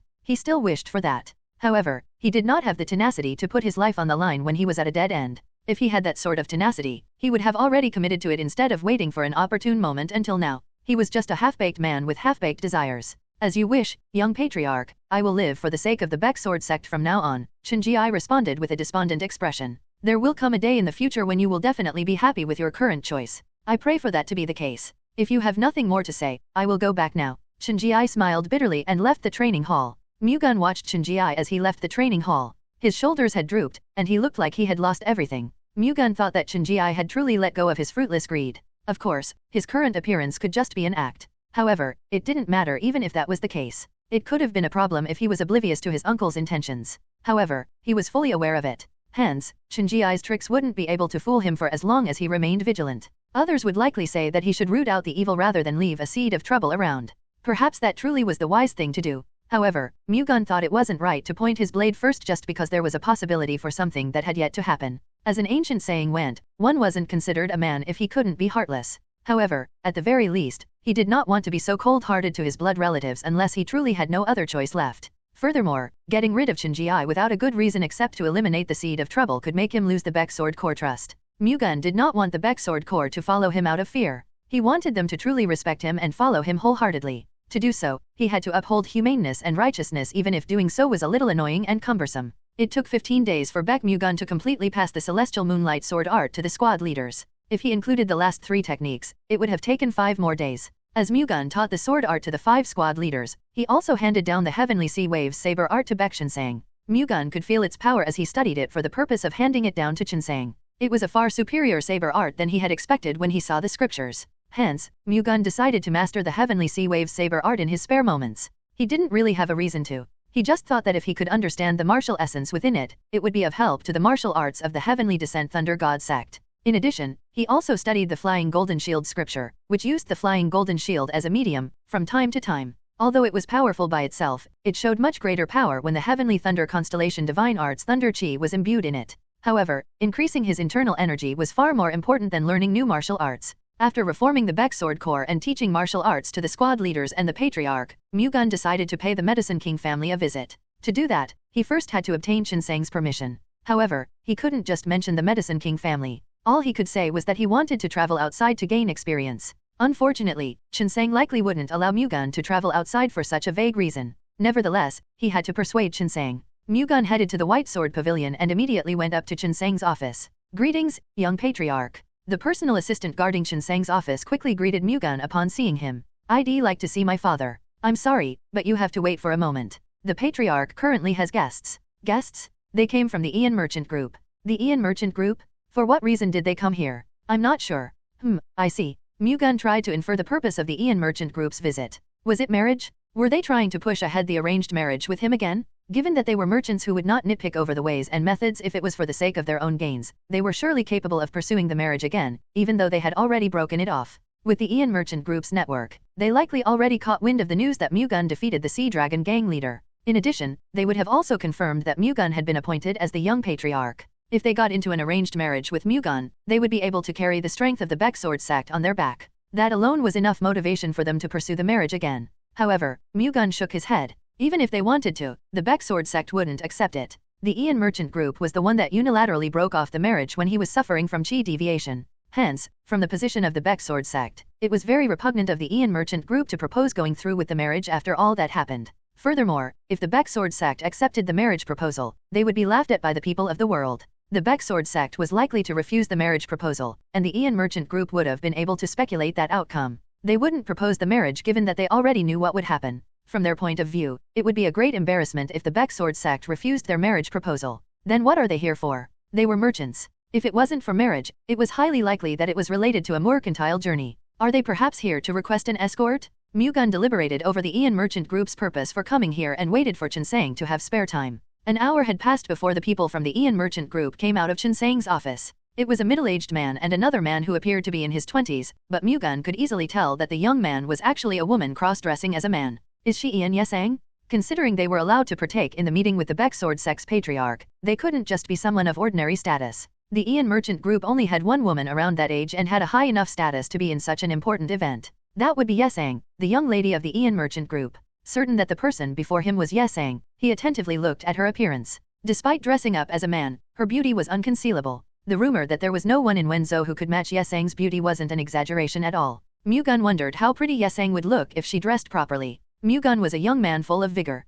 It was not strange at all for him to have indecent desires before a beautiful woman like Yesang. That didn't change despite having gone through 8 reincarnations. However, he also had the self-control to keep a lid on his desires. He liked beautiful women, but he was not enticed by her beauty. Sensing Mu-Gun's gaze, Yesang turned her head, catching sight of him. Mu-Gun had recovered his martial arts and had gained muscles, making his appearance quite dazzling. He was also pretty good-looking. Above all, he had a unique air around him. It had been naturally ingrained in Mu-Gun through his 8 reincarnations, but the unique air contained a strange charm that shook the hearts of women. Even Yesang found herself attracted to it and was inadvertently staring at him. For a moment, their eyes were fixed on each other. Mu-Gun thought about striking up a conversation, but he relinquished it and bowed lightly instead. Yesang also bowed in response. There was nothing more after that. Mu-Gun averted his gaze from her and went up to the office to meet Chinsang. On the other hand, Yesang stared at Mu-Gun's back with a strange gaze. Young lady? The middle-aged man called out to the dazed Yesang. Is he who I think he is? If you are referring to the young patriarch of the Baek sword sect, you're right. Seeing him in person, the decision we made at that time is regretful. At that time, it was the best choice we had. That's true. Not to worry. We still have plenty of chances. Nov. L.B//JNN. It's not to that extent in my opinion. Let's go. Yesang found Mu-Gun more handsome than she expected, and he had an air around him that attracted her heart. However, she had no intention to swallow her pride and push ahead with the marriage with him again. She was also well aware of how Mu-Gun had lived for the past 3 years. Regardless of how he looked now, Mu-Gun gave up on himself and indulged in debauchery for the past 3 years. As a result, his image as a pathetic man had been deeply embedded in her mind. She erased the favorable impression she had felt for Mu-Gun a while ago and left the White Sword Pavilion with the middle-aged man. In the meantime, Mu-Gun entered Chinsang's office. Come on in. I was just about to call for you. Is it because of the people of the Ian Merchant Group who just left? Did you see them? Yes. Was that all? Was there something else? You recognized Ian Yesang, didn't you? She's pretty just like the rumor says. Then it's still not too late. Should I discuss the marriage proposal with them again? Chinsang asked. We of the Baek sword sect value our pride. How can we open discussions for marriage again when they were the ones who broke off before? If it's what you want, then what's the big deal? I don't want it. You said she was pretty a while ago, but it seems like you don't like her very much. If a woman's beauty was enough to distract me and make me disregard the honor and pride of the sect, then I am not qualified to be the young patriarch. You're treating this too seriously. Chinsang chuckled. His laugh was filled with a sense of satisfaction. By the way, what brought them here? Mu-Gun asked. They asked to form a business partnership. Did you just say a business partnership? Are you aware of the Ian Merchant Group's activities? I know they act as a broker between Guangdong and Fujian through the sea. They also deal heavily with foreign goods. Yes. The Ian Merchant Group plans to expand their commercial supremacy to cover not just Guangdong and Fujian but Jiangsu and Shandong as well. Then the issue is their safety at sea. Exactly. The Four Seas Gang dominates the sea route leading to Jiangsu and Shandong. It would be difficult to overcome their threat with the Ian Merchant Group's strength alone. The Four Seas Gang was a far more powerful force than the Sea Dragon Gang. The Sea Dragon Gang was actually more of a pirate group than a Murim force. However, the Four Seas gang was a Murim force filled with masters. Dealing with them was beyond the Ian Merchant Group's capabilities. After all, they were just merchants. That's why they want to borrow our power. That's correct. They reached out to us upon learning that we eradicated the Sea Dragon gang. What are the conditions they offered? They offered 30% of the profits they'll earn from Jiangsu and Shandong. That's a pretty high offer. That's how big the risk is. If we accept the escort request, when do we start? They said that they are already done with other preparations. If we accept it, we can depart tomorrow. What do you think, father? It depends on whether we choose to live in peace or to continue moving forward. The Baek Sword sect's current finances were already sufficient if they were already satisfied with the area around Wenzhou. However, if they wished to reach a higher place, they would have to grow their forces. To do so, they needed more funds than they had now. This business partnership with the Ian Merchant Group would be a good opportunity to secure more finances. Which do you want more, father? Well, I can't give a definite answer yet. If it were up to you, what would you do? I'd give it a try even if I had to take the risk. The Four Seas gang is far different from the Sea Dragon gang. I know. However, we have to go beyond the Four Seas gang for the sake of the Baek Sword sect's growth. Do you think that's possible with the Baek Sword sect's current strength? If I and the 5 squad leaders come forward, we would be able to repel the Four Seas gang's threat for now. Isn't it impossible for you and the 5 squad leaders to accompany the Ian Merchant Group on their mercantile journey every time? Of course. It's only a temporary solution. However, if the 5 squad leaders and the Baek Sword Corps manage to grow stronger, we should be able to provide them with a stable escort service. The problem is that it's not as easy as it sounds. The growth of a martial artist was not something that happened overnight. It would take at least 1 year for the 5 squad leaders and the Baek Sword Corps to possess skills good enough to stand up against the threat of the Four Seas gang. Deploying the Baek Sword Corps masters to escort the Ian Merchant Group could also threaten the Baek Sword sect's safety. With all due respect, you can easily resolve that, father. If you advance into the Absolute Realm, no one would be able to recklessly threaten the Baek Sword sect. You say that as if the Absolute Realm isn't that big of a big deal. I'm not treating it like it isn't a big deal. I simply believe that you're more than capable enough to advance into that realm without difficulty. You're giving me too much pressure. I'm not putting pressure on you. All I'm saying is that I believe in you, father. That's basically pressuring me. As your father, I can't disappoint my son who believes in me. Don't worry. I doubt you'll let me down. That's just Qinsang shook his head as he had nothing to say. I have an idea. Why don't we do this? What is it? Let's borrow the power of the Justice Martial sect. You want to escort the Ian Merchant Group along with them? Yes. If we join forces with them, we'll be able to hold our own against the Four Seas gang. I don't know if the Justice Martial sect would be willing to cooperate. If you tell them that we will give them half of the promised profit from the Ian Merchant Group, they definitely will. Although our profits will be reduced, I still don't think it's a bad idea since it'll allow us to reduce the combat forces we'll be sending out. Qinsang thought that what Mu-Gun said made sense. As Mu-Gun said, if they took on the escort request together with the Justice Martial sect, there would be no need to deploy all of their squad leaders. If the Baek Sword sect and the Justice Martial sect assigned an equal number of masters, deploying 1 or 2 squad leaders at a time would be enough. The Justice Martial sect would be able to benefit considerably from this financially, and the relationship between the two sects was quite amicable. Hence, there was a high chance that they would accept the Baek Sword sect's proposal. That's a good idea. However, since it's too huge of a matter for me to make an arbitrary decision, I think it would be best to obtain the squad leaders' agreement on this before proceeding to bring the Justice Martial sect on board. Understood. Oh, why were you looking for me? Did you have something else to say? I do, but let's discuss it after we've decided on what to do with the Ian Merchant Group's offer. If they accepted the Ian Merchant Group's offer, he would have to move to Shandong province anyway. If that was the case, Mu-Gun thought it would be better to travel with the Ian Merchant Group. Traveling via a ship would greatly shorten his journey. Alright then. Qinsang didn't pry any further. After wrapping up the conversation, Mu-Gun left the White Sword Pavilion and returned to his residence. That same afternoon, Qinsang summoned the squad leaders and discussed the Ian Merchant Group's proposition. Mu-Gun also participated in the meeting as the young patriarch. The squad leaders initially expressed concerns about the Ian Merchant Group's offer. However, after hearing about the plan to partner with the Justice Martial sect, they agreed to accept it. Qinsang immediately sent Baek Mu-Gun, the White Wolf squad leader, to the Justice Martial sect to suggest working together on the Ian Merchant Group's business proposal. After much consideration, the Justice Martial sect accepted the Baek Sword sect's proposal. The Baek Sword sect then immediately conveyed their intention to accept the proposed business to the Ian Merchant Group after obtaining the Justice Martial sect's agreement. After which, the Baek Sword sect and the Ian Merchant Group signed a business partnership contract. They decided to leave for the first mercantile journey in 15 days. They also choose Nanjing, Jiangsu province as their destination. For the first mercantile journey, the Baek Sword sect decided to appoint the White Tiger Squad and White Wolf Squad. They're accompanied by 3 experts, White Tiger Squad leader Baek Shinho, White Wolf Squad leader Baek Shinong, and White Leopard Squad leader Baek Su-Kwang. Upon finding out he was excluded from the excursion, Mu-Gun immediately visited Qinsang. What's the matter? Please let me join the escort mission for this time's mercantile journey too. You can't. If you're doing this because you're worried about my safety, then you're gravely mistaken. Gravely mistaken? I don't want to grow up being protected like flowers in a greenhouse. If that happens, I will only become a half-baked martial artist. In order to grow into a true martial artist, I have to be in constant struggle with the strong masters of Murim and experience the gap between life and death, from which I'll gain enlightenment. I wish to become a true martial artist, and I'm prepared to take as much risk as needed to achieve that. So, if you decided against letting me join this mission for the sake of my safety, please alter your decision.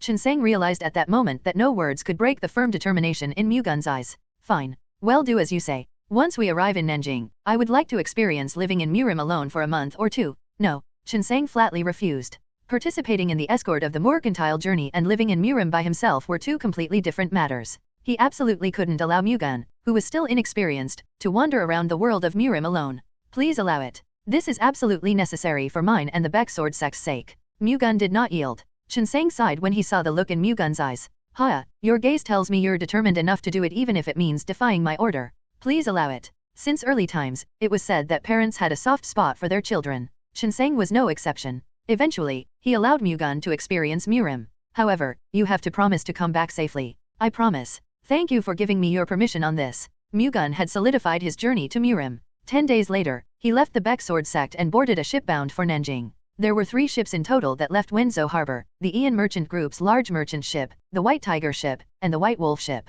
The White Tiger ship and the White Wolf ship escorted the Ian Merchant Group's merchant ship from its flanks. Baek Mu-Gun was on board the White Wolf ship, commanded by Baek Shenong. Since the Justice Martial sect members were split up between the White Tiger ship and White Wolf ship, their young patriarch, Zhang Hogun, chose to travel with his close friend Mu-Gun. Ian Yesang was aboard the Ian Merchant Group's merchant ship. Mu-Gun was quite surprised to learn that she was participating in this round's mercantile journey, considering it came with relatively high risks. After all, they hadn't completely cleared the sea route to Nanjing yet. As such, he thought it was unlikely for Yesang to join this journey, but reality proved otherwise. Mu-Gun thought the Ian Merchant Group protected her as if she was a greenhouse plant. Learning she took part in this expedition made him think she was bolder and more business-minded than he expected. His evaluation of her also. Bulwark?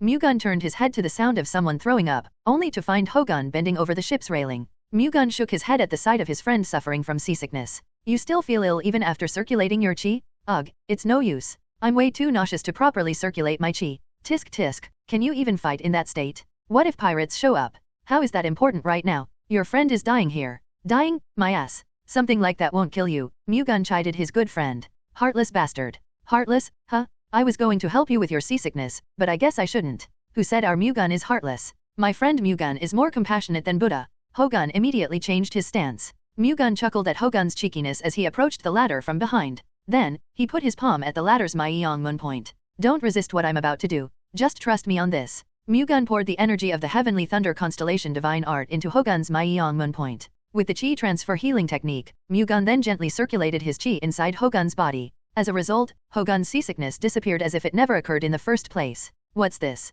Why didn't you use this amazing seasickness cure on me from the very beginning? I really thought I was going to die, you know. This is nothing more than a temporary measure since I can't do this all the time. We have to keep going like this for the next few days, so you have no choice but to adjust. It'll still help you manage your seasickness every now and then, though. Just let me know when you're having an exceptionally hard time. Okay, go get some rest. What about you? There's no point in lazing around. I'm going to train my martial arts. Here? Is there any reason why I can't train here? This ship's deck is big enough. Do what you want, I guess, Hogun replied, looking fed up. Mu-Gun smiled at him, then began his martial arts training. His 6 followers and other members of the White Wolf squad trained with him. Hogun shook his head at the sight. His subordinates are just like him, Hogun mumbled to himself. Hogun thought that maybe Mu-Gun's real talent was the amount of effort he put into his martial arts. This is making me feel ashamed for some reason, Hogun continued in self-reflection. His talent wasn't bad either. If he had put in the same amount of effort as Mu-Gun, he would have advanced into a higher realm than the one he was currently in. However, he was lazy by nature.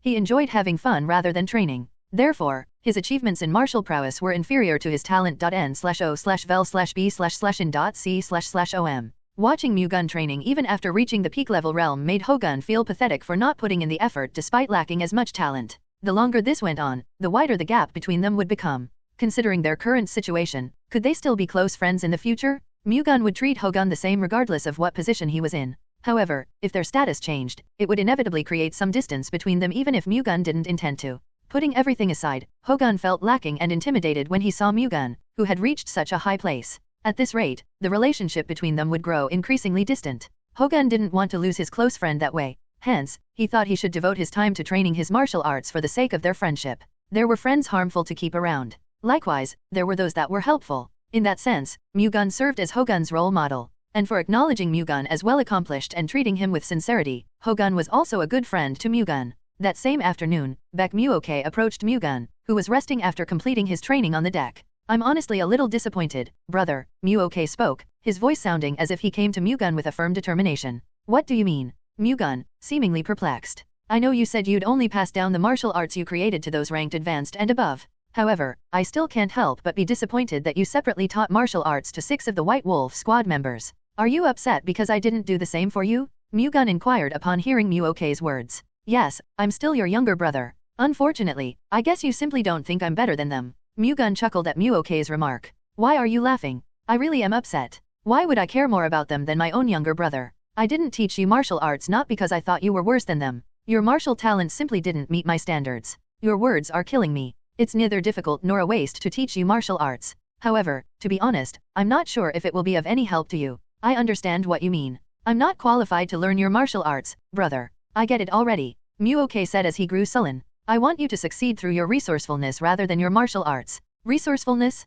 Mu-Gun did not understand what Mu-Gun was driving at. In my opinion, I think you're much more talented as a strategist than a martial artist. With that in mind, how about specializing in strategies? How can I abandon martial arts and put my all into becoming a strategist when I'm a child of a martial family? Mu-Gun unwillingly blurted out. Don't underestimate a good strategy. An outstanding strategist is better than 100 experts. My martial arts will lead the Baeksword sect's growth. However, I need you to support the sect with your strategies. With your resourcefulness and my martial prowess combined, the Baeksword sect will be capable of surpassing the 7 great families. The 7 great families? Why, you don't think we can do it? I just can't imagine it. Then you should try to keep imagining it starting now. Think about what you can do as the strategist of the Baeksword sect as well. I understand what you mean. However, do I really have the talent to be a strategist? Mu-Gun was feeling a lack of confidence. Trust in your brother's eyes. As long as you try, you will be able to easily stand on equal footing with the wits of the great Zudge family. Understood. Smiling brightly, Mu-Gun nodded. He had an inferiority complex when it came to his martial talents since he kept being compared to his brother.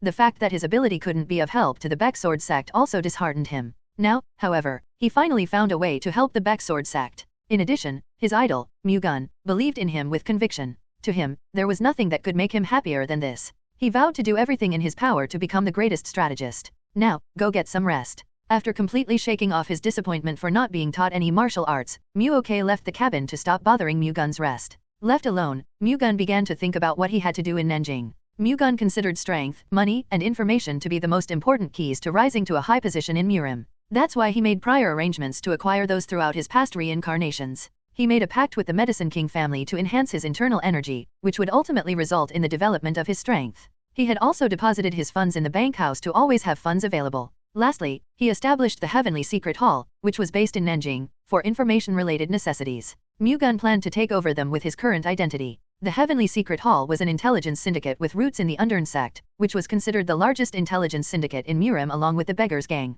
The Undern Gang dealt with an extensive amount of information. However, the majority of them were nothing more than miscellaneous information. The high-level information they had on each Murim family and sect was relatively useless because of their information collection methods. The Undern sect obtained information through the eyes and ears of those living at the bottom of the social chain, which had a foundational error. Gathering crucial information through people like them was difficult. The Heavenly Secret Hall was created to make up for that weakness. It used servants, workers, and even the low-rank martial artists working for the martial sects and families scattered all over China as informants, allowing them to obtain more direct information. Mu-Gun established the Heavenly Secret Hall 400 years ago when he was reincarnated as a figure in the Undern sect in his 6th reincarnation and led the sect to its prime. The Undern Supreme Monarch, Hawunbai. That was the name of Mu-Gun's 6th reincarnation. At that time, he created the combat organization Heavenly Martial Hall and the intelligence syndicate Heavenly Secret Hall. The Heavenly Martial Hall collapsed 10 years after his 6th reincarnation's death, but the Heavenly Secret Hall still stood even during his last reincarnation's lifetime. Like the Medicine King family, the Heavenly Secret Hall was supposed to follow the inheritor of the Thunder God through the Thunder God's pledge.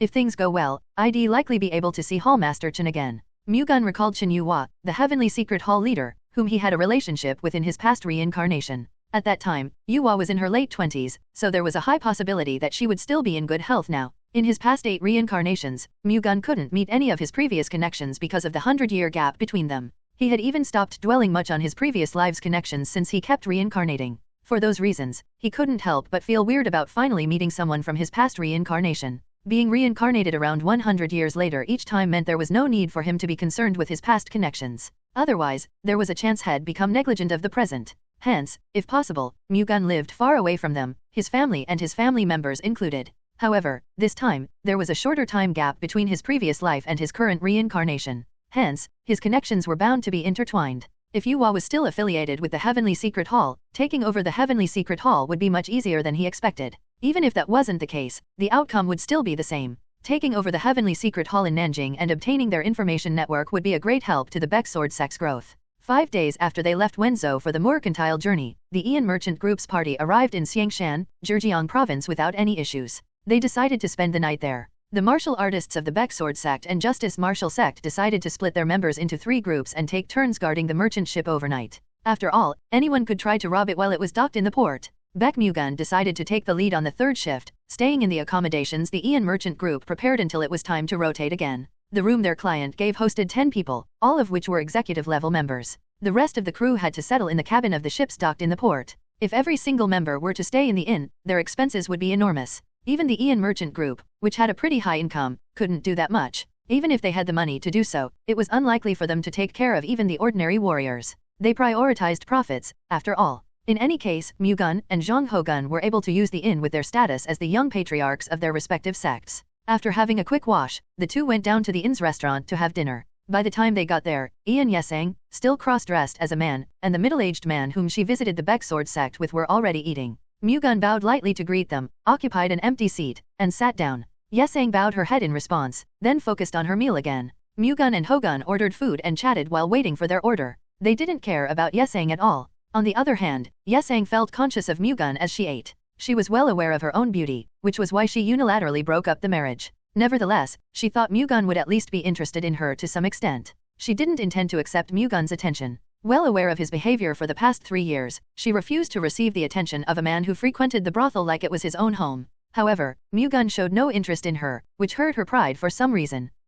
I wonder if he can still be so indifferent if I stop cross-dressing as a man. Yesang was confident that Mu-Gun wouldn't be able to take his eyes off her if she took off her male attire and dressed up as a woman. She was soon dumbfounded, however, upon realizing she was too concerned about Mu-Gun. Why am I even thinking about him? Yesang didn't want to concern herself with Mu-Gun. However, the more she tried, the more he attracted her attention. Yesang unknowingly stared at Mu-Gun but quickly turned away to avoid being caught. She then swiftly finished her meal and went up to her room, deciding to avoid being in the same space as him lest she'd involuntarily divert her attention to Mu-Gun again. The Ian Merchant Group's young lady kept glancing at you throughout her meal. She's probably interested in you, Ho-Gun told Mu-Gun with excitement after seeing her leave after her meal. Mind your own business, Mu-Gun chided. Why don't you try hitting it off with her? With her wealth and beauty, you've got nothing to lose. Are you being serious? It's disgraceful of her to break up the marriage, sure, but with her looks, that much was totally understandable. Ho-Gun nodded in understanding. Now that I think about it, you're the kind of person to let his family go to ruin for a beautiful woman, Mu-Gun said with a raised eyebrow. I wish I could meet such a beautiful woman. You saw one just now, didn't you? Who do you take me for? No matter how beautiful she is, it's an ironclad rule not to mess with a friend's woman. She's not my woman. Not at all. You guys have gone into talks of marriage. She's basically halfway there, Ho-Gun tried to defend himself. If young Lady Ian heard this, she would be flabbergasted. On a more serious note, won't you need the Ian Merchant Group's financial resources to keep the Baek Sword Manor in check? Ho-Gun stopped joking around. Since when did you think that far ahead? Mu-Gun asked as he gave Ho-Gun a surprised look. I would hate to see the Baek Sword Manor swallow the Zhejiang Martial Alliance with the Hangzhou Merchant Company supporting them from behind. Ho-Gun shrugged. And it's okay for the Baek Sword sect to take over the alliance? If someone was going to take it, I'd prefer the Baek Sword sect does it. You're speaking as if the Justice Martial sect doesn't have any opinion on this. That's not it. We simply know exactly where we stand. Becoming the Zhejiang Martial Alliance's leader with the Justice Martial sect's current power is simply impossible. But you think it's possible for the Baek Sword sect? Mu-Gun questioned. In my opinion, it would be difficult to make that happen right now. However, depending on the steps you'd be taking, it is certainly possible. It sounds like I'd have to marry young Lady Ian if I want the Baek Sword sect to become the Zhejiang Martial Alliance's leader. If you want to compete with the Baek Sword Manor, which has gained the Hangzhou Merchant Company's financial power, don't you think the Baek Sword sect should have a clear source of funds too? Ho-Gun tried to persuade his good friend to reconsider his annulled engagement with the Ian Merchant Group. Well, I don't think it's necessary. Are you saying you're not interested in becoming the alliance's leader, or do you mean that you are more than capable to become the leader even without the Ian Merchant Group's financial power? That's enough. I think this is beyond what I can opine. Mu-Gun concluded the conversation topic. Mu-Gun was a young patriarch. Regardless of his desires, he needed to be careful of making remarks that could be considered the will of the Baek Sword sect. Ho-Gun wasn't the type to run his mouth, but it was better to keep his thoughts to himself as much as possible on such sensitive topics. Mu-Gun was glad that Ho-Gun expressed his intention to support the Baek Sword sect as the leader of the Zhejiang Martial Alliance, though, aside from a strong combat force, they also needed support from other forces to claim that position. Even though the Baek Sword sect and the Justice Martial sect had an amicable relationship, that didn't mean they would accept and obey the Baek Sword sect as their alliance's leader. However, Ho-Gun's words implied the Justice Martial sect was, to some extent, determined to do so. Of course, it could be Ho-Gun's personal judgment, but he understood Mu-Gun's position better than anyone else as the young patriarch of the Justice Martial sect. Hence, he wouldn't have said that thoughtlessly. Mu-Gun was satisfied with the fact that there would at least be no conflict with the Justice Martial sect over the leadership of the Zhejiang Martial Alliance. Their order was served not long after, so they stopped talking and focused on their meal. The inn's food tasted significantly better compared to its size and facilities, and Mu-Gun and Ho-Gun found their meal quite satisfactory even though the food was from a foreign region. Afterward, they went back up to their room. Mu-Gun circulated his chi with the Heavenly Thunder constellation Divine Art before going to sleep.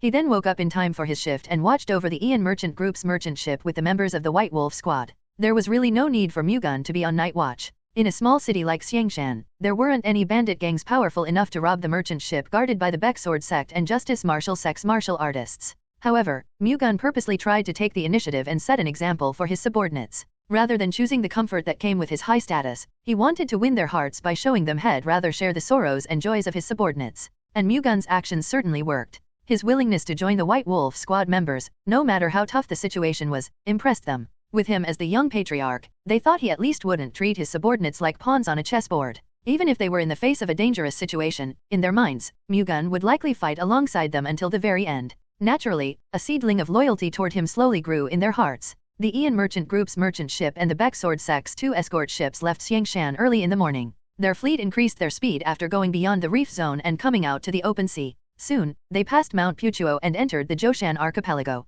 We'll be in the Four Seas Gang's territory from this point onward. Keep your wits about you. Baek Shinho and Baek Shinong alerted the martial artists on board the White Tiger ship and White Wolf ship. The Four Seas Gang's territory extended from the Zhoushan archipelago to Qingdao in Shandong province. Entering the Zhoushan archipelago meant they could come across Four Seas Gang ships at any given moment. Well aware of that, Chinho and Chinong alerted the others in advance. This is suddenly making me nervous, Ho-Gun said while taking a deep breath. After spending a few days on the sea, he no longer suffered from seasickness. Have you ever been in a real battle? Mu-Gun asked while watching from the side. I've wiped out bandits before. How many times? Twice. That's a relief. There's no need to be too nervous. Just think of it as fighting bandits. How can small-time bandits that can't even enter the Greenwood Brigands list be compared to the Four Seas Gang, which dominates the sea routes of 3 provinces, including Shandong and Zhejiang? Ho-Gun retorted his friend for making dealing with the Four Seas Gang sound as easy as a piece of cake. The Four Seas Gang is indeed a force powerful enough to rule the seas of 3 provinces. They certainly also have many martial arts masters that are comparable to the forces of Murim.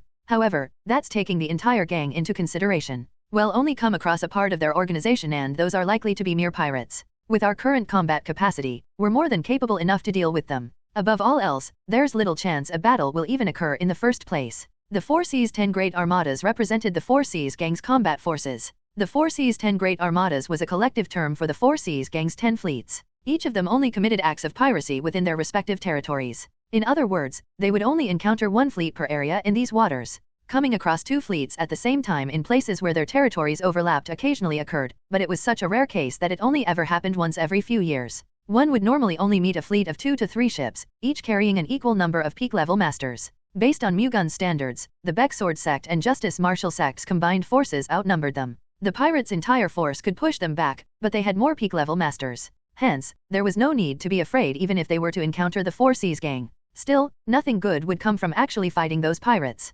Despite having more peak-level masters, a single Four Seas Gang fleet had enough people to still cause them considerable damage in combat. Moreover, fighting and damaging the Four Seas Gang would immediately mark them as the latter's enemy. Depending on the situation, the entire Four Seas 10 Great Armadas could hunt them down for revenge. Hence, it was better to avoid any battles with the Four Seas Gang if possible. What was interesting was that the Four Seas Gang would never engage in plundering acts without reason unless their strength was superior. They would only attack after determining who their opponent was. The Four Seas Gang would plunder everything the opponent had should they conclude they were stronger. On the other hand, if they surmised that their strength was similar or inferior, they would extort a certain amount of toll fee instead. Even if the other party was stronger than one of the Four Seas Gang's fleet, they would usually still pay the toll fee. After all, they couldn't risk turning the entire Four Seas Gang into an enemy. The reason the Ian Merchant Group requested the Backsword sect to escort their merchant ship was not so they could fight the Four Seas Gang and emerge victorious. It was to ensure that the Four Seas Gang would only demand a toll fee for safe passage. Paying them was a waste of finances, but it was much better than letting them loot all the goods the Ian Merchant Group had on board.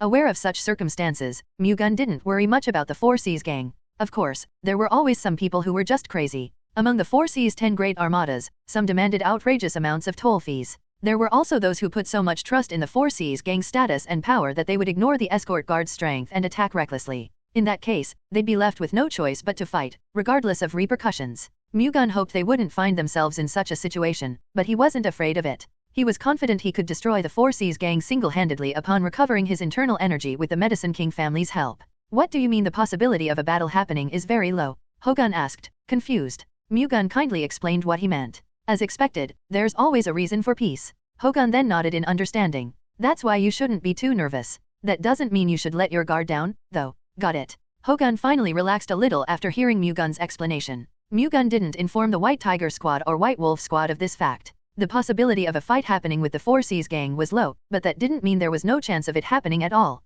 Hence, he needed them prepared to engage in combat at any moment. If a battle broke out while everyone was relaxed and complacent, they could suffer a lot more damage than necessary. It was far better to have their guards up even if it was for naught. It had already been 2 hours since they entered the waters of the Joshan archipelago. They had sped up to get out of these waters as soon as possible. If they continued like this for another hour, they'd likely pass this region without encountering the Four Seas Gang's fleet. However, just before they could leave the Joshan archipelago, 3 ships bearing the sigil of the Four Seas Gang appeared and began to approach them quickly. Prepare for battle. However, you are to hold your fire until an order to attack is issued. Shinho and Shinung gave instructions to the martial artists on board the White Wolf ship and White Tiger ship. The warriors equipped their respective weapons and readied themselves for a fight. Mu-Gun and Ho-Gun also did the same. With the Four Seas Gang ships now 50 feet away, a robust man stood on the bow of the ship in the center and shouted at them. N/O/vel/B/jn.C//OM. I am Shim Ji-Wan, in charge of the 10th Great Armada of the Four Seas Gang. I want to talk to your representative.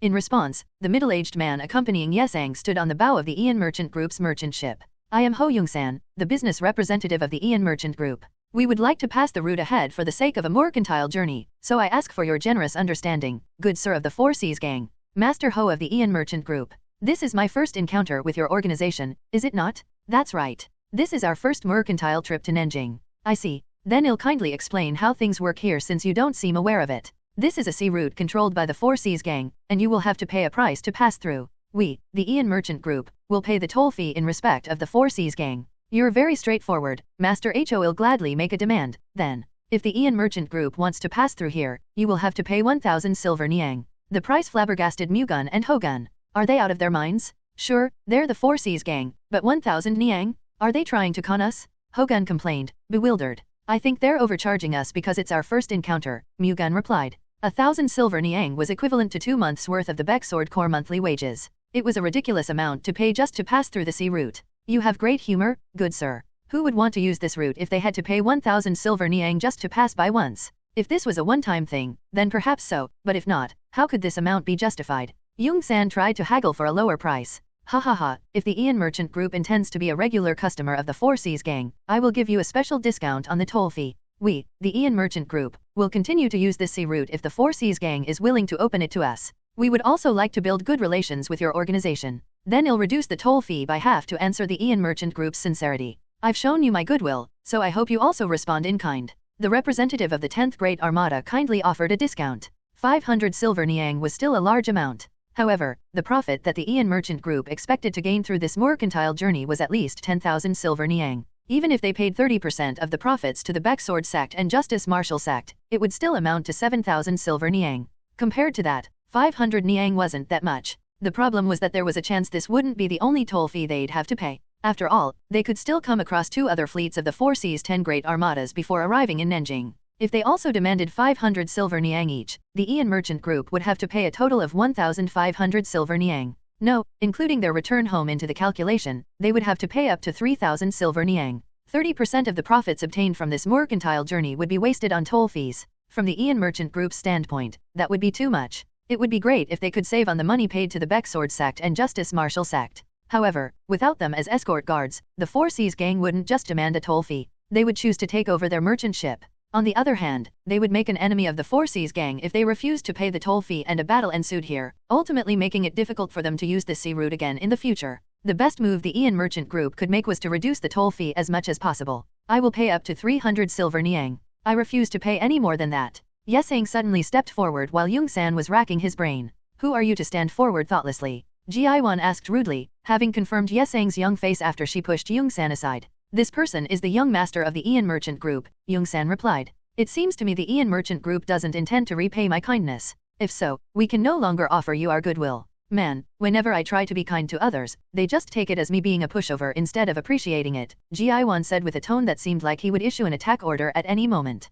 Growing anxious, the warriors on both sides fixed their grip on their weapons. Shim Ji-Wan had created a threatening atmosphere. You're aware that the Baek Sword sect and the Justice Martial sect, which are traveling with our merchant group, belong to the Zhejiang Martial Alliance, right? Ian Yesang spoke without fear. If you attack us, it is no different from you attacking the Zhejiang Martial Alliance. The Four Seas gang is certainly powerful, but can it handle the Zhejiang Martial Alliance? Are you threatening me with the Zhejiang Martial Alliance's power? I'm not threatening you. I'm just telling you the truth. As we mentioned earlier, the Ian merchant group has no intention of creating hostile relations with the Four Seas gang. We are also willing to pay a toll fee. However, we cannot accept your outrageous demand, Yesang replied without backing down. At her confident demeanor, Ji-Wan frowned. To involve the Zhejiang Martial Alliance in this, she's pretty good at pulling the strings. Baek Mu-Gun looked at Yesang with interest. Contrary to her words, it wasn't very likely for the other sects affiliated with the Zhejiang Martial Alliance to come forward and fight the Four Seas gang. After all, the Zhejiang Martial Alliance was a coalition formed solely as a countermeasure to the threat of the Seven Great Clans.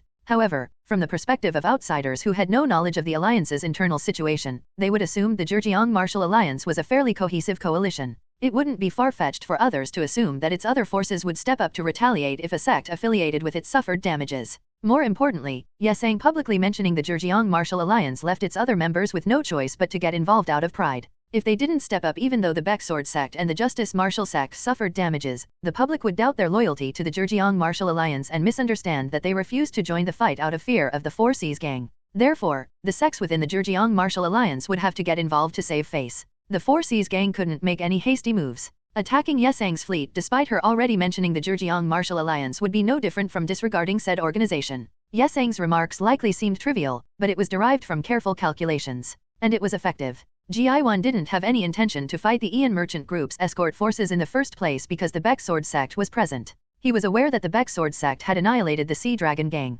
Compared to the entire Four Seas gang, the Sea Dragon gang was insignificant. However, the Sea Dragon gang was a stronger force than one fleet of the Four Seas' 10 great armadas. The fact that the Baek Sword sect destroyed the Sea Dragon gang meant they were also capable of annihilating the 10th great armada. There was no need to engage in a battle that came with so much risk. They could simply accept their payment for the toll fee. The problem was that they offered a lower amount than he wanted. 300 silver niang was still a profit, but humans were greedy by nature. He wanted more. Above all, if Ji-Wan accepted Yesang's offer right away in front of his subordinates, he would lose face. Your schemes are extraordinary despite your young age. I'll make a special concession this time because I acknowledge your gallantry. However, I can only concede up to 400 silver niang. If you insist on 300 silver niang, then I have no choice but to see this through to the very end. Ji-Wan conceded a little but also demanded a slightly higher amount than Yesang's offer to protect his pride. Fine with me. Well, pay that amount. Yesang, too, no longer resisted. The Four Seas' 10 great armadas' normal toll fee charge was around 300 to 400 silver niang, and they'd only accept 300 silver niang once they had gotten acquainted with each other to a certain extent.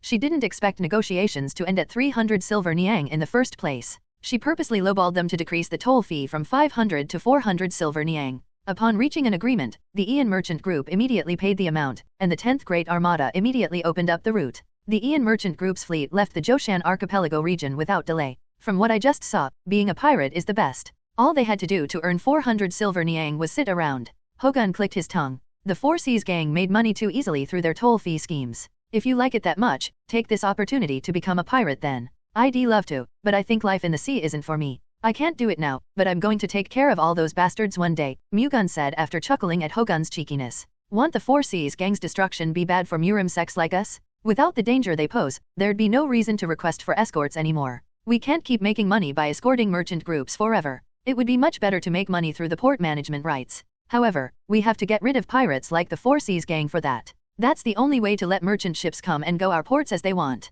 Now that I think about it, Murim sects and pirates are no different. The only thing that sets us apart is our boundaries. It's both important and difficult to keep that boundary. Well, there is no end to the greed of humans. If someone heard you, they'd probably think you're a wise man who has attained enlightenment about everything there was to know regarding the world. What a turn-off. If your friend says something cool, you should be amazed or something. Cool? What a load of bullshit. You just said something that everyone already knew. You bastard. Oh, will the other armadas let us pass after we pay them toll fees like what we did with the 10th Great Armada? I guess so. Nothing good would come from engaging in battle for both sides. Mu-Gun's prediction was right. On the way to Nanjing, the Ian Merchant Group's merchant ship encountered the Four Seas Gang's 8th Great Armada. They also opened the way without any conflicts after demanding 400 silver niang as a toll fee. Fortunately, they didn't cross paths with the 9th Great Armada. Thanks to that, the Ian Merchant Group was able to save 400 silver niang. 10 days after they left Wenzhou, they finally arrived in Nanjing.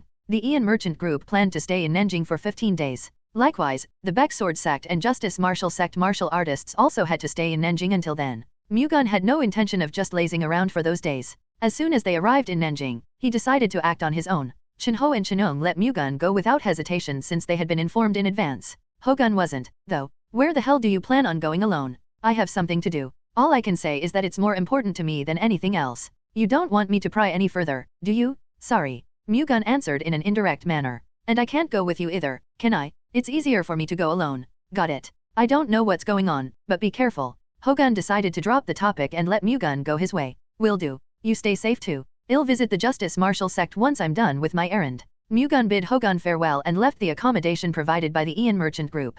He didn't inform their client of his departure because there was no reason for him to do so. After leaving the accommodation, Mu-Gun went into a restaurant located in the alley inside Nanjing's North Gate Road. It was an old and shabby restaurant going by the name of 10,000 Miles Aroma. Mu-Gun sat down by the window. The waiter served him tea and asked, "What would you like to eat?" "Give me Yellow River Goldfish, Rainbow Cloud Chicken, and Moonlit Bird." All the dishes Mu-Gun ordered were new to the waiter. They weren't even on the 10,000 Miles Aroma's menu. It was a secret code based on the name of the Undurned Supreme Monarch. Hawunbai, the founder of the Heavenly Secret Hall, when the waiter's eyes shone when he received Mu-Gun's order. "I apologize, dear customer, but those dishes are not allowed in this place," the waiter replied with another code. "Then is it allowed in the 1,000 Miles Aroma?" Mu-Gun then responded with the third secret code. "Yes. Should I pass on the message that we have a customer?"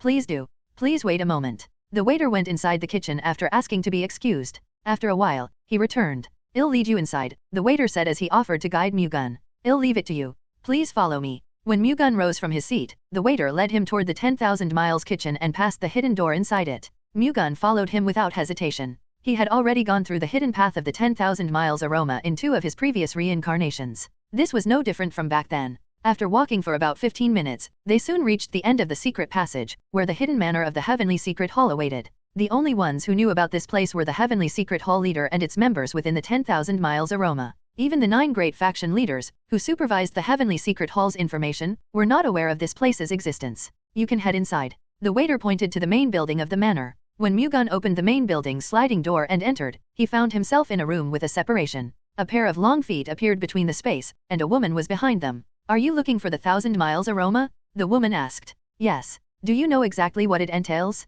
"It is the name of the covenant left behind by the Undurned Supreme Monarch's descendant, who was also the successor of the Thunder God." "Then I'll ask you, are you the Thunder God's successor?" "Yes." "Can you show me the Thunder God's symbol?" "Of course." At the woman's words, Mu-Gun raised his hand and discharged the Thunder Chi of the Heavenly Thunder Constellation Divine Art. A golden thunderbolt then formed over his hand and took the form of a flower, creating the Golden Thunder Flower Seal Thunder God's symbol. Upon bearing witness to it, she acknowledged Mu-Gun as the successor of the Thunder God. "I, Dan Seal-Young, Vice Leader of the Heavenly Secret Hall, greet the Thunder God's successor. Pleasure to make your acquaintance. Where is the Heavenly Secret Hall leader? Why did they send the Heavenly Secret Hall Vice Leader to greet me in their stead?" Mu-Gun asked. By tradition, the Heavenly Secret Hall's leader, not its vice leader, had to personally greet the Thunder God's successor. The fact that the Heavenly Secret Hall leader didn't come themselves meant either they had disregarded the Thunder God's successor, or they were involved in some form of incident. "I apologize, but she isn't here right now. She has been poisoned and is hovering between life and death. That left us with no other choice but for me to greet the Thunder God's successor," Seal-Young replied sorrowfully.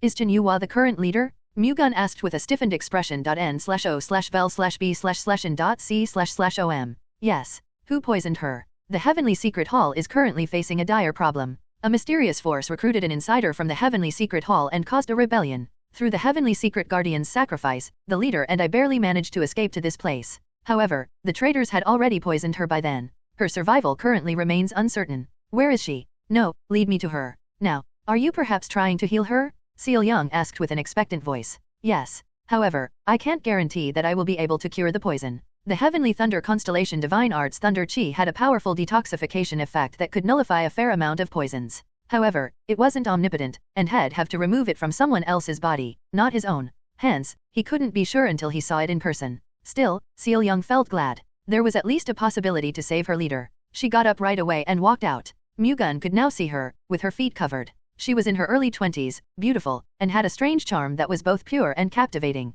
Even with the urgent matter of Yuhua being poisoned and lingering on death's door, Seal Young's beauty was so outstanding that Mu-Gun was almost enchanted. How about we appreciate my face later and go to the hall leader first? Seal Young reminded Mu-Gun, who was staring blatantly at her face. Sorry. Lead me to hall leader Chen. Mu-Gun said with a bitter smile. Please follow me. With Seal Young in the lead, Mu-Gun headed to where Yuhua was. The Hanja characters for Ha Wunbai meant river, cloud, and fly, which in the case of the code, it is represented by the bird. Upon entering the inner room, they found Chen Yuhua lying on the bed in a grave condition. Despite her condition and the test of time, she still looked like she was in her 40s. Baek Mu-Gun immediately recognized the poison Yuhua was inflicted with just by looking at the purple petals blooming on her forehead. It was the soulless purple flower poison. The death of those suffering from it was already certain once a total of 8 purple petals had bloomed on their forehead, and there were already 7 on Yuhua's. If they were a little later, she would have been beyond saving even if the Shiva gods came. Fortunately, it's not too late, Mu-Gun remarked. Mu-Gun was relieved upon counting the number of petals blooming on Yuhua's forehead.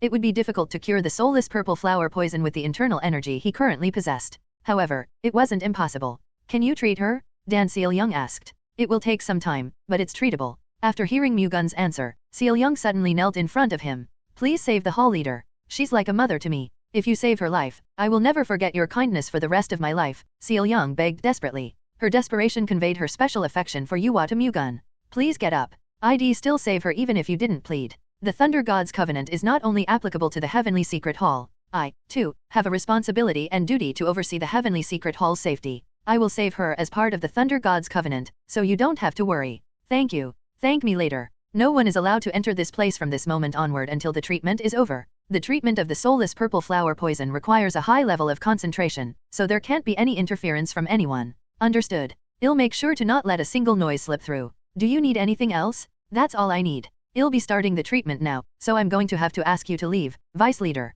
I leave her in your good hands. After Seal Young left, Mu-Gun propped Yuhua up and sat down behind her. He then placed his hand on Yuhua's Yong Wan point. Let's begin. After taking a deep breath, Mu-Gun injected the Heavenly Thunder Constellation Divine Arts Thunder Chi into Yuhua. As it permeated within her, it soon confronted the soulless purple flower poison. The soulless purple flower poison's aura immediately launched an attack upon recognizing its natural enemy. The energy it had spread all over her was quite powerful. After all, there were already 7 purple petals blooming on her forehead. However, the Thunder Chi of the Heavenly Thunder Constellation Divine Art was the natural enemy of poison. In addition, Mu-Gun's skill in handling the Thunder Chi was close to perfection. He didn't fight the soulless purple flower poison head-on. After separating its toxic energy, Mu-Gun lured a part of it away, isolated it, and quickly burned it. It sounded easy, but the process was actually very intricate and required a high level of concentration. Focusing on the fight against the soulless purple flower poison, he gave it his all. As such, his Thunder Chi continued to lure the poison and burn it. However, since the soulless purple flower poison had already spread throughout Yuhua's body and grown enormous, the treatment process did not progress as quickly as Mu-Gun had expected. N/O/vel/B/JN.C//OM.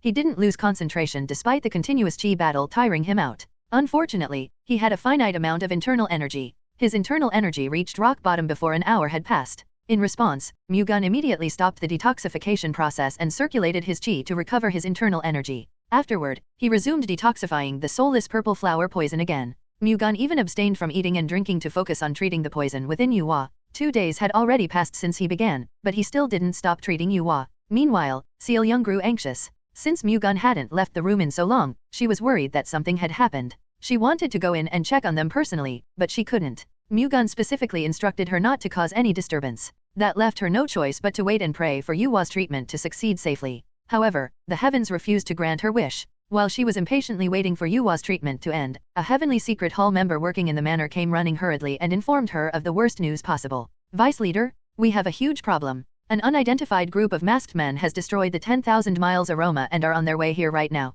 How did they find out about the 10,000 miles aroma? I don't know, but we have to escape now. We don't have time. We've activated the hidden passages traps, but those won't be able to hold them back for any longer than 15 minutes. Where can we even go to escape, considering they found even this place? I can't move from here either. Not until the hall leader's treatment is over. Summon the heavenly secret guardians and gather them right this instant. There are only 10 heavenly secret guardians in the manor right now. It will be difficult for them to stop more than 20 of those masked men by themselves. Even if so, we have to do our best to fend them off, Seal Young replied with a determined expression. The heavenly secret hall member did as instructed since he had no other choice. Seal Young pondered for a moment about going inside the room where Mu-Gun was treating Yuhua. Mu-Gun told her to not interrupt him until the treatment was over, but she had to inform him of the situation given the fact that the enemy was trying to break in. In the worst-case scenario, she had to ensure that Mu-Gun would survive even if it was just him alone. Knock knock. I'm coming in. Seal Young went into the room without waiting for an answer. Mu-Gun was still treating Yuhua, and he was so focused that he didn't realize Seal Young had come in. The sight prevented Seal Young from talking to him. She was worried breaking Mu-Gun's concentration could have dangerous consequences. Hence, Seal Young instead waited in silence until Mu-Gun noticed her himself. There was still some time left anyway. When about 7 minutes had passed, Seal Young could no longer afford to wait. She was forced to call out Mu-Gun. However, just as she was about to, Mu-Gun opened his eyes and took his hand off Yuhua's back. What's the matter? Are you done with the treatment? For now, I've removed all the poison inside her, but she's still too weak. It'll take some time for her to regain consciousness. Just like what Mu-Gun had said, all the purple petals that were blooming on Yuhua's forehead had disappeared. Thank you very much. Unfortunately, we have another problem. The traitors of the Heavenly Secret Hall have found this place, haven't they? That's right. With the forces we have here, fending them off will prove quite difficult. I think it will be better for you to get away from this place, Thunder God's successor. And I know this is a difficult request, but please take the hall leader with you. What about you? I'll stay here and buy you as much time as I can. I admire your determination, but I will have to refuse. As expected, it's far too much for you to take the hall leader with you. You misunderstand. I don't intend to leave this place. What? What do you mean by that? 7 minutes. Please hold out for just that long. I'll handle it from that point onward. As soon as he finished speaking, he assumed a lotus position and began circulating his chi. Treating Yuhua exhausted his internal energy. He needed to recover first to fight against the enemy. Seal Young realized Mu-Gun's intention upon seeing him circulating his chi. His willingness to risk his life for the Heavenly Secret Hall impressed her. 7 minutes. She went outside with the determination to keep the enemies at bay for that long no matter what. Seal Young, along with the 10 Heavenly Secret Guardians, stood in front of the manor. Soon after, nearly 30 masked men appeared. You've done well hiding here like a sly rat. We had a hard time finding this place, one of the masked men said. If we are sly rats, you guys are wild dogs coveting other people's belongings. What a naive kid. There's no such thing as yours or mine in Murim. Whether it's taken by force or other means, the person holding on to it is the owner. Wild dogs or not, the last one standing wins. I'm not so sure about that. I doubt you'll be able to take over the Heavenly Secret Hall.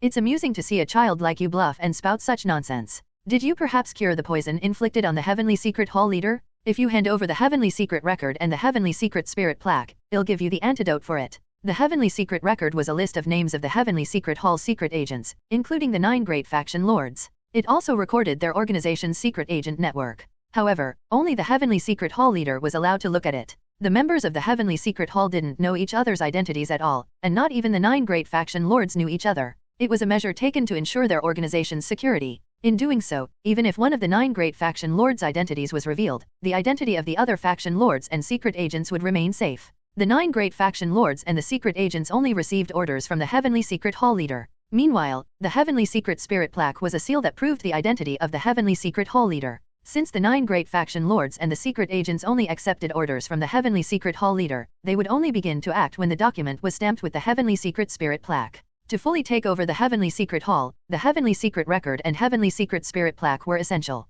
Without those items, they would only be able to obtain an empty shell. What assurance do I have that you'll really give me the antidote? Since Mu-Gun had detoxified the poison, they no longer needed an antidote. Nevertheless, Seal Young showed interest to stall as much time as she could. What I'm interested in is the Heavenly Secret Record and the Heavenly Secret Spirit Plaque, not the Heavenly Secret Hall leader's life. People like you usually feign ignorance and go against their words once they've gotten what they wanted. If you don't believe me, then just let the Heavenly Secret Hall leader die, the enemy leader taunted. Then you won't be able to obtain the Heavenly Secret Record and the Heavenly Secret Spirit Plaque. Without those, you won't be able to command the Heavenly Secret Hall. No, you'll eventually give in. Where are you even getting that confidence? If you don't hand them over, I'll send you to a brothel. I wonder if you can keep that act up when you're about to spend the rest of your life as a toy for men you don't even know. The enemy leader changed his tactic to threat now that he knew Seal Young would not give in that easily. Seal Young trembled, feeling insulted by the man's words. If she could, she didn't want to talk to him any further. However, now wasn't the time to act according to her feelings. She had to keep stalling.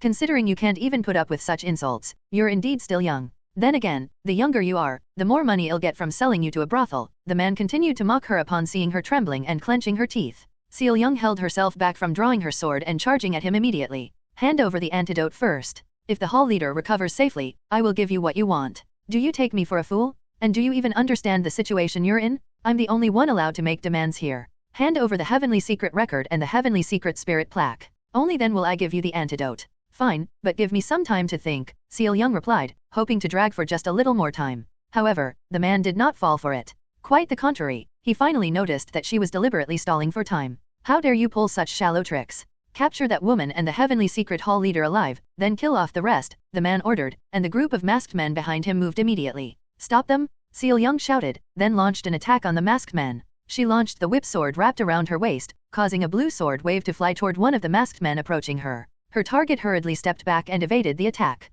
Seal Young didn't stop, however. She swung her whip sword again. Refusing to back down either, the masked man swung his saber in response. Her whip sword bent wildly, then deflected the masked man's saber and slashed his wrist. Cuck! Her opponent lost his grip on his saber along with a painful scream. Seal Young thrust her weapon toward his neck. However, just before it could pierce through, a black shadow quickly invaded her space. From the lefty was the same man she was speaking to just a while ago. Seal Young immediately retracted her attack and swung her sword at him. Her whip sword and the man's saber clashed, causing a loud metal clang to reverberate. Seal Young's weapon climbed the man's saber like a snake, then attempted to slice his wrist. However, the result was different from the masked man she wounded earlier. The man shook his saber with great force, untangling Seal Young's whip sword and deflecting it. Without delay, the man then swung his saber at her right arm. She glided back and evaded it. Pretty impressive for a young girl. The man was impressed by Seal Young's movements, which allowed her to avoid his saber. Nevertheless, he swung at her again. Seal Young judged it wouldn't be favorable for her to clash directly against the man's saber. Instead, she focused on evading his attacks.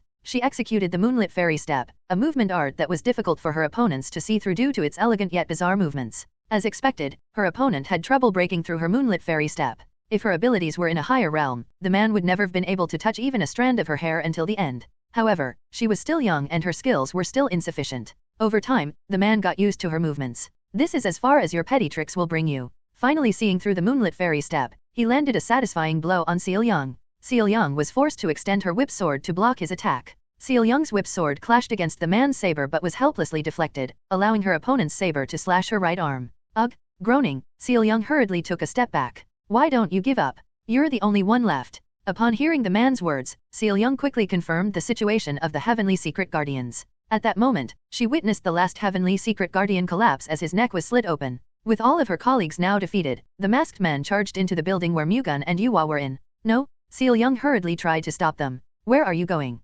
However, before she knew it, the man had blocked her path. The others kept trespassing into the manor. Please? Seal Young prayed that Mu-Gun had finished circulating his chi on time. At that very moment, the building's entrance shattered, and the masked men that had entered its premises got mercilessly blasted away. Seal Young watched Mu-Gun slowly walk out with the flying golden shield in his hand.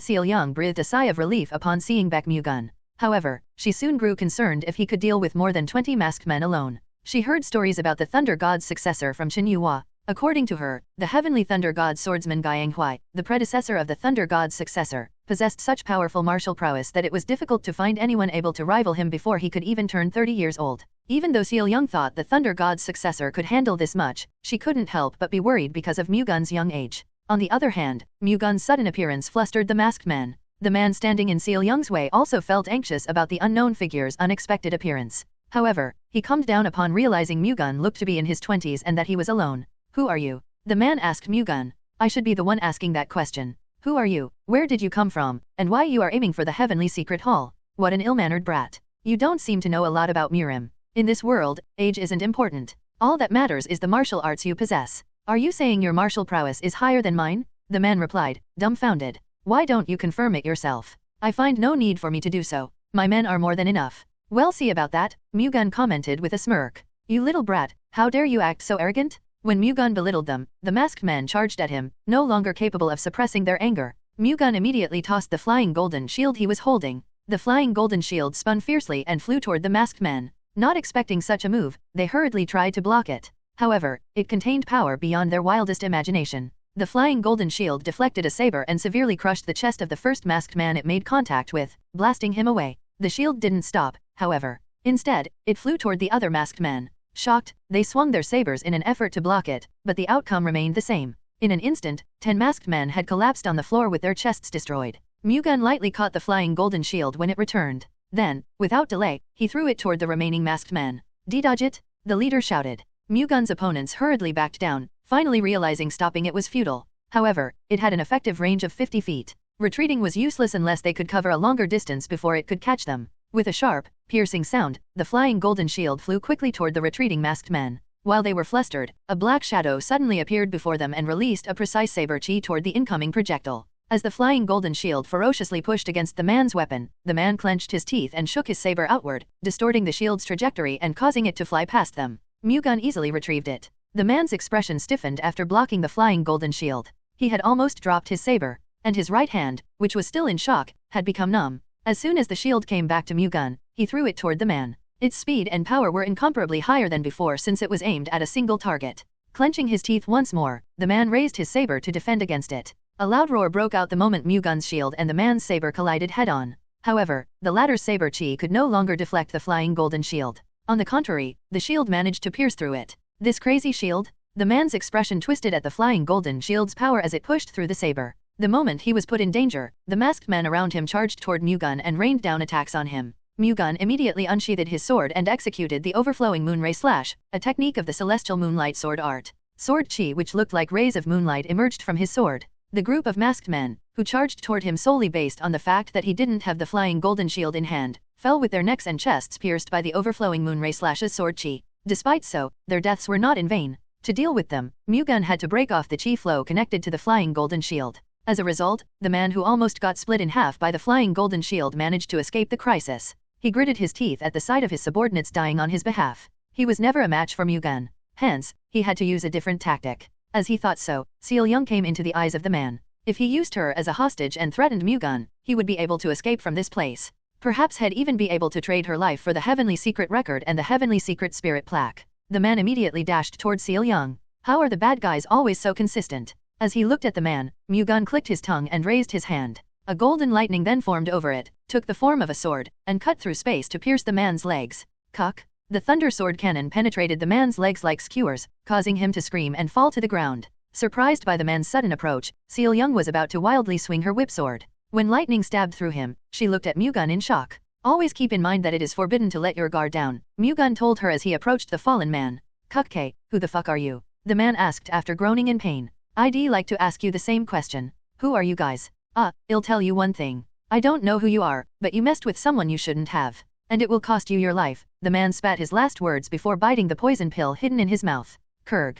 As soon as he did, his mouth foamed up and he quivered. Not long after, he grew limp and stopped breathing. Foul bastards. Mu-Gun clicked his tongue upon witnessing what happened to the man. Considering they managed to manipulate a person with such strong malice, whoever was behind them wasn't just any ordinary individual. Thank you. Seol-young bowed to Mu-Gun while holding onto her bleeding arm. Is your arm okay? This is nothing compared to what my colleagues suffered, Seol-young replied as she sorrowfully looked at the fallen heavenly secret guardian's cold, lifeless bodies. Seeing her that way made Mu-Gun think she was a good-natured person. Still, bleeding can lead to dire complications. Go inside and get it treated. What about you, Thunder God's successor? My name is Baek Mu-Gun.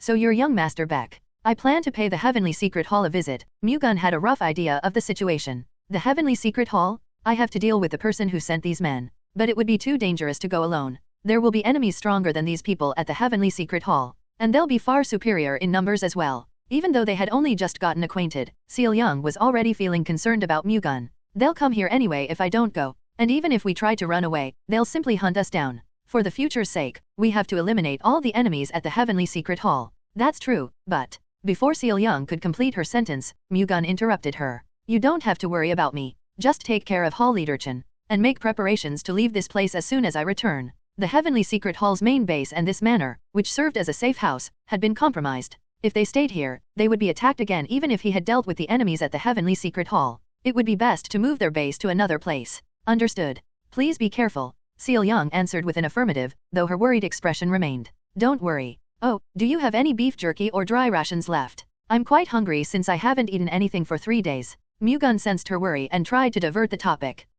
Why not have a meal before you go? I'll quickly prepare a meal for you. It's fine. I should get going before those people figure out what went down here and take measures. I see. Then please wait a moment. Seol-young hurriedly ran to the kitchen. After a while, she returned with a pouch containing jerky and dry rations. Thank you. Mu-Gun left the manor after accepting it. Seol-young watched Mu-Gun leave, then proceeded to do what she had to do. Skyflower House was the most famous brothel in Nanjing's red light district, and their Gizaeng's beauty was so extraordinary that it was said even the top-grade Gizaengs of other brothels would seem ordinary in the Skyflower House. The men of this city were bound to look for younger and more beautiful women. It was rare for the men in Nanjing to not want to be in the embrace of the Skyflower House's Gizaengs. However, crossing the Skyflower House's thresholds wasn't easy. The reason for that was money. The Skyflower House charged 5 times higher than other brothels, and that was just the price for ordinary Gizaengs. Those in higher classes were even more expensive. Hence, people without money couldn't even think of visiting the Skyflower House. For that reason as well, most of the customers who frequented it were rich people. Therefore, high-ranking officials often used it as a place of entertainment.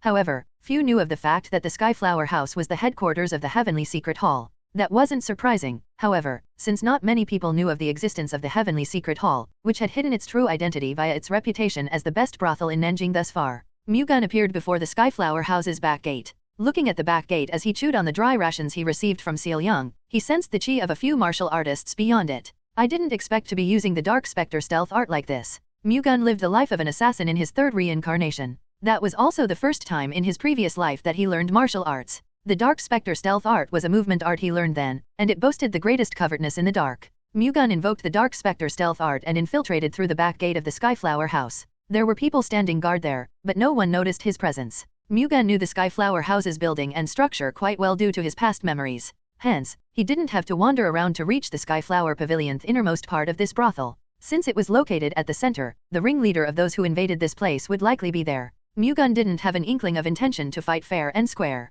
He planned to deal with his opponents one by one after suppressing their ringleader at the Skyflower Pavilion. Mu-Gun stealthily climbed to the Skyflower House's roof using the Dark Spectre stealth art, then examined the flow of energy inside it. He sensed several different energies, one of which was especially powerful.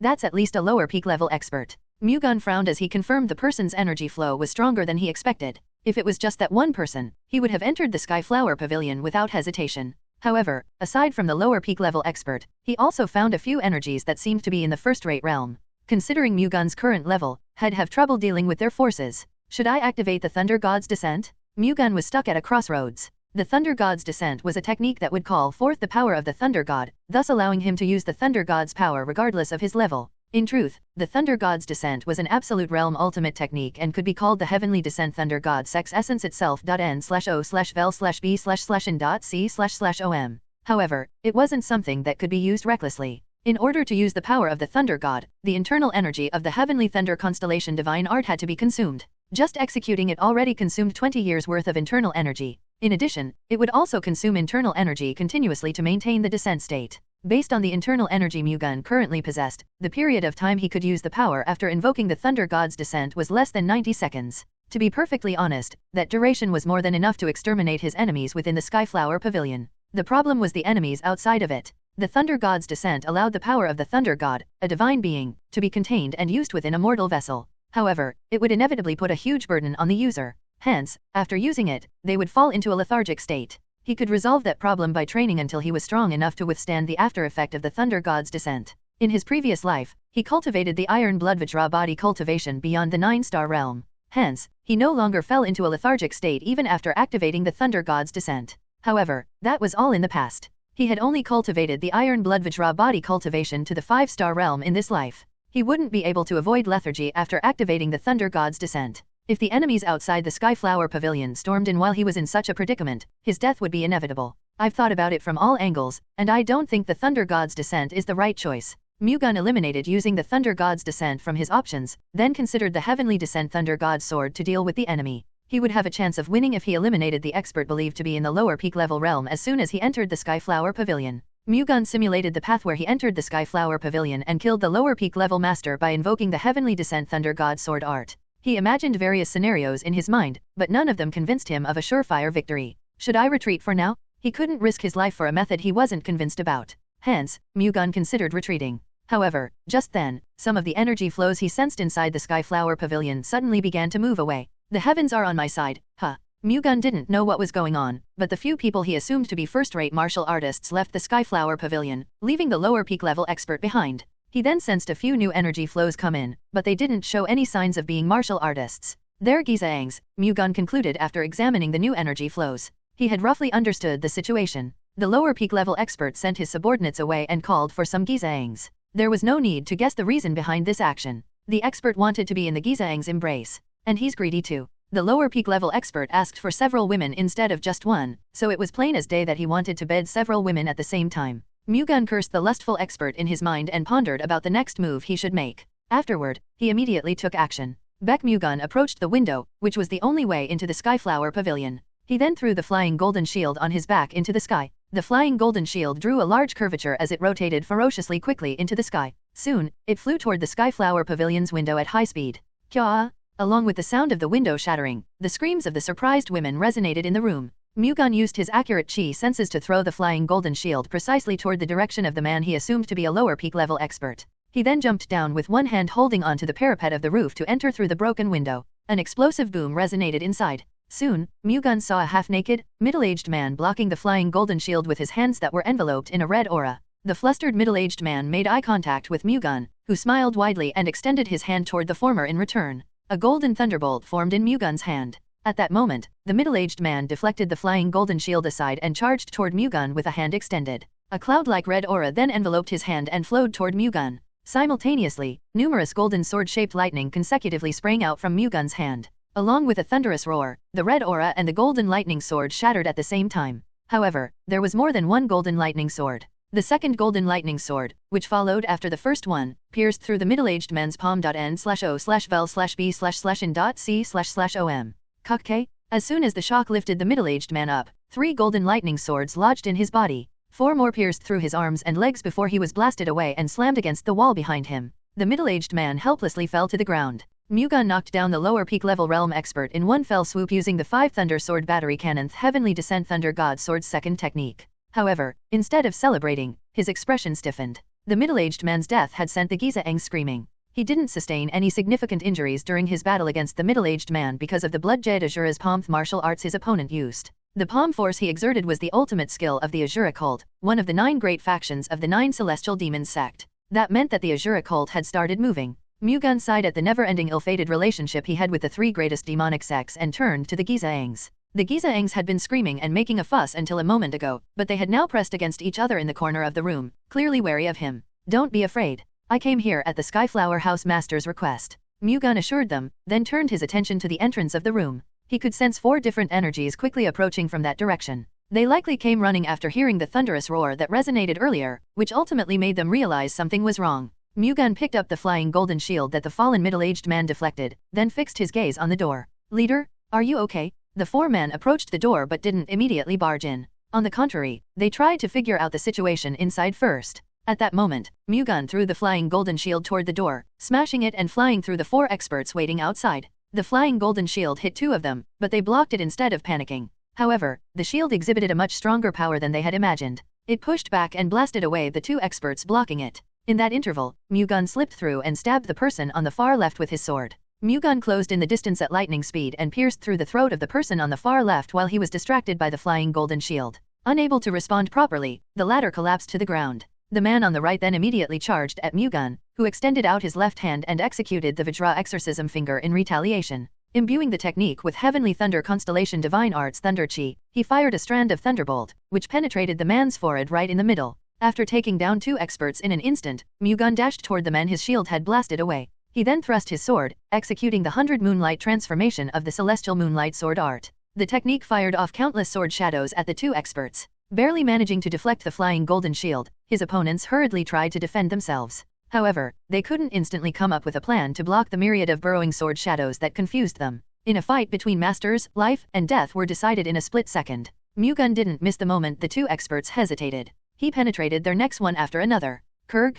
Mu-Gun's opponents let out a death rattle and collapsed. Phew. Having displayed intense movements without stopping to even catch his breath, Mu-Gun took his time to breathe before walking over to the middle-aged man he had defeated. By the time he checked if the middle-aged man was still conscious, the latter had already stopped breathing. To be fair, it would have been strange if he didn't die immediately. After all, the 5 Thunder Sword battery cannon had torn off one of his arms and left 3 holes the size of a forearm on his chest and abdomen. Damn it. I wanted to get more information about the Azure cult from him. Mu-Gun smiled bitterly upon confirming his first opponent had died. If he knew this would be the case, he wouldn't have killed the 4 first-rate experts he faced. That would have given him the chance to interrogate them. However, according to Mu-Gun's observation, it was highly unlikely that the 4 first-rate experts' martial arts were related to the Azure cult. The Azure cult. No, the 9 celestial demons sect traditionally enjoyed overthrowing Murim using infiltration squads, which were composed of people disguised as main figures of nameless martial families and sects. These individuals would grow and develop their forces while keeping their true identity and the 9 celestial demons sect hidden from the Murim organization they had infiltrated.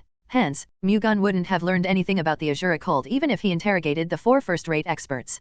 He'd be able to find out about the forces aiming for the Heavenly Secret Hall through them, but he could easily get that information from the remaining people in the Skyflower House anyway. Young hero? No, I mean, great hero? Did the House Master really send you? One of the Gizaangs hiding at one side asked carefully. Her elegant beauty stood out, though her eyes still showed fear. Yes, so just rest easy and wait here. I'll have all the people that have taken control of the Skyflower House dealt with before the night ends. Is the House Master safe? She is, so stop worrying. Thank you. Thank you so much. The Gizaangs thanked Mu-Gun with great joy, seemingly expressing how delighted they were to learn she was safe. That gave Mu-Gun a glimpse of how much Yong Wan meant to the Gizaangs. Leaving them behind, Mu-Gun exited the Skyflower Pavilion and began silently eliminating the remaining enemies throughout the Skyflower House, fully demonstrating his experience as an assassin in his previous life. Of course, he didn't forget to identify his enemies. Mu-Gun found out through several people that the invaders were from the Great Sima family of Yangzhou, Jiangsu province. The Great Sima family had grown rapidly since 10 years ago, but some of the forces in Murim were suspicious of their unclear roots.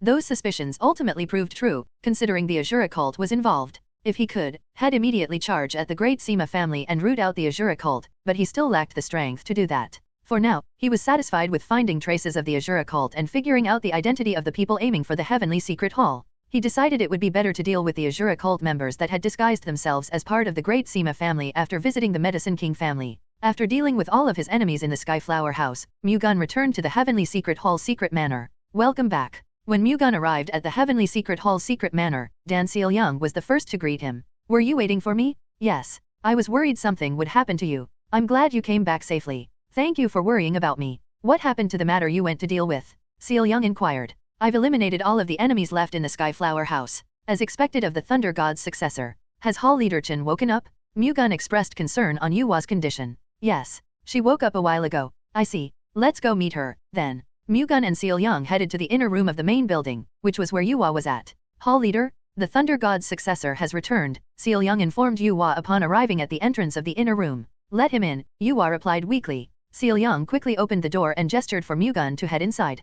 Please come in. Mu-Gun bowed slightly to Seil-Young, then entered the inner room. Yuwa set her bedding aside and sat while leaning on the table. Considering she still didn't look that great, it seemed the poison's after effects hadn't yet dispersed. Nice to meet you. I'm Baek Mu-Gun. Mu-Gun politely greeted Yuwa. Her eyes trembled as she looked at him. In her eyes, Mu-Gun's face overlapped with someone she had yearned for all her life. Yuwa shut her eyes tightly, then opened them again and looked at Mu-Gun, removing the image of her beloved. However, she could still somehow see that person's features in Mu-Gun's. Hall Leader? Seil-Young called out to Yuwa, who just kept staring at Mu-Gun instead of greeting him back. Upon hearing Seil-Young, Yuwa came to her senses and apologized to Mu-Gun. I'm sorry. I was reminded of young Master Guiyang, the predecessor of the Thunder God's successor, when I saw young Master Baek. That made me absent-minded for a moment. I heard you cured me of the poison in my body, young Master Baek. For that, I would like to express my sincerest gratitude. I don't know how I can repay your great kindness. Mu-Gun smiled bitterly at Yuwa, who kept staring at him and remembering Guiyang Huai. Having retained the consciousness of his earlier reincarnations, he felt like he was still Guiyang Huai even though he was in the body of Baek Mu-Gun. He was unaware he would experience an odd mix of emotions upon meeting someone from his previous life. After all, there was a huge interval between each reincarnation, which made it impossible for him to meet anyone he knew before. For a moment, he wanted to reveal to Yuwa that he was Guiyang Huai, but he felt like that wouldn't be right. It would be best to create a new connection with her as Baek Mu-Gun. Calling it kindness is going overboard. It is only natural for me to take care of the Heavenly Secret Hall as the Thunder God's successor. May I ask what was the matter that you had to deal with? I eradicated the people trying to take control of the Heavenly Secret Hall. Did you manage to find out who they were? It's the Great Sima family. The Great Sima family? To be more accurate, the Azure cult is manipulating the Great Sima family behind the scenes. Isn't the Azure cult one of the 9 celestial demons sect's factions? Yuwa asked in surprise. Yes. Does that mean that the 9 celestial demons sect has begun to move? I'll have to check on it to confirm the exact reason, but the Azura cult wouldn't have made a move on its own. There will be bloodshed in Murim again, huh? Well, we'll have to stop that from happening. In a way, finding traces of the 9 celestial demons sect before they could do a full-scale mobilization was fortunate.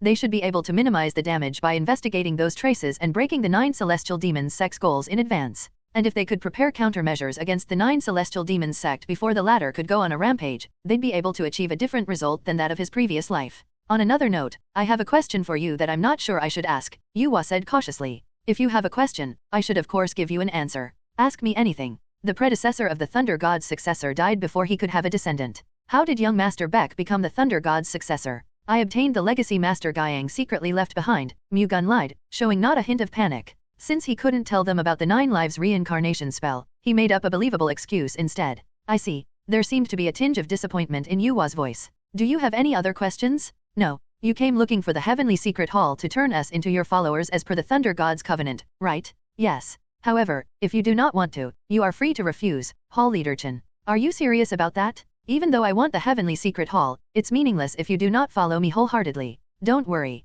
The Heavenly Secret Hall will abide by the Thunder God's covenant and wholeheartedly follow young Master Baek. Master Gyang left behind a message in his legacy, stating that Hall Leader Chen, although a woman, was more faithful and loyal than most men. As expected, he was right. Did he really say that? Yuwa's eyes brightened up upon hearing what Mu-Gun just said. Yes. He wasn't lying. Mu-Gun no, Gyang Hui truly thought of Yuwa that way. Yuwa smiled brightly, then changed the topic to more pressing matters. Now that the true identity of the Skyflower House has been revealed to the Great Sima family, I think we should move the Heavenly Secret Hall's headquarters. Do you have any place in mind? My home is located in Wenzhou of Zhejiang Province. Understood. I'll move the Heavenly Secret Hall's headquarters there. Yuwa immediately made a decision according to Mu-Gun's words. Thank you. Please go to Wenzhou ahead of me after settling matters here. I still have matters to attend to in Shandong Province. How should I get in touch with you when we get there? If you leave a message at Wen's House Mountain Sea Pavilion, I'll come looking for you. Understood. You need to recover your energy before departing for the long journey ahead of you, so rest up. I should be the one saying that.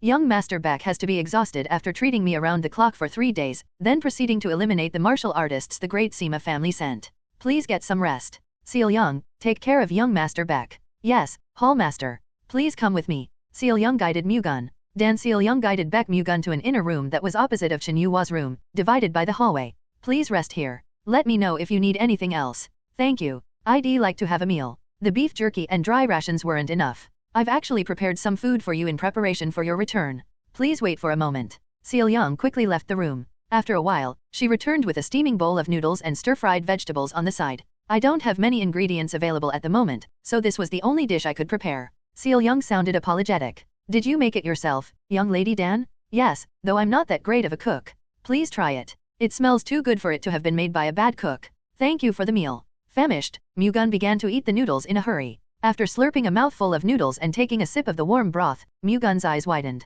It was really delicious. This is delicious. I think this is the best noodles I've ever had. That can't be true. No, I'm serious. I think I would be fine eating noodles for the rest of my life if it always tasted this good. Mu-Gun showered his compliments. For the rest of your life? Seal Young slightly blushed at his words. I'm just trying to put how amazing this dish is into words. Well, please enjoy your meal. I'll be leaving now. Already? Mu-Gun grasped onto Seal Young, who was trying to get up and leave. Do you have anything else you would like me to do? Seal Young looked visibly alarmed at Mu-Gun's sudden action. That's not it. I just personally don't like eating alone. If it's not too uncomfortable for you, can you stay with me until I finish eating? Mu-Gun's response seemed to have flustered Seal Young a little, but she soon nodded. Okay, but I'll leave as soon as you're done with your meal. I'll have to eat very slowly so I can appreciate your beauty a bit longer. Then, young Lady Dan, Mu-Gun playfully replied. N/O/vel/B//n.C//om. He was interested in Seal Young. The reason? Why would a man full of vigor need a reason to be interested in a beautiful woman? Mu-Gun was genuinely attracted to Seal Young's beauty.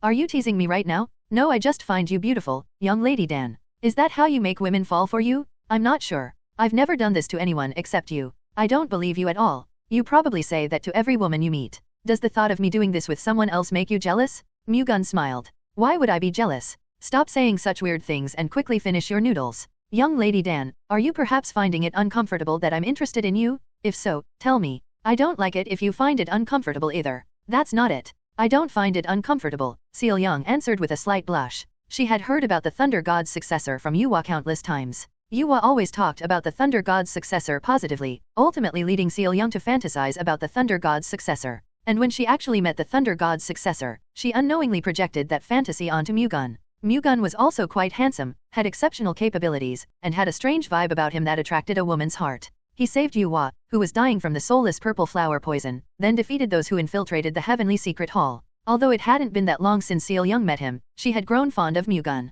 No, it was a feeling greater than that. From her perspective, Mu-Gun showing such interest in her first was both pleasing and welcoming. She was just acting coy and pretending not to be pleased. I'm glad. Mu-Gun smiled widely and continued eating his noodles. From time to time, he'd look at Seol-young and appreciate her beauty. Seol-young blushed every time he did so. She's pretty and cute at the same time. Mu-Gun smirked, finding her shyness cute. As she said, Seol-young left the room as soon as Mu-Gun finished eating. He didn't bother insisting that she stayed, considering confirming that they were interested in each other was enough for today. With his stomach now full, he circulated his chi and immediately went to bed. Mu-Gun hadn't been unable to sleep for the past 3 days since he was treating Yong. Hence, he fell asleep as soon as he lay down. The next day, Yong and Seol-young left Nanjing for Wenzhou with the few remaining Heavenly Secret Hall members. Yong left one of the Heavenly Secret Hall members behind to clean up the Skyflower house. She had also disposed of the bodies of those Mu-Gun had killed at the Skyflower Pavilion, preventing his identity from being revealed. Afterward, she made sure the Gizaangs that saw him were sent to brothels where the Great Sima family wouldn't be able to find them.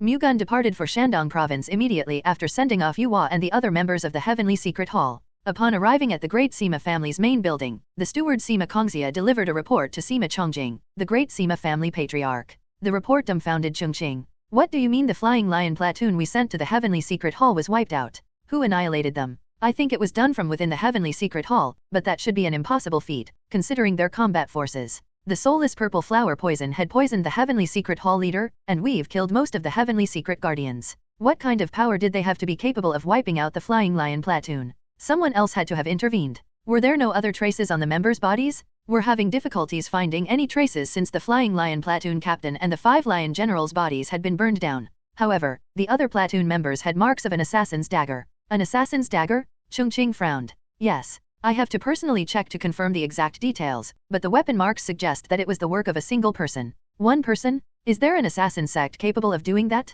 The 3 greatest assassin sects, perhaps. However, their involvement is highly unlikely. Find out no matter the cost. We can't let whoever interrupted our affairs live. Find the Heavenly Secret Hall leader too. Understood. Under Chongqing's order, Kongxia, along with the flying spy platoon in charge of intelligence, tracked down the Heavenly Secret Hall leader and the person who annihilated the Flying Lion platoon. However, the Heavenly Secret Hall was an organization that handled information. They knew how to avoid leaving any traces behind. The only trace left was a 100,000 Niang receipt entailing that the Skyflower house was sold to Zhu Zhangqiang, the richest man in Nanjing. This slip was issued by the Nanjing money shop.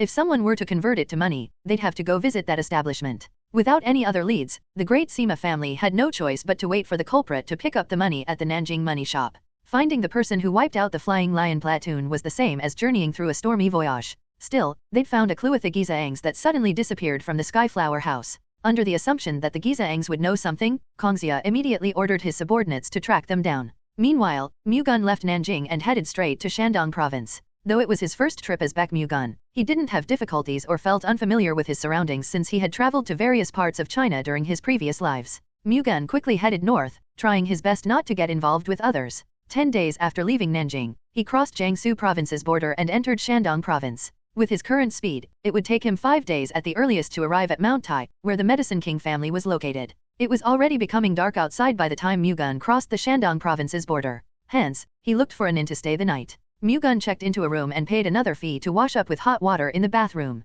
Afterward, he went down to the restaurant on the ground floor to have dinner. The restaurant was the reason why merchants traveling between Shandong province and Jiangsu province stayed in this inn. In fact, there were so many customers that there were few empty seats. After managing to find a table, he ordered food. He was drinking coarse tea, which they served before his meal, when he overheard the conversation of the merchants seated next to him. He didn't purposely listen in on them. It was just that their table was right next to his and they were quite loud, making it only natural for him to overhear them. Have you heard the news? What news? The great Huangfu family and the Qingdao sect are competing for the right to marry the young lady of Shandong Merchant Association. Mu-Gun was just listening to the conversation without much thought when his eyes shone. The great Huangfu family and the Qingdao sect were factions Mu-Gun was interested in. The great Huangfu family was one of the 7 great clans, and the Qingdao sect was an organization that suddenly flourished over the past decade just like the great Sima family. After confirming that the Azura cult had infiltrated the great Sima family, Mu-Gun singled out the forces that had shown sudden growth over the past decade. Coincidentally, he narrowed the list down to 9, 4 of which were martial families and 5 were martial sects.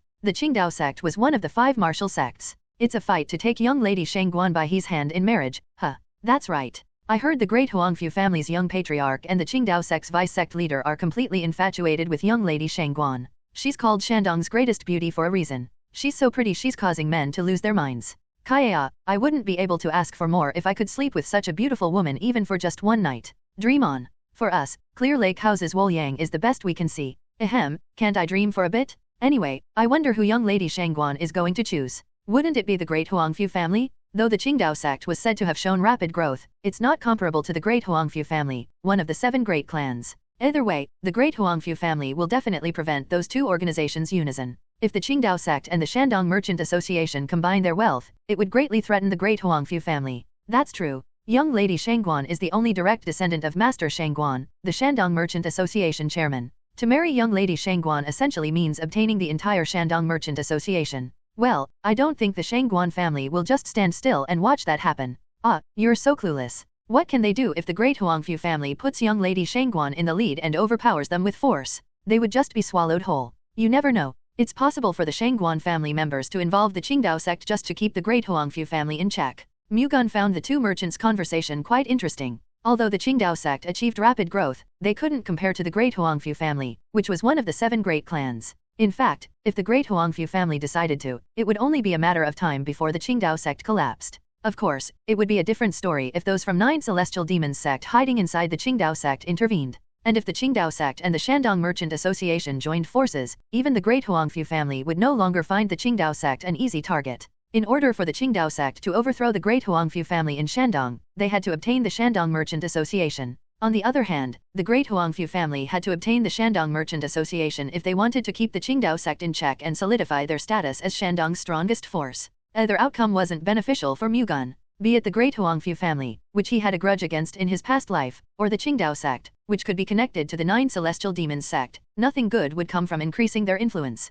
However, it was something that Mu-Gun couldn't prevent. But while the great Huangfu family and Qingdao sect were keeping each other in check, there was a way for Mu-Gun to profit from it. That method was to get by he for himself. In all honesty, it was practically impossible. In the first place, Mu-Gun had no intention of doing so, and even if he did, there was close to no possibility that Bai He or the Shandong Merchant Association would choose him. Mu-Gun just wished for neither side to join hands in marriage with the Shandong Merchant Association. In the meantime, the food he ordered had been served. After his meal, Mu-Gun went back to his room, circulated his qi, then went to sleep. The next morning, he left the inn early and headed to Mount Tai. He arrived 5 days after. Since it was already getting dark, Mu-Gun decided not to immediately climb Mount Tai. Instead, he stayed the night at a shabby inn located at the base of Mount Tai. Mu-Gun checked into a guest room and went down to the restaurant within the inn to have a meal. There were 5 tables in the restaurant, which was as shabby as the inn, but only one of them was occupied. At that table, there were 2 men around Mu-Gun's age sitting opposite each other. They were having a meal, but they looked anxious. When Mu-Gun first entered the restaurant, they looked at Mu-Gun warily. Are they being chased? Mu-Gun thought. However, one of the 2 men seemed a tad unique. He looked pretty rather than handsome. He's most probably a woman. Although she dressed as a man, she couldn't deceive Mu-Gun's keen eyes. Are they eloping? From Mu-Gun's perspective, the 2 didn't have an ordinary relationship. They looked at each other with affection, so there was a high possibility that they were in love. A loving couple being chased by someone was quite cliché. If they were eloping to avoid opposition from their family, then that would explain their behavior. Well, it's none of my business. Mu-Gun stopped paying attention to them and ordered a bowl of thin noodles and dumplings. Ordering the most basic food in such a shabby restaurant always proved wise. If he ordered expensive food, and it didn't taste good, he'd only be wasting his appetite and money. On the other hand, if the thin noodles and dumplings were delicious, all he had to do was order extra food. After a while, his order was served. They looked quite decent, making his expectations rise. He ate the thin noodles. Yuck. It tasted so bad that he wanted to spit it out. He couldn't help but wonder how someone could make noodles taste so bad. After barely swallowing the noodles, Mu-Gun tried the dumplings. As expected, they were no different from the thin noodles. Mu-Gun thought it was certainly great he only ordered such basic food. He pondered if he should keep eating, but there weren't any alternatives. There was no other place in the area where he could eat dinner. He had to fill his stomach for now. Mu-Gun bit the bullet and resumed eating his meal. While he forced himself to eat, the bead curtain hanging on the restaurant's entrance was lifted and a group of people entered. There were exactly 11 people. They all looked like martial artists. They glanced around the room with fierce eyes. Soon, they approached the couple. Young lady Shang Guan? I am Huangfu Sheng of the great Huangfu family. I came at the request of Master Shang Guan, your father. Stop this childish elope and return to the Shandong Merchant Association with us. Baek Mu-Gun could roughly guess the situation when he heard the great Huangfu family and Lady Shangguan being mentioned. The cross-dressing woman they referred to as Lady Shangguan was most probably Shangguan Bai He. She likely refused the marriage proposals of the great Huangfu family and the Qingdao sect because of the man she loved. On the other hand, her father would have tried to form a connection through marriage with the great Huangfu family or the Qingdao sect for the sake of the Shandong Merchant Association's growth.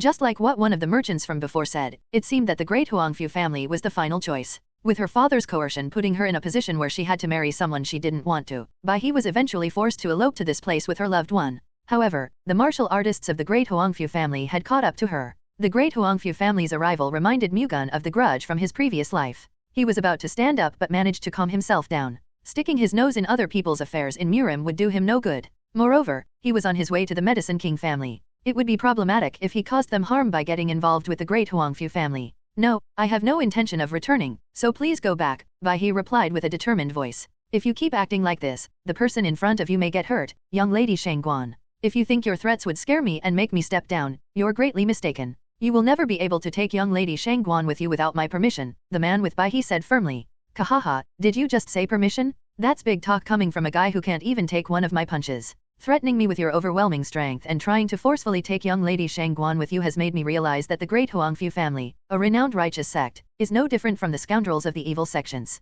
Young lady Shangguan is a precious figure who's already in an arranged marriage with the young patriarch of our family. We came to pick her up at the earnest request of Master Shangguan. And even if I kill you, a wicked man trying to satisfy his lust by seducing the innocent young lady Shangguan with your sweet words, who would dare curse our family? Huangfu Shang explained their justification with a relaxed demeanor. My father arbitrarily decided on the marriage with young Master Huangfu without any regard for my feelings. I have no intention of marrying young Master Huangfu. And don't make things up. Young Master Sunwu did not seduce me. I followed him on my own accord, Bai He refuted. Young Master Sunwu? Does he carry the blood of the Medicine King family? Mu-Gun's eyes shined. The Medicine King family used the rare surname Sunwu. He wondered if young Master Sunwu, who was with Bai He, was a member of the Medicine King family. If so, he couldn't just stand still and ignore them. Young lady Shangguan, please refrain from saying or doing anything that would disgrace our family. We're also just doing Master Shangguan a favor. And you all? What are you doing not attending to young lady Shangguan? Huangfu Shang shouted at his subordinates, indicating that he had no intention of listening any further. Stop. Young Master Sunwu quickly blocked Huangfu Shang's men, preventing them from approaching Bai He. Keep him alive. At Huangfu Shang's words, the martial artists of the great Huangfu family nodded and moved to subdue young Master Sunwu. Wait. Mu-Gun stopped them. Huangfu Shang glared at Mu-Gun. This is a private affair of the great Huangfu family. Outsiders should keep their noses out. Unfazed by his warning, Mu-Gun asked young Master Sunwu, let me just ask you one question, young Master Sunwu. Do you happen to know Master Sunwu Pio? He is my father. Who are you and how do you know my father's name? Young Master Sunwu asked curiously. Then I can't just stay still. I think it's better for you members of the great Huangfu family to stop here and leave now, Mu-Gun politely told Huangfu Shang. Huangfu Shang looked baffled. It seems you're acquainted with his father, but it would be best if you mind your own business and keep quiet instead of interfering. Since they were still a renowned righteous sect, Huangfu Shang held his anger in and gave Mu-Gun a chance to step down. What if I have to interfere? You'd dare interfere with the affairs of the great Huangfu family? Nothing's impossible. They say that fools rush in where angels fear to tread. I will show you the prowess of the great Huangfu family. Take this bastard down first. The great Huangfu family's martial artists, who were moving toward young Master Sunwu, turned and approached Mu-Gun. They belittled him because of his young age, but that was a clear mistake on their part. Without hesitation, Mu-Gun charged at them with lightning speed and stabbed their main blood vessels with the Vajra exorcism finger. The two martial artists in front of him collapsed to the ground like rotten straws. He's no ordinary man. Attack him with all your might. Huangfu Shang cried out in a hurry. Even without his orders, the great Huangfu family's martial artists had already put their guard up and decided not to hold back upon witnessing Mu-Gun's capabilities. Nevertheless, their situation didn't improve much. They were helpless before Mu-Gun's aerial steps, which he executed while leisurely avoiding their attacks. At the same time, he thrust his hands forward alternately, consecutively using the Vajra exorcism finger. 5 out of the remaining 8 martial artists collapsed in an instant. Huangfu Shang's expression stiffened, having realized the extent of Mu-Gun's abilities. His subordinates alone wouldn't be able to defeat Mu-Gun. He had to join them. Huangfu Shang rushed in without hesitation and threw a punch at Mu-Gun. Along with a thunderous roar, Huangfu Shang's fists flew toward Mu-Gun's chest. He had just used the mountain-splitting fists, one of the great Huangfu family's representative ultimate techniques. A fist technique developed with the sound of thunderclaps as inspiration, it disturbed the opponent's strength with its unique thunderous booms and overpowered them with a fist force faster than a bolt of lightning. As for Huangfu Shang's mountain-splitting fists, it was powerful enough to shatter even sturdy monoliths. Mu-Gun frowned upon sensing that. He could feel the murderous intent in Huang Fusheng's fists. So he's coming at me with the intent to kill, huh? Mu-Gun didn't evade it, however. Instead, he extended his hand to face it head-on. Using the first technique of the Heavenly Descent Thunder Strike, Mu-Gun delivered strikes twice as fast as Huang Fusheng's fists as their attacks clashed. Much to Huang Fusheng's surprise, the power behind his punch was dispersed as soon as it clashed with Mu-Gun's hand. However, that wasn't all. After deflecting the mountain-splitting fists, the Heavenly Descent Thunder Strike's force flowed through Huang Fusheng's fists, spinning like a whirlwind. Unable to overcome its power, Huang Fusheng's arm was forcibly bent and twisted, with an eerie sound. His wrist and elbow were shattered one after another. Quark! Huang Fusheng screamed as he held his right arm, the elbow and wrist of which had been broken. This is as far as I am willing to tolerate. Remembering Huang Futianyu, the previous patriarch of the great Huangfu family and one of the people that caused his previous incarnation's death, Mu-Gun wanted to beat all of the great Huangfu family's martial artists to death. However, it wouldn't be right to pass on the sins of Huang Futianyu to the martial artists of the great Huangfu family. Hence, he stopped at just breaking Huang Fusheng's right wrist and elbow. Huang Fusheng had malicious intentions anyway. If he didn't, Mu-Gun would have stopped after just overpowering him. Cuck, you think you will be safe after daring to interfere with the affairs of our family? The masters of my family won't leave you alone. Despite being in pain and having cold sweat trickling down his back, Huang Fusheng still threatened Mu-Gun by flaunting the power of his family. Mu-Gun had an interesting idea the moment Huang Fusheng threatened him. With an arrogant look, he said, I am Sima Bai of Yangzhou's great Sima family. Not just me, but the entire great Sima family is not afraid of the Huangfu family. Now that he had disguised himself as a figure from the great Sima family, he hoped that the great Huangfu family and great Sima family would fight each other under the pretext of this incident. Of course, the great Huangfu family wouldn't just blindly believe Mu-Gun's words and outright attack the great Sima family. However, it would yield great results for him if they did. If they didn't, they'd at least have trouble finding him. After all, the great Sima family was outstanding in its own way. Sima Bai of the great Sima family. I'll remember that name clearly. Everyone, retreat. Huang Fusheng left the restaurant with the help of his subordinates whom Mu-Gun hadn't attacked. Young Master Sun Wu and Bai He sighed in relief, seemingly freed from the tension they had felt when the great Huangfu family's martial artists appeared. I'm Sun Wukong of the Jinan Medical Clinic. Thank you for your help, young Master Sima. Sun Wukong revealed his name to Mu-Gun and expressed his gratitude. The Jinan Medical Clinic was opened to the public by the Medicine King family, and the Medicine King family often practiced their medical techniques and medical arts through the clinic. Once they had reached a certain age, the Medicine King family's successor was supposed to stay in the Jinan Medical Clinic and take care of patients to gain clinical experience. The same applied to Sun Wukong. Sun Wukong had been working in the Jinan Medical Clinic since a year ago. At some point, he had met Bai He by chance, and the two of them had fallen in love at first sight. Just like Mu-Gun had guessed, they had encountered the great Huangfu family's martial artists while eloping to the secret valley of the Medicine King family in an effort to avoid the opposition of Sheng Guanxing, Bai He's father. If it wasn't for Mu-Gun, Sun Wukong would have been beaten to a pulp and Bai He would have been dragged away helplessly. With all due respect, I am not from the Sima family. Then what was that before? Sun Wukong questioned. I made it up in order to hide my identity. I see. That worries me, however. The great Sima family could be harmed because of what you said. It may seem wrong that I sold out the great Sima family now, but you'll understand why I mentioned their names today once more details are revealed in the future. That means there are circumstances that I still do not know. Yes. On another note, how do you know my father? You can confirm that in the Medicine King family's secret valley. Do you perhaps also know where that is? It's in the heavenly underground cave of the Thousand Pine Valley. Sun Wukong looked surprised at Mu-Gun's accurate answer. There were only a handful of people who knew about the Medicine King family's secret valley. Through that fact, Sun Wukong realized that Mu-Gun had gone beyond just simply having a connection with Sun Wupao. Rather, he knew about the Medicine King family as a whole quite well. Young master, did you come here to visit my family's secret valley? Yes. I have a feeling you two are also heading to the same destination. That's right. Then we can go there together. Mu-Gun decided to stay in the inn tonight as planned and go to the Medicine King family the next morning together with Sun Wukong and Bai He. Just like its name suggested, the Thousand Pine Valley was a valley with 1,000 pine trees. It was covered with clouds and fog all year round, making it look as if the pine trees were floating on the clouds. Mu-Gun entered the Thousand Pine Valley along with Sun Wukong and Bai He. Inside the Thousand Pine Valley was a trap array called Thousand Pine Maze Array, which made anyone who entered without permission wander around the maze full of pine trees. Since he possessed the Thunder God's heavenly eyes, Mu-Gun could easily find the life path of the Thousand Pine Maze Array. There wasn't a need for him to do so, though. After all, Sun Wukong was right in front of their party, guiding them. Sun Wukong didn't doubt Mu-Gun, who knew not only the name of his father, Sun Wupao, but also the exact location of the Medicine King family's secret valley. Hence, he took Mu-Gun with him. After safely leaving the Thousand Pine Maze Array, the trio entered a cave located on a high cliff. The cave was connected underground. After over 15 minutes, they found an exit that led to a place surrounded by mountain streams. It was as if it was from another world. This was the heavenly underground cave of the Medicine King family. Since he had been here before, Mu-Gun wasn't that surprised by the sight. However, that wasn't the case for Baek Mu. Wow, I really didn't expect that there would be a place like this. It's so beautiful. Do you like it? Yes. If I can stay here with young Master Sunwoo, I think I can throw away all the wealth and honor that I have enjoyed so far. Thank you for saying that. Well then, shall we go inside? Sun Wukong sounded quite happy, perhaps because of what Baek Mu said. He led the two to the residence of Sun Wupao, the patriarch of the Medicine King family. Sun Wupao's residence was located in a place where spring water flowed in the front and a cluster of green pine surrounded the back. Despite being the residence of the Medicine King family's patriarch, there wasn't anyone guarding the place. The lack of need for a guard made how safe this place was quite evident. Father, it's me, Kong. Upon arriving at the entrance of Sun Wupao's residence, Sun Wukong announced his visit instead of entering immediately. Come on in.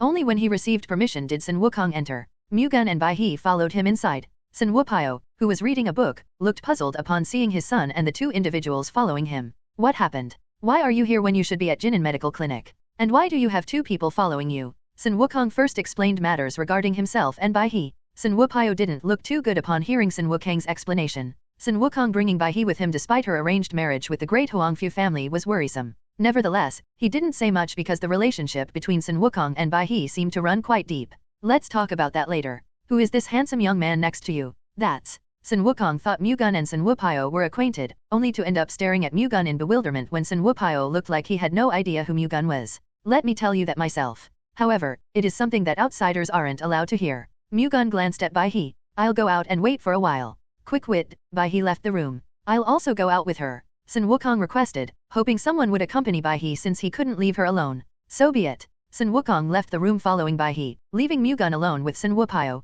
Now then, tell me. Do you remember the Thunder God's Covenant? Mu-Gun's question surprised Sun Wupao. The only one who knew about the Thunder God's Covenant was the Thunder God's successor. That meant the man in front of him was highly likely to be the Thunder God's successor. Are you perhaps the Thunder God's successor? That's right. Can you show me the symbol of the Thunder God? Mu-Gun immediately invoked the Golden Thunder Flower Seal and showed it to Sun Wupao. I've confirmed that you're the Thunder God's successor. What do you plan to do with the Thunder God's Covenant? Since it is a covenant pledged in the honor of the Medicine King family, we will of course adhere to it. However, we will need some time to procure the materials needed to make the Divine Thunder Essence Pill. How long do you need? Mu-Gun asked. It will take 1 month at the earliest. I'll wait. Please allow me to stay here until then. Of course. And as per the Thunder God's Covenant, our family would like to ask a favor from the Thunder God's successor. The Thunder God's Covenant wasn't one-sided. In exchange for concocting the Divine Thunder Essence Pill for the Thunder God's successor, the Medicine King family could ask one favor from the Thunder God's successor. It wasn't as if all types of requests would be entertained.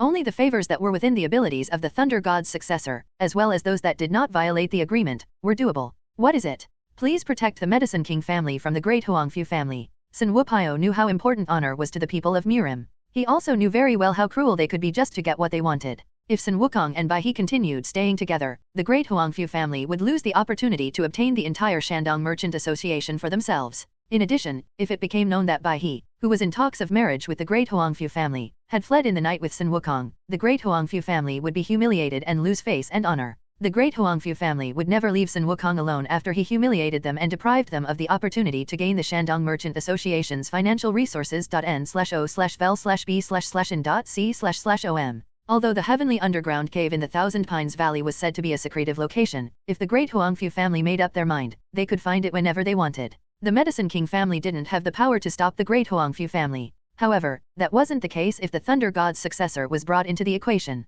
As the Thunder God's successor, he would be able to take responsibility for the safety of the Medicine King family, allowing him to protect them from the great Huangfu family. I would have done that even if you didn't request it as a favor under the Thunder God's Covenant. No. As the Thunder God's successor, please put everything on the line and protect the Medicine King family. I think I would only be relieved if you do that. Understood. The covenant has been formed, then. I'll give you the Divine Thunder Essence Pill within a month. Thank you. Ah, have we met before? Today is the first time we've met. Be that as it may, the vibe you exude is very familiar. I was told that I have a similar aura to Guiyang Hui, the previous Thunder God's successor. Now that you mentioned it, I see the resemblance. Your vibe is definitely similar to Guiyang Hui. Sun Wupao nodded as he recalled Guiyang Hui, whom he had met a long time ago. Now, then, please take a rest. My son will let you know where you can stay. It was nice to meet you. Sun Wupao's son, Sun Wukong greeted Mu-Gun. The same goes for me, Mu-Gun replied. Then, please rest up, Sun Wupao said his last words before gesturing his son to bring Mu-Gun to his room. Mu-Gun left Sun Wupao's residence and was guided to an empty residence by Sun Wukong.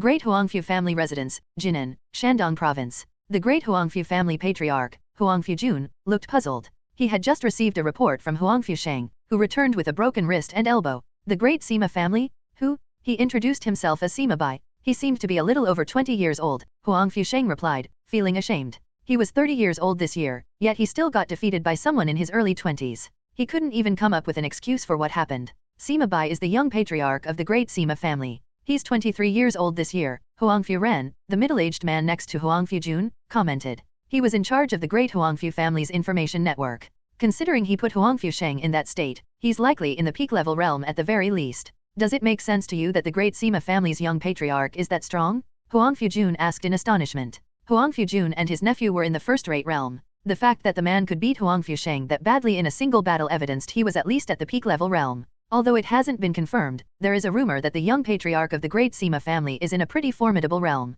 Determine where the great Sima family's young patriarch is right now, and draw up the appearance of the man that defeated Huangfu Sheng and compare it with Sima Bis. Understood. What about the pursuit of Sheng Guan Bai He? Fortunately, Huangfu Sheng smeared the 100-mile soul-chasing incense on young lady Sheng Guan, so we'll be able to track her down. The 100-mile soul-chasing incense was a drug that left a special scent humans couldn't detect. However, dogs could be trained to smell it. As its name suggested, the 100-mile soul-chasing incense's aroma could be picked up from 100 miles away. With trained dogs, one would be able to track their target down for as long as they were within that distance. However, the scent only lasted 3 days. Once it disappeared, the great Huangfu family would no longer be able to track her down. Despite having his arm broken, Huangfu Sheng didn't forget his mission. He still remembered to use the 100-mile soul-chasing incense so they could track down Bai He. Where is she right now? Huangfu Jun asked. It has been confirmed that they entered Mount Tai of the Thousand Pines Valley. Huangfu Sheng replied. The Thousand Pines Valley? As its name suggests, it is a valley consisting of 1,000 pine trees. What's inside that place? We haven't found out yet. Considering there is a trap array installed in the Thousand Pines Valley, it doesn't seem to be an ordinary location. A trap array, you say? Huangfu Jun raised an eyebrow. Yes. I don't think this is a matter that can be resolved just by thinking. Can the trap array be destroyed? We've sent the family's array master, so it should be destroyed in a few days. But there's no guarantee they'll be able to destroy it. That's correct. Did you say that the person who took Sheng Guan Bai He was a member of the Jinan Medical Clinic? Huangfu Jun diverted his gaze onto Huangfu Ren. Yes. He claimed to be the best even within the Jinan Medical Clinic. What about his personal background? There wasn't any information available except for his name and age. Nonsense. Try beating the intel out of the Jinan Medical Clinic members. It's not that simple. The people of Jinan have a lot of faith in the Jinan Medical Clinic. Thoughtlessly messing with the Jinan Medical Clinic could damage the reputation of the great Huangfu family. That wouldn't matter if we do it without anyone knowing, would it? Do whatever it takes to get information on him. The Thousand Pines Valley certainly doesn't seem like an ordinary place, seeing how it has a trap array installed. Understood. Huangfu Ren nodded, raising no further concerns. 5 days had passed since Mu-Gun came to the Medicine King family's heavenly underground cave. In that period, he got along quite well with Sun Wukong and Bai He. Perhaps because they were of similar age, they easily clicked. Sun Wukong and Bai He were 24 years old and 21 years old, respectively, and both of them had an unstained innocence. That was evidenced by their decision to put everything on the line to protect their love regardless of the consequences. Mu-Gun spent most of the past 3 days improving his martial arts in his residence. Whenever Sun Wukong and Bai He would visit, he would also have tea and chat with them. Sun Wukong and Bai He visited Mu-Gun's residence that day as well, carrying aromatic pine tea produced from the pine needles of the Thousand Pine Valley's pine trees. Welcome. Mu-Gun gladly invited their presence. Aren't you looking too pleased? Sun Wukong replied. Don't get me wrong. I'm pleased to see the aromatic pine tea, not the two of you. What, are we worth less than the aromatic pine tea to you? Why would I be glad to see a pair of lovers being affectionate and rubbing salt in the wound of a single man like me? Mu-Gun said upon seeing Sun Wukong and Bai He holding hands in front of him as if they were intentionally showing it to him. If you're jealous, you should start dating too. Don't you think women would come running from all directions for someone like him? Sun Wukong turned to Bai He and asked. My point exactly. Are your standards perhaps too high, young Master Baek? Bai He answered and looked toward Mu-Gun for an answer. Well, you'll meet someone when the time is right. How will you be able to meet anyone at all when all you do every day is cultivate your martial arts? At this rate, you'd likely just pass by the one for you and miss your chance. Sun Wukong chided Mu-Gun upon hearing the latter's words. If that happens, then it means we're not really meant to be. If you say so. Anyway, I hope you meet a pretty and kind-hearted woman like dear Bai He. I don't know if another woman like her exists, though. Damn you. Let's just drink the tea, Mu-Gun said, fed up with Sun Wukong rubbing salt in his wound. Please wait a moment. Bai He chuckled and began to prepare the tea. As expected, it doesn't matter when I get to drink it. The Medicine King family's aromatic pine tea will always be delicious, Mu-Gun said after taking a sip of the aromatic pine tea. He savored its aroma and taste. If someone hears you, they'd think you've drunk it before. Mu-Gun had drunk the aromatic pine tea in his previous life, but he couldn't tell them that. It's just a figure of speech. Honestly, I don't know if I find the tea as good as you say. Sun Wukong felt that Mu-Gun was praising the tea more than what it was worth. That's because you're used to it. You drink it every day, after all. That's true. At first, I found its unique scent awkward, but it began to grow on me the more I drank it. I'm glad you like it. By the way, don't you get sick of practicing martial arts all day long? Honestly, it's boring. However, I have to bear with it if I want to advance to a higher level. Your determination is really incredible, Sun Wukong complimented. It's nothing compared to the Medicine King family's determination to devote their life to the study of all herbs and spiritual plants in the world. For generations now, it's been sparing no effort to create a pill capable of curing all diseases. What's with the high praise again? I'm just telling the truth. Mu-Gun's words seemed to please Sun Wukong. Just as he was about to say something, someone outside came looking for Mu-Gun. Young Master Baek, are you inside? That sounds like Uncle Jang Sam from father's residence. What's going on? Sun Wukong tilted his head, recognizing the voice coming from outside. I think the patriarch is looking for me. Mu-Gun answered Sun Wukong, then called Jang Sam inside. What's the matter? Mu-Gun asked. The patriarch is looking for you. We request that you come as well, young patriarch and young lady Shang Guan. Jang Sam relayed the message from Sun Wupio. Us too? Bai He asked with her eyes widened. Yes. The patriarch is looking for the both of you as well. What's going on? Bai He turned to look at Sun Wukong for an answer. Considering he's asking for us as well, it's probably related to the great Huangfu family. Sun Wukong pondered for a brief moment before replying. Let's just go for now, Mu-Gun said and stood up. The trio went to Sun Wupio's residence. Sun Wupio greeted them with a hardened expression. Why did you summon us? Sun Wukong asked. The great Huangfu family's martial artists have surrounded the Thousand Pine Valley's entrance. The great Huangfu family's martial artists? They probably started tracking us from the inn, Mu-Gun said, getting the gist of the situation. He made sure to stay alert in case of any possible pursuit. Hence, the fact that the great Huangfu family still managed to discover the Thousand Pine Valley meant for sure that they didn't simply tail them. They used a different method. N/O/vel/B/jn.C//OM. I'm sorry. I put the Medicine King family in danger because of my hasty actions. Sun Wukong apologized with a brooding expression. It's not your fault, brother Sun Wu. I'm the one to blame for all this. This wouldn't have happened if it wasn't for me. I'm sorry. Bai He said while shaking her head. There's nothing to be sorry about. Neither of you is to blame for this matter, so raise your head. Sun Wupio had no intention of blaming this matter on Sun Wukong or Bai He. Sun Wupio lamented Sun Wukong's choice to bring Bai He here without thinking about the consequences, but he did not intend to blame him. He knew Sun Wukong had no other choice. Bai He didn't want this to happen, either. If someone was to be put to blame, it was the Shandong Merchant Association and Great Huangfu family, both of which tried to use Bai He for their own benefit. Above all, who was right and wrong wasn't important right now. They had to prioritize figuring out how to stop the Great Huangfu family. Sun Wupio could only rely on Mu-Gun now. Can you stop the Great Huangfu family? Sun Wupio asked Mu-Gun. With my current internal energy, I can only stop one of the Great Huangfu family's 10 Heavenly King platoons. What if your internal energy is increased? It depends on how much it's enhanced. However, if I were to be given 60 years worth of internal energy, their people wouldn't be able to do anything to me for as long as the Great Huangfu family's patriarch and the 4 unmatched Heavenly Kings don't appear. The Medicine King family could refine up to a maximum of 3 Divine Thunder Essence pills, each of which provided 60 years worth of internal energy. However, each consumption would cut its potency in half. If Mu-Gun absorbed 3 Divine Thunder Essence pills, had only obtained less than 120 years worth of internal energy. If Mu-Gun could take a Divine Thunder Essence pill now, the Great Huangfu family wouldn't be a concern. However, it would take another month for one to be produced. Mu-Gun had to resolve the situation with only a little more than 30 years worth of internal energy. Sun Wupio pondered for a while, then asked, have you perhaps heard of the yin-yang poison horn serpent?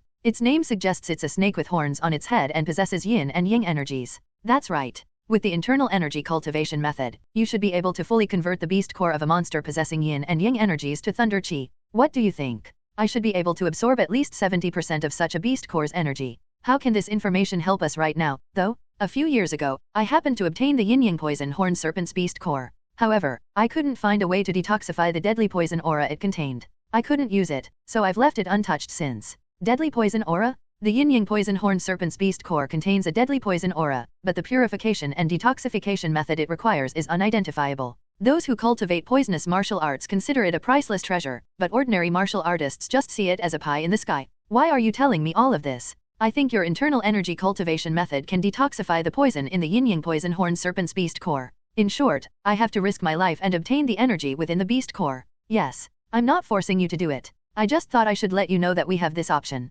Mu-Gun pondered about it for a while, but he soon shook his head. It was a deadly poison aura that even the Medicine King family couldn't purify. It could be possible for him to eliminate it with the internal energy he'd have after consuming a divine thunder essence pill, but it was too dangerous with the current internal energy he possessed. I don't think that's possible right now, but it should be worth trying after I've drunk a divine thunder essence pill and enhanced my internal energy. Understood. We have no choice but to produce a divine thunder essence pill as soon as possible. Then, how long can the trap array of the Thousand Pine Valley hold against them? If the Great Huangfu family's array masters get involved, I doubt it'll be able to hold on any more than 3 days. That's too short. Why don't we do something else? What do you mean? Sun Wupao questioned. Let's make it so that the Great Huangfu family's array masters won't be able to destroy the Thousand Pine Valley's trap array. How do you intend to do that? By getting rid of them. You mean killing them? We can just kidnap them if possible, but that would be difficult to do with the Great Huangfu family's martial artists all around them. Mu-Gun answered. But you think it's possible to eliminate them? The Great Huangfu family's martial artists will never expect us to try getting rid of their array masters.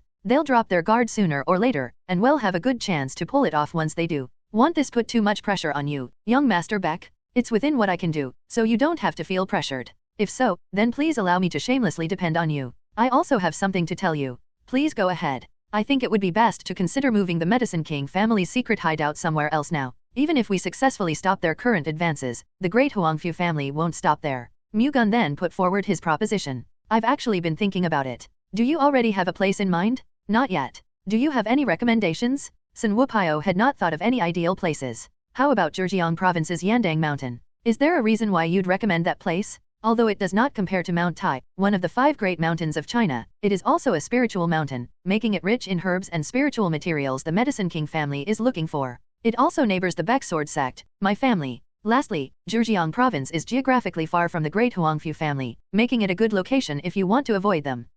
I'll give it some thought. That being said, would it be alright if you were to excuse yourself? I'd like to talk about personal matters with my family. I'll be taking my leave now, then. Thank you. Stay for a while, Kong, and young lady Shangguan. Mu-Gun politely bid farewell and left Sun Wupao's residence. The reason Sun Wupao made Sun Wukong and Bai He stay behind was probably to talk about the marriage between the two. Mu-Gun thought Sun Wupao would allow the marriage. Unlike others, he didn't want to benefit from it. To him, his child's feelings and the personality of the woman his son wanted to marry were more important. Considering Bai He's upright personality, Sun Wupao would likely allow their marriage. In fact, Sun Wupao respected the couple's wishes. It would be difficult to have a wedding until they had eliminated the Great Huangfu family's threats. Nevertheless, he had decided to push ahead with their marriage once everything had settled down. That night, Baek Mu-Gun wore a black outfit and mask and then left the heavenly underground cave. Upon invoking the Thunder God's heavenly eyes and coming out of the Thousand Pine Forest's trap array, he found the Great Huangfu family's martial artists camping outside. They numbered a little over 60. Mu-Gun saw less than 10 warriors standing guard. They didn't seem that alert either, perhaps because of the notion that no one would dare ambush one of the 7 great clans. For Mu-Gun, that was a good thing. He immediately moved in search of the array masters. It would be difficult to identify them among the over 60 people camping here since he had never seen their faces before, but he could roughly surmise where they would be. 3 barracks were built behind the warriors that had made a campfire and laid a blanket on the bare ground. Unlike ordinary warriors, those in high positions could have a comfortable sleep in the barracks. That made it highly likely for the array masters to be in one of those 3, all of which had light coming from inside. Mu-Gun stealthily approached one of them. The array masters had to have taken a look around the Thousand Pine Forest and understood the array formation to some extent. If so, they should be racking their brains trying to find out how to destroy it right about now, and they'd likely be staying up all night to devise a way to demolish the trap array as soon as possible. Taking that into consideration, Mu-Gun decided to inspect one of the barracks, from which he could hear 2 voices. Considering they were discussing matters related to the trap array, they were undoubtedly array masters. He examined the energy inside the structure, sensing only 2 auras. This'll be easier than I thought. Mu-Gun lightly jumped on top of the barracks, then cut its ceiling with a sword. The moment he slipped in between the gaps, the array masters, who had spread out across a wide desk dozens of sheets of paper that illustrated how they could destroy the trap array, looked at Mu-Gun with surprise. Mu-Gun executed the Vajra exorcism finger before they could shout. Imbued with thunder chi, the Vajra exorcism finger pierced through the middle of the array masters' foreheads, causing them to collapse and enter their death throes. Mu-Gun gently lowered himself to the floor and looked at the fallen array masters. They had definitely stopped breathing, and they died with their eyes wide open, making them look mortified.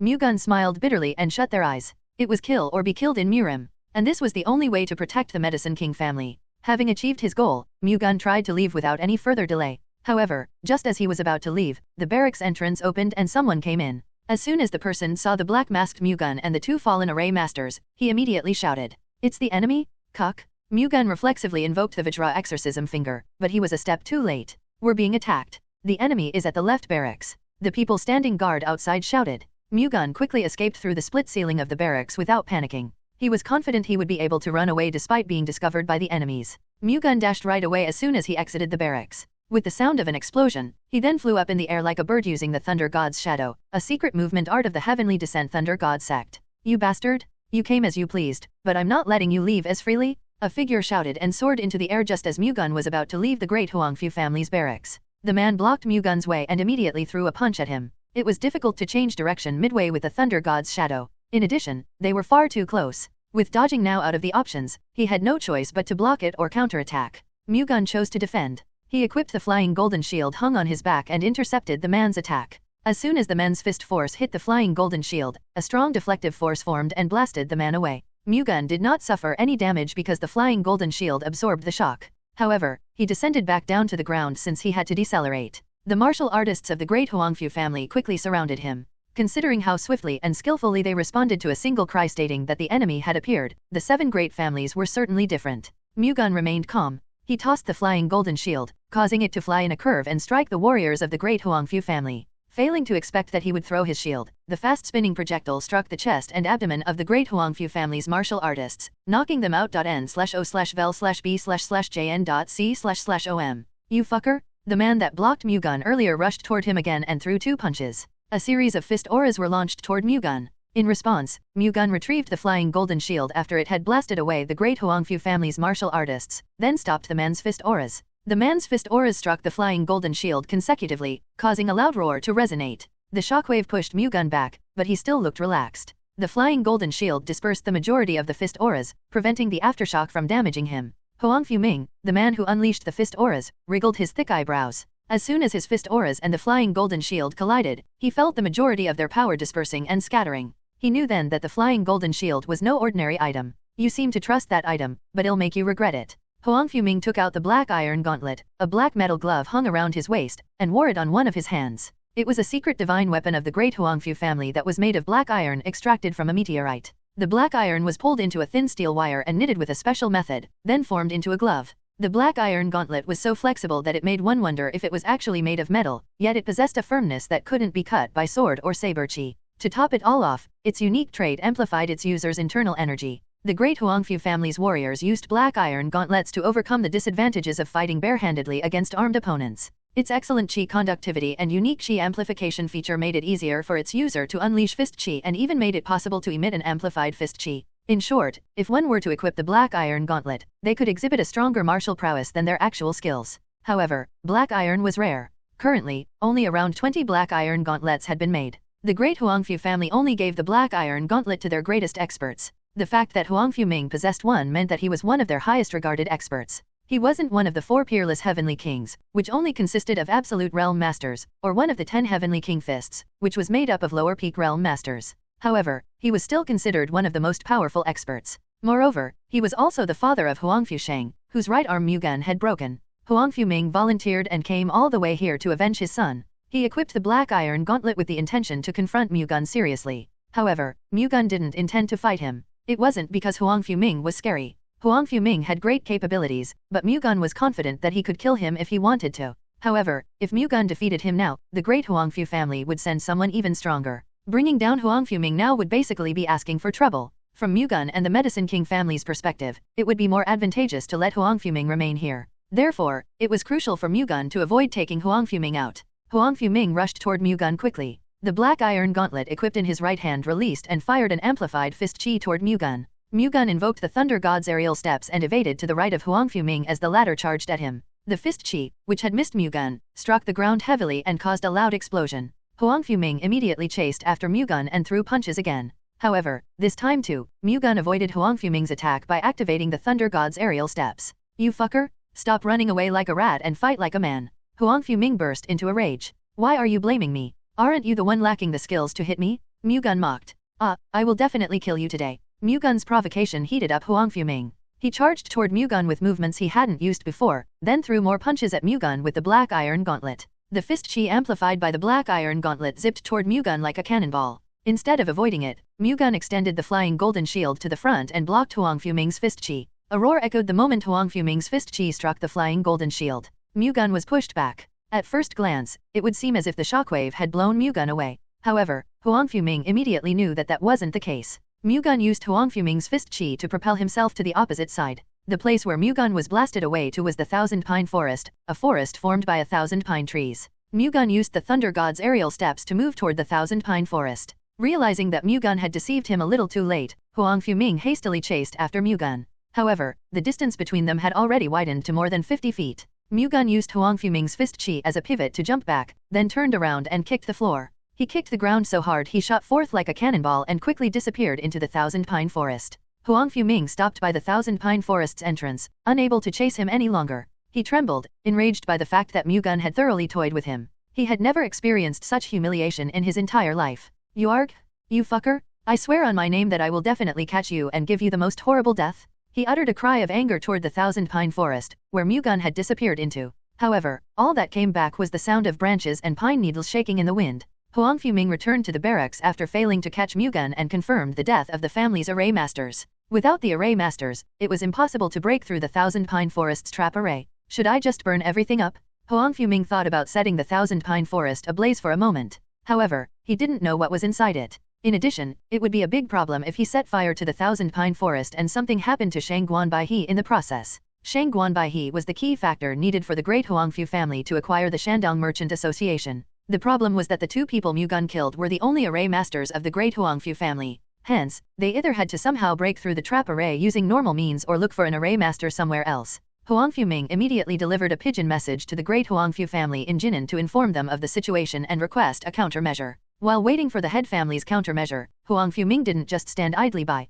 He sent his subordinates in all directions and ordered them to search for a way to enter the Thousand Pine Valley without going through the Thousand Pine Forest. After escaping Huang Fuming's pursuit, Baek Mu-Gun passed through the Thousand Pine Forest's trap array with the Thunder God's heavenly eyes and returned safely back to his residence in the heavenly underground cave. Upon entering, he found Sun Wukong and Shang Guanbaihe waiting for him. The two breathed a sigh of relief when they saw Mu-Gun unscathed. Are you hurt anywhere? Sun Wukong asked. As you can see, I'm fine. That's a relief. You have no idea how worried I was. How did it go? It went as planned. They probably won't be able to break through the trap array for a while. I don't know what I would have done without you, Brother Mu-Gun. It's all thanks to young Master Baek that I can be together with Brother Sun Wu like this too. That's right. If it wasn't for you, I wouldn't have been able to prevent the great Huangfu family's warriors from taking Sister Baihe away back then. Come to think of it, I'm a major contributor to protecting your love. I should ask for a nice set of outfit later on. What's one set? I'd be willing to give you 10 sets. It's fine, I'm just kidding. I'll be contented if the two of you live happily together. I'm worried this incident with the great Huangfu family will cause problems for your family, though. You don't have to worry about that. It'll be hard for them to figure out who I am anyway. Even if they did, they won't be able to make a move easily given the far distance. I'm glad to hear that. If you're so worried, why don't you provide some support from the Medicine King family? How? By getting the Medicine King family to provide medicinal pills so that the Baek Sword Sect's martial artists can become strong as soon as possible. That's not something I can decide on, so I don't think I can give you the answer you want. I'm not asking you to decide right away. I'm asking you to bring this up to patriarchs and will later if possible. N/O/vel/b/n.c//om. Okay, I'll try talking to him. However, we act with discretion when providing medicinal pills to a certain family in Murim, so I don't think Father will simply allow it. Don't worry. I won't bear a grudge against you even if patriarchs and Wu refuses. The Medicine King family tried not to intervene in the affairs of Murim whenever possible. If their medicinal pills became renowned, they would become a target in Murim. In fact, the Medicine King family providing the Thunder God's successor with the Divine Thunder Essence pill was an unprecedented case. However, whether they wanted it or not, the Medicine King family had become entangled with the Great Huangfu family, one of the forces in Murim. In addition, the only people willing to protect the Medicine King family from the Great Huangfu family's threat were Mu-Gun and the Baek Sword Sect. For the Medicine King family's safety, the Baek Sword Sect had to increase its power. However, the former's support was needed to do that. If the Medicine King family recognized that point, they would consider supporting the Baek Sword Sect with medicinal pills. In addition, if the 9 celestial demons sect's existence were revealed, the possibility of that happening would be even higher. Meanwhile, the Great Huangfu family devoted all their efforts to looking for a new array master when their array master died in Mu-Gun's hands. However, doing so was not as simple as they thought. Array masters wouldn't wait for the Great Huangfu family to summon them. Furthermore, not all array masters were the same. While their skills were all of different levels, only those with considerable skills could break through the Thousand Pine Valley's trap array. However, a skillful array master was rarer and harder to find than a skilled martial artist. The Great Huangfu family searched everywhere for several days, but they failed to find a talented array master. Eventually, they turned to the Hebei Peng family for help. It would have been better to ask for help from the great Zudge family, who were renowned to be the best in array techniques, but they were too far away. Hence, the great Huangfu family instead requested the support of the Hebei Peng family's array masters, who were closest in proximity to them. However, they hadn't received a reply yet, even though it had been a few days since they sent a pigeon message. Unable to overcome his frustration, Huangfu Jun summoned Huangfu Ren and asked him, "Is there still no news from the Hebei Peng family? There hasn't been any response yet. They'd probably only make a decision after confirming the reason why we need their array masters. Some people really hate seeing others do well." Huangfu Jun frowned. Array masters were usually needed during the discovery of former masters' legacies. Hence, it was highly likely that the Hebei Peng family was trying to delay sending their array masters on the off chance that doing so would help the great Huangfu family obtain the legacy of a great master. The 7 great clans were tied together with the 7 Saints Alliance, but they were ultimately competitors. They wouldn't want other families to get ahead. I'll send a pigeon message again to urge them. Yes, do that. What about the situation at the Thousand Pine Forest? We're trying to look for an entrance other than the Thousand Pine Forest, but we haven't been able to find anything in particular. A smart rabbit has 3 homes. They likely dug another entrance, considering they had hidden their home this much. Spare no effort in locating it. The great Huangfu family interrogated the Jinan Medical Clinic members but failed to identify the Medicine King family. However, they did discover that Sun Wukong was a descendant of a family that had been living in Mount Tai and studying herbs and spiritual herbs for generations. Mount Tai was not far from Jinan, where the great Huangfu family was based. Nevertheless, the great Huangfu family never caught wind of their presence. They weren't just staying in some random location. Rather, they had been living within the home ground of the great Huangfu family. Just the fact that they could live under the great Huangfu family's noses made their meticulousness and stealthiness as plain as day. Those people wouldn't have come unprepared. Hence, there was a need for a thorough investigation. Understood. I also received reports from the members I sent to the great Sima family. What did they say? For starters, it seems true that the young patriarch of the great Sima family, Sima Bai, is currently away on a trip. What's the destination and reason for the trip? They weren't able to confirm that. What about Sima Bis composite sketch? Well, it's not easy to find someone familiar with Sima Bis face. Does that make sense to you? That man is the great Sima clan's young patriarch. Lots of people should know what he looks like. That's usually the case, but Sima Bai hasn't done any external activities in the past decade. Are you saying he's been cooped up in a small room for 10 years without doing anything? It's known that over the past decade, he frequently entered into closed-door training and focused on honing his martial arts. Due to that, there have been rumors circulating around stating that the level of his martial art is very high. If so, we can't rule out the possibility that the person who broke Sheng's arm was Sima Bai, can we? It's not entirely impossible, but I honestly doubt it. Why's that? Even if the great Sima family's forces had grown rapidly over the past decade, they're still nowhere near the 7 great clans. It wouldn't make sense for him to reveal his identity like that either unless the power of the great Sima family is much stronger than what is known. Are you implying that someone deliberately used Sima Bis' name to create a conflict between us and the great Sima family? Yes. I have found a piece of evidence to support that theory. Someone allegedly annihilated the great Sima family's Flying Lion platoon in Nanjing. In Nanjing? The great Sima family's Flying Lion platoon were occupying the Sky Flower House for some reason, but they seemed to have been obliterated by an unidentified individual. Isn't Sky Flower House a brothel? Yes. What's there to gain from a brothel? I couldn't confirm that much. However, the Flying Lion platoon wouldn't have moved just to obtain a brothel. That aside, did you just say that the Flying Lion platoon was annihilated? Yes. To summarize, the mysterious figure who destroyed the great Sima family's Flying Lion platoon may very well be the one who broke Sheng's arm? Yes. If you think about it that way, the story would make sense. But what grudge does he have against us that he is trying to cause a conflict between us and the great Sima family? Even if he doesn't have a grudge against us, he could have a grudge against the great Sima family. Maybe he's trying to borrow our power to get rid of the great Sima family. In other words, he's trying to trick us into killing someone else so he wouldn't have to lift a finger. That's right. Furthermore, since he interfered with the great Huangfu family's matters and broke Sheng's arms, he likely tried to shift the responsibility to the great Sima family in fear of future troubles. What do you think is the possibility that he's also the black masked man who killed the array masters? In my opinion, it's likely the same person. In the end, the answer is within the Thousand Pine Valley. Since we're on the subject, what do you think about sending extra peak level masters? Sending additional peak level masters? I think Ming will find it difficult to catch him alone.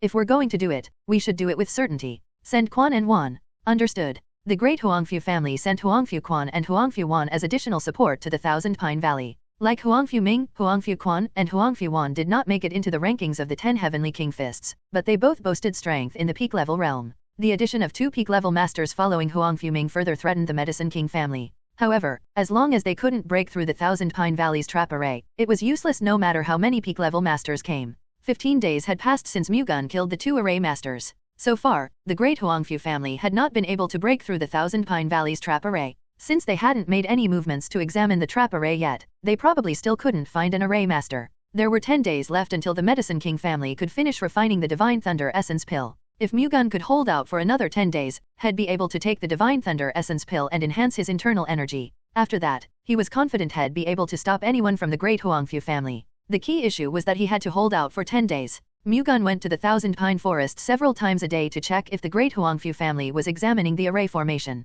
It took 7 days and nights before he finally found people examining the array formation of the Thousand Pine Forest. They were the array masters sent by the Hebei-Peng family. After delaying their response, the Hebei-Peng family finally sent their array masters on the condition that they would receive the black iron that the Great Huangfu family procured with difficulty. Upon confirming that the array masters were examining the array formation, Mu-Gun immediately returned to the heavenly underground cave and met Sun Wupayo. Did you visit the Thousand Pine Forest again? Sun Wupayo asked. Yes. It seems like they managed to recruit array masters. That's bad news. How about eliminating them just like you did last time? Mu-Gun pondered for a brief moment before answering, I don't think doing that's going to be easy. There are masters stuck next to the array masters, and I suspect that they're of the peak level realm. Also, since they've been had once, they'll be thoroughly prepared this time. Then what should we do? If we leave them as it is, they'll likely enter this place in a few days. How long until the Divine Thunder Essence Pill's refinement is completed? We still have to wait 3 more days. That's cutting it really close. I'll try to hasten the process as much as I can. Understood. It was a fight against time now. It would be fortunate if the Divine Thunder Essence Pill were completed before their enemies could break through the Thousand Pine Maze array, but if the opposite happened, they would be faced with the worst-case scenario.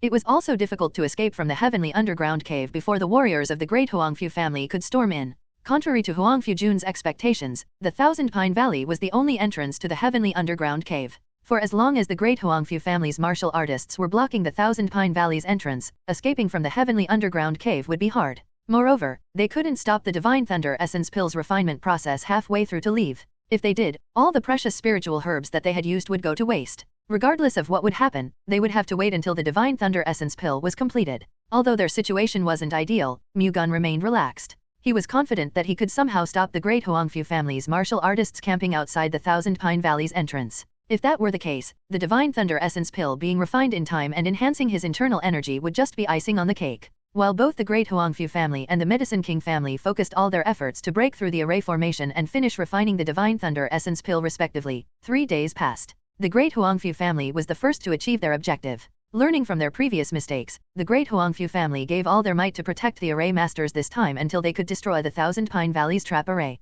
Just like that, they penetrated the Thousand Pine Maze array on the 3rd day. News of that was immediately conveyed to the heavenly underground cave. Now that they had broken through the Thousand Pine Maze array and entered the Thousand Pine Valley, it wouldn't be that difficult to find the entrance to the heavenly underground cave. In a brief moment, the Great Huangfu family's warriors would storm into the heavenly underground cave. How long until the Divine Thunder Essence Pill is completed? Mu-Gun asked, retaining his composure despite the circumstances. It will take half a day more. Please finish the refinement of the Divine Thunder Essence Pill, patriarchs and I'll stop the warriors of the Great Huangfu family. Can you do it alone? Didn't you say that they had 3 peak-level masters in their group? Sun Wupayo expressed his concerns upon hearing Mu-Gun's words. Did you forget who I am? Of course, I know how strong the Thunder God's successor is. However, you have yet to consume the Divine Thunder Essence Pill. A tiger is still a tiger even if it's yet to grow, so don't worry and just focus on what you have to do, patriarch. At Mu-Gun's confident remarks, Sun Wupayo recalled the face of Guiyang Huai, the predecessor of the Thunder God's successor. The more he looked at him, the more he thought that Mu-Gun was like Guiyang Huai.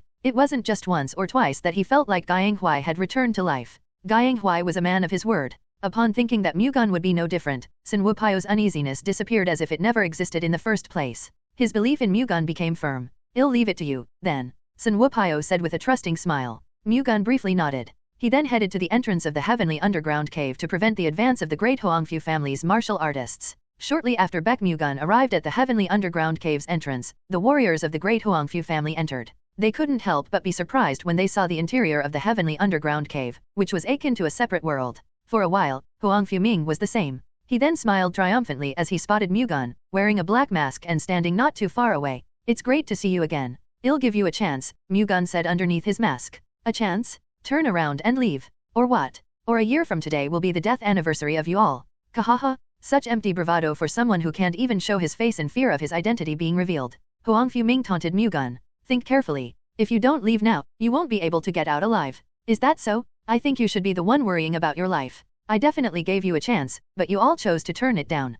Don't resent me for what's to come. Mu-Gun didn't have any intention of allowing the great Huangfu family's warriors to leave so easily in the first place. Nevertheless, he gave them the opportunity as a form of formality so that he could justify the actions he was about to take, even if just for a little bit. Without a hint of hesitation, Mu-Gun recited the incantation to invoke the Thunder God's descent. O God of Thunder shining brightly in gold, adhering to the ancient covenant, I long for your power. Manifest your existence and show your domineering power to these foolish ingrates. The words flowing out of Mu-Gun were the long-forgotten language of the gods. It was also the only language that could manifest the Thunder God, a supreme being of the heavenly realm. As soon as Mu-Gun finished chanting the spell, the air around him began to pulse fiercely. Huangfu Ming's face stiffened. He didn't know what it was, but he understood the fact that Mu-Gun had done something unusual. He had to put an end to it before Mu-Gun could invoke it. Attack that bastard right this instant! At Huangfu Ming's urgent scream, the warriors of the great Huangfu family charged toward Mu-Gun all at once. At that moment, Mu-Gun's eyes shone with gold. A golden thunderstorm formed around his body like a typhoon and engulfed the great Huangfu family's warriors that were rushing toward Mu-Gun. As the great Huangfu family's martial artists tried to surround Mu-Gun, the golden thunderstorm tore them apart in an instant. In the presence of his overwhelming prowess, the great Huangfu family warriors completely froze. After calling forth the Thunder God and manifesting it in his body, Mu-Gun shuddered due to the tremendous power in him that was more than capable of destroying the entire world. It was something he had experienced several times in his previous lives, but it still made him shiver. However, he couldn't afford to revel in the Thunder God's power. He was already going numb, and his internal energy was depleting like an ebbing tide. Before the power of the Thunder God disappeared, he had to deal with all the warriors of the great Huangfu family. Mu-Gun lightly shook his right hand in the direction of the great Huangfu family's martial artists. The golden thunder aura enveloping him formed and fired a myriad of sword chi toward them. Everyone, dodge! Huangfu Ming hurriedly cried out. The great Huangfu family warriors sidestepped in all directions to evade the golden thunder sword chi. However, the sword auras were as fast as black rays and had a wide range. More than half of the great Huangfu family's martial artists collapsed as the golden thunder sword chi pierced through them. Huangfu Ming was able to escape the fastest, but the sight that unfolded before his eyes shocked him. It wasn't just because of Mu-Gun's power. It was because of the person who came to his mind when he saw Mu-Gun Guiyanghuai, the heavenly thunder god's swordsman. He was a hero who died bravely in battle when he fought against the Hellblood demon together with the 7 saints, the previous patriarchs of the 7 great clans. That golden thunder sword chi was a technique that symbolized him. Don't tell me he's the descendant of the thunder god? Huangfu Ming bit his lips. If he had known that Mu-Gun was the thunder god's descendant, he would have tread more cautiously. However, there was no use crying over spilled milk. He was at the point of no return and he couldn't stop now. Scatter to the sides and attack him? At Huangfu Ming's scream, the surviving warriors rushed to Mu-Gun's flanks and launched an attack stemming from the thought that if they pincered him, they'd be able to successfully pierce through at least one side. However, they took Mu-Gun too lightly. From his hands, Mu-Gun condensed his golden thunderbolt aura into a wheel. Rotating at high speed, it then shot forth using the theory of the flying golden shield scripture. The Wheel of Thunder devastated the great Huangfu family's martial artists at the same time despite them charging in from both sides. Those caught by it were ripped into shreds and burnt to the ground. The 3 Peak Realm Masters, Huangfu Ming included, barely managed to block the golden Wheel of Thunder. Unable to overcome the impact, they were blasted away and rolled on the ground. Their expressions filled up with despair. All the subordinates they had brought with them had been killed by one mana single unstoppable force. An intangible aura restrained Huangfu Ming and the 2 other Peak Realm Masters sent to support him, Huangfu Quan and Huangfu Wan, preventing them from escaping or attacking. See, didn't I tell you to leave? Mu-Gun raised his hands, implying that the current situation was not his fault. Aren't you the Thunder God's descendant? Why are you hostile toward us? Huangfu Ming hurriedly cried out. Why do you ask? Is it because the previous Thunder God fought alongside the 7 saints? That's right. Considering the relationship between our predecessors, do you think you should do this? Would it be understandable if I told you that the previous Thunder God died due to the betrayal of the 7 saints? Mu-Gun tried to expose the facade of the previous patriarchs of the 7 families. What nonsense? It doesn't matter if you kill us, but don't insult the former patriarch of our family? At Huangfu Ming's retort, Mu-Gun chuckled. It's not an insult. Blinded by their greed for the authority of Murim, the 7 saints, Huangfu Tianyu included, killed the previous Thunder God while he was weakened due to the battle with the Hellblood demon. That's the truth. You bastard, how would you know if that's the truth? It's because I went through it myself, Mu-Gun said with a smirk. Huh, the conversation ends here. Let's put an end to things. Sensing that the time limit of the Thunder God's descent was imminent, Mu-Gun extended his hand toward the 3 Peak Realm Masters. 3 blades of golden thunder sword chi formed in his hand and sprang forth like rays of light. The 3 golden thunder sword chi pierced the Peak Realm Masters' hearts without even a moment's notice. Staring at Mu-Gun mortifyingly, they soon succumbed to death. They were the last standing members of the great Huangfu family that entered the heavenly underground cave. After wiping them out, Mu-Gun deactivated the Thunder God's descent. Losing all strength in his body, he fell unconscious and collapsed to the ground. Mu-Gun opened his eyes. His whole body was throbbing in pain. Let alone raising himself up, he couldn't even muster up the strength to raise his arm. Mu-Gun smiled bitterly at the aftereffects of the Thunder God's descent that he had felt for the first time in a long while. Have you returned to your senses? Sun Wukong asked. He had been guarding Mu-Gun while he was unconscious. How long has it been? You woke up in half a day. Can you help me up? Mu-Gun was able to lift his body with Sun Wukong's support. He then assumed a lotus position with great difficulty. I have to circulate my chi for a while. Could you excuse yourself? Okay. As soon as Sun Wukong left, Mu-Gun immediately began to circulate his chi. He had dealt with the great Huangfu family warriors that invaded the Thousand Pine Valley, but it wasn't the end yet. If the great Huangfu family found out that the people they deployed to the Thousand Pine Valley had been killed in an incident, they would send their martial artists again. At that time, they would deploy a much stronger combat force than before. Before that could happen, Mu-Gun and the Medicine King family had to leave the heavenly underground cave. Hence, he had to hurry. He circulated his chi 36 times to recover the internal energy he had exhausted and recuperated his strength. Mu-Gun then came down from the bed and moved around. It was still stiff, but it wasn't strenuous. After confirming that there wasn't any abnormality with his body, Mu-Gun immediately headed for Sun Wupio's residence. While he was on the way to Sun Wupio's place, he noticed the Medicine King family's people were moving about busily, likely making preparations to leave this place and move to another location. Mu-Gun soon arrived at his destination. How are you feeling? Sun Wupio asked the moment he saw Mu-Gun. I'm fine. What happened to the Divine Thunder Essence Pill, n/o/vel/b/jn.c//om? It was completed a while ago. Sun Wupio extended a wooden box in front of Mu-Gun, and Mu-Gun lifted its lid. Inside were 3 pills wrapped in gold foil placed side by side. Thank you, Mu-Gun expressed his thanks and took the wooden box in his hands. It's nothing compared to what you've done to protect the Medicine King family. You're likely well aware of this, but the great Huangfu family's threat isn't over yet. We will have to leave this place as soon as possible. Actually, we're already making preparations to move. We will be done with all preparations in 1 hour at the latest. 1 hour was enough time for Mu-Gun to consume 1 pill of the Divine Thunder Essence Pill and absorb the aura as internal energy. I'll consume a Divine Thunder Essence Pill and enhance my internal energy while you're preparing, then. Go ahead. Sun Wupio bade his farewell and watched Mu-Gun leave before he continued with his preparations. Mu-Gun returned to his residence with the wooden box containing the Divine Thunder Essence Pills, then took out one of the Divine Thunder Essence Pills. The greatest amount of internal energy he could obtain from a single Divine Thunder Essence Pill was 60 years worth, but he had to circulate his chi 108 times to fully absorb it. In fact, to absorb 60 years worth of internal energy in one go was, at best, barely achievable even if one's skill with circulating internal energy was at the early Ascension realm. In addition to one's skill with circulating internal energy, the absorption rate varied depending on the type of internal energy cultivation method as well as the harmony between the cultivation method and the spiritual elixir. Mu-Gun possessed a supreme internal energy cultivation method called the Heavenly Thunder Constellation Divine Art, and his understanding of the cultivation method as well as his skill when it came to circulating internal energy was so great that none would be able to match up to him. In addition, the Divine Thunder Essence Pill was a spiritual pill made to be similar to the Heavenly Thunder Constellation Divine Art's Thunder God Chi. Above all, he even had experience from his previous lives. In short, Mu-Gun possessed all the best conditions to absorb the Divine Thunder Essence Pill. Unless there were other variables, Mu-Gun would undeniably be able to absorb the energy contained within the Divine Thunder Essence Pill. Despite so, he didn't let his guard down for a single moment.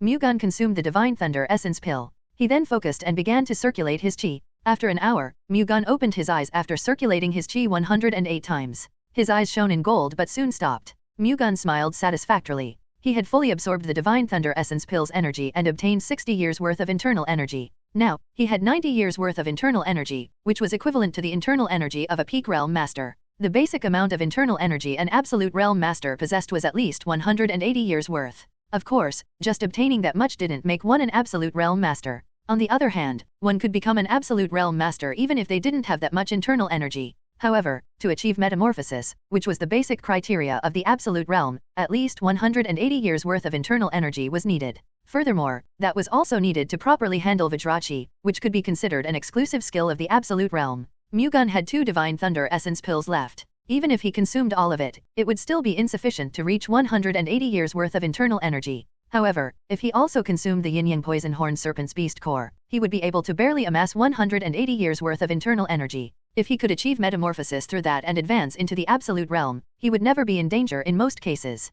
However, the Divine Thunder Essence Pills had to be consumed at least 7 full days apart. Time was necessary to stabilize the Divine Thunder Essence Pills' energy within him. After stashing away the remaining 2 Divine Thunder Essence Pills in his pockets, he equipped the flying golden shield and a sword before heading outside. When he left his residence, he saw the Medicine King family's people had gathered at a rendezvous spot in the heavenly underground cave. The Medicine King family had a little less than 100 people, and they each carried a large backpack. Inside their backpacks were rare herbs as well as books containing the secret knowledge of the Medicine King family. Having completed all preparations to leave, they waited for Mu-Gun. Mu-Gun quickly joined up with them. "I'm late," Mu-Gun announced his arrival. "No, we just finished our preparations a moment ago. Have you properly consumed the Divine Thunder Essence pill?" Sun Wukao asked. "I did, thanks to you. That's a relief. Let's depart, then." "Okay." Mu-Gun and the Medicine King family members left the heavenly underground cave, which they had become attached to. Sun Wukao had decided to move to Yandang Mountain as per Mu-Gun's suggestion, but the key problem was that they had to go to Yandang Mountain while avoiding the great Huangfu family's pursuit.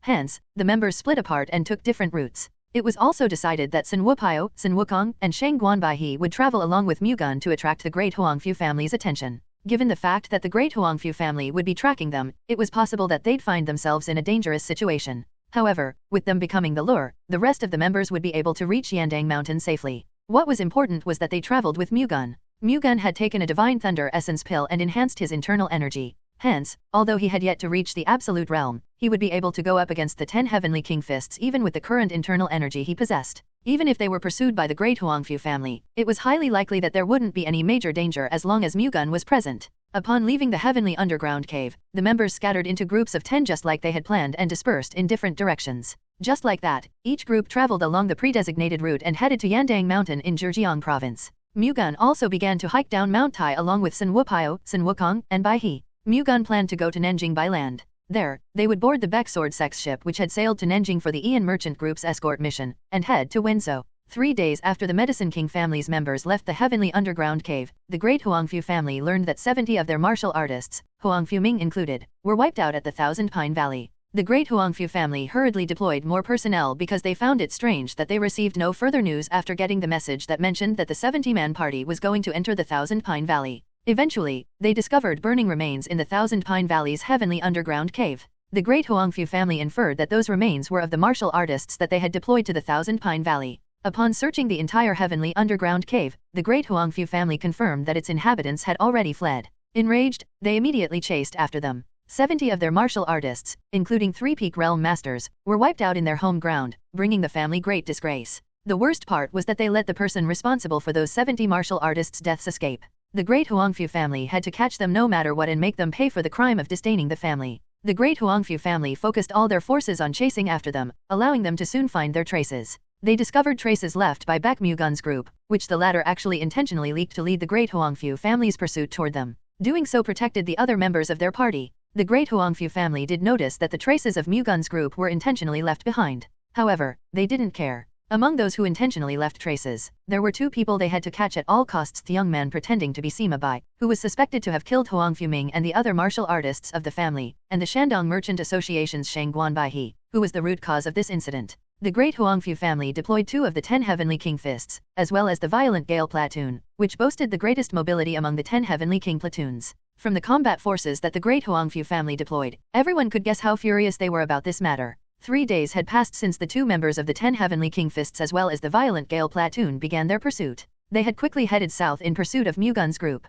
As time went by, the distance between the 2 parties dwindled. Meanwhile, upon reaching the borders between Shandong Province and Jiangsu Province after 7 days of leaving Mount Tai, Mu-Gun's group stayed overnight at the inn where Mu-Gun had stayed before when he traveled to Mount Tai. The next day, after having an early breakfast, they prepared to depart again. However, Mu-Gun brought up something unexpected. "You 3 should go on ahead." Sun Wupao's eyes widened at Mu-Gun's sudden remark. "What do you mean? You want us to go first? What are you planning to do by having us depart first? Are you going to remain here and try to stop the great Huangfu family's pursuit alone?" Baihe asked. Unlike Sun Wupao and Sun Wukong, who were both surprised and unable to comprehend what was going on in Mu-Gun's mind, Baihe could guess Mu-Gun's intention. Mu-Gun chuckled and responded, "It's a sister," Baihe said. "By now, the great Huangfu family's pursuit team should be close by. We stopped leaving tracks midway through, though. Can they really find us that fast?" Sun Wukong rebutted, finding it hard to believe. "Don't belittle the great Huangfu family. Even if we covered our traces from the beginning, the great Huangfu family can find us no matter the cost and track us down.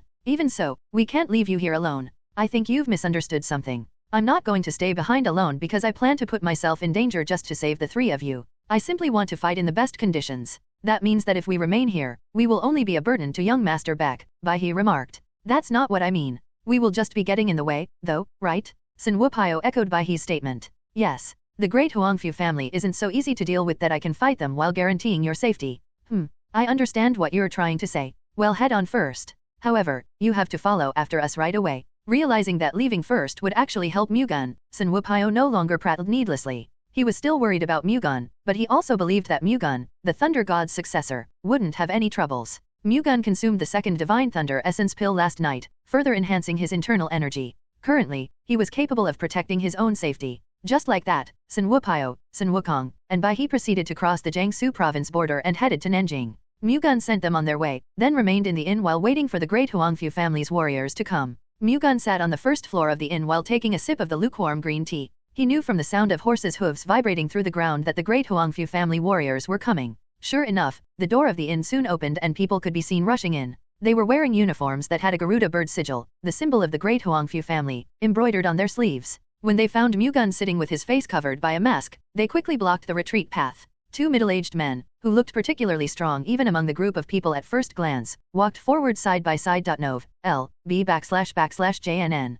Both are at the early peak realm. Seems like they're two of the 10 Heavenly King Fists. Sensing their strength, Mu-Gun came to the conclusion that they were of the 10 Heavenly King Fists. Are you the one who killed our family's martial artists in the Thousand Pine Valley? The middle-aged man standing on the left side asked Mu-Gun. He had sharp features and a broad smile. He was Huangfu Lun, the Mountain Fisher Fist. He was a strong warrior that ranked 4th within the 10 Heavenly King Fists. Yes, Mu-Gun answered. Did you wait for us here on purpose? That's right. Don't tell me you think you can annihilate us all by yourself? I think it's entirely possible to do it alone. Now that I've met you, I've confirmed you truly are a madman. I guess that's why you dared interfere with our family's matters and even fearlessly kill our members. Brother, there's nothing more to hear. Let's give him an early death right now. The middle-aged man on the right said so as if he wanted to charge in right away. The man speaking was Huangfu Jun, the Violent Gale Fist, and he was also the platoon leader of the Violent Gale Platoon, which came here with them. Huangfu Lun raised his hand and restrained him. Mu-Gun shrugged his shoulders. I think the great Huangfu family isn't different from the group of evil sects, considering so many people came in droves to catch me.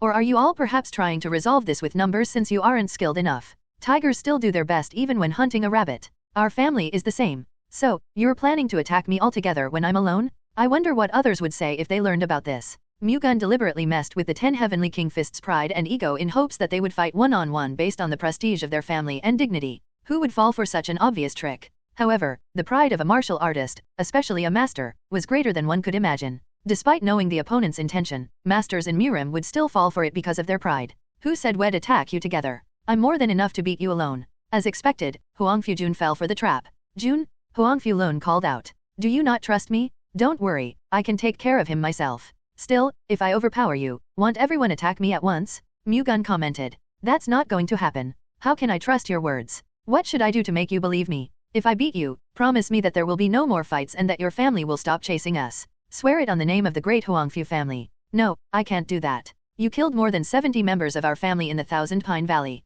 If we let you go like this, we would basically become a laughingstock to the entire world. Even if we have to risk being stigmatized for attacking you with numbers, we have to quell you. Huangfu Lun said firmly after restraining Huangfu Jun. What happened at the Thousand Pine Valley was brought upon the great Huangfu family by themselves. You were the ones who were determined to break through the trap array and into someone else's home. Moreover, I definitely gave them a chance to turn around and leave, yet they still chose to throw away that opportunity. If they left, no one would have lost their lives. Enough with the sophistry. We were just trying to take young lady Shang Guan back home at the Shandong Merchant Association's request. Forcing young lady Shang Guan to do what she herself didn't want to do and even going as far as to oppress her. It is questionable whether this should be the behavior of a righteous sect with worldwide renown. That matter is between our family and the Shandong Merchant Association. You are in no place to step in. That aside, you have to be held responsible for the deaths of our martial artists in the Thousand Pine Valley. As expected, it seems taking this out will be difficult. Very well, let's stop these empty talks and just begin. Mu-Gun said while still seated. At Mu-Gun's calm demeanor,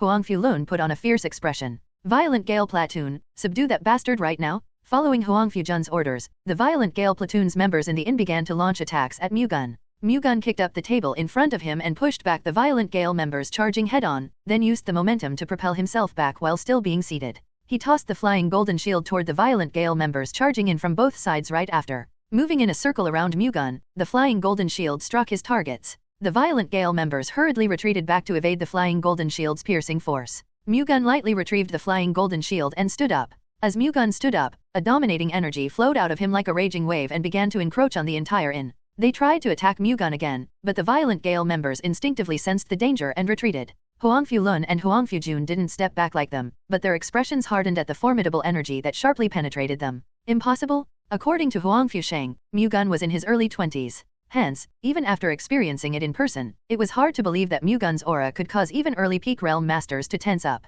Displaying his full strength, Mu-Gun told Huang Fulun, "This time, I'll give you a warning and leave the decision up to you. However, there will be no second chances. If you ignore my warning and continue, I will respond in kind and annihilate the violent Gale platoon with all my might." Huang Fulun couldn't ignore Mu-Gun's remarks. With an aura of this level, Mu-Gun could really annihilate the violent Gale platoon. However, he was with Huang Fujun. Even if Mu-Gun's power was formidable, he was confident they'd win if he and Huang Fujun joined forces. "Step down, violent Gale platoon," Huang Fulun instructed. "Brother?" Huang Fujun was confused at Huang Fulun's change in strategy. "The violent Gale platoon is no match for him. The two of us have to deal with him." "That's a bit. That young man is a strong master. Victory cannot be guaranteed even if both of us go up against him together. Don't mess things up just for your useless ego." "Understood. Now then, let's get serious," Mu-Gun remarked. Mu-Gun then tossed the flying golden shield toward Huang Fujun and quickly dashed toward Huang Fulun. Huang Fujun extended his right fist toward the flying golden shield, which was violently rotating toward him.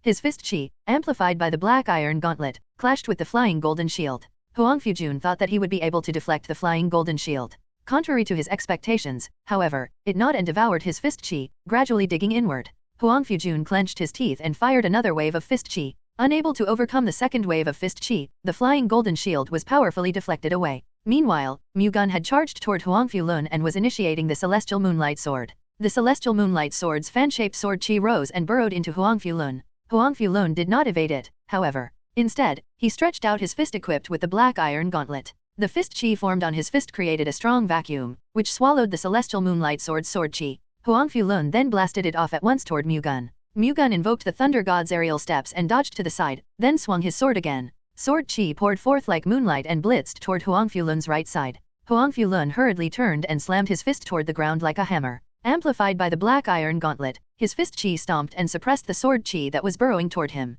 Unable to overcome Huang Fulun's power, the sword chi plummeted to the ground and smashed the inn's floor. Such a powerful fist force befitted the nickname Mountain Fisher Fist. At that moment, Huang Fujun, having deflected the flying golden shield, charged toward Mu-Gun's right side and began a barrage of punches. Remaining calm, Mu-Gun activated the Thunder God's aerial steps to step back and avoid Huang Fujun's barrage of punches. However, Huang Fulun chased after Mu-Gun and released forth a wave of fist chi. Mu-Gun turned around and slashed down, the shock wave caused by the clash between the sword chi and fist chi pushing him back greatly. Huang Fujun did not miss that opportunity. He followed right behind with a swing from his fist. Mu-Gun quickly kicked off the floor and soared to the ceiling, successfully avoiding Huang Fujun's attack. He then exuded waves of moonlight like sword chi toward the two of them. Just like how there were no places where the moonlight couldn't reach from the sky, Mu-Gun's sword chi poured down toward Huang Fulun and Huang Fujun without giving them any gaps to exploit. Huang Fulun and Huang Fujun hurriedly released their fist chi to block Mu-Gun's attack. Huang Fulun and Huang Fujun were pushed back, and the inn's floor was devastated. Their clothes were torn apart like rags, and they suffered cuts all over, causing blood to splatter. However, their wounds weren't fatal. Huang Fulun and Huang Fujun's expressions stiffened. The attack Mu-Gun displayed a while ago was really dangerous, so much so that they could barely manage to stop themselves from being blasted away. If they reacted even a little bit later, they would have been split into pieces. Huang Fulun expected Mu-Gun to be strong, but not this strong. He was no longer confident that he could win if he joined forces with Huang Fujun. However, he couldn't back down here. Huang Fulun looked at Huang Fujun, and Huang Fujun nodded in response. They decided to fight him to the very end. The two of them charged toward Mu-Gun simultaneously. Likewise, Mu-Gun didn't back down. He proceeded to use the Flying Moonlight Tempest, one of the Celestial Moonlight Sword Art's strongest techniques. The sword chi formed by his sword scattered like a storm and intercepted Huang Fulun and Huang Fujun as they rushed in from both sides. Following a series of deafening roars, Huang Fulun and Huang Fujun were violently blasted away. Unable to cushion the impact, both of them crashed against the inn's shabby wooden wall, shattering it apart. Even so, their momentum didn't stop. They slammed into the ground, then proceeded to roll several times before finally skidding to a stop.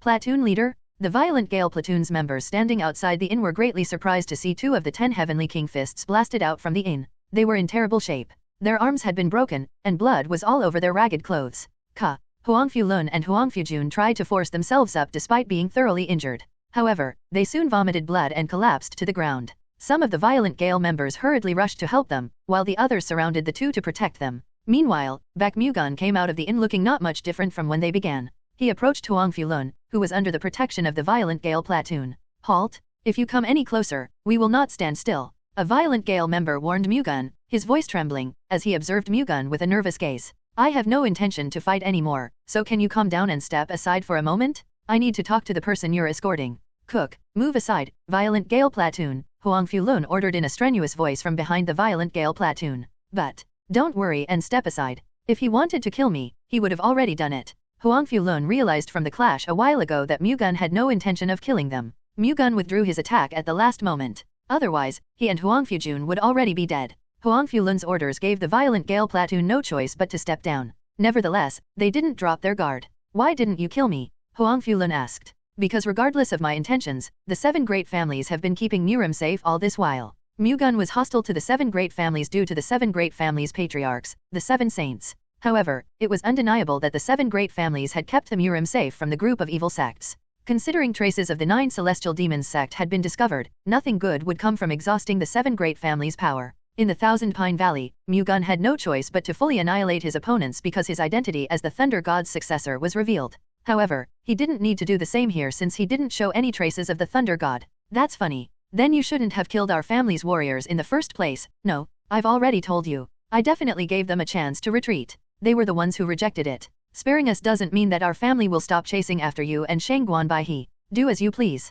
However, considering the 7 great families claim to be the guardian of Murim, shouldn't you pay more attention to something of greater importance? Something of greater importance? What do you mean by that? Did you perhaps find out about the Great Sima family? While waiting for the arrival of the Great Huangfu family's pursuit team, Mu-Gun pondered carefully and reached the decision to inform the Great Huangfu family of the Great Sima family's true colors. Mu-Gun would be able to somehow deal with the Great Sima family by himself if they were the only problem. However, the Azura cult wasn't the only one making a move. It was highly likely that the other factions of the 9 celestial demons sect had also begun their activities in Murim. Considering there was a limit to how much he could stop, he had to inform the Great Huangfu family so that the entire 7 great families would take action. I've confirmed that you're not Sima Bai of the Great Sima family. That's a letdown. I thought the Great Huangfu family would be able to find out the Great Sima family's secret. The Great Sima family's secret? Do you know about the 9 celestial demons sect? They're known as one of the 3 greatest demonic sects. Whenever they go on a rampage, Murim faces a bloody disaster. Why did you mention them out of the blue? Are you saying that the Great Sima family is connected to them?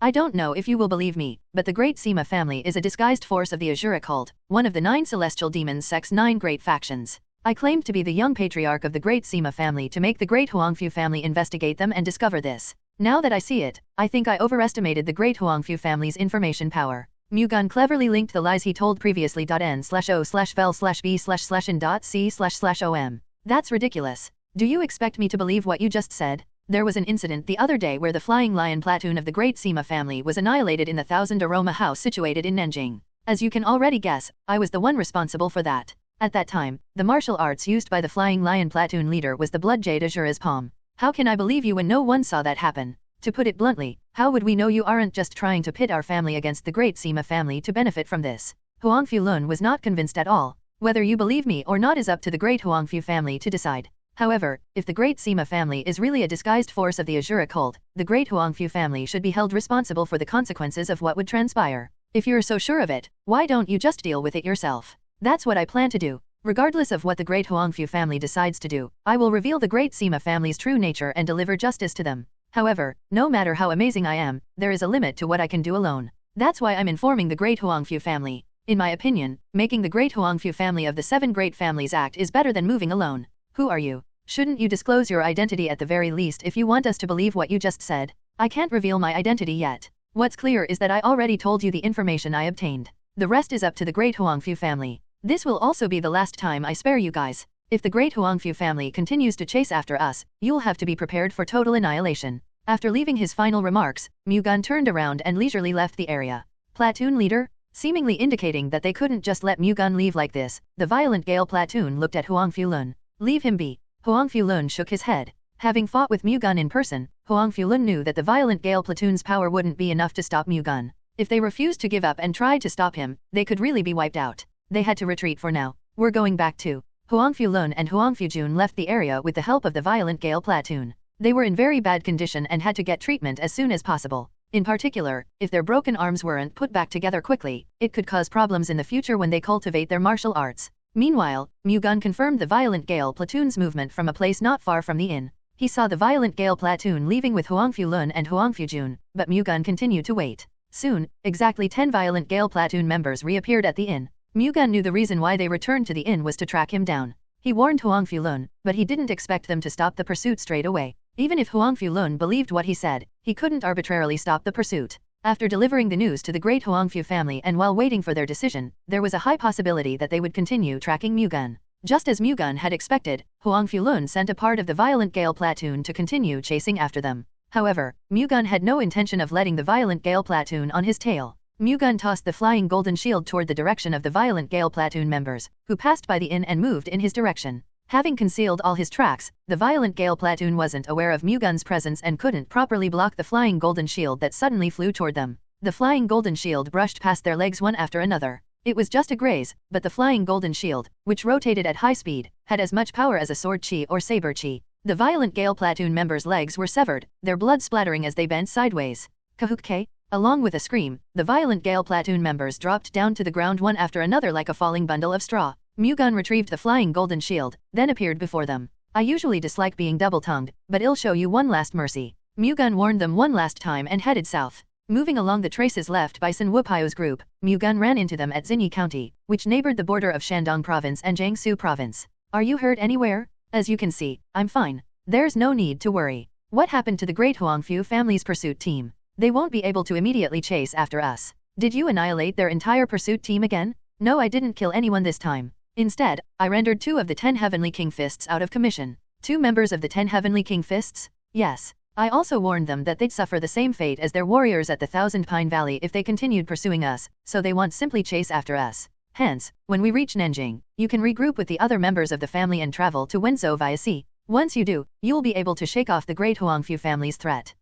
It's still the great Huangfu family. I don't think they'll just back down obediently. Instead of chasing after us, I informed them of a more important matter, so let's watch how it goes. May I ask what that important issue is about? Sun Wupio inquired with curiosity. It's about Murim's safety. I'll tell you once I secure clearer evidence. At any rate, it seems like we don't have to worry about the great Huangfu family's pursuit for the time being. Bai he got straight to the point. But that doesn't mean you should drop your guard. We have to get to Nanjing as soon as possible. We have to be careful not to leave any trace on the way as well. The 3 of them nodded at Mu-Gun's words, indicating that they understood. They then hurried to Nanjing. While Mu-Gun and his group were heading to Nanjing, Huang Fulun sent a pigeon message to the great Huangfu family summarizing the details of what happened with Mu-Gun. The pigeon message arrived at the great Huangfu family the next day, and Huang Fujun, the great Huangfu family's patriarch, checked and confirmed the pigeon message's contents through Huang Furen. What do you think about what that person said regarding the great Sima family being a disguised force of the Azure cult? If by any chance what he said is true, I think we need a clear investigation.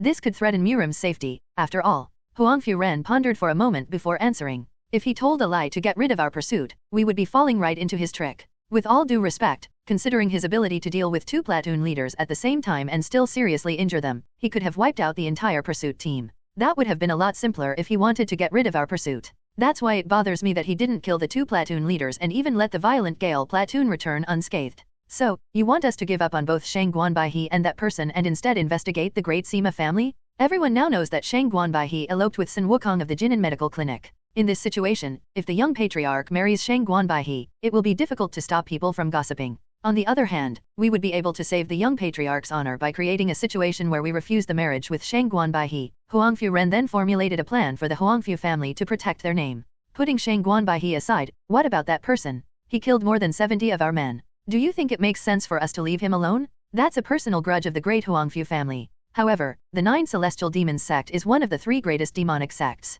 This is a matter of greater importance, considering it's related to the fate of the entire Murim. Given that we're one of the 7 great families who claim to be the pillar of Murim, I think it would only be right to postpone our personal grudge for a while for the sake of Murim's well-being. Furthermore, if the great Sima family truly is a disguised force of the Azure cult just like that person said, reeling them in before anyone else would be a great opportunity to increase our family's prestige and expand our influence in Jiangsu province. Huang Fujun's heart wavered at Huang Furen's words. As Huang Furen said, if the great Sima family really was a disguised force of the Azure cult, it could shake Murim's safety in the future. It was a problem on a whole other level compared to taking revenge for the great Huangfu family's personal grudge. As one of the 7 great families that protect and lead Murim, they shouldn't tolerate the slightest possibility of Murim's safety being threatened. Moreover, if the great Sima family was really connected to the Azure cult, there would be a perfect justification for the great Huangfu family to expand to Jiangsu province. If they absorbed the territory of the Great Sima family in Jiangsu province afterward, the Great Huangfu family would have an opportunity to narrow the gap between the Hebei Peng family and the Great Namgang family, which possessed unrivaled forces even within the 7 great families.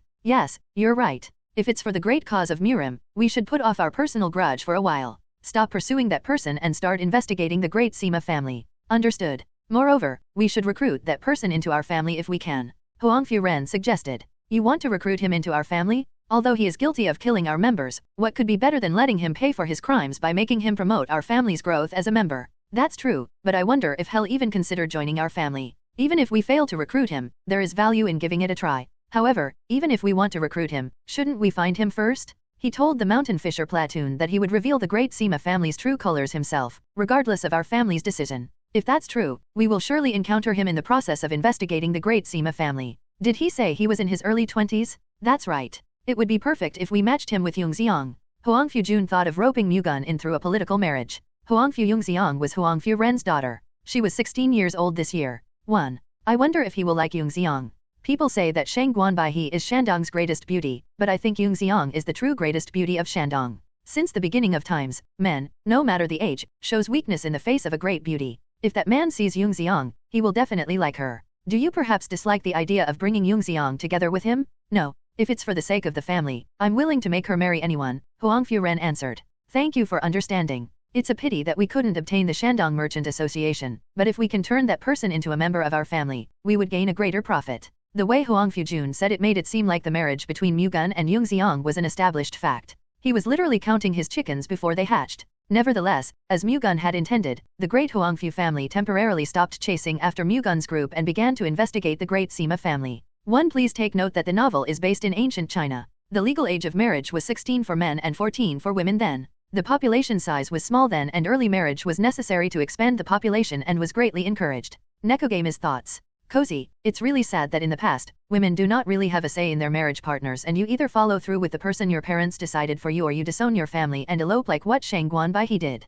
I feel fortunate to be living in this era when I read stories based on historical settings. We have came a long way since those times. 7 days and nights had passed since the Great Huangfu family had stopped their pursuit. Baek Mu-Gun's group was able to arrive in Nanjing safely, and Mu-Gun headed to the Ian Merchant Group's Nanjing branch first. Young Patriarch? When he entered the Ian Merchant Group's Nanjing branch, Baek Yong Wan, who was just outside, immediately ran over to him. He was clearly surprised to see Mu-Gun. Long time no see. You suddenly went out on a trip, so I was very worried. Are you hurt anywhere? I'm fine, so don't worry. Putting that aside, is first uncle in charge of escorting the mercantile journey this time? Given that Yong Wan came, it was highly likely that Baek Shinji was in charge of the escort for the mercantile journey this time around. Yes. On another note, who are these people you came here with? Yong Wan answered and asked Mu-Gun after seeing the people standing behind him. They're my guests. Speaking of which, please take good care of them so that they can get some rest. Understood. I'll leave them to your good hands, then. I'm going to go meet first uncle. Mu-Gun left Sun Wupao, Sun Wukong, and Shang Guanbaihe with Yong Wan and entered the inner building to look for Chenji.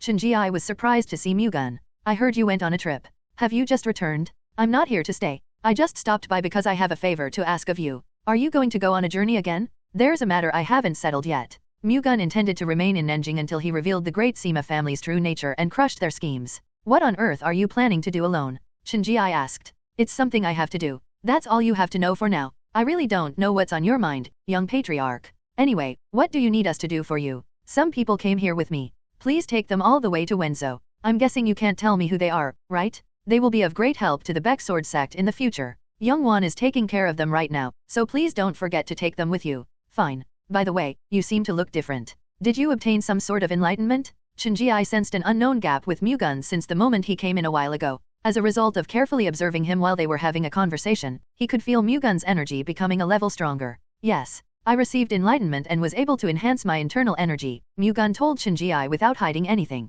The stronger Mu-Gun became, the lesser the chance of Chenji harboring ill intentions. Who, considering you were able to obtain enlightenment in succession when others have difficulty even catching a glimpse of it, it seems like the heavens favors you, young patriarch. Chenji sighed without realizing it, envious and feeling that it was unfair.n/o/vel/b/n.c//om. Without paying any heed to Chenji's attitude, Mu-Gun said, the heavens favor the Baek Sword sect, not me. By the way, is father doing well? He's currently in closed-door training. After absorbing the Golden Sea Turtle's beast core, Mu-Gun expected his father to enter into closed-door training to train in the Heavenly Sea God sect's martial arts. Mu-Gun was looking forward to what his father could accomplish upon completing his closed-door training. I see. You probably have a great deal of work to handle. Thank you for your hard work, uncle. I'm just doing my job, so there's nothing to thank me for. Because you and the other uncles are there, father was able to enter closed-door training without worries. If possible, I hope you continue being a reliable supporter next to father in the future too. Chen Ji smiled bitterly at Mu-Gun's words, which contained another meaning.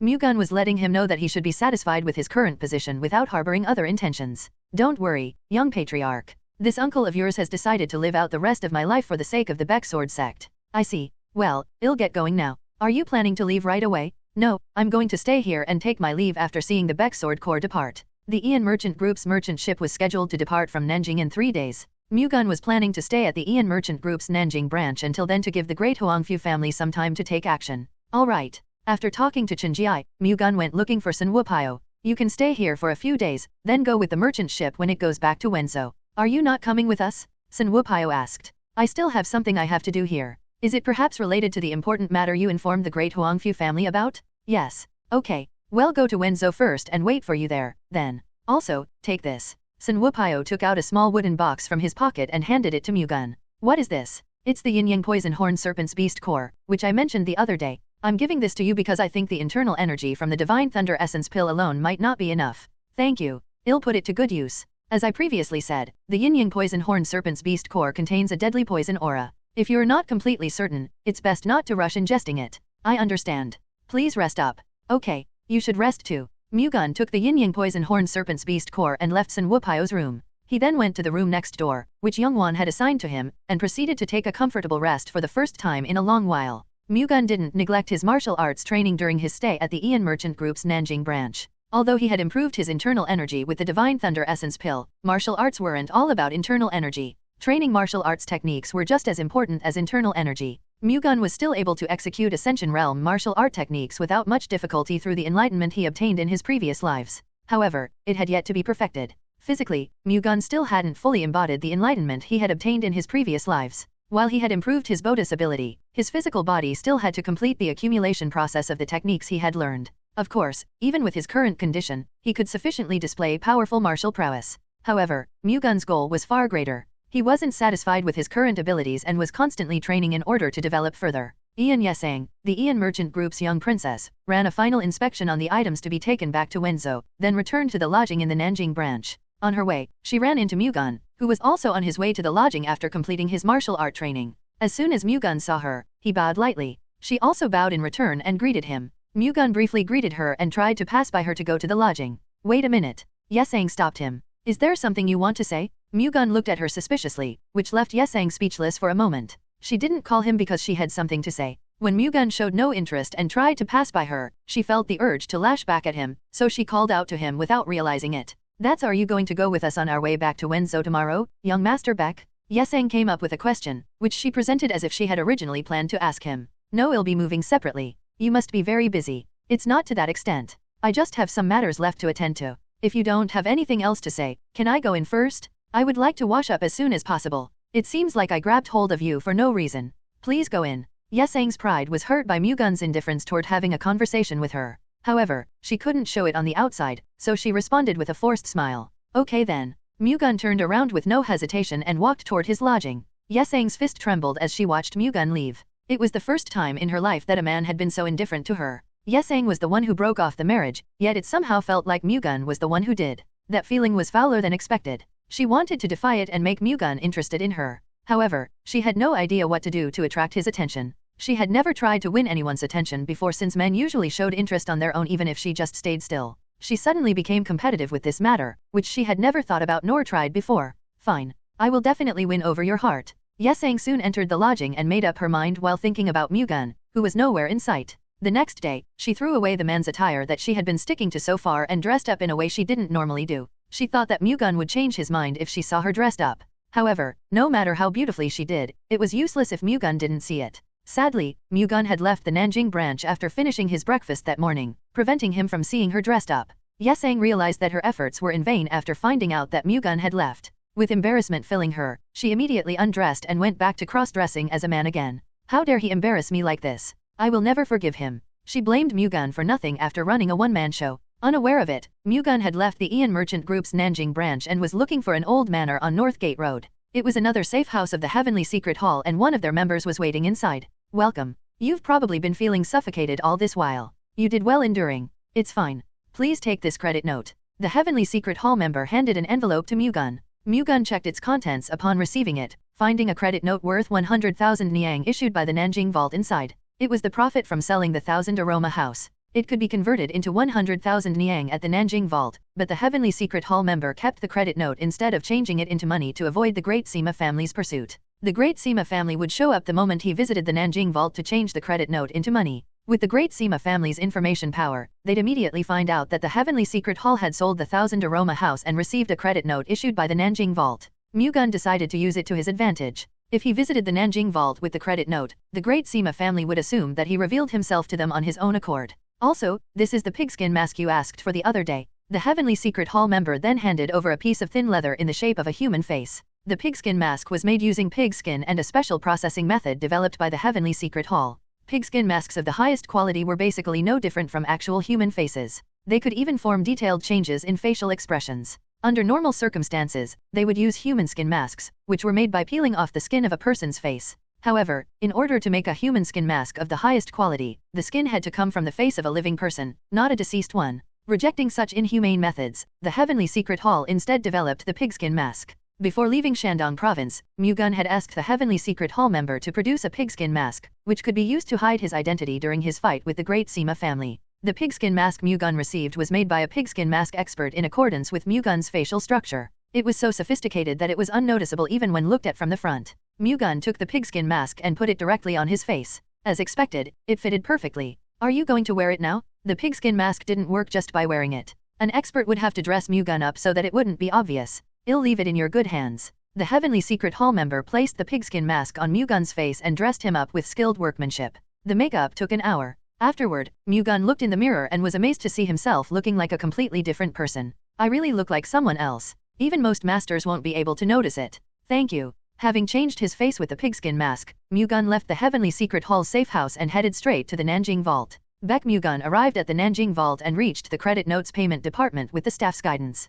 Do you want to exchange the credit note for cash? The employee of the credit notes payment department asked. Yes. Please let me check the credit note first. Mu-Gun took out an envelope containing the credit note and handed it to the employee. The employee took the credit note out to check for any forgeries. Seeing the amount written on it slightly surprised him, but he soon fixed his expression and proceeded with the checks. I apologize for keeping you waiting for so long. I've confirmed that there is nothing wrong with this credit note and that our vault has indeed issued it. N/O/vel/B/in.C//in.C//OM. Can I cash it in right away, then? A 100,000 silver niang is quite a lot of money, so it will take about a day to prepare the cash. Would you like to exchange all 100,000 silver niang for cash? How long do I have to wait if I want to convert 10,000 niang only? We can settle that amount within 30 minutes. I'll just convert 10,000 niang for now, then. Can you issue the remaining amount as a credit note? Understood. As requested, I'll issue a 90,000 niang credit note and prepare 10,000 niang in cash. Thank you. The employee of the credit note payment department immediately went to work, and a 90,000 niang credit note was issued shortly afterward.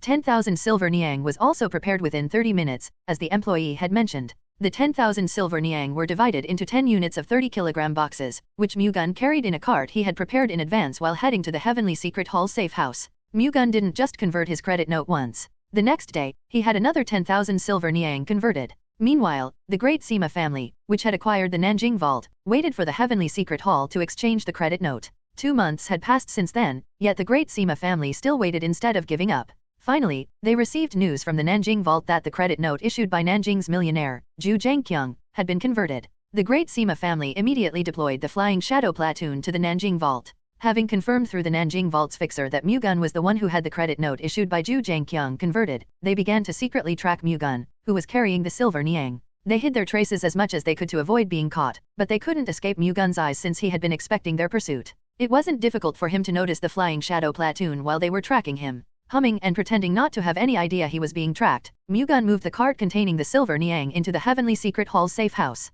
Since it was on a roadside that many people visited and it was in broad daylight, the Flying Shadow platoon didn't cause a scene and instead only tailed Mu-Gun. The Flying Shadow platoon surrounded the manor to prevent him from escaping upon confirming that Mu-Gun had entered a shabby manor, then waited for the night to come. They didn't hastily launch an attack. On the contrary, they first inspected the manor that Mu-Gun had entered, discovering that Mu-Gun was the only one inside it. Don't you find this strange? The Flying Shadow Platoon's vice leader expressed his doubts. What's so strange about it? The Flying Shadow Platoon leader asked. The Heavenly Secret Hall would have predicted that we would come after them. Seeing one person exchange the silver Niang alone without any countermeasures makes me feel like they're up to something. What do you think they're planning? I suspect they're deliberately revealing his identity to lure us out. He's alone, though. We don't know what kind of master could be hiding inside the manor. Although the Flying Shadow Platoon had inspected the manor, there was no guarantee that the intel they had gathered was accurate. It was possible that there were masters inside that had hidden their traces. Then what do you suggest we do? Wouldn't it be better to make a move after figuring out their exact intentions? Enemy reinforcements could come while we're delaying this. Considering what happened last time, the Heavenly Secret Hall's combat force is nothing to worry about anyway. The only problem is that assassin bastard. The Flying Lion Platoon was done in because they weren't expecting an ambush. If they had moved with vigilance, they wouldn't have had any problem. Still, we will move in as soon as it gets dark, so stop trying to make a point. Vice Leader. Understood. The Flying Shadow Platoon Vice Leader was left with no choice but to nod in agreement with the Flying Shadow Platoon Leader's firm words. The surroundings grew dark after some time, and the Flying Shadow Platoon made preparations to move. However, Mu-Gun had moved before them. Expecting the Flying Shadow Platoon to act once it was dark, he launched an attack a step ahead of them. Mu-Gun could have waited for the Flying Shadow Platoon to attack and respond in kind, but there was no need for him to take the easy way out. Rather than fighting passively against the Flying Shadow Platoon's attacks, he chose to be proactive and attacked first. Although they were thoroughly monitoring the area to prevent him from leaving the manor, the Flying Shadow Platoon couldn't detect Mu-Gun as he had activated the Dark Spectre stealth art, which allowed him to move like a ghost as the technique's name suggested.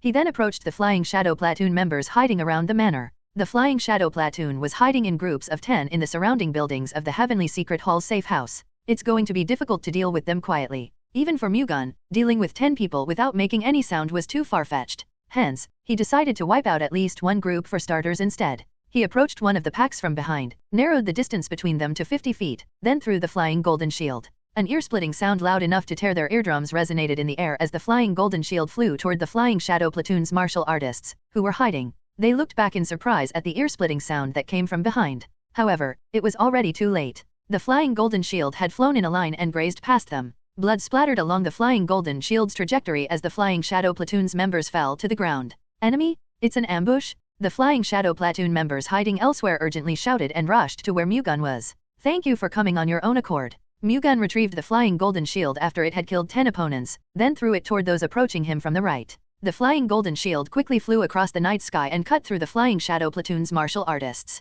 At the same time, the Flying Shadow Platoon's warriors hiding on the left narrowed the distance and launched an attack toward Mu-Gun. Without panicking, Mu-Gun unsheathed his sword and unleashed the Celestial Moonlight Sword. Moonlight soared up in the darkness of night and pierced through the Flying Shadow Platoon's martial artists. His opponents hurriedly blocked the moonlight, but Mu-Gun's sword had risen above their heads before they knew it. Moonlight poured down on them once more and tore them apart. Mu-Gun moved to the right without delay and retrieved the flying golden shield that was bouncing around. The enemies approaching from the right were now scattered on the floor, their heads destroyed and their hearts crushed. Having quickly knocked down 3 groups of 10, Mu-Gun watched the rest of the Flying Shadow Platoon's members gather toward him. Soon, he identified a person with extraordinary energy who stood head and shoulders above the others. He was probably their leader and the person Mu-Gun had to capture alive today. While the Flying Shadow Platoon's members moved in perfect order to surround Mu-Gun, the Flying Shadow Platoon leader stood on top of the manor's wall about 100 feet away from Mu-Gun. So it was you, huh? The Flying Shadow Platoon leader said. The assassin bastard who wiped out the Flying Lion Platoon at the Thousand Aroma House. I'm also the one who's going to annihilate you all today. You certainly seem to possess skills great enough to say that. However, as long as I'm here, that sort of thing won't happen. Everyone says that before they die by my hands. If you're that confident, come at me. Don't just stand so far away from me and run your mouth. The Flying Shadow Platoon leader's face turned purple with anger at Mu-Gun's mockery. However, he soon regained his composure and gave orders to the Flying Shadow Platoon. Everyone, attack that arrogant bastard. We need to find out the Heavenly Secret Hall's location, so don't kill him. They still don't seem to have a good grasp of the situation yet. The Flying Shadow Platoon leader's intention to capture him alive baffled Mu-Gun since that was much more difficult to do than killing. With the Flying Shadow Platoon's abilities, it was already uncertain whether they could kill Mu-Gun, yet he still wanted to capture Mu-Gun alive. The Flying Shadow Platoon leader was currently asking them to do the impossible. Of course, it wasn't a bad situation for Mu-Gun. That was how useless the Flying Shadow Platoon's attacks were. He'll have to capture him first. Kill the Flying Shadow Platoon martial artists that were attacking Mu-Gun wasn't a big deal for him. However, revealing his skills first could scare the Flying Shadow Platoon leader and make them run away. He had to beat him down first before the Flying Shadow platoon leader could do that. For now, Mu-Gun focused on evading their attack. They closed in from all sides. Their joint attacks were quite thorough. However, like a ghost, Mu-Gun still found a gap. He used the Thunder God's aerial steps to escape their attacks, then launched a counterattack. Even though he deliberately didn't use his full strength, he was still powerful. The Flying Shadow platoon's martial artists struck by Mu-Gun's counterattacks hastily stepped back. Nevertheless, due to their large numbers, they quickly unleashed attacks again but from a different direction. Mu-Gun pretended to be on the defensive and avoided their offense while waiting for an opportunity. Now, as soon as the Flying Shadow platoon leader's gaze shifted to the vice leader next to him, Mu-Gun kicked the floor to launch himself forward. Mu-Gun invoked the Thunder God's shadow, putting him within a stone's throw away from the Flying Shadow platoon leader in the blink of an eye. Stop him! At the Flying Shadow platoon leader's startled cry, those guarding him hurriedly blocked Mu-Gun's path. In retaliation, Mu-Gun positioned the flying golden shield in front of him and crashed into them without slowing down, blasting away the guards standing in his way. Having successfully broken through, he extended the flying golden shield when he saw the Flying Shadow platoon leader swinging his saber at him. The red aura from the Flying Shadow platoon leader's saber landed a heavy blow on the flying golden shield, causing an explosion. The impact caused Mu-Gun and the Flying Shadow platoon leader to be pushed back at the same time. The Flying Shadow platoon leader suffered considerable shock from the shockwave the flying golden shield had deflected. On the other hand, Mu-Gun didn't receive much impact since the flying golden shield scattered most of the energy. That difference was huge. While Mu-Gun immediately continued with a follow-up attack, the Flying Shadow platoon leader responded half a beat later. Mu-Gun's sword flew like a ray of light and penetrated the Flying Shadow platoon leader's right shoulder. Cuck! The Flying Shadow platoon leader shrieked and staggered. Without stopping, Mu-Gun approached and stabbed the platoon leader's acupuncture points to render him mute and paralyzed, overpowering his opponent in an instant. He then pointed his sword at the platoon leader's neck and turned toward the Flying Shadow platoon. If even one of you comes closer, I will immediately cut this man's neck. Mu-Gun's words made the Flying Shadow platoon abruptly stop their approach. His objective was to capture a witness who would reveal that the Great Sima family was indeed the Shura cult. The Flying Shadow platoon leader, which Mu-Gun now held captive, fulfilled that purpose. Just a moment ago, the red saber chi that the Flying Shadow platoon leader displayed was definitely the aura of the Blood Azura Heavenly Saber Art, an Azura cult martial art. As long as Mu-Gun held the Flying Shadow platoon leader captive, today's objective was as good as done. All that was left was to deal with the Flying Shadow platoon. The Flying Shadow platoon members weren't demonic cultivators of the Azura cult. They were just being manipulated by the upper brass of the Great Sima family, which was under the control of the Azura cult's demonic cultivators. Mu-Gun didn't want to kill them if possible, but the Flying Shadow platoon vice leader had other plans. That person will not spare the platoon leader anyway. Don't worry about the platoon leader and just attack him. The vice leader ordered, disregarding the survival of the Flying Shadow platoon leader, who had been taken hostage. The Flying Shadow platoon members followed the vice leader's order. Mu-Gun threw the flying golden shield toward the Flying Shadow platoon members charging at him. The flying golden shield flew in a semicircle and grazed past them, causing their heads to explode and their chests to be crushed. Right after, they were blasted away. Mu-Gun retrieved the flying golden shield after massacring the platoon members, then positioned himself as if he was going to throw it again. At the sight, the platoon members hurriedly stepped back. Having witnessed the flying golden shield's power, they dared not risk their lives to attack him. So, are you going to continue? Mu-Gun asked the vice leader. The vice leader wasn't confident he could block Mu-Gun's shield even if he stepped forward and fought. Considering the Flying Shadow platoon leader was held captive, it was difficult to overpower Mu-Gun with the Flying Shadow platoon's power. If they continued fighting, they would eventually be wiped out. The vice leader decided it retreating and saving the Flying Shadow platoon's combat strength was better for now. Will you let us leave if we decide to retreat? I'll make a special exception and let you leave this time. However, there will not be a second time. The next time you come for me, you'll have to put your life on the line. You don't have any intention of letting the platoon leader go, do you? As you've said, this person is already as good as dead. ITLL, do you all good to think of him as a dead man? Everyone, we're retreating. The vice leader ordered the Flying Shadow platoon. Left with no other choice, the platoon members left the premises. After they left, Baek Mu-Gun returned to the manor with the Flying Shadow platoon leader and locked him in an empty room. Interrogating the Flying Shadow platoon leader would have normally been at the top of Mu-Gun's list since doing so would allow him to get more information about the Azura cult. However, he had no intention of personally interrogating him. Rather, he planned to hand over the Flying Shadow platoon leader to the Great Huangfu family and leave that task to them. Letting the Great Huangfu family interrogate him would allow them to find out about the Azura cult. This would result in the Great Huangfu family attacking the Great Sima family. No, to be more accurate, they'd attack the Azura cult. The next day, Mu-Gun handed over the 20,000 silver niang that he had withdrawn from the Nanjing vault to the Heavenly Secret Hall member. The remaining Heavenly Secret Hall members in Nanjing immediately left for Wenzhou. It was too much to move 100,000 silver niang all at once since that would require 30 carts, so they instead decided to relocate the remaining 80,000 niang little by little once they had transferred the 20,000 niang they currently had. After confirming that the Heavenly Secret Hall members had left with the Silver Niangs, Mu-Gun headed to Yangzhou, which was where the Great Sima family was located. He brought the Flying Shadow Platoon leader with him. Going from Nanjing to Yangzhou took less than a day. Upon arriving at Yangzhou, Mu-Gun checked into an inn and left the Flying Shadow Platoon leader in his room. Mu-Gun then went to the downtown area of Yangzhou and put up a poster stating that he was selling iron gloves he had obtained from the Thousand Pine Valley. Afterward, he returned to the inn. The iron gloves he obtained from the Thousand Pine Valley were none other than the black iron gauntlet, which Huangfu Sheng had worn. If the great Huangfu family's martial artists were in Yangzhou and they saw the poster's contents, they would definitely come to the inn to look for Mu-Gun. 2 days after Mu-Gun had put up the poster, a group of great Huangfu family martial artists came to the inn where he was staying. We came here after seeing the poster in Yangzhou's downtown area. I heard that the person who has the iron gloves from the Thousand Pine Valley is here. Can you point us to them? One of them called and asked the inn staff politely. Please wait a moment. The inn staff went up to the second floor and informed Mu-Gun that a guest had come looking for him. Mu-Gun had requested the inn staff to inform him in advance. Mu-Gun took the black iron gauntlet with him and went down to the ground floor. Are you here for this? Mu-Gun asked the great Huangfu family's martial artist while holding the black iron gauntlet up in the air. I am Huangfu Tui of the great Huangfu family. Why did you use the black iron gauntlet to call us out? Because I have the evidence that the great Huangfu family is currently looking for. Huangfu Tui swiftly understood that the evidence Mu-Gun was talking about was proof that the Great Sima family was the Azura cult. What's the evidence? I caught one of the Great Sima family's platoon leaders and personally confirmed that he uses the Azura cult's martial arts. If you interrogate him, you'll be able to find out about the Great Sima family's true nature. Where is he? He's upstairs in the guest room. I'll hand him over immediately, so take him with you. With all due respect, why don't you go with us too? You want me to come along? If the Great Sima family really is a disguised force of the Azura sect, shouldn't we fight together? Unless you're just trying to pass the responsibility to the Great Huangfu family and benefit from that. I'm worried that the grudge between me and the Great Huangfu family may lead to an uncomfortable situation. Today's enemy is tomorrow's friend. For Murim's safety, we, the Great Huangfu family, are willing to put off this personal grudge for now. Of course, that is if we can prove that the Great Sima family is indeed a disguised force of the Azura cult as you claim.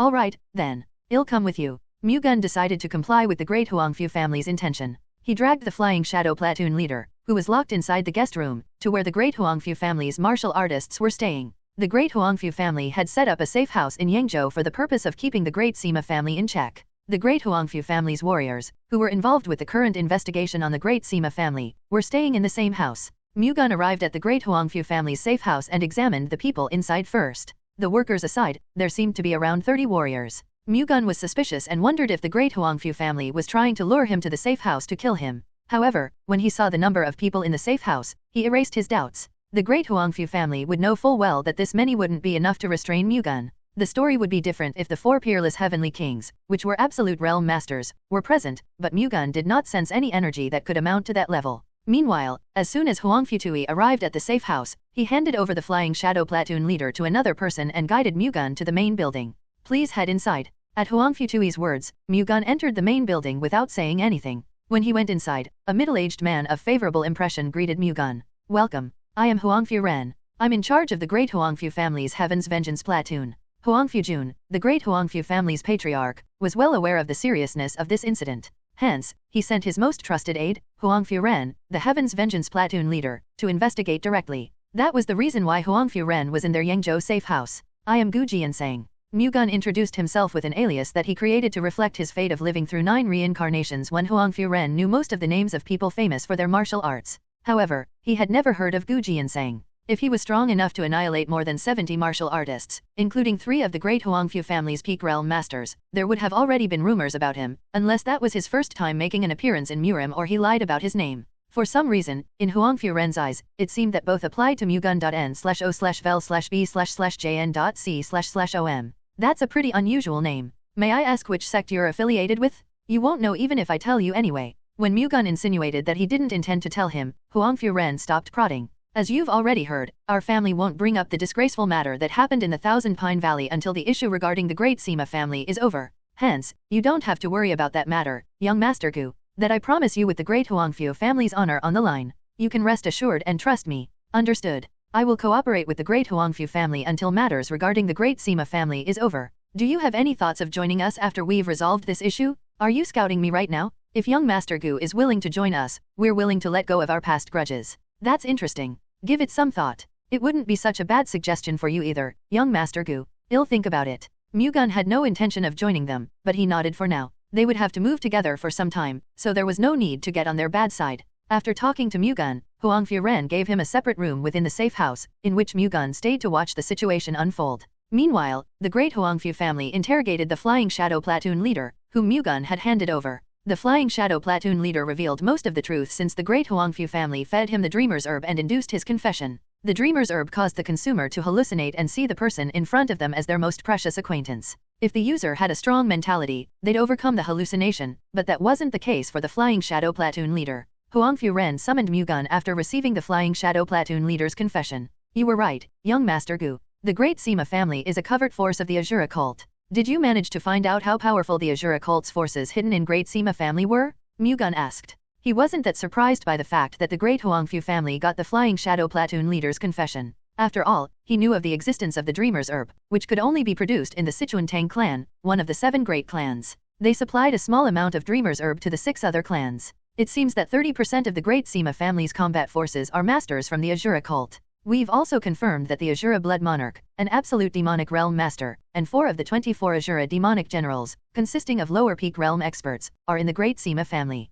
The man you just caught and the one who died at the Thousand Aroma House were members of the 24 Azura demonic generals. Then that means only the Azura Blood Monarch and 2 of the Azura demonic generals remain. Did you get any information about the Azura cult's headquarters? He wouldn't confess no matter what we did. I see. Did he say anything else? We confirmed that there are 4 more absolute demonic realm masters at the Azura cult's headquarters. Unfortunately, we couldn't get anything about the Azura cult leader, but if you include him, then there are at least 5 absolute demonic realm masters. These vicious bastards. The 9 celestial demons' sect's tenacity put Mu-Gun at a loss for words. They were able to quickly restore their forces even though they had been exterminated and fallen into ruins during his previous life. What about the 9 celestial demons' sect's other branches? Mu-Gun asked. He had resolved himself that he would root the 9 celestial demons' sect out for good this time. He said that he doesn't have access to information about other factions. However, it's clear that the other factions have also resurfaced. What's your plan now? Obviously, we plan to wipe out the Great Sima Family Azura cult, to be exact. If they have the Azura Blood Monarch, an absolute demonic realm master, an expert of equivalent martial prowess should step forward from our side too.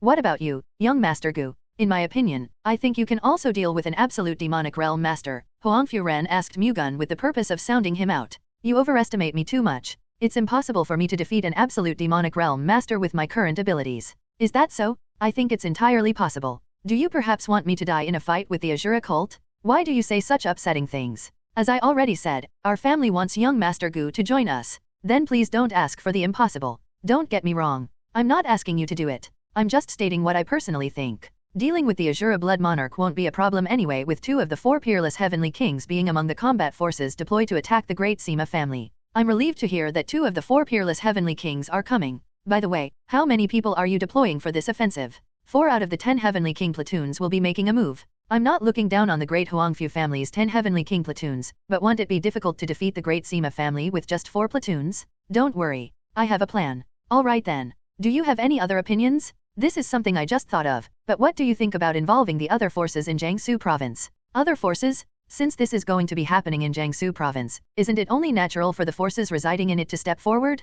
Considering the Great Huangfu family's position, won't borrowing the powers of the Li household and the Taiyun household minimize the damages to your forces? The Li household in Suzhou and the Taiyun household in Mount Yuntai were strong forces based in Jiangsu province. They were renowned as the 3 great families of Jiangsu along with the Great Sima family. Even without them, the Great Huangfu family would still have enough strength to destroy the Great Sima family. However, if they eliminated the Great Sima family alone, the latter's territory would be transferred to the Great Huangfu family in its totality. Mu-Gun didn't want the Great Huangfu family to expand their power to Jiangsu province, so he tried to involve the Li household and the Taiyun household as an alternative measure. If the Li household and the Taiyun household joined in, they would also desire the Great Sima family's territory as the right of the victor. This would result in the amount of Great Sima family territory that would fall into the Great Huangfu family's hands being reduced. I don't think that's a very good idea. It would take time to involve the Li household and Taiyun household, and if the Azura cult notices our movements, things could become complicated. Huang Furen's words made clear sense. Since the Flying Shadow platoon leader had been captured, the Great Sima family know, the Azura cult would be on high alert to the situation around them. They could have already noticed that the Great Huangfu family's forces were in Yangzhou. As Huang Furen had said, it would do them no good if they delayed time. Mu-Gun didn't like the idea of the Great Huangfu family exclusively possessing the Great Sima family's territory, but it was better than letting the Azura cult go. Moreover, if the great Huangfu family monopolized the great Sima family's territory, the Li household and the Taiyun household wouldn't stay still. The great Huangfu family would eventually be left with no choice but to make some concessions. You definitely have a point, Heaven's Vengeance platoon leader. Thank you for understanding. But you don't plan on attacking recklessly, do you? Do you have a good plan? I will lure the great Sima family out, so how about you attack the great Sima family then? The great Sima family was looking for Mu-Gun. If they discovered his whereabouts, they would definitely give their all to hunt him down.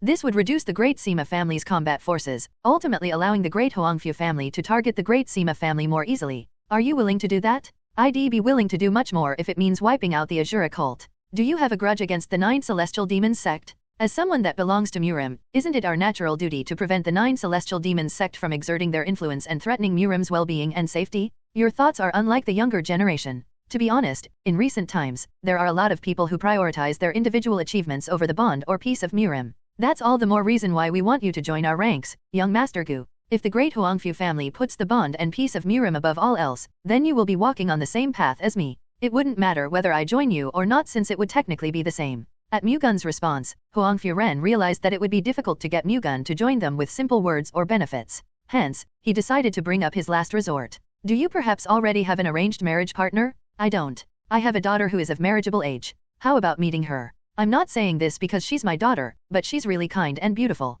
Mu-Gun was surprised by Huangfu Ren's aggressive attempt to recruit him. It would have normally been impossible for someone in their right mind to give their daughter to someone whose identity they weren't even sure of yet. With all due respect, I don't have a marriage partner, but I already have a woman in mind. That's not a problem. Since ancient times, it has never been a flaw for a hero to have multiple wives and concubines. Haha, unfortunately, I am no hero. I won't say anything further since you don't seem to be willing. However, if you change your mind, please let me know. Huangfu Ren neatly backed off. Clinging to Mu-Gun here would only produce the opposite result. Understood. When will the great Huangfu family's reinforcements arrive? They'll be here within 7 days. We can move according to that timeline, then. And I'm telling you this just in case, but you should be careful not to reveal the great Huangfu family's presence to the great Sima family. We'll be cautious. Even without Mu-Gun's words, Huangfu Ren already paid close attention to security. However, this was Yangzhou, the great Sima family's home ground. No matter how careful the great Huangfu family was, avoiding the great Sima family's eyes was difficult. In fact, the great Sima family had been aware of their presence since they entered Yangzhou. One Gu Jianseng can be literally understood as 9 reincarnations. The great Sima family's patriarch, Sima Chongjing, summoned his steward, Sima Kongxia. He then asked the latter, "Have you learned why the great Huangfu family is loitering around Yangzhou? I think they've noticed our real identity." How did they find out? The person who annihilated the Flying Lion platoon and captured the Flying Shadow platoon leader probably informed the great Huangfu family. How did he know, though? This is just a conjecture, but I think he found out when he saw the martial arts of the Flying Lion platoon leader and Flying Shadow platoon leader. Those fools. There's a high chance they instinctively used the Azura cult's martial arts due to how dire their situations were. If they didn't have any other choice, they should have just let themselves be killed. That aside, have we still not figured out who that man is? I apologize. However, I don't think he belongs to a particular force. What about his relationship with the great Huangfu family? He likely got the great Huangfu family involved because he couldn't handle us alone. What you're saying is just all speculation, right? I'm sorry. Now that the great Huangfu family has seen through us, there's no way they'll let us get away with it.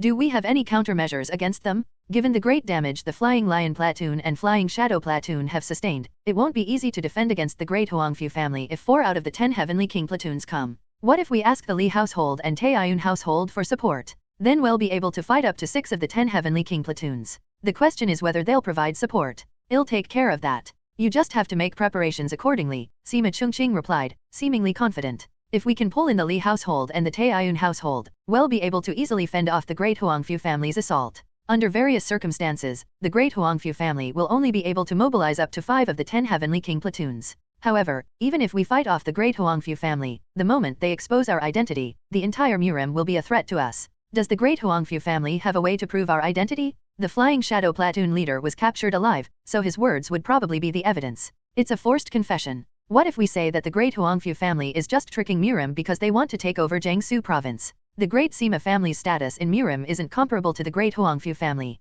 Murim will trust their words more. What if the Li household and Taiyun household make the same stance as us? If they actively confirm with us, Murim won't side with only the great Huangfu family. Recently, there has also been a growing hostility against the 7 great clans in Murim. If we pull this off properly, we will also be able to get the justification we need to wipe out the great Huangfu family. It was a very probable backstory. The 7 great clans had a vested interest in Murim for 30 years after they defeated the Hellblood demon sect. To strengthen their vested interests, they unknowingly exerted their authority on Murim. This resulted in many Murim forces harboring ill feelings against the 7 great clans. Sima Chungqing intended to take advantage of this opportunity. In particular, the 9 prominent sects, which were the main leaders of Murim before the 7 great clans, had completely resumed their activities after being sealed for so long. Hence, the tension between the 9 prominent sects and the 7 great clans was rising. Unless there was concrete proof, the 9 prominent sects were likely to support the 3 great families of Jiangsu as they were looking to regain their vested interest in the face of the 7 great clans' leading sects. The rest of the 7 great clans would naturally support the great Huangfu family, but if the great Huangfu family were annihilated before they could intervene, they wouldn't be able to immediately retaliate. What should we do about the great Huangfu family martial artists that are in Yangzhou right now? Leave them be for now. Rather than making the first move, it would be much easier for us to get justification to fight back if we let the great Huangfu family attack first. Understood. A few days later, Mu-Gun moved to lure the great Sima family out according to what he told the great Huangfu family. The great Sima family found Mu-Gun's traces without much difficulty. However, the great Sima family didn't deploy their combat forces to catch Mu-Gun. When the great Sima family didn't budge even after he had exposed his location, Mu-Gun realized that they were aware of his luring tactic. That also meant it was highly likely that the great Sima family was aware of the great Huangfu family's movements and his cooperation with them. Mu-Gun immediately relayed that information to Huangfu Ren. I think what you just said is right, young Master Gu. However, the fact that the great Sima family isn't taking any action is suspicious. If they knew about our existence, it would make sense for them to take action first. It's like they're waiting for us to attack first. With the great Sima family's combat forces, it would be difficult to fend off the great Huangfu family. It seems like they have something they're confident they can rely on. Do you have any idea what that is? Their demeanor would be understandable if it's because the Azura cult sent reinforcements. However, if that were the case, then they would be revealing their true identity. Whether they'd actually do that is questionable. It's hard to judge due to our lack of information on Jiangsu province. For now, I think we will have to move prudently with the assumption that the great Sima family has some sort of combat force great enough to match the great Huangfu family. Don't worry. We have already foreseen such variables. Then you likely have a countermeasure. The great Namgang family will be moving with us. The great Namgang family? Do understand that we couldn't tell you in advance. It's fine. The more crucial the situation, the more covered it has to be. Mu-Gun wasn't particularly offended that Huangfu Ren didn't mention the great Namgang family's involvement. That was only natural, after all. The great Namgang family's involvement was an important matter that could determine the direction of this battle. It would be foolish for him to tell Mu-Gun, considering he wasn't even affiliated with the great Huangfu family. If Mu-Gun was Huangfu Ren, he would have done the same. Thank you for understanding. When will the great Namgang family arrive? They're going to enter Yangzhou tonight. As soon as they arrive, we will surround the great Sima family and make a declaration of war. We will give them a chance to surrender. If they don't comply, we will launch an attack. You should prepare accordingly too, young Master Gu. I will. The great Huangfu family's thorough plan reminded Mu-Gun once again why they were one of the 7 great clans. The great Sima family couldn't have imagined that the great Huangfu family would involve the great Namgang family on such short notice. In the same sense, if the great Namgang family's forces stormed in, it would be difficult for it to have any significant effect no matter what they had prepared. What a coincidence. Mu-Gun felt strange about the current situation. He would be fighting alongside the families of the 2 people he had a grudge against in his past life. However, now wasn't the time to think of other matters. To him, stopping the 9 celestial demons sect was more important to him than the resentment of his past life. There was one thing he had to do before fighting the great Sima family. After returning to the annex, Mu-Gun took out the wooden box he had received from Sun Wupio and opened the lid, revealing the yin-yang poison horn serpent's dark brown beast core. Mu-Gun intended to absorb it before fighting the great Sima family. With the great Huangfu family and great Namgang family joining forces, they'd emerge victorious without any difficulty. However, their opponent was the Azura cult, not the great Sima family. Based on his experiences from his previous life, the 9 celestial demons sect was by no means a pushover. There was more to them than met the eye. Against them, he had to move while assuming the worst-case scenario and keep his guard up at all times. Unfortunately, responding to unexpected variables with his current strength would be difficult. Of course, if he used the Thunder God's Descent, he would be able to mitigate and crush any variables. However, the problem was what came after. He didn't trust the great Huangfu family and great Namgang family enough to entrust his safety to them. As such, he needed to refrain from using the Thunder God's Descent, which would put him in a sluggish state afterward. Absorbing the yin-yang poison horn serpent's beast core would allow him to advance into the absolute realm, which in turn would enable him to react to any factors without having to resort to the Thunder God's Descent. The deadly poison aura contained in the yin-yang poison horn serpent's beast core was a problem, but he thought he could sufficiently detoxify it with the heavenly thunder constellation divine art since he had already enhanced his internal energy using the divine thunder essence elixir. Having made up his mind, Mu-Gun ingested the yin-yang poison horn serpent's beast core without hesitation. It quickly melted down as soon as he put the beast core in his mouth, allowing him to swallow it without much issue. The hot and cold energy stemming from the beast core flooded his danshan, and the heavenly thunder constellation divine arts thunder chi, which was protecting his danshan, resisted the foreign aura. Mu-Gun began to circulate his chi with the heavenly thunder constellation divine art, the thunder chi of which could handle all the energy that existed in the world. The yin-yang poison horned serpent's yin-yang chi was no different. The problem was the deadly poison aura it contained. The poison aura resisted violently, refusing to harmonize with the thunder chi. Instead of surrendering to the thunder chi, it desired to become the main energy. The thunder chi and the deadly poison chi were like water and oil. Nov. L.B//JNN. Burn it and get rid of it. Mu-Gun began to apply the heavenly thunder constellation divine arts detoxification attribute, but the deadly poison chi resisted the thunder chi that tried to burn it away with even more intensity. The deadly poison chi was stronger than Mu-Gun had thought. Even though he was now using a much higher amount of thunder chi, it still couldn't overpower the deadly poison chi. On the contrary, as time passed, the deadly poison chi gnawed and devoured the thunder chi in an effort to take control of Mu-Gun's internal body. Mu-Gun tensed up. If he lost the initiative to the deadly poison chi like this, its poison would spread throughout his body and kill him. Strong when united and weak when dispersed? At the phrase that suddenly came to mind, Mu-Gun tried to split the deadly poison chi using his thunder chi. However, the deadly poison chi was cunning. As if trying to creep over a wall, it prevented the thunder chi from scattering it, then began to counterattack. Mu-Gun tried to condense the thunder chi to fight the deadly poison chi, but the latter, which had momentum in its favor, permeated into the thunder chi and tried to scatter it in return. Mu-Gun focused and tried his best to prevent the deadly poison chi from succeeding. Cold sweat dripped down his forehead, indicating the urgency of the situation.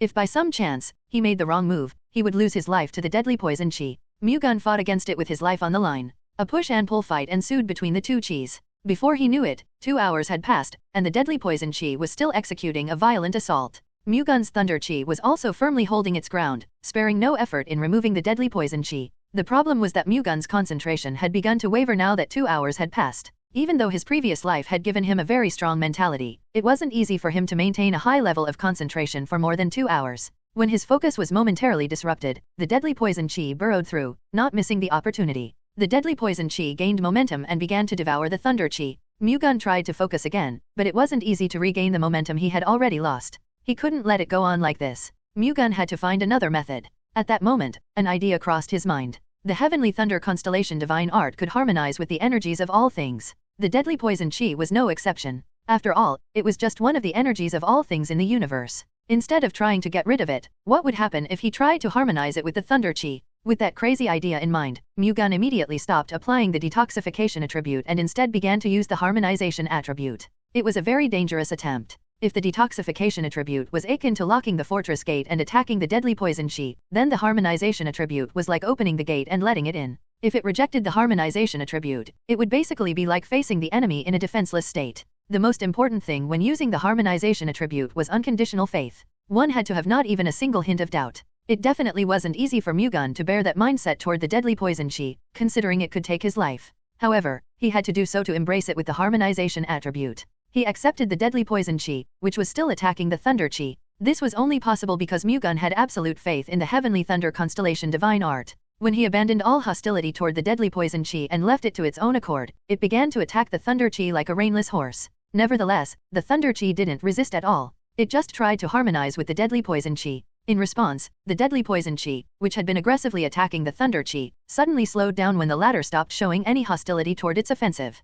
The former had realized that the thunder chi wanted to be one with it and coexist in harmony. Now, it was up to the deadly poison chi's decision. Would the deadly poison chi continue to attack and devour the thunder chi, or would it coexist as one with it? The deadly poison chi knew that everything would be over the moment it devoured the thunder chi. It didn't want it to end like this, but coexisting with the thunder chi was the only way it could continue to exist. Even if it couldn't become the main energy, it wanted to continue existing. To do that, it had to become one with the thunder chi and fully entrust itself to it. Hence, the deadly poison chi stopped its assault and started to harmonize with the thunder chi. It's working. Mu-Gun soon sensed that the deadly poison chi had given into the thunder chi. His belief had worked. He unleashed the harmonization attribute and began to harmonize the thunder chi and the deadly poison chi, and the thunder chi quickly began to absorb the yin-yang chi, which had been locked up in the deadly poison chi. Through chi circulation, the deadly poison chi started becoming a part of the thunder chi and soon perfectly united with it. The amount of thunder chi that returned to Mu-Gun's danshan after 12 cycles of circulation exceeded 180 years' worth. I've advanced into the absolute realm. Mu-Gun didn't stop after completely absorbing the yin-yang poison horned serpent's beast core, however. On the contrary, he proceeded to the next step.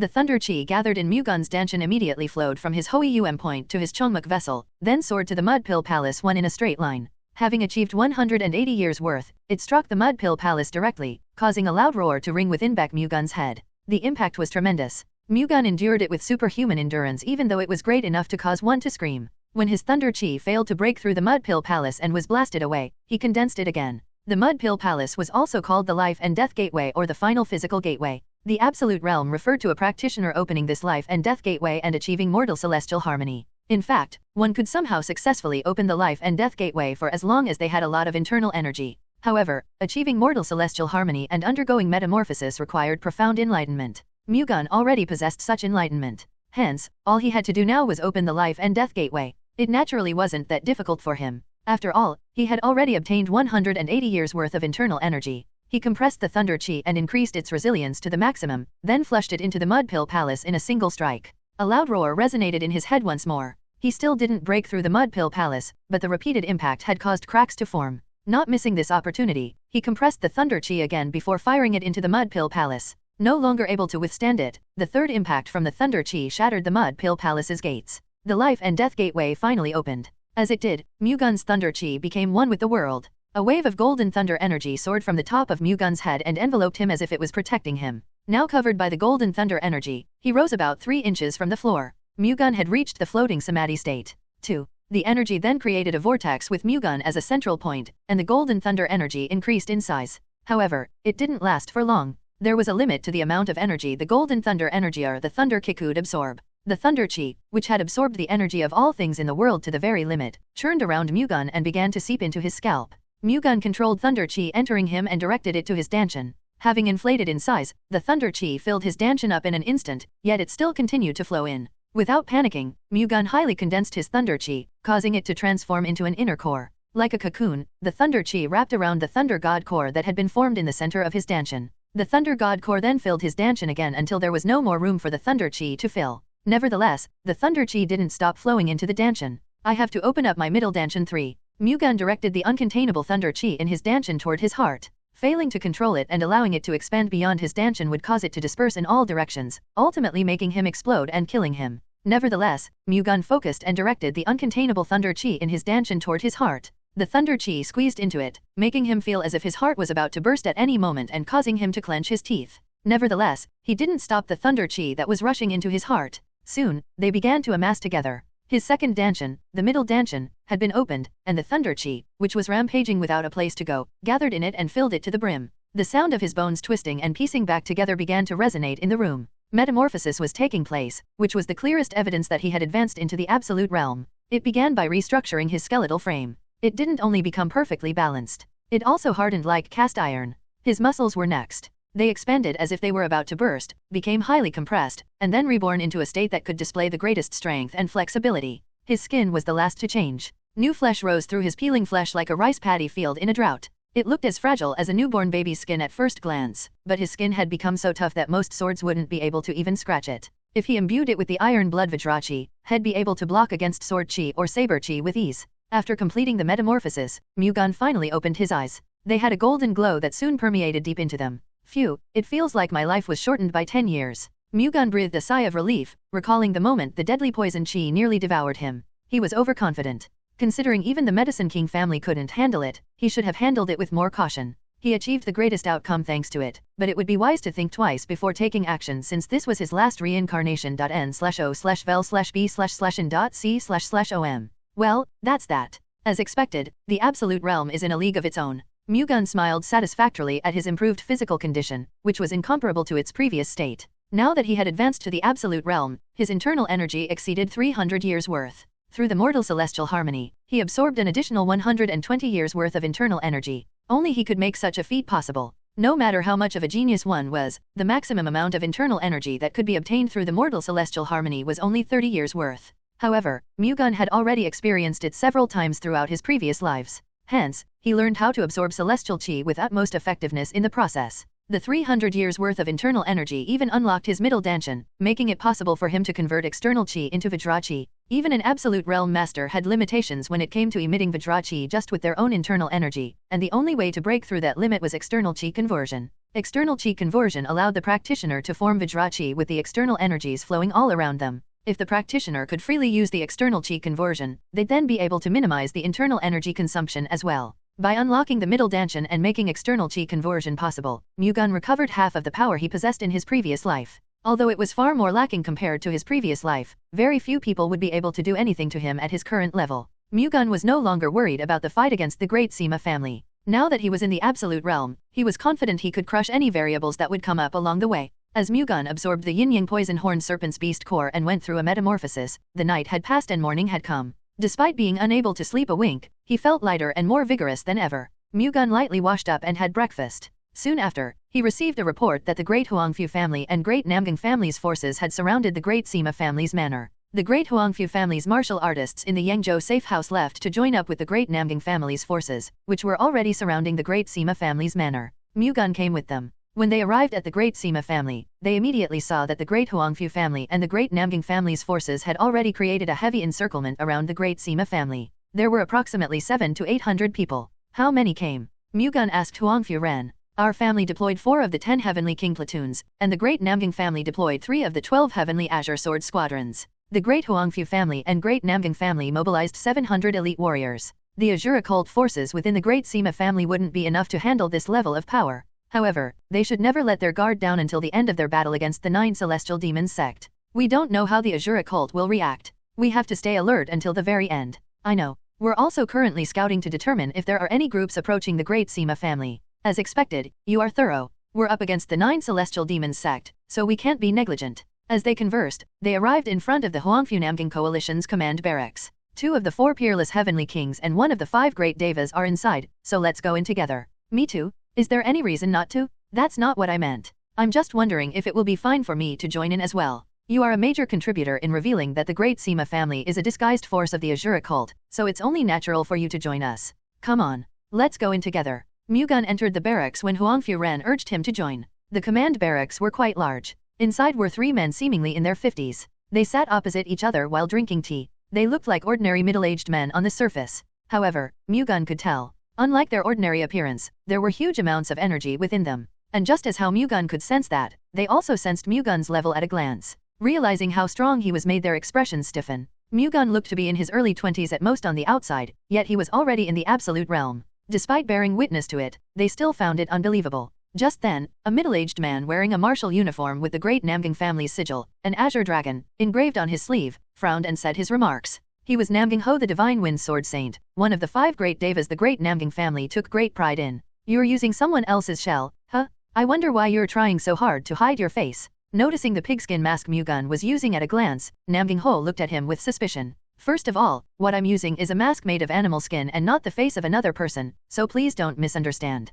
I can't show my face because I suffered a deep burn on my face when I was young. I don't want to show it to others, so I ask for your understanding, Mu-Gun lied calmly. Well, if that's the reason, I can't force you to show your face. It seemed Namgang Ho didn't believe Mu-Gun, but he didn't bother to try looking at the latter's face. Thank you for understanding. However, if we are to plan together, shouldn't you at least reveal who you are? I am Gu Jiansang, the successor of the Heavenly Sea God sect's legacy. Mu-Gun used the Heavenly Sea God sect as a front. The 3 middle-aged men were suspicious of his identity, making it necessary to create a background that could justify why he was able to reach the absolute realm in his early 20s. To that end, the Heavenly Sea God sect was a convincing enough background. You mean the sect of the Heavenly Seafarer, who was said to have commanded the world 100 years ago? Huangfu Jian, the sky-shocking tyrant Fist, asked. He was one of the great Huangfu family's 4 peerless heavenly kings. That's right. I thought it ceased to exist when the Heavenly Seafarer passed, but that doesn't seem to be the case. By chance, I was able to get my hands on the legacy left behind by the Heavenly Seafarer and succeeded the Heavenly Sea God sect's heritage. The 3 middle-aged men nodded at Mu-Gun's response. If he was a successor of the Heavenly Seafarer, one of the 10 wonders, then his current level could be justified. Above all, the energy they felt from Mu-Gun was mighty, but they didn't sense the vile energy unique to the demonic path from him. Hence, they could at the very least deduce that he wasn't part of one of the groups that treaded the demonic path. Of course, the nature of a person's aura wasn't an absolute criterion for classifying them to be part of the demonic path. However, considering he gave the decisive evidence that the Great Sima family was one of the Azure occult's disguised forces, they believed that Mu-Gun would, at the very least, not backstab them in this fight. Looking at you, I can guess how amazing of a person the Heavenly Seafarer was. I feel bad for not being good enough to make good progress on his legacy, though. You're being too modest. It was impossible for even the divine monk Dharma or the supreme elder Sanfin, who are the leaders of Murim, to reach the absolute realm at that age. If you're not good enough, then the rest of us who barely managed to advance into the absolute realm at our age should go and die, Huangfu Gang said, dumbfounded. He was also a member of the 4 peerless heavenly kings and was known as the mountain-splitting blast fist. I reached my current level because of the arrangements the heavenly seafarer had left behind. It's not comparable to the 3 of you, who have reached the absolute realm through decades of effort and training, Mu-Gun said sincerely. Rather than the fact that they were members of the 7 great clans, Mu-Gun admired the fact that they reached the absolute realm as martial artists. He was able to advance into the absolute realm through the experiences and arrangements from his previous life, while they broke through into the absolute realm purely through their own effort. Was it perhaps because they felt his sincerity? The 3 absolute realm masters' gazes turned gentler. 1. It is an area in the upper Danshan where qi flows through. 2. A phenomenon that occurs momentarily due to a certain enlightenment during qi circulation. It is a state of intense concentration achieved through meditation. 3. There are 3 main dantians in one's body, the lower, middle, and upper dantians. The middle danshan is located at the center of the chest and is most closely related to the heart chakra. Ahem, sorry for cutting in, but shouldn't we give them an ultimatum first before attacking the great Sima family? As the 3 absolute realm masters only showed interest in Baek Mu-Gun, Huangfu Ren carefully intervened in the conversation. In Murim, the fights between forces were usually preceded by a declaration of war that contained 3 main points in the following order: explain the justification for the attack, present the desired terms to the other party, and notify them of the period when the attack would be launched. Of course, there were many cases of surprise attacks taking place without any declaration of war. However, among the so-called righteous sects, such acts were considered cowardly. Considering the 7 great clans were the righteous sect's pillars, they had to send a declaration of war before attacking the great Sima family. That way, no one would talk behind their backs about the incident later on. We should. How long do you think we should wait after the declaration of war has been sent before launching an attack? What do you think, platoon leader Huangfu? I think a day would be appropriate. If we give them too much time, we won't know what kind of tricks they would play. Wouldn't a day be too stingy? This is related to none other than the 9 celestial demons sect. The process is indeed important. However, the outcome is much more crucial. I think it would be better to do as platoon leader Huangfu said. They've probably already noticed our movements beforehand. It would be wise to attack as early as possible to prevent them from doing anything. All right. As platoon leader Huangfu suggested, we'll send out a declaration of war mentioning that we will attack tomorrow. Platoon leader Huangfu, you should carry it out. Understood. I will proceed immediately. I think we're done talking here, so I'll go out with him. As you wish. Mu-Gun followed Huangfu Ren out of the command barracks. I thought you would be the descendant of a great individual, but I didn't expect you to be the heavenly seafarer's successor. As soon as they left the barracks, Huangfu Ren said with surprise, I'm sorry for not telling you this before. It's fine. There was no reason for young Master Gu to reveal it. Thank you for understanding. I'll give you a tent for now, so you can rest there. I have to go prepare the declaration of war we're going to send to the great Sima family. Understood. Huangfu Ren called for a warrior from the great Huangfu family and ordered him to prepare a tent for Mu-Gun to rest in. He then prepared a written notice to send to the great Sima family. The contents summary was as followed. The great Sima family has been discovered to be a disguised force of the Azura cult, one of the factions of the 9 celestial demons sect. For Murim's safety, the great Huangfu family and the great Namgang family have decided to root out the Azura cult hidden within the great Sima family.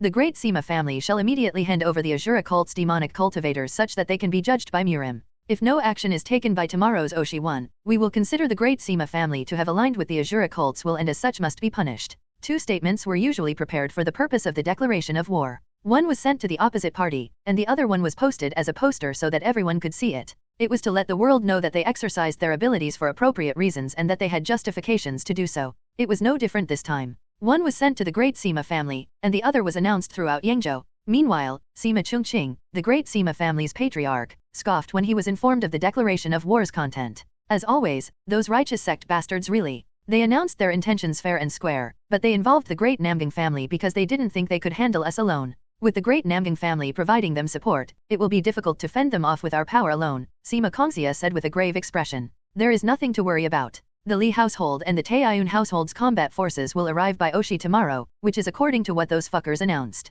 You were serious about that? Sima Kongxia delightedly asked. Didn't I guarantee it? Nevertheless, it will be hard to guarantee victory even if the Li household and the Taiyun household come. Even though the Li household and Taiyun household were considered parts of the 3 great families of Jiangsu, they weren't comparable to the 7 great clans. Still, they weren't a force that could be overwhelmed by numbers. The Li household and Taiyun household are also children of Azura. Really? Yes. We've learned from our past mistakes. Hence, this time, we created covert forces in several places instead of just one. However, this is a highly confidential matter, so I kept it a secret until now. Are the other Azura's 5 monarchs in charge of the Li household and Taeyun household? The Azura Sword Monarch leads the Li household, and the Azura Saber Monarch is in charge of the Taeyun household. 2 demonic monarchs will also be joining us. Oh, we have a real shot at victory, then. Even if they have a lot of combat forces, they shouldn't have any absolute realm masters present capable of dealing with the 3 demonic monarchs. You never know. Considering they already know we're Azura's children, there's a chance they deployed numerous absolute realm masters. However, even if so, they wouldn't be able to match the demonic monarch's power. Sima Chungqing appeared confident. That's a given. Make sure you prepare thoroughly so that we can wipe them out as soon as the reinforcements from the Li household and the Taeyun household arrive. Understood. Keek, let's see whose hidden cards are stronger. After Sima Kongxia left, Sima Kongqingno, Azura Blood Monarch Wei Zhong, who was disguised as Sima Kongxia, laughed sarcastically. After sending a declaration of war to the Great Sima family, the Huangfu Namgang coalition maintained their encirclement around the Great Sima family while monitoring the situation around Yangzhou. It was because they thought that the Azura cult's main forces could move to provide support to the Great Sima family. Meanwhile, the Heaven's Vengeance platoon discovered that 2 forces the Li and Taeyun households' martial artists were approaching the Great Sima family with great speed. The Heaven's Vengeance platoon reported it immediately after learning that they were coming to help the Great Sima family. Upon receiving such news, Huangfu Ren informed the 3 Absolute Realm Masters about it as well. They're going to side with the Great Sima family since they're all part of the 3 great families of Jiangsu. Huh? Huangfu Gang, the mountain-splitting blast fist, said. They'll change their mind if we reveal the Great Sima family's true nature to them. Namgang Ho, the Divine Wind Sword Saint, replied. They won't believe us if we don't show solid evidence. They'll likely think we're scheming to expand our power to Jiangsu province. The sky-shocking tyrant fist, Huangfu Jian, responded, indicating that their proposition wasn't a simple task to achieve. Still, we have to let them know. It's related to none other than the 9 celestial demons sect, so they surely won't take it lightly. Doing that is certainly better. Huangfu Gang and Huangfu Jian nodded at Namgang Ho's words. Huangfu Ren was of the same mind. Huangfu Ren sent messengers to the Li and Taeyun households that were approaching Yangzhou to inform them of the Great Sima family's true nature. The messengers then proceeded to persuade them to punish the Great Sima family along with the Huangfu Namgang coalition, but the Li and Taeyun households delayed their response and continued moving toward Yangzhou. The fact that they're approaching Yangzhou without responding to our notice shows they have no intention of listening to us, Huangfu Gang said with a frown, having been briefed on the 2 forces' movements. It's safe to say that they're siding with the Great Sima family, Namgang Ho said. Are you implying they're also related to the Azura cult? Huangfu Jian asked. There's no other way to explain their current behavior. They could certainly be trying to help the Great Sima family since they're a part of the 3 great families of Jiangsu, but it's the Azura cult we're talking about here. They're acting like the Great Sima family being a disguised force of the Azura cult doesn't even matter. What do you think that means? It just means that those men are blind to their own cause. From their point of view, the Great Sima family's words are more reliable than ours. They likely think we're setting up a ridiculous trap. It's important to note here that if they help the Great Sima family without changing their mind, we will be attacked from the front and back. If they continue to head toward Yangzhou, we will have to do things the hard way and exercise our power. As long as we don't have any clear evidence that they're related to the Azura cult, we can't attack them recklessly. They're trying to help the Great Sima family even after hearing that they're a disguised force of the Azura cult. That by itself is enough justification for us to exercise our power.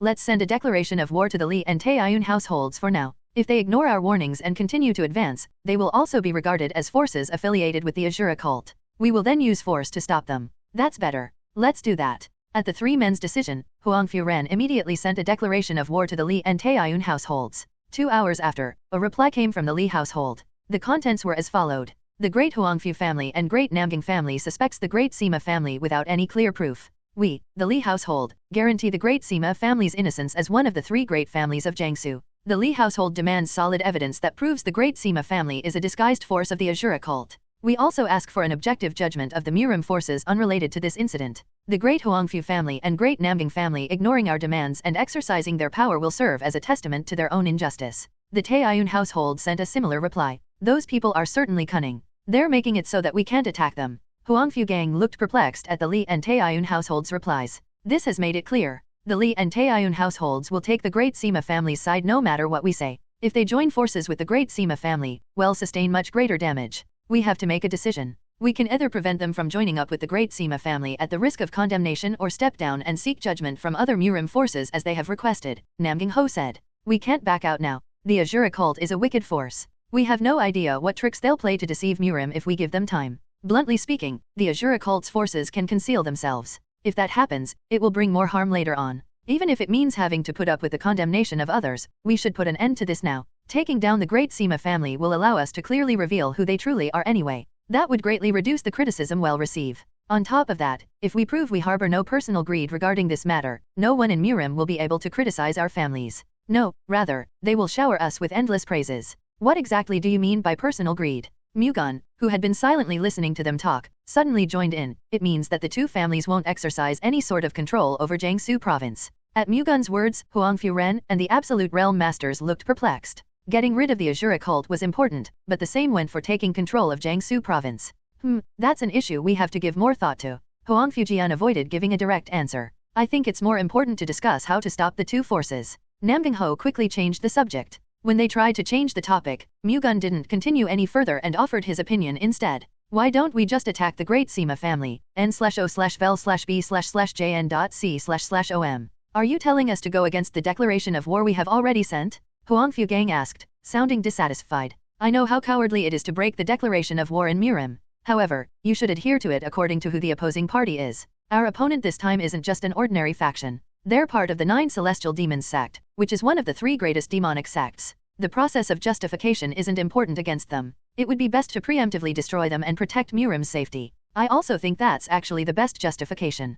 Huangfu Jian nodded, then added, young Master Gu is certainly right. Although the Li and Taiyun households are suspicious, it is still difficult to conclude that they're part of the Azura cult. As such, the right course of action here is to attack the Great Sima family now. Let's mobilize without further delay, then. Since the other 3 weren't particularly opposed to the plan, they reached a decision to immediately attack the Great Sima family, which was as Mu-Gun suggested. Orders were issued to the Huangfu Namgang Coalition's 7 martial units, and an attack on the Great Sima family was launched around Jiaxi 2. The Great Sima family's combat forces were only half that of the Huangfu Namgang Coalition, and they were weaker as well. Hence, the outcome was obvious. The Huangfu Namgang Coalition easily defeated the Great Sima family's martial artists. You righteous sect bastards truly are a bunch of hypocrites. Sima Kongqingno, Wei Zhong was outraged when he heard that the Great Huangfu family and Great Namgang family had launched an attack, violating the time frame stated in the declaration of war. If he could do as he pleased, he would have immediately charged out and beaten everyone to death. However, the Great Sima family's martial artists lacked the capability to stop the two families. The story would have been different if they didn't have Absolute Realm Masters with them, but they would likely have 2 to 3 at the very least. This wasn't the right time to fight. He had to escape and plan for the future for now. For situations like these, Wei Zhong had prepared a secret passage inside the Great Sima family that would lead to Yangzhou's waterway channel. Now was the perfect opportunity to use it. Wei Zhong began to escape from the Great Sima family through the secret passage with the 2 remaining members of the Azura's 24 demonic generals that he had brought with him. It was a waste to throw away the combat forces of the Great Sima family, which he had gone through great difficulties to build. However, there was no other way. 1. This is from 11 am to 1 pm. 2. Jiaxi is the time between 11 pm to 1 am. The 3 Absolute Realm Masters didn't even have to step in. The Great Huangfu family and Great Namgang family's martial artists overpowered the Great Sima family's martial artists. Baek Mu-Gun also only watched the situation unfold. However, the Great Sima family's upper brasses never showed themselves. There was a high possibility that the Azura cult's demonic cultivators had disguised themselves as the Great Sima family's upper brasses and patriarch, and this battle would be meaningless if they weren't caught. I think I should go to the patriarch hall. To reveal their true identity, we have to catch those disguised as the Great Sima family's upper brasses. Let's go together. Just in case, the 2 of you should stay here. Huangfu Gang volunteered to go with Mu-Gun, thinking it would be difficult for him to handle the Azura Blood Monarch alone. Huangfu Jian and Namgang Ho also thought that it would be better for Huangfu Gang to accompany Mu-Gun rather than let Mu-Gun go alone. We'll be right back. Let's go. Mu-Gun headed to the Great Sima family's patriarch hall along with Huangfu Gang. As soon as they entered the patriarch hall, 20 of the Azura cult's elite demonic practitioners appeared and surrounded the 2. They planned to drag the time out while Wei Zhong and 2 of the Azura's 24 demonic generals escaped through the secret passage. Mu-Gun quickly examined the patriarch hall's interior and realized that the upper brasses had already escaped. Where did the Azura Blood Monarch go? We will tell you when you go to the underworld. Kill them both. The Azura cult's demonic practitioners attacked Mu-Gun and Huangfu Gang. I'll handle the ones on the right. Huangfu Gang extended his fist toward those who were rushing in from the right, unleashing and filling the space in front of him with a myriad of fist chi. Its shockwave mercilessly blasted away the demonic practitioners, crushing and creating dents all over their bodies that prevented them from getting back up. Mu-Gun also threw the flying golden shield toward the demonic practitioner storming in from the left. Laced with a golden aura, it flew in an arc, leaving 10 severed heads in its trail. Huangfu Gang looked at Mu-Gun in admiration upon witnessing him defeating the Azura cult's demonic practitioners in a single strike. I think they escaped through a secret passage. We'll have to find where that is. Mu-Gun invoked the Thunder God's heavenly eyes and looked for the entrance of the secret passage. However, it had been closed from the inside. It seemed like secret traps were installed inside to prevent anyone from giving chase. We definitely can't let them slip away, Huangfu Gang said with urgency in his voice. I'm sure they'll try to escape using Yangzhou's waterway channel. We should go to where the waterway leads, then. We'll have to hurry. Let's go. Mu-Gun and Huangfu Gang immediately left the Great Sima family and dashed to the nearest waterway. Mu-Gun then activated the Thunder God's shadow and flew through the night sky so fast that Huangfu Gang couldn't keep up. Due to the urgent situation, Mu-Gun didn't pay any heed to Huangfu Gang and went as fast as he could. After a little less than 15 minutes, Mu-Gun arrived at the waterway and found a ship that was just about to leave. He immediately tossed the flying golden shield he was carrying on his back. The flying golden shield, which was enveloped in golden Vajrachi, flew like an arrow and struck the ship's waist. Destroyed in half, the ship submerged into the water. The people on board hurriedly dove into the water to get out of the waterway. Mu-Gun caught the flying golden shield when it returned after cutting the ship in half. He then proceeded to check every single person who got out of the water. There were 3 people in total, one of which looked to be an absolute realm master in his 50s. The other 2 appeared to be in their 40s and seemed to be in the early peak realm. Mu-Gun realized that the man in his 50s was the Azura Blood Monarch. It's you, isn't it? The moment he saw Mu-Gun, the Azura Blood Monarch, Wei Zhong immediately realized that he was the instigator of this incident. And you're the Azura Blood Monarch fucker, aren't you? Did you just call me a fucker? Did you expect me to use honorifics to address the likes of the Azura cult's demonic practitioners? Keek, you bastard. You're basically asking to be killed, aren't you? Do you think you're capable enough to do that? Zhong Yak's expression viciously distorted at Mu-Gun's ridicule. This was the first time in his life that he had been subjected to such insults. Make that bastard kneel before me right this instant? Zhong Ak shouted at the 2 men standing beside him. The moment he gave an order, his subordinates charged at Mu-Gun and unleashed the Azura Hellfire Palm Strike, launching a red palm force imbued with Hellfire aura toward Mu-Gun from both sides. Reminiscent of Hell's Inferno, it was one of the ultimate techniques that represented the Azura cult. Mu-Gun stepped back, allowing their Azura Hellfire Palm Strike to concentrate in one place. He then positioned the flying golden shield in front of his chest and rotated it at high speed, encircling himself with a huge golden energy barrier large enough to completely cover him. The golden energy barrier blocked the incoming Azura Hellfire Palm Strikes, scattering them in all directions. At the same time, Mu-Gun had soared into the sky and poured down countless rays of moonlight from midair toward the 2 men. Unable to grasp Mu-Gun's movements since he was covered by the flying golden shield's energy barrier, the 2 men appeared to be flustered as they hurriedly defended themselves. The moonlight Mu-Gun had projected landed on them, and a series of explosions broke out. Cook. Their pained groans could be heard amidst the explosions. They dropped to their knees as the moonlight-like sword chi shredded them, blood dripping down from all over their bodies. As Mu-Gun was trying to land the finishing blow, he hurriedly swung his sword at the red orb that was flying toward him. The 2 men's critical situation had forced the Azura Blood Monarch to step in. When Mu-Gun's sword and the red orb clashed, Mu-Gun was pushed back greatly as a deafening roar resonated.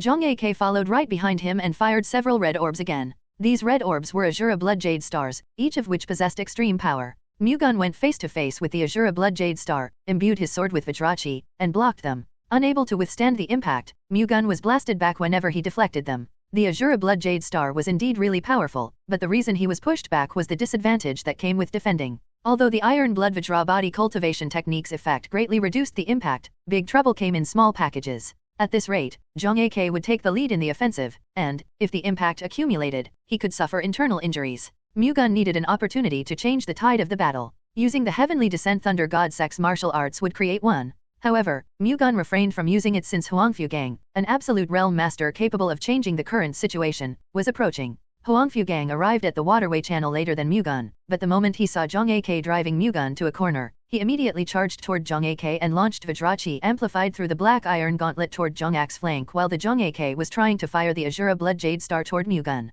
With the appearance of an unwelcome guest, Zhong Ak's expression distorted and redirected the Azura Blood Jade Star to the left. With a deafening roar, the resulting shockwave swooped over and pushed Huangfu Gang and Zhong Ak back at the same time. Finally able to stop being on the defensive thanks to Huangfu Gang's support, Mu-Gun rushed toward Zhong Ak. He then unleashed Vajrachi in the form of moonlight through his sword and indiscreetly poured it down on Zhong Ak. Pushed back, Zhong Ak hurriedly activated the Azura Blood Fog Field. A red mist-like Vajrachi rose and wrapped around him. The moonlight-shaped Vajrachi stabbed and clashed with the Azura Blood Fog Field until it exploded and dispersed. The Azura Blood Fog Field was a kind of protective Vajrachi. Although it had a severe internal energy consumption rate, its defensive power was extremely strong, to say the least. Let's see you try blocking this too? Upon witnessing the Azura Blood Fog Field blocking Mu-Gun's attack, Huangfu Gang gallantly extended his fist. Amplified by the black iron gauntlet, his Vajrachi struck the Azura Blood Fog Field's central area, causing a shockwave strong enough to shake the ground. However, it couldn't break the Azura Blood Fog Field either. Zhong Ak tried to counterattack, but there wasn't any gap for him to do so.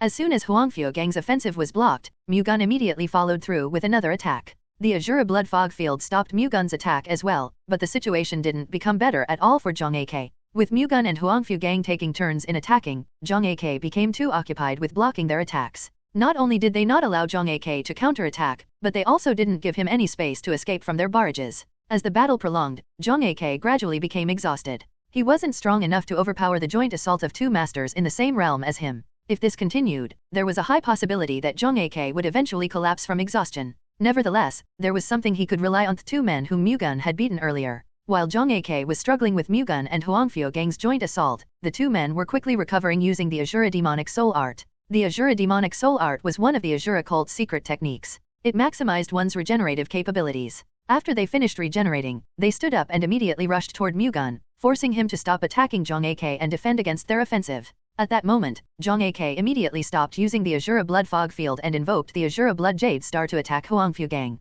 While the two demonic generals were keeping Mu-Gun busy, Zhang Ak planned to defeat Huangfu Gang, then finish Mu-Gun off afterward. He was confident he could win in a one-on-one battle, regardless of whether his opponent was Huangfu Gang or Mu-Gun. His confidence wasn't baseless. As soon as Huangfu Gang was left alone to deal with Zhang Ak, the former was quickly forced to go on the defensive. If Zhang Ak defeated Huangfu Gang here, the situation would unfold as he had planned. However, Mu-Gun's skills were much better than he had expected. Zhang Ak believed that the two demonic generals would be able to keep Mu-Gun at bay while he was fighting Huangfu Gang, but the two demonic generals weren't capable of that. Mu-Gun activated the Thunder God's shadow and stabbed one of the demonic generals in the chest with his sword, then used the Vajra exorcism finger to pierce through the middle of the forehead of the remaining demonic general. Having attacked them with all that he had, his opponents were killed without being able to hold out for even 2 seconds. They didn't even get the chance to activate the Azure Demonic Soul Art again. After defeating the two demonic generals, Mu-Gun immediately activated the Dark Spectre Stealth Art to approach Zhang Ak from behind while he was driving Huangfu Gang to a corner.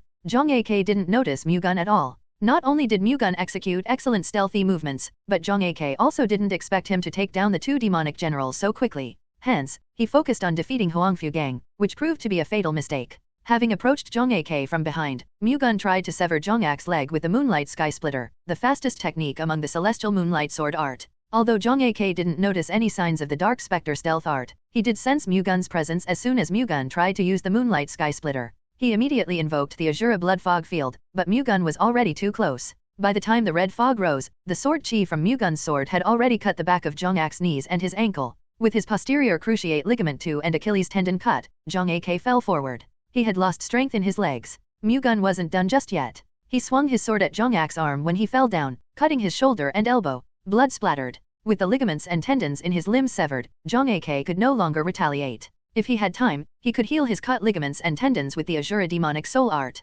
Unfortunately, Mu-Gun and Huangfu Gang wouldn't just stand still and watch that happen. If he were captured alive now, Zhang Ak would face all kinds of hardships and insults. Had much rather die a clean death to protect his honor. Hence, Zhang Ak tried to kill himself by cutting off his own cardiac vein. However, Mu-Gun had seen right through him. Before he could cut his cardiac vein, Mu-Gun struck the back of his neck and made him faint. After confirming that Zhang Ak was unconscious, Huangfu Gang approached Mu-Gun. It would have been dangerous if you weren't here. It would have been dangerous for me if Sir Huangfu didn't arrive on time. If I had arrived with you, we wouldn't have fallen into such danger in the first place. Well, I'm just glad we managed to capture this guy. You're the one that did all the work. Everything worked out because you arrived on time. Otherwise, they would have slipped right through our fingers. No, we did everything together. Let's head back for now. Mu-Gun and Huangfu Gang brought Zhang Ak back to the Great Sima family with them. 1. The ship's waist refers to the part of the upper deck of a vessel between the fore and main masts. 2. A ligament in the back of the knee. Nov. L. B /JNN. The fight was still going on in the Great Sima family's manor.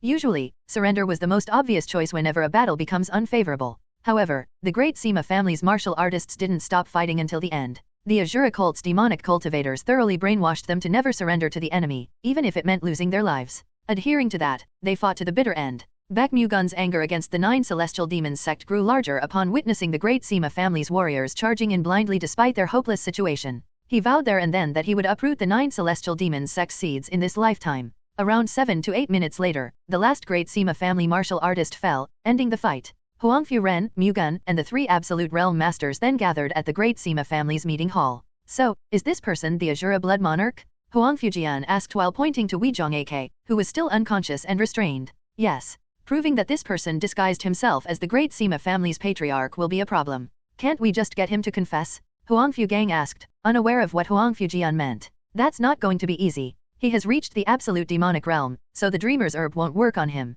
When Huangfu Jian expressed his disagreement, Mu-Gun replied, the 9 celestial demons sect used the myriad illusion body transformation art to copy not only the face but also the voice of the person they wanted to replace. The change is so intricate that even the closest family members of the person they replaced wouldn't notice. Even though he's an absolute realm expert, finding traces of it is difficult. So how do you plan to reveal the truth then? Huangfu Jian asked, frustrated. The myriad illusion body transformation art requires a certain amount of internal energy. Depleting his internal energy will cause it to automatically come undone. If we nullify his internal energy in front of everyone, his original appearance will return. However, that alone won't prove he's a demonic practitioner of the Azure cult, Namgang Ho rebutted. Removing the demon seal ring he's wearing will easily prove that. Demon seal ring? The ring on his left hand. As Mu-Gun said, a dark ring was on Zhongyak's left hand. How would removing it reveal his identity? Huangfu Gang asked. The demon seal ring conceals demonic chi. The 9 celestial demons sect uses it to prevent getting caught while disguised as righteous sect figures. Despite being so young, you know quite a lot of details about the 9 celestial demons sect.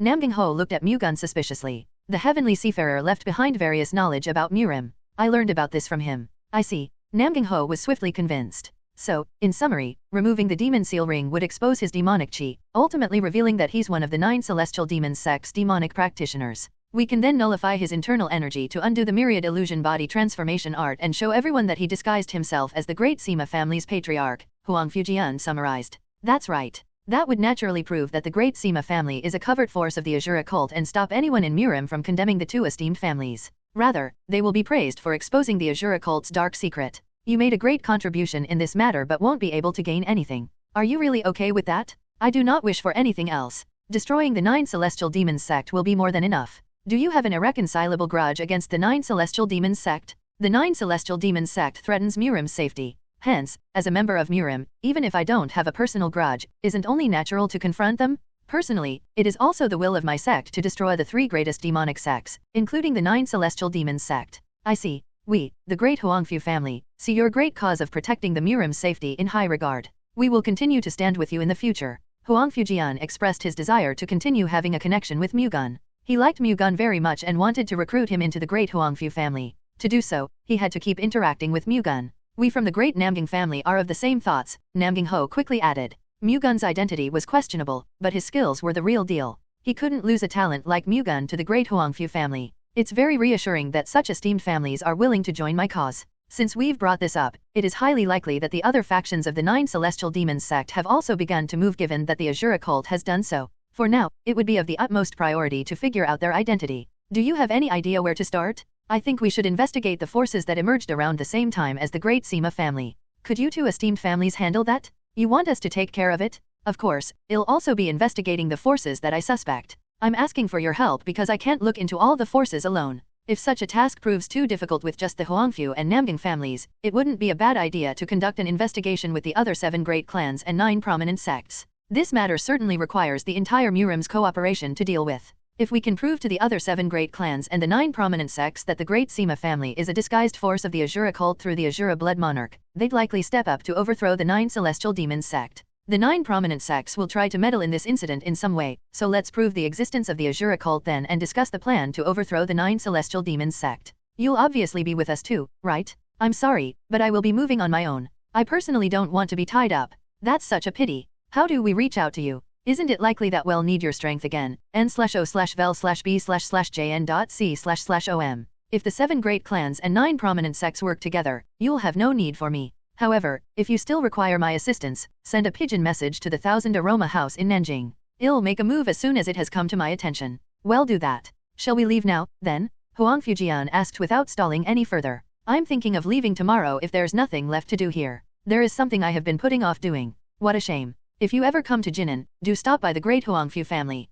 We'll welcome you as an honored guest. The same goes for our great Namgang family. Thank you. Mu-Gun smiled bitterly at the kindness the 3 absolute realm masters showed him. It was ridiculous that the descendants of the 7 saints, who betrayed him in his previous life, were showing their goodwill to somehow get him to join them. If Mu-Gun could do as he pleased, he didn't want to interact with anyone from the 7 great clans. That way, he could take revenge on the 7 saints without reservations. However, for Murim's safety, he had to endure this level of discomfort. At any rate, if the 7 great clans and the 9 prominent sect were to unite in investigating, identifying, and destroying the 9 celestial demons' sect's covert forces, they'd be able to slow the latter's rampage down. If they strengthened themselves as much as possible in the meantime as well, then they'd be able to fend off the 9 celestial demons' sect even if they went on a rampage. 3 members of the great Huangfu family's upper brasses were at one of the great Sima family's quarters.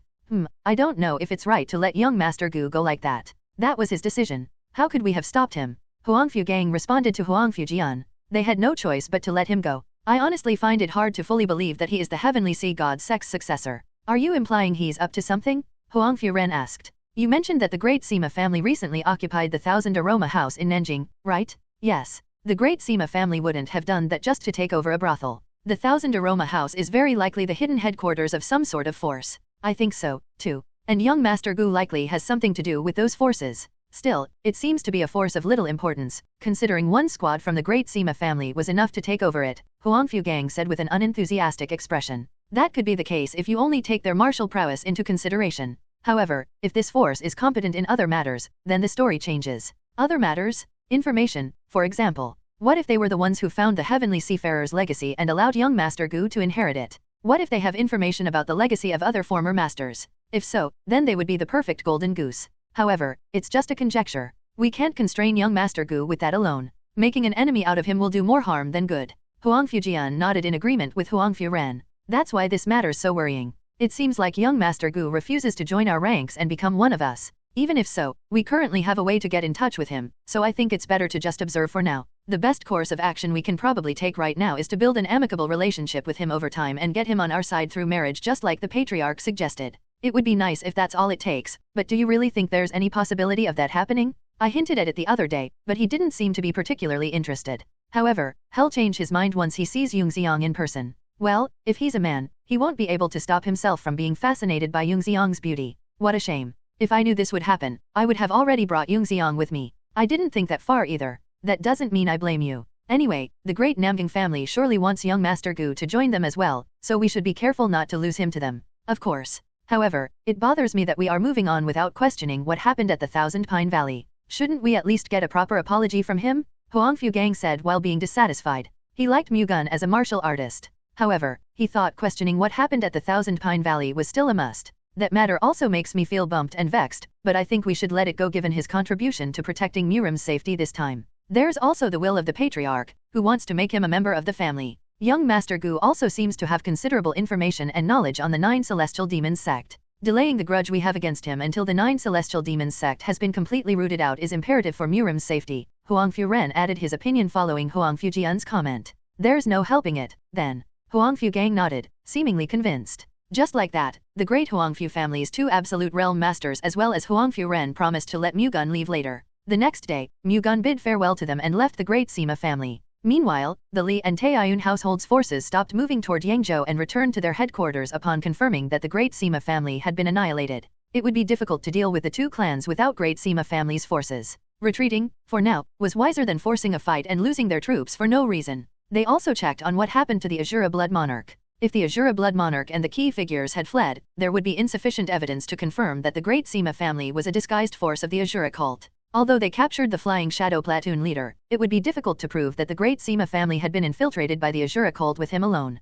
If so, there would be enough justification to condemn the great Huangfu family and the great Namgang family. They could accuse the 2 clans of wanting to expand their power in Jiangsu province, which was why they destroyed the great Sima family, then declare that they were a disguised force of the Azura cult. If they used that to bring enmity to the 9 prominent sects and the 7 great clans, they would be able to benefit from it. On the other hand, the Azura Blood Monarch being captured alive was the worst-case scenario. Not only would that prove that the great Sima family was a disguised force of the Azura cult, it would also reveal the 9 celestial demon sects' existence. If that happened, the 7 great clans and the 9 prominent sects would certainly try to unravel the covert forces of the 9 celestial demon sect, which would in turn weaken their grand plan. However, confirming where the Azura Blood Monarch was proved difficult. The great Huangfu family and great Namgang family thoroughly held their tongue on the Azura Blood Monarch's situation. No one knew that the Azura Blood Monarch was captured alive except for the 5 people in the meeting hall. The great Huangfu family and the great Namgang family secretly moved the captured Azura Blood Monarch to Anhui province and sent a messenger to the Shaolin Temple, which was considered the head authority of the 9 prominent sects, and requested them to confirm the existence of the Azura cult.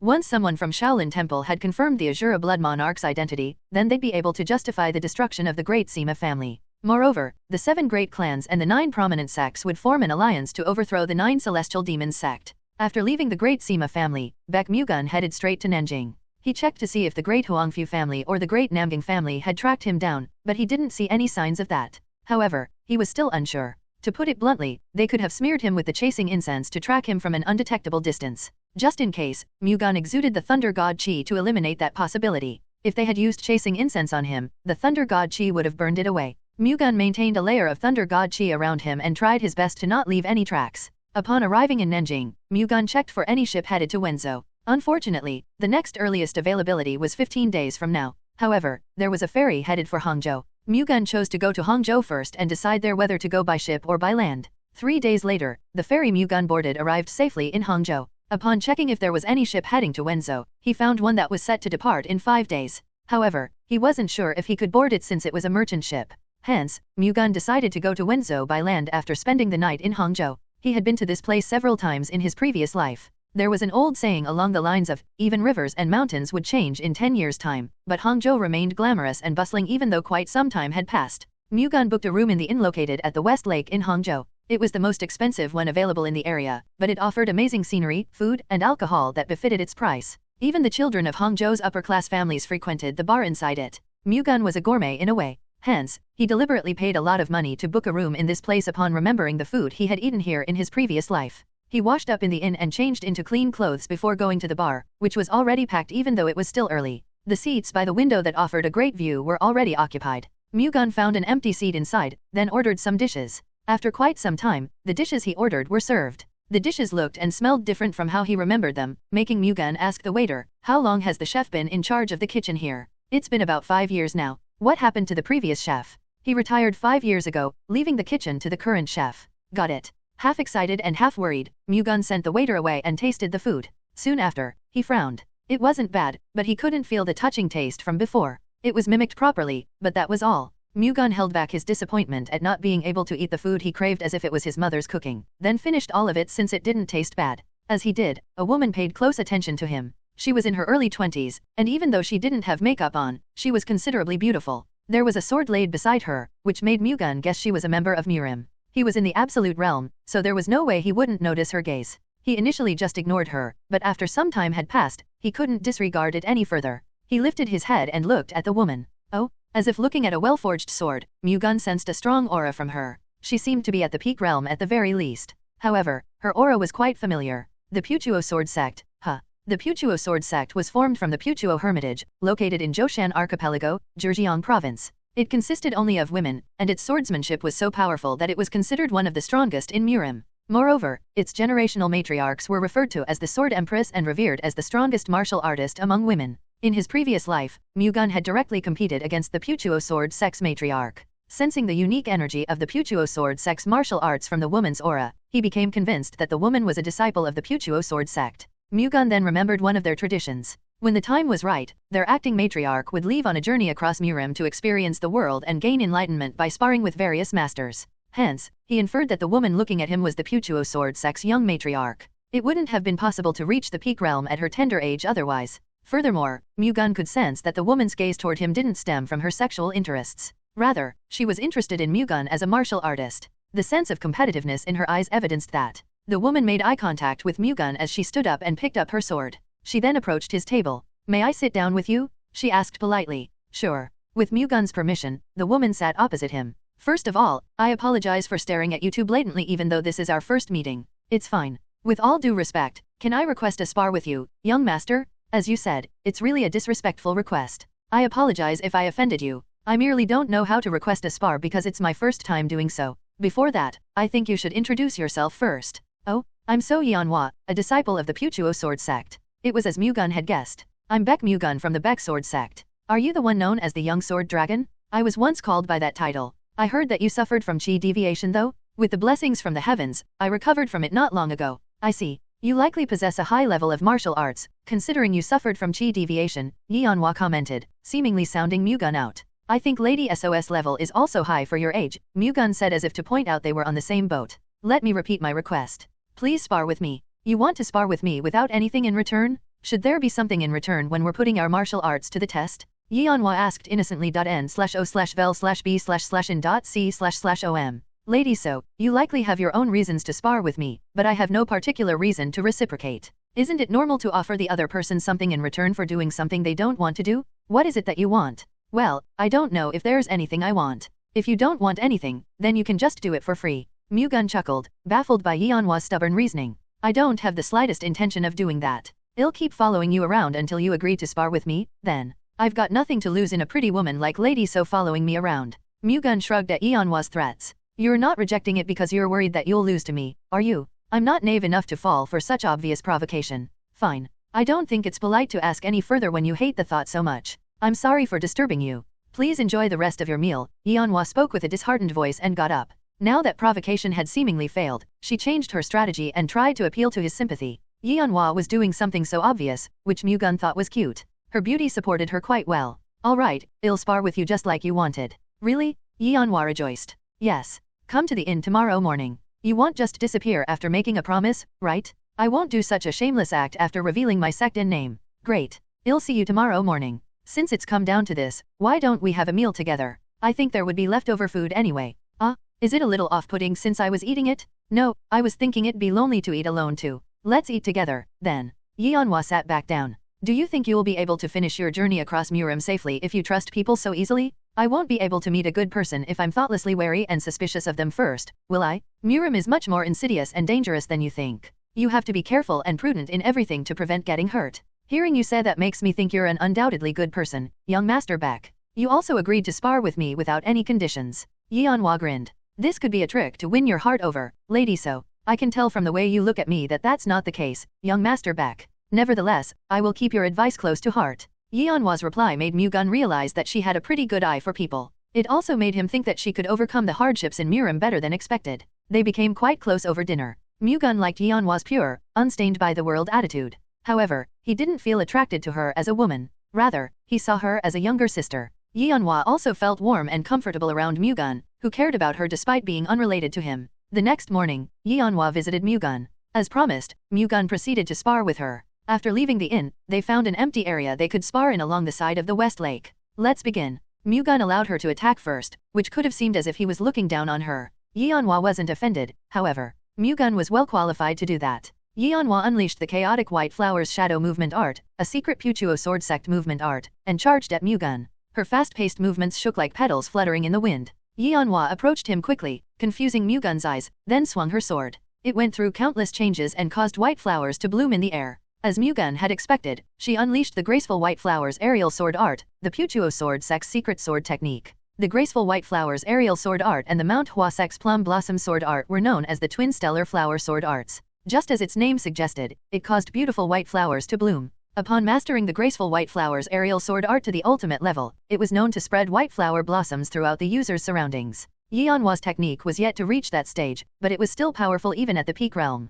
When Yeonhwa unleashed the graceful White Flowers Aerial Sword Art, she looked like a fairy waltzing around with white flowers. The moment the opponent was deceived by her beauty, the white flowers would unquestionably take the opponent's life. However, Mu-Gun wasn't deceived at all. He scattered Moonlight Sword Chi around and easily caused the white flowers to fall. Without panicking, Yeonhwa continued her attacks. The white sword petals blossoming from her sword increased as the battle prolonged, and they took unpredictable trajectories as they aimed for Mu-Gun almost as if they were fluttering in the wind. Mu-Gun used the Thunder God's aerial steps to evade them, then used the Celestial Moonlight Sword technique to knock them down. He didn't just defend, either. Mu-Gun occasionally launched sharp counterattacks. Every time he did, Yeonhwa would be taken by surprise and block it. Mu-Gun could win in one blow if he wanted. He simply refused to do so since the spar would be redundant if that were to happen. As Mu-Gun helped Yeonhwa unleash her attacks with all her might, he broke through her sword technique's weak points and counterattacked. With Yeonhwa's martial talent, she deciphered the meaning behind Mu-Gun's counterattack. If she made up for her weak points, her martial prowess would become even stronger. She'd have to figure out the answer to her weaknesses herself, though. Still, the spar with Mu-Gun was meaningful to Yeonhwa in many ways. Throughout her training, she had never encountered martial arts other than the Puchuo Sword Sect. Hence, she learned a lot just by going against the Celestial Moonlight Sword Art. Above all, she realized her own inadequacy. She was actually pretty confident about her skills and thought there would be no one her age capable of rivaling her when she traveled throughout Murim. However, Yeonhwa's fight against Mu-Gun, who was the same age as her, made her realize that she was merely a frog in a well. Deciding to abandon her pride and return to the basics with a humble heart, she devoted herself to and poured her heart and soul into her swordsmanship. That mindset put meaning to her spar with Mu-Gun. You're really amazing. I'm no match for you at all. Yong Wan stopped swinging her sword after unleashing all the techniques she could muster. Baek Mu-Gun's skills truly impressed her. Lady SOS skills are amazing too. There are probably only a few people your age who can go up against you. But you're the first peer I fought, yet I couldn't do anything against you. Think of me as an exception. There are always exceptions to everything. Can you tell me what sword art you used, young Master Baek? It's the Celestial Moonlight sword art. Is it the Baek sword sect's martial arts? It's a newly developed sword art based on the Baek sword sect's martial arts. You didn't develop it yourself, did you? I did. Oh my god. How on earth did you manage to accomplish that? To develop such a great sword art in your 20s, it's something even the Shaolin Temple's divine monk Dharma or the Wudang sect's supreme elder Zhang Sanfen couldn't do. I'm actually pretty outstanding if I do say so myself. Wow, that's a bit annoying, but I can't deny it. Well, now that the sparring session you so wanted is done, let's go our separate ways. Where do you plan to go? I'm going back to my family house in Wenzhou. Can I come with you? Do you plan to follow me around? That's right. I want to spar with you more, young Master Baek. I feel like that would be much more helpful than doing it with other people. The spar was certainly important, but Yong Wan was also fond of Mu-Gun as a man. She wanted to stay with him for longer.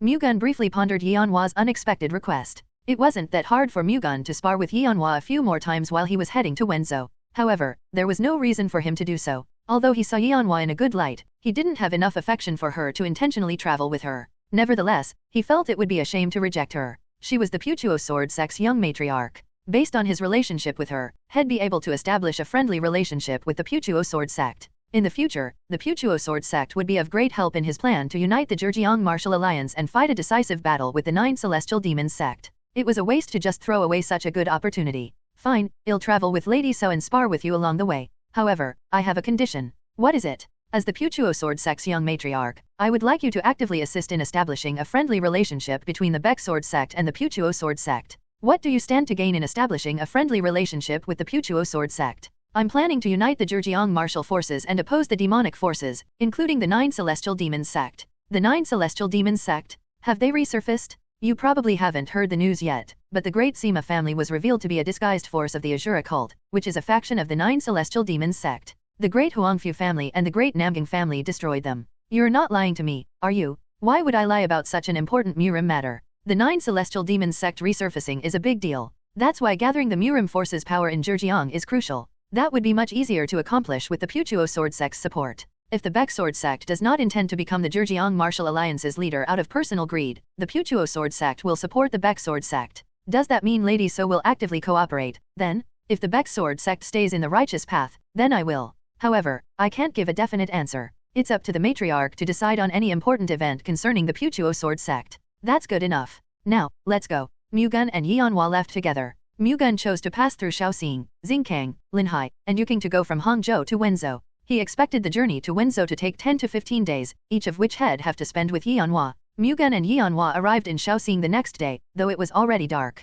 Hence, they looked for an inn first, finding the largest and most well-equipped inn in Shaoxing. Unfortunately, there was only one room left. The Shaoxing Wine Grand Banquet was currently underway. That meant the Shaoxing wine, Shaoxing's specialty product, was in store. Merchants from all over the Central Plains flocked to Shaoxing to purchase the wine, causing a scarcity of empty rooms. Upon hearing the news from the waiter, Mu-Gun asked for Yong Wan's opinion with an awkward look. What do you think we should do? Wouldn't it be better to get a room first? Will you be fine with that? You're the one I'll be sharing it with, so it'll be fine. You're really fearless. Haven't you heard of the saying that men are all the same? I'm no different. But you're not going to do anything. Yong Wan shrugged. Mu-Gun shook his head and booked the room after seeing Yong Wan's naivete, who firmly believed in him despite not knowing him that well. By the way, have you ever drunk alcohol before, young Master Baek? Of course. What about you, Lady So? Never. That's why I'm curious. Why do men like drinking so much? How does it feel when you're drunk? Do you want to try drinking alcohol today, then? Shall we? Coming to Shaoxing yet not drinking Shaoxing wine is no different from going on a fool's errand.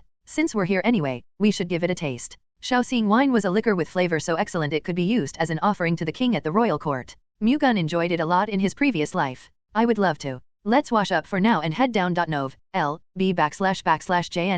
Mu-Gun and Yong Wan paid a separate fee and took a bath in the inn's bathroom. Afterward, they headed down to the restaurant on the ground floor. They then ordered Shaoxing wine along with a plate of Shaoxing drunken chicken, a locally famous chicken dish boiled in Shaoxing wine, xiaolongbao, a dumpling dish made with pork, and stir-fried noodles with vegetables and spicy sauce. The restaurant was full of customers, so it took quite a while for the food they ordered to be served. As they were waiting for their food while drinking warm green tea, they heard the conversation between the merchants sitting next to them. Have you heard the news? What news? It seems like the entire Great Sima family has been wiped out. By whom? I heard it was the Great Namgang family and the Great Huangfu family's doing. The Great Sima family had apparently been on a roll lately. It seems like they were still no match for the 7 great clans. Why did they do that, though? They wouldn't have annihilated the entire Great Sima family for no reason, would they? I heard that the Great Sima family was a disguised force of the Azura cult, but I'm not sure if that's true. Actually, there's been a lot of rumors going around about that. Some state that the Great Namgang family and the Great Huangfu family plotted against the Great Sima family to hold a dominant position in Jiangsu province.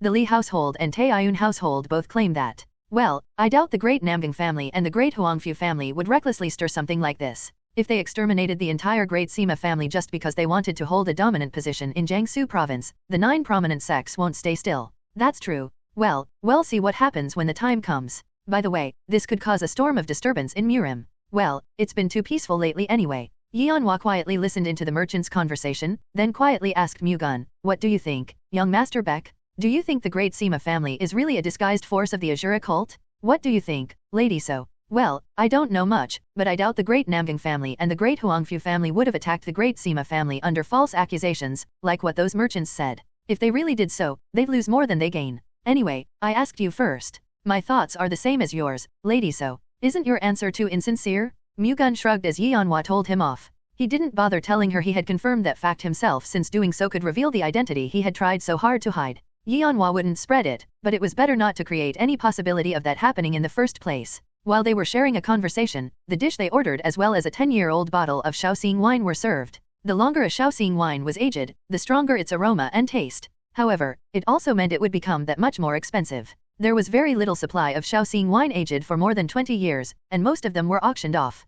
5-year-old Shaoxing wine was drunk on a regular basis, while those aged 10 years were drunk if they wanted to taste a more high-quality Shaoxing wine. Mu-Gun ordered a 10-year-old Shaoxing wine for Yong Wan since she was trying alcohol for the first time ever. Here, have a drink. Mu-Gun poured Yong Wan a cup first, then filled his own cup with the liquor. I'll pour it for you. Women shouldn't pour alcohol carelessly. Yong Wan reached her hand out to Mu-Gun as he was pouring himself a drink, but Mu-Gun shook his head and filled his own cup. Secretly moved by Mu-Gun's behavior, she looked at the liquor in her cup. The Shaoxing wine had a brownish yellow color that made it look like a medicinal concoction. Yong Wan was very curious about its taste. Shall we? Mu-Gun raised his cup first as if he had read her mind. Yong Wan raised her cup as well, lightly clinked it against Mu-Gun's, and took a sip. She frowned as the liquor passed her lips due to the unique musty smell of fermented liquor. It was nothing like the taste she had expected. She endured and swallowed it, which caused a burning sensation in her throat. Various scents filled the insides of her mouth. It tasted somewhat abstruse. How is it? Is it worth drinking? I'm not sure yet. You start drinking alcohol without understanding it. However, at some point, you'll learn to savor its taste. Young Master Baek seems familiar with the taste of alcohol. I'm not so sure about that. But I do know that those who don't drink are missing out on one of the pleasures of life. Listening to you makes me want to learn to enjoy the taste of alcohol. Someone said this before, 10% of the taste of alcohol lies in the alcohol itself, while the other 90% is the person sitting opposite. Are you saying that whom you drink with is more important than the kind of alcohol you drink? Yes. Alcohol also opens people's hearts. If you can make a lifelong friend with a glass of alcohol, what could be more valuable than that? Can we become friends with a drink, then? It would be an honor to befriend a beautiful woman like you, Lady So. Why don't we become friends with the next round, then? Fine with me. I'd love that. Mu-Gun and Yong Wan shared another cup of liquor. With that, they had become friends. After sharing another cup to commemorate their friendship, they began to eat the dishes they ordered, which were famous in Shaoxing, but they didn't really suit their palate. The xiaolongbao, which was a regular dumpling dish, was decent at the very least. Perhaps because of that, they ate all of the xiaolongbao but left behind nearly half of the Shaoxing drunken chicken and stir-fried noodles. What do we do about this? It's not good to leave food behind. I can't eat it anymore because it doesn't suit my palate. Let's just eat some as a side dish with the wine and leave the rest. It's such a waste. They're so expensive, too. There's no helping it. If you force yourself to eat something you don't like, you'll get sick. Don't worry about money and let's just drink, Mu-Gun replied while lifting the bottle of wine. Yong Wan nodded and raised her glass. They drank cup after cup. Mu-Gun, who was already familiar with the taste of alcohol, drank each cup while savoring it.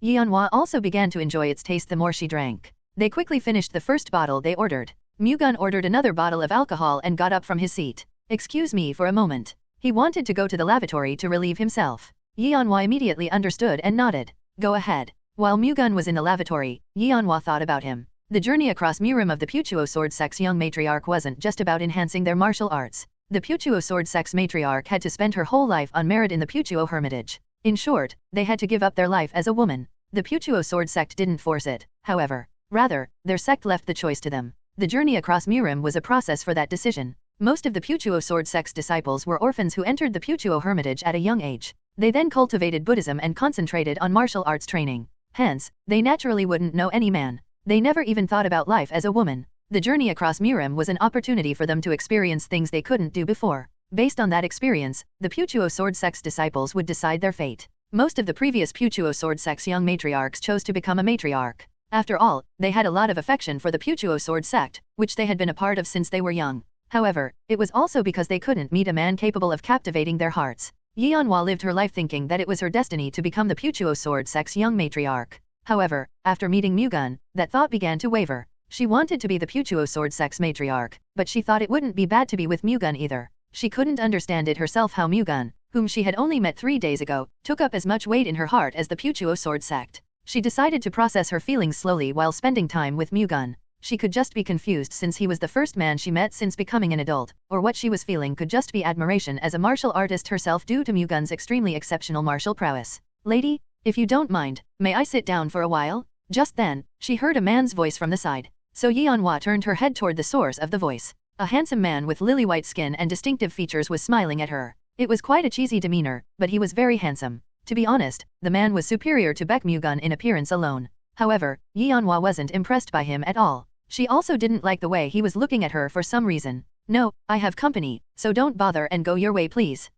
You don't have to worry about your friend." It seems like he had an urgent matter to attend to and left first. The man shrugged and said. Yong Wan frowned. Mu-Gun obviously wouldn't have left first. She was naive, but she wasn't a fool. The man's words were proof that he would play some tricks to prevent Mu-Gun from coming back. "I can basically guess what's going on, but you're making a very big mistake right now. I don't understand what you mean. Why don't you drink with me instead of paying attention to someone so irrelevant?" The man kept flirting with her instead of heeding her warning. "How do I address you? I'm Yang Sochu, the young leader of Shaoxing's Black Sword Gang." Yang Sochu assumed a haughty attitude and introduced himself. The Black Sword Gang was a notorious and quite powerful sect that had been spreading its influence in the Shaoxing area. Even Hangzhou's Baiok Sword Manor, which was said to possess the largest force within the Zhejiang Martial Alliance, couldn't easily mess with them. Hence, it was understandable for Sochu to put on airs. Nevertheless, it only made him look pathetic in Yong Wan's eyes. "Young Master Yang, I'm letting you know ahead of time, but your actions may threaten the Black Sword Gang's existence. It'll be for your own good to stop playing tricks now and go your way.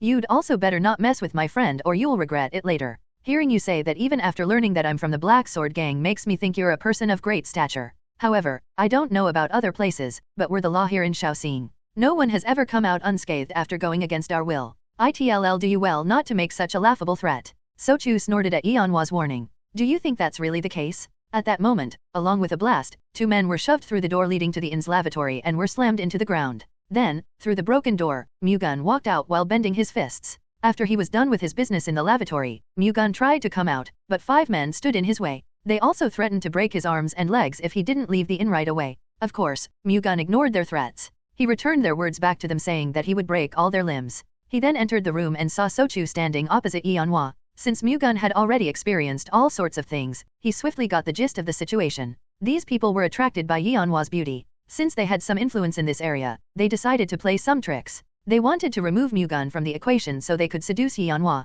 "Since we're in Shaoxing, I suppose you're from the Black Sword Gang?" Mu-Gun asked, recalling the notorious sect that was in control of Shaoxing.N/O/Vel/B/JN.C//OM. It would have been hard to come off this blatantly if they weren't from a force powerful enough.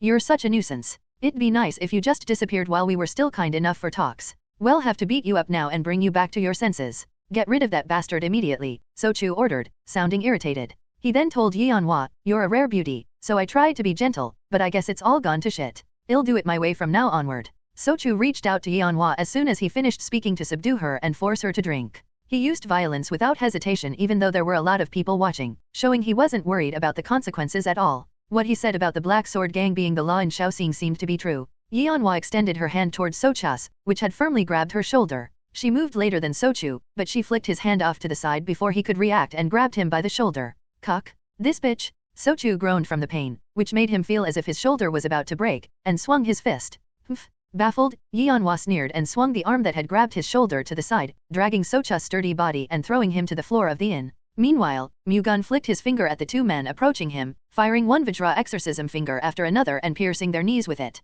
They knelt down before they could evade. Quark K. The two men rolled on the floor, screaming and agonizing over the pain of their kneecaps being crushed. Mu-Gun looked in Yong Wan's direction. Considering her martial arts, there was nothing to worry about. However, she had been drinking, so their timing couldn't be any worse. His worries soon proved useless, though. Yong Wan was still sitting where she last was, and Sochu had been slammed onto the floor in an unsightly manner. Cuck, I was taking it easy on you since I thought you were just an ordinary woman. Sochu jumped up and shouted. His face was flushed in anger. Being thrown down by a woman in front of so many people made him feel ashamed.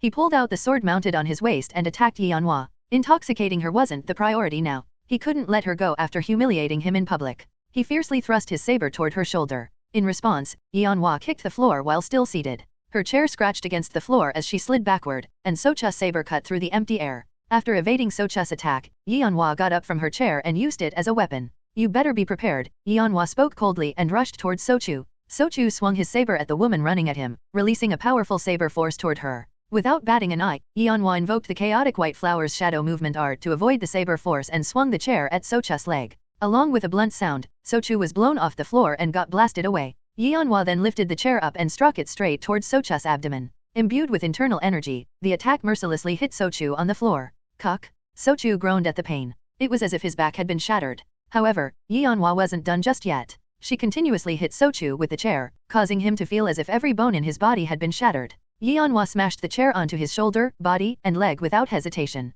Sochu rolled on the floor to avoid it while uttering a cry of pain. However, she couldn't escape Yong Wan's reach. Yong Wan imbued the chair with internal energy and inflicted agonizing pain on Sochu while making sure not to deal any fatal damage to his bones and organs. La lady, please stop. It's all my fault. I'll never do this again. Please forgive me just once. Sochu begged profusely, unable to stand the pain. Above keeping his honor or face, he had to ensure he survived first. This is why it would have been great if you had just listened to me from the beginning. Yong Wan sighed as she stopped swinging the chair. I was foolish. Please let things slide just this once. I honestly doubt you'll have a change of heart, but I'll give you a chance. However, if you continue to do something as nasty as what you did to me, you will definitely receive your due punishment. Keep that in mind. Of course, I'll take that to heart. Go your way then, Yong Wan responded. Sochu quickly tried to get up. However, being beaten with a chair rendered him unable to exert strength properly. He kept trying to get up only to fall down again. After a while, he finally managed to stand up, albeit barely. He then tried to leave the inn in a hurry.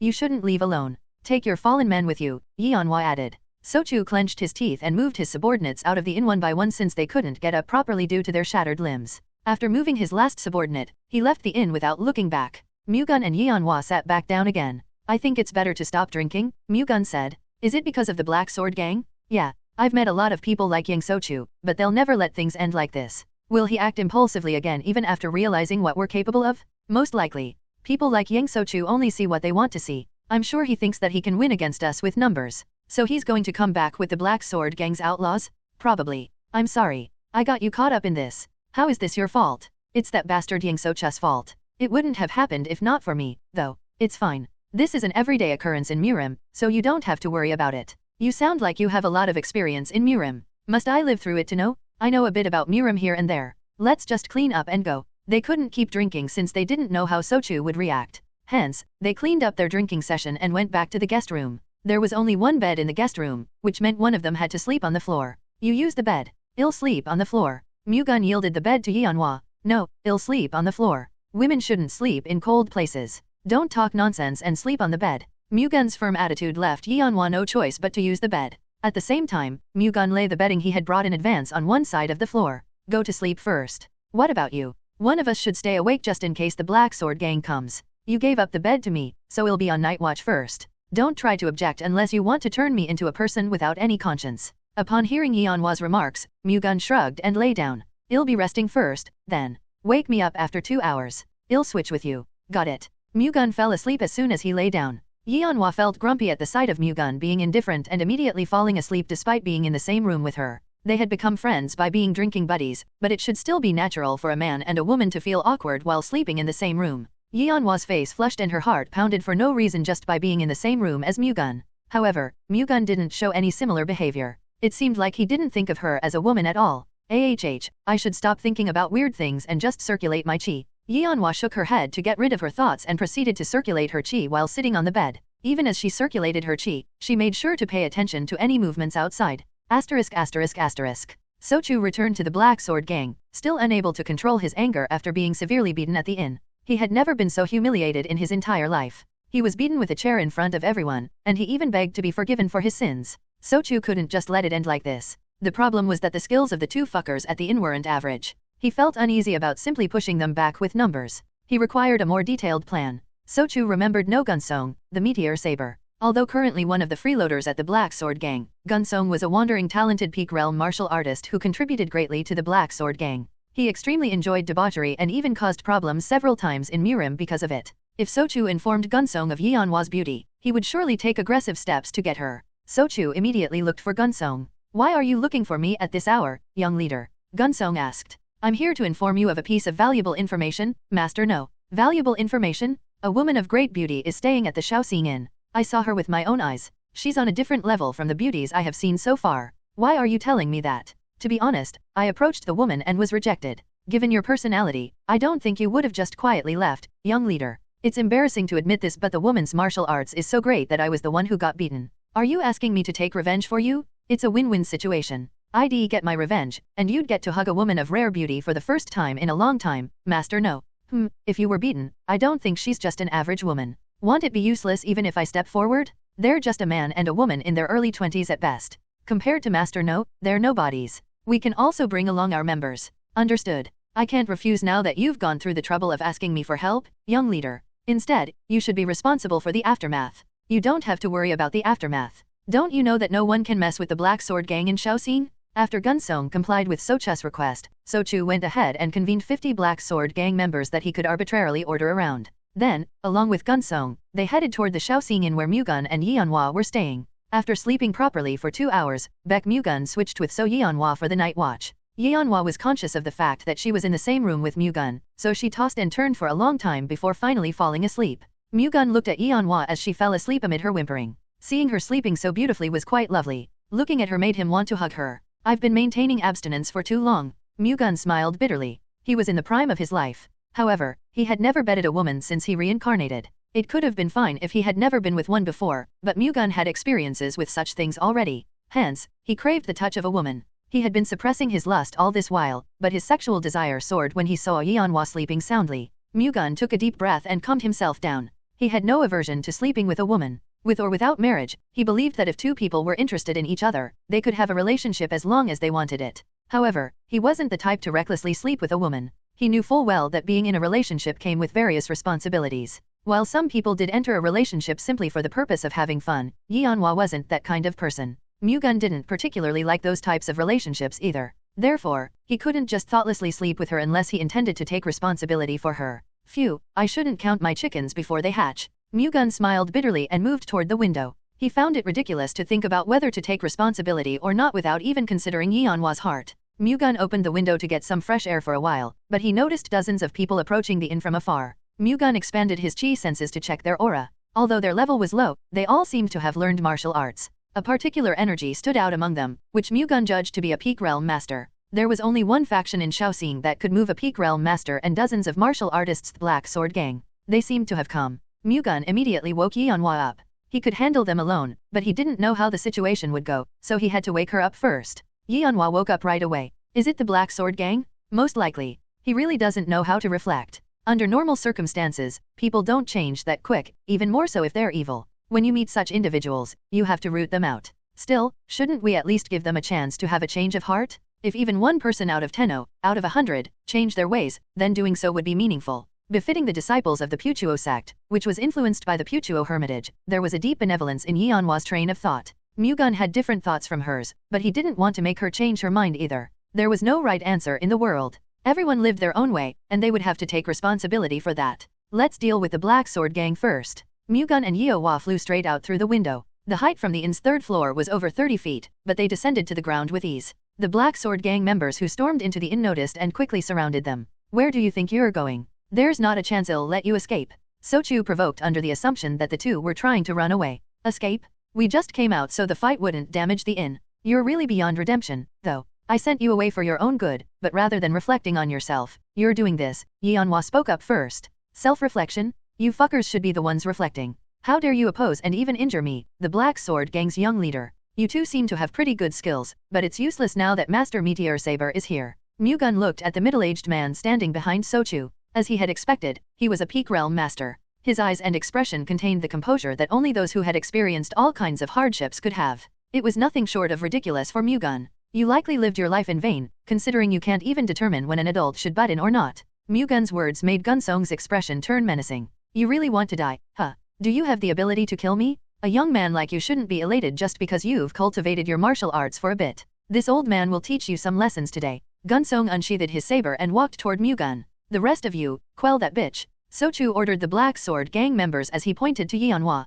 The Black Sword Gang members unsheathed their sabers and surrounded Yong Wan. Mu-Gun looked at Yong Wan, gesturing to her as if to ask if she would be fine. Don't worry. This much won't even be a problem. Yong Wan responded as if it was a trivial matter. Mu-Gun smirked at her confidence and executed the Vajra exorcism finger toward Gunsong, who was approaching him. A golden ray of chi flew toward Gunsong's chest like an arrow. Gunsong was approaching Mu-Gun slowly, but he was still taken aback. He swung his saber to block the golden ray. Ugh! Gunsong groaned as his saber tremored upon making contact with the golden chi ray. This bastard is no ordinary guy. He abandoned the thought of belittling Mu-Gun. However, he should have done so from the very beginning. Having already lost the initiative to Mu-Gun, there was nothing else he could do. After launching the Vajra exorcism finger, Mu-Gun immediately closed the distance with Gunsong and swung his sword at Gunsong's neck. Shocked, Gunsong rolled on the floor. Gunsong was doing the lazy donkey roll 1, a move that martial artists regarded as most humiliating. However, there was no other way to avoid the sword. Avoiding the incoming sword didn't mean that the danger disappeared, though. Mu-Gun unleashed Moonlight Sword Chi toward Gunsong, who was rolling on the floor.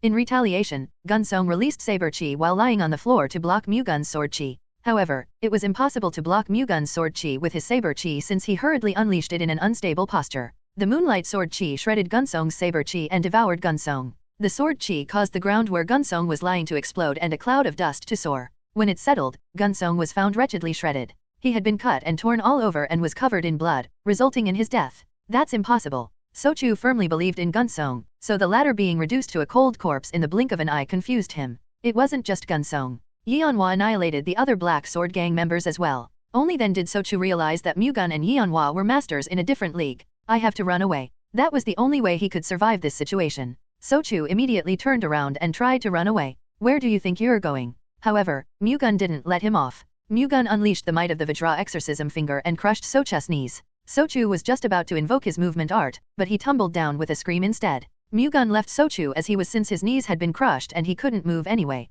He then launched the Vajra exorcism finger toward the other Black Sword Gang members. Every time he shot a golden chi ray, a Black Sword Gang member's knees were shattered, causing them to fall to the floor. Yong Wan alone was already single-handedly beating them. Hence, Mu-Gun joining the fray made the Black Sword Gang members helplessly collapse. The fight ended when the last Black Sword Gang member fell. Mu-Gun and Yong Wan left behind the group of Black Sword Gang members, who were moaning and lying on the floor, and approached Sochu. Sochu tried to somehow escape by crawling on the floor using his two intact arms, but it was useless. I've already given you a chance. You were the one who threw it away. If you've got someone to blame someone, blame yourself. Yong Wan lifted her sword. Wait a minute. One more, please. Just give me one more chance. I will really reflect on myself and become a new person this time. It's too late. And no. Despite Sochu's scream, Yong Wan cut off the tendons holding onto his shoulders without hesitation.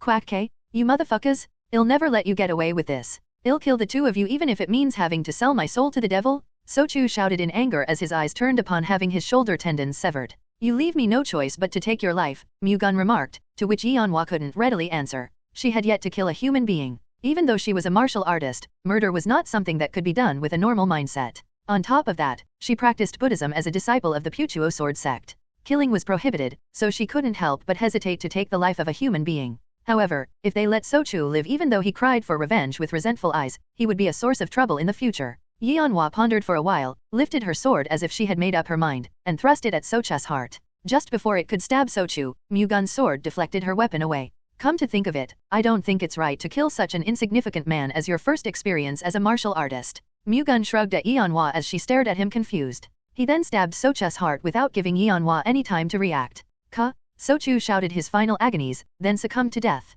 Thank you. Yong Wan thanked Mu-Gun for his thoughtfulness. You thank people too much. Let's just go back inside. What do we do about them? Yeonhwa pointed to the Black Sword Gang members, who were looking at them while walking on eggshells. What do you think we should do? If we let them go, they would spread the news of their young leader's death, and the Black Sword Gang likely won't stay quiet, right? Most probably. That doesn't mean we can kill them all, though. Why don't we subdue them and render them immobile for now? Alright, let's do that. Mu-Gun and Yeonhwa pressed the Black Sword Gang members' numbing acupuncture points to prevent them from moving and gathered them in one place. They wouldn't be able to move until their numbing points were released, and it would also be difficult for the Black Sword Gang to get news regarding the recent fight. Mu-Gun and Yeonhwa returned to the inn after dealing with the Black Sword Gang members. What do we do now? What do you mean? If they find out that their young leader is dead, the Black Sword Gang won't just stay still. What else can we do? If they come, then we'll just have to destroy them. Mu-Gun replied as if it wasn't a big deal. Even if the entire Black Sword Gang came, he wasn't afraid at all. He didn't find the need to worry about how the Black Sword Gang would react to the situation. Mu-Gun's relaxed demeanor dumbfounded Yeonhwa, but considering his martial prowess, it was understandable. By the way, I'm all awake now because of them. There should be about 2 hours left under the sun rises. Why don't we just circulate our chi for now? Mu-Gun replied. He would rather circulate his chi than stay still, which would give him time to think of weird things. That'd be great. Yeonhwa nodded. She had nothing to do anyway. They immediately assumed a lotus position and began circulating their chi until daybreak. When the sun had risen, they ended their chi circulation and briefly washed up before heading to breakfast. They left Shaoxing afterward. They didn't leave early because they were afraid of the Black Sword Gang's revenge. Rather, they just moved as planned. Yang Taesok, the Black Sword Gang leader, trembled at the sight of his son returning as a corpse. Who in the world did this? Taesok suppressed his anger and asked his subordinates. That's it, said that a man and a woman did it. However, we don't know their exact identity. Are you hearing yourself right now? The young leader of the Black Sword Gang died in Shaoxing, not anywhere else, yet you don't even know who killed him? I'm sorry. So, where are those two fuckers? They left Shaoxing early this morning. We're tracking them right now, so we should be able to find their whereabouts soon. N/O/vel/B/in.C//in.C//om. What on earth have you been doing? Find out where they are within the day. If that can't be done, know that your necks will fall instead of those two motherfuckers. Well, be sure to locate them. What are you standing around here for, then? Quickly go. Understood. His subordinates left the pavilion in a hurry. Left alone, Taesok looked at his son, who was now a gruesome corpse. He gnashed his teeth. Do you think you will be safe after killing Yang Taesok's son? I will chase you two fuckers to the depths of hell and tear you to pieces. Taesok's words weren't meant for others. It was an oath to his dead son and a pledge to himself. Meanwhile, the Black Sword Gang members devoted all their forces to finding Mu-Gun and Yeonhwa, the ones responsible for Socha's death. However, they couldn't find traces of Mu-Gun and Yeonhwa anywhere since they moved without leaving any behind. In the end, Mu-Gun and Yeonhwa slipped through their fingers. Enraged, Taesok beat the gang executive, who was in charge of tracking the two people, to death. One lazy donkey roll is a rolling move, but it's basically a very self-explanatory move as its name suggests. 10 days had passed since they left Shaoxing. Baek Mu-Gun and So Yeonhwa were now passing through Mount Yandang. The mountain terrain is so nice. The poets of old are right. Beautiful mountains and waterfalls truly are in Yandang. Yeonhwa couldn't help but admire the scenery. Mount Yandang wasn't that tall, but the waterfall pouring down between various exquisite cliffs and majestic rock cliffs formed an enigmatic landscape. I know. I've also heard many say that Mount Yandang has a magnificent view. Having come here myself, it really is an enigmatic landscape. What do you think? You made the right decision listening to me, didn't you? Yeonhwa asked triumphantly. Even though there was a good route that went around Mount Yandang, they still passed through the mountain because Yeonhwa wanted to sightsee. Nov.L.B/JNN. Yes, I get to have a great time looking at these amazing views thanks to you. They passed through Mount Yandang with an amicable atmosphere. The two looked like lovers. In fact, the feelings they had for each other were going beyond just friends. They were both good-looking, and they had been together for over 10 days now, so it wasn't strange for them to develop feelings for each other. Mount Yandang's terrain was quite rough, but they moved without hesitation as if they were walking on flat land. When they saw the enigmatic scenery, they stopped to sightsee for a while before resuming their travel. The two showed no signs of exhaustion despite the rough mountain route. After all, for them, who were in the Absolute Realm and Peak Realm respectively, it was nothing more than a walk in the park. However, even martial arts masters couldn't defy nature. About halfway up Mount Yandang, dark clouds suddenly formed and unleashed heavy rain. Mu-Gun and Yeonhwa couldn't prepare umbrellas, so they quickly sought shelter under a tree. However, the rain was so heavy that they were already soaked in that short period of time. Hiding under a tree didn't mean they could completely avoid the rain in the first place. They were getting more soaked as time went by. Why did it suddenly rain so heavily? I know, right? My clothes are all wet. What should we do? Soaked in the rain, Yeonhwa's clothes clung to her body, revealing her undergarments and bare skin underneath. She blushed and covered her chest with her arms, a sight that was quite seductive. Mu-Gun cleared his throat as his eyes naturally looked toward her chest. He then took off the long robe he was wearing and covered her with it. It's fine. I'm doing this because it's not fine with me. Mu-Gun's comment made Yeonhwa's face turn red. What are you thinking about that's got your face so red? I'm not thinking about anything. Yeonhwa's face turned even redder. Mu-Gun chuckled, finding her cute, then looked up at the pouring sky. It didn't seem like the rain would stop anytime soon, considering there were a lot of dark clouds. I doubt the rain will let up anytime soon. It's about to get dark as well. What should we do? I'll look around for a nearby place that can hide us from the rain. You stay here. No, let's search together. It's fine, just stay here obediently. Mu-Gun began to look around their vicinity, leaving Yeonhwa behind. Fortunately, there was a fairly large cave not too far away. The entrance was so narrow that it could only fit one person, but its interior was quite wide. There were also dry bushes on one side of the cave's bottom and traces of a campfire by the entrance. Mu-Gun took a closer look just in case the cave had an owner. Based on the campfire traces, quite some time seemed to have passed since it had been extinguished. Perhaps someone passing by Mount Yandang came here to avoid the rain or spend the night when it was getting dark outside. Deciding to spend the night here, he returned to where Yeonhwa was waiting. Did you find a place? Yes. Fortunately, there's a cave not too far away where we can stay the night. Let's go. Mu-Gun led Yeonhwa to the cave. The entrance is narrow, but it's quite large inside. Though it could be uncomfortable, we should be able to bear spending a night here. I'm sorry. I shouldn't have asked you to come here. It's okay, who would have expected that it would rain all of a sudden? This will all become a good memory anyway. Let's start a fire first. Mu-Gun gathered the branches scattered inside the cave in one place and invoked the Samadhi True Fire. The branches caught fire, quickly creating a bonfire and lighting up the cave. It also illuminated Yeonhwa, who was still quite drenched. Mu-Gun swallowed his saliva. Ahem, I think you'd better change your clothes first. Mu-Gun tried to look away. Here? Asked Yeonhwa in surprise. I'll be outside while you change. Mu-Gun stood up to go out, but Yeonhwa dissuaded him. It's fine. You don't have to go get rained on. Just stay here and turn your head the other way. Okay, I won't look, so hurry up and change. Yeonhwa unpacked her shoulder bag and took out a spare set of clothes wrapped in a special waterproof cloth, which fortunately prevented them from getting wet. Yeonhwa glanced at Mu-Gun, then turned around to take off her clothes. When the sounds her movements made resonated in the cave, Yeonhwa's face flared up at the thought of Mu-Gun hearing them from behind her. What do I do? I don't know anymore. So Yeonhwa? Mu-Gun called out to her. Yes? Surprised, Yeonhwa turned her head in Mu-Gun's direction. I don't think I can do it anymore, Mu-Gun said, still looking the other way. Do what? Yeonhwa asked back. She sounded tense. I just can't take this anymore. What do you mean? I want to embrace you so bad that I can't stand it. No, honestly, I don't want to hold back anymore even if I could. However, if you don't want me to, I'll endure it no matter how difficult it is. I'll count to 5. If you want me to stop, just tell me. If you don't answer, I'll take it as permission. I'll start counting now. Yeonhwa didn't know how to react to Mu-Gun's aggressive remarks. 1, 2, Mu-Gun began to count. Various thoughts crossed Yeonhwa's mind at that moment. Having made up her mind after a brief moment, she said, Stop. Stop counting and embrace me. At her provocative response, Mu-Gun turned around. Yeonhwa had already taken off her clothes halfway through, so she lowered her head in embarrassment. The sight of her ignited Mu-Gun's sexual desire. After approaching Yeonhwa, Mu-Gun kissed her. Surprised, Yeonhwa flinched, but she soon accepted and reciprocated it. Quickly heating up as they exchanged passionate and intense kisses, they took off each other's clothes. Now naked, they began to make love. Their bodies became one as they remained faithful to their instincts.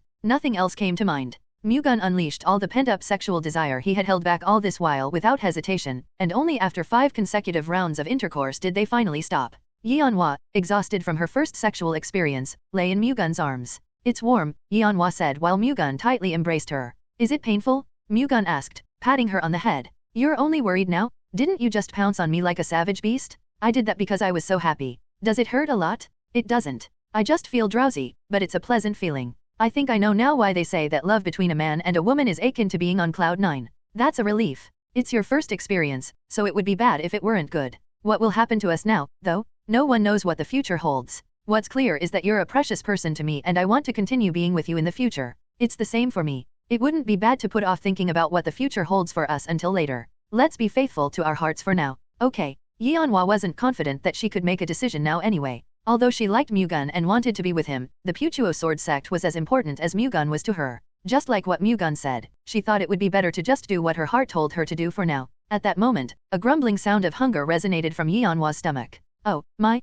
Yeonhwa grabbed her belly in surprise. Her stomach growled again, disregarding her feelings. Her face turned bright red. Ha ha ha! Mu-Gun burst into laughter, finding the embarrassed side of her so cute. Don't laugh. I just find you cute. Wait for a bit. I'll go out and find something to eat. How are you going to do that in the middle of a mountain? Just stay. I'm fine. Her stomach grumbled again, contradicting her words. Hi, what's wrong with me? Keek, I'm going to search for food since I'm also hungry anyway. Wait here. I'll go find something edible. Mu-Gun got up, changed into a spare set of clothes, and left the cave. The rain had fortunately stopped, but it was already dark. It was questionable if he could procure food in this dark mountain. However, he still had to give it a shot. Mu-Gun wandered around the area to find something edible. Luckily, he was able to find some wild berries. It wasn't enough to fill their stomachs, but it should be enough to appease their hunger. Mu-Gun put an armful of wild berries in the cloth he brought with him when he left the cave, then continued searching his surroundings instead of going back immediately. He wanted to catch a wild chicken, but he couldn't find one despite how hard he tried.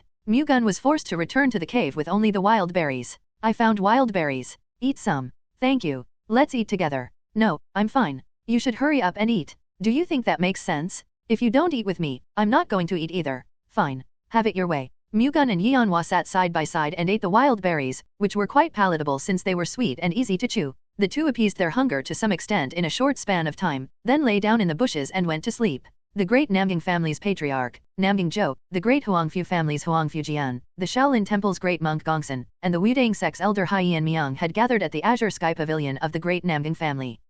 I understand that the Azure cult's demonic cultivators have controlled the great Sima family's upper brass. However, I think you've gone too far killing the great Sima family's martial artists, who were not a part of the Azure cult. Huangfu Jian immediately refuted great monk Gongsun's remarks. We didn't have any other choice since the Azure cult's demonic cultivators had brainwashed the great Sima family's martial artists. This isn't even the matter we should be focusing on. What we should discuss now is whether the 9 celestial demons sect's other factions have infiltrated other clans. And if so, what the entirety of Murim should do. I think Master Huangfu is right. Do you perhaps have any other ideas? Elder Haiyan Miang asked. The 9 prominent sects and the 7 great families are prestigious traditional families who have protected Murim all this while. To that end, I think it would be better for us all to cooperate and devote everything we've got to rooting out the 9 celestial demons sect, Namgying Zhou replied. You're right. We have to make haste finding and dealing with the sects that the 9 celestial demons sects factions have infiltrated. How do we find them? Great monk Gongsun asked. We should focus on the sects and families who have shown rapid growth in the past decade. If we investigate them without evidence, we could receive their opposition. If we ask for their cooperation in the name of the 9 prominent sects and the 7 great families, they'll understand unless they have something to do with the 9 celestial demons sect. Cooperation is just sugarcoating what we're about to do, which is basically nothing short of intimidating them with our authority and status. What we're trying to do now isn't for the sake of personal gain. It's for the safety of the entire Murim. Hence, even if we have to resort to some unfair measures, it's only proper for them to put up with it. Upon hearing Namgying Zhou's remarks, Elder Haiyan Miang nodded and asked, so, where do you suspect the 9 celestial demons sects factions are? The Qingdao sect in Shandong province, the Nanchangmok family in Jiangxi province, the Nanpingkok family in Fujian province, the Vuchang sword sect in Hubei province, the Cao household in Henan province and more. I think we have to prioritize investigating these 10 families and sects, though. Namgying Zhou listed 10 newly rising martial arts families and martial arts sects. The subsidiary branches of the Shaolin Temple and the Wudang sect were also included in the list.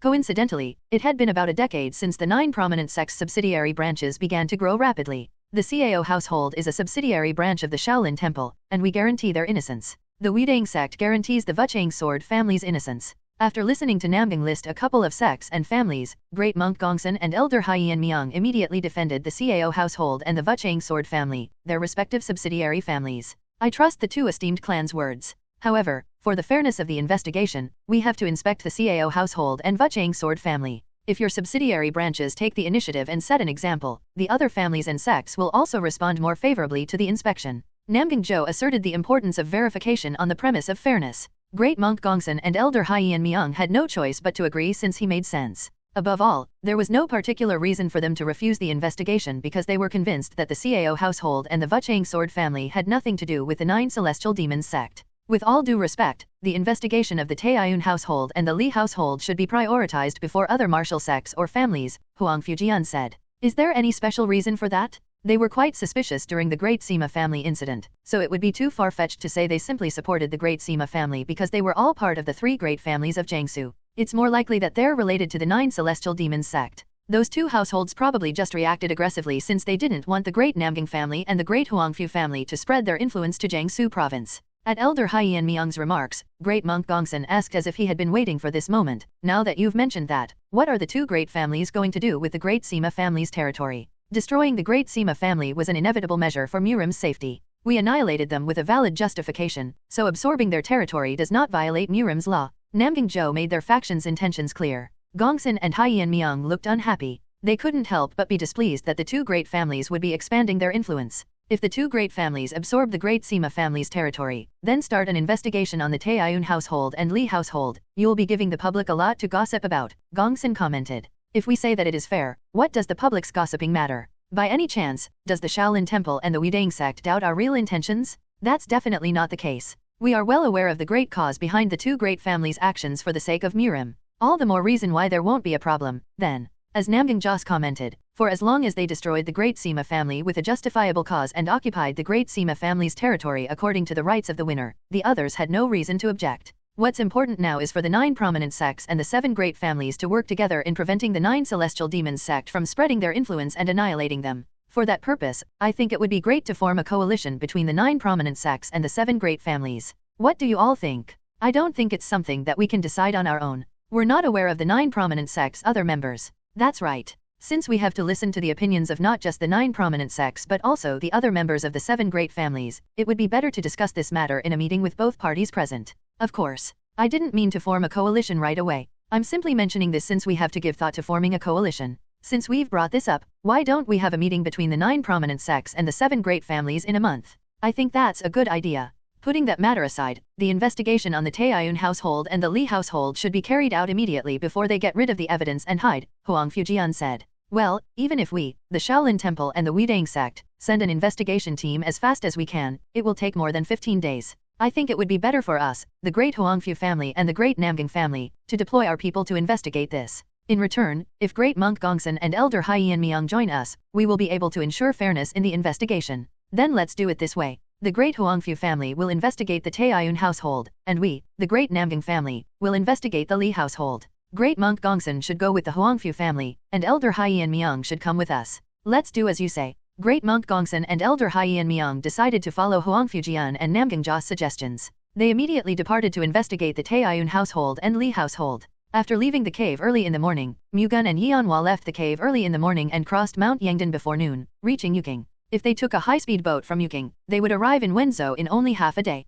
After having a meal at a restaurant in Yuking, they went out to the port and boarded a boat bound for Wenzhou. What are you going to do when we get to Wenzhou? Mu-Gun asked. I'm not sure. What do you think I should do? Yong Wan couldn't easily make up her mind. A part of her wanted to stay at the Baek Sword sect and with Mu-Gun, but she also wanted to gain experience on a journey throughout Murim as per her original plan. What she wanted the most was to travel around Murim together with Mu-Gun. However, she couldn't request that from Mu-Gun, who was the Baek Sword sect's young patriarch. Why don't you stay at the Baek Sword sect and take your time thinking about it for now? You don't have to make a decision right away. What would you prefer me to do? I'd like to keep you next to me. You can just do that, then. No, your thoughts are more important than anything else. I don't want you to make the wrong decision because of me or the Puchuo Sword sect. Rather you follow what you truly want so you won't regret it later. No matter the choice you make, for as long as it's your genuine decision, I will support and cheer you on. Mu-Gun didn't want Yong Wan to live passively by being tied to him. He wanted her to live independently and proactively. Okay, I'll stay at the Baek Sword sect for the meantime and think about it carefully, then.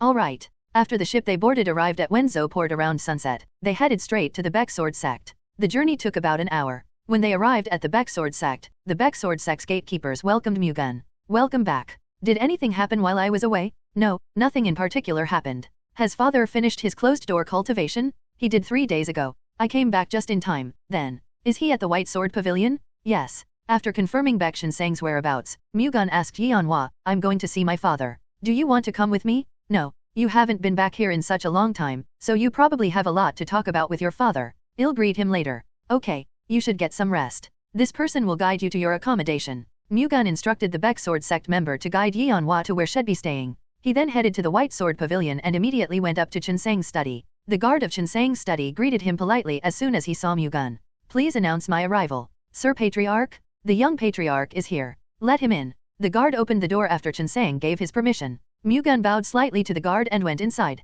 Welcome back. Shinseng stood up to greet Mu-Gun. He was doing some work at his desk. Mu-Gun smiled as he sensed the change in Shinseng's energy that made him nearly unrecognizable. It was as if he was greeted by the ocean. Shinseng's enormous aura indicated that he had advanced into the absolute realm. Congratulations on your advancement, father. Mu-Gun congratulated Shinseng. It's all thanks to you. However, the energy I'm feeling from you doesn't seem to be that much different from mine. No, to be exact, it seems like your energy is greater. What happened? Shinseng asked in surprise. He immediately noticed Mu-Gun's energy just as how Mu-Gun recognized Shinseng's level at a glance. I was able to chance upon an opportunity while traveling outside. An opportunity? Yes. What kind of opportunity was it that allowed you to reach the absolute realm at your tender age? Because of my connection with the Medicine King family, I was able to consume medicinal pills along with the beast core of a divine beast. The Medicine King family? It's a family that made it their lifelong task to create medicine that can cure all diseases. By chance, I got to establish a friendly relationship with them, which in turn allowed me to get medicinal pills and the divine beast core from them. Is it really by coincidence? How could I have known the Medicine King family otherwise? No matter how much I think about it, I can't help but conclude you went on a trip to get the opportunity to meet the Medicine King family. Haha, you're overthinking it. Well, it doesn't matter what you did. What's important is that you have advanced into the absolute realm. Still, it truly is amazing that you've reached that realm at such a young age. The others will be astonished when they find out. Shinseng felt that Mu-Gun was hiding something. However, he didn't bother digging into it and just thought Mu-Gun would have had a good reason to hide it. I'm sure that I don't have to tell you, but we shouldn't spread the news that I have reached the absolute realm to other places. Don't worry. That aside, I haven't had the chance to test my martial prowess since I've reached the absolute realm. If you don't mind, why don't we spar with the sword? You mean right now? Ahem, now's not a good time, is it? You've just returned, so I'm sure you're tired from your travels. No, it's fine. Let's go straight to the training hall. Will you be alright? You don't have to force yourself. N/O/vel/B/jn.C//OM. I'm also curious about how your martial arts have changed, father. I see. Let's go. Mu-Gun headed to the training hall with Shinseng. Upon arrival, they faced each other with swords in their hands. Don't go easy on me just because I'm your father. Don't worry. I plan to win against you, father. You wicked brat. Who said I'd lose? Come. Mu-Gun launched the first attack on Shinseng's words. He seemingly disappeared from Shinseng's line of sight for a moment, then penetrated through Shinseng's left side with a golden ray of sword chi. In response, Shinseng drew an arc lightly with his sword. A wave of sword chi filled the space to his left and blocked Mu-Gun's sword chi. The golden sword chi was pushed back before it could break through the wave of Shinseng's sword chi. Without a moment's hesitation, Shinseng immediately thrust his sword straight at Mu-Gun. The wave of sword chi that formed from his sword stormed through as if it was about to sweep everything away. He had just unleashed the Heavenly Sea Wave Saber art, which had a different style from the Baek Sword sect's martial arts. Instead of blocking the wave of sword chi, Mu-Gun quickly evaded by invoking the Thunder God's aerial steps. He followed up by charging through from behind Shinseng and proceeded to unleash a golden moonlight ray again. Shinseng swung his sword while turning around lightly. The golden sword chi was once again shattered and swept away by the wave of sword chi. The power of the Heavenly Sea Wave Saber art was strong, but the Celestial Moonlight Sword art was no less powerful. Although the Celestial Moonlight Sword art was created by Mu-Gun to make up for the 36 Phantom Moon Blades lacking power, its foundation was still based on the changes in tempo. On the other hand, the Heavenly Sea Wave Saber art was a martial art based on overwhelming power. In fact, it was one of the greatest in Murim in terms of power since it was a Great Ascension Realm martial art. Based on its power alone, the Celestial Moonlight Sword art was no match for the Heavenly Sea Wave Saber art, but that didn't mean that the Heavenly Sea Wave Saber art was definitely superior to the Celestial Moonlight Sword art. The Heavenly Sea Wave Saber art's overwhelming power quelled the Celestial Moonlight Sword art's dazzling changes. However, if the latter could create a change beyond the former's overwhelming power, it would be possible to break the Heavenly Sea Wave Saber art. Mu-Gun combined the Celestial Moonlight Sword art's tempo changes with the unpredictable movement of the Thunder God's aerial steps, making his movements and attacks increasingly incalculable. As a result, Shinseng had his hands full trying to block his attacks. If Shinseng didn't know the Celestial Moonlight Sword art's techniques, Mu-Gun would have already broken through his defenses. Shinseng couldn't help but be in awe at Mu-Gun's martial art. It was far beyond his expectations. Nevertheless, he couldn't let it end like this. Shinseng drew the power of the Heavenly Sea Goliath cultivation with all his might. A tsunami-like aura enveloped him and encroached on the surrounding space. Shinseng's aura pushed back Mu-Gun, making the latter quickly step away. That's amazing. I didn't expect your martial arts to be at this level. You're amazing too, father. Sparring with you makes me feel as if I can give it my all. Are you fine with that? Whenever you're ready. Mu-Gun exuded the Thunder God Chi, which he had yet to unleash throughout the spar. A golden thunderstorm violently formed around him. Seeing Mu-Gun in that state made Shinseng's eyes shine. A thunder-style martial arts, is that your true martial arts? Yes. Is there anything else you haven't shown me that will surprise me? Who knows? Mu-Gun grinned. I'll check that later on. I should focus on this match for now. At that comment, Shinseng and Mu-Gun exchanged gazes and rushed toward each other without any warning. Golden lightning collided with a blue tidal wave, causing a deafening roar to erupt. Mu-Gun and Shinseng braced themselves against the shock wave from the collision, then proceeded to unleash sword attacks imbued with Vajrachi at each other. Their swords clashed multiple times, resonating deafening blasts each time. Mu-Gun still used the Celestial Moonlight Sword art. However, its power was on another level than before. Imbued with the Thunder God Chi, it didn't fall behind in power against the Heavenly Sea Wave Saber art. Mu-Gun didn't even use the Thunder God's aerial steps anymore. He simply pushed Shinseng back with just the power of the sword itself. Sang initially held his ground against Mu-Gun, but he began to be significantly pushed back as the battle progressed. Mu-Gun did not concede at all. Of course, he could have intentionally lost in consideration of his father's pride. However, doing that would be no different from belittling and deceiving Sang as a martial artist. Moreover, martial artists, even absolute realm masters, grew through defeat. Hence, Mu-Gun truly thought he should give his all against Sang for the latter's sake. Sang tried his best to counter Mu-Gun's fierce attacks, but they proved beyond his capabilities. In the end, he had no choice but to surrender. Stop. I've lost. Baek Sang dejectedly conceded defeat. I'm sorry. Why are you apologizing? You did the right thing. I realized that my martial prowess is still lacking because you gave it your all against me. Sang unknowingly formed a sense of pride for reaching the absolute realm. However, his battle against Baek Mu-Gun made him realize his martial arts were still lacking. Hence, he became determined to improve his martial arts and throw away his pride. To be honest, your martial arts surprised me, father. I didn't expect you to master the Heavenly Sea God Sect's martial arts to this level in such a short period of time.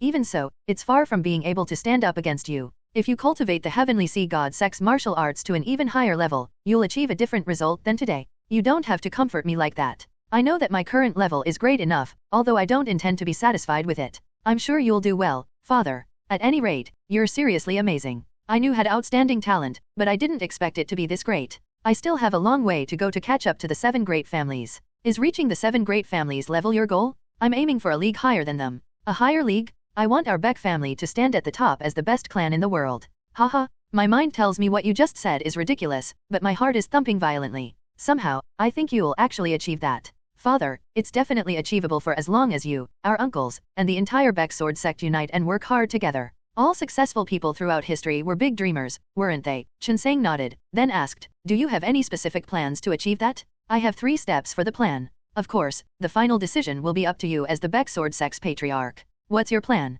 The first step is to enhance and develop our members' martial arts. That was only natural. The method they'd used to do that was an important issue, however. How do we do that? I'm planning on requesting the Medicine King family to supply us with medicinal pills that can elevate our internal energy. Have you mentioned this to the Medicine King family? I have yet to come to an agreement with them. If you allow me, I will try to push ahead with it. Father, where is the Medicine King family based? They were originally based in Mount Tai, but they moved their base to Mount Yandang not too long ago. Was their move to Yandang Mountain related to you? Yes. I was the one who recommended for them to move to that place. Why did the Medicine King family leave Mount Tai? I don't think they would have left their home for no reason. It was to avoid the Great Huangfu family's threat. The Great Huangfu family's threat? Sang asked. Mu-Gun told him about the matter regarding Shangguan Bai He in response. He kept silent about his involvement in wiping out the Great Huangfu family's martial artists in the Thousand Pine Valley since he didn't want Sang to worry for no reason. It could be a problem later on if the Great Huangfu family tracks her down instead of giving up on her. That's unlikely to happen. How can you be so sure about that?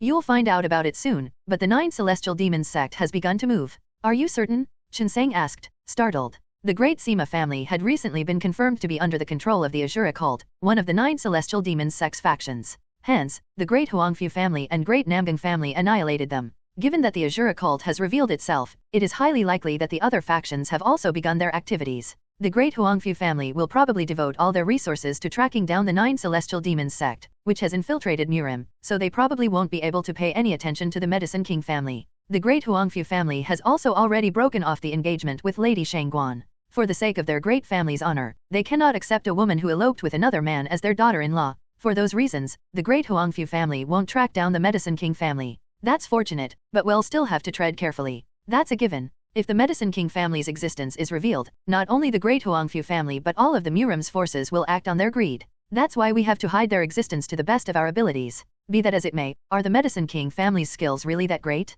Although it's not known in Murim, the concoction method of the Shaolin Temple's Great Taoism Pill, the Wudang sect's Clear Effervescence Pill, and the Mount Hua sect's Violet Alienation Pill all originated from the Medicine King family. In principle, the Medicine King family didn't intervene in the affairs of Murim. However, whenever it was in chaos, they would secretly lend a helping hand from the shadows by providing medicinal pills. The Shaolin Temple's Great Taoism Pill, the Wudang sect's Clear Effervescence Pill, and the Mount Hua sect's Violet Alienation Pill were all renowned medicinal pills supplied by the Medicine King family to Murim. However, there was barely anyone who was aware of that fact. The Medicine King family is the real creator of those medicines? Sang asked, surprised by the huge secret. That's right. If what you said is true, then they're really amazing. In all probability, the moment the Medicine King family decides to support Murim's forces, its situation would be reversed. Then we should get their support no matter what. We cannot force them. If they don't want to, we have to give up on the first step of our plan. That would be unfortunate, but I understand. What's the second step?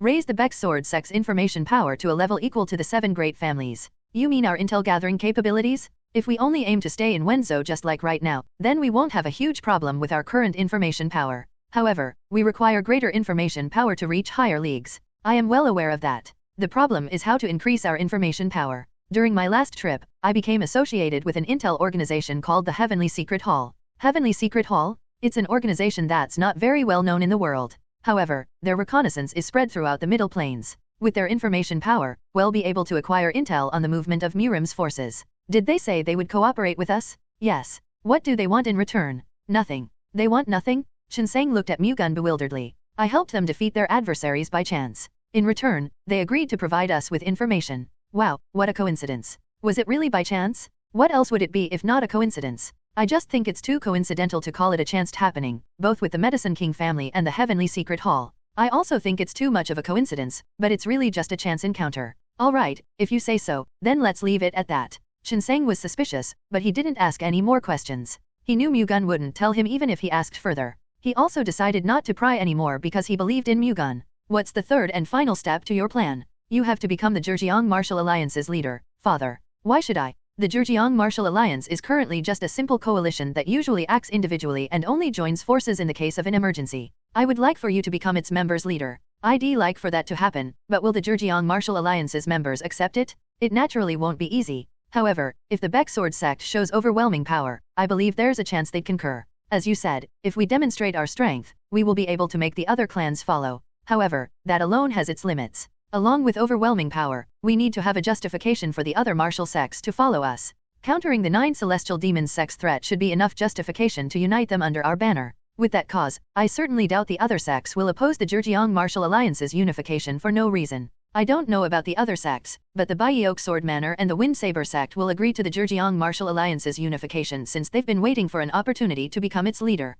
The other martial sects who have interacted with them will also agree to the unification according to their will. The other martial sects do support the Baek Sword Manor and the Wind Saber sect to become the Zhejiang Martial Alliance's leader. That being said, do you think they just sit still and watch us take that position for ourselves? It won't be easy to win their support with overwhelming force alone. It is an undeniable truth that we are inferior in size and ability compared to the Baek Sword Manor and the Wind Saber sect. No clan in the Zhejiang Martial Alliance possesses an absolute realm master. However, we, the Baek Sword sect, have 2 absolute realm masters in our family. That alone is enough to show that we have an overwhelming force over other martial sects. Absolute realm masters were more valuable than dozens or hundreds of martial artists combined. In fact, the status of a sect would change depending on whether they had an absolute realm master or not. Except for the 9 prominent sects and the 7 great families, there were only a few sects or families in Murim with absolute realm masters within their ranks. Hence, it could be said that the Baek Sword sect's status, which had 2 absolute realm masters, was much higher than the other members of the Zhejiang Martial Alliance combined.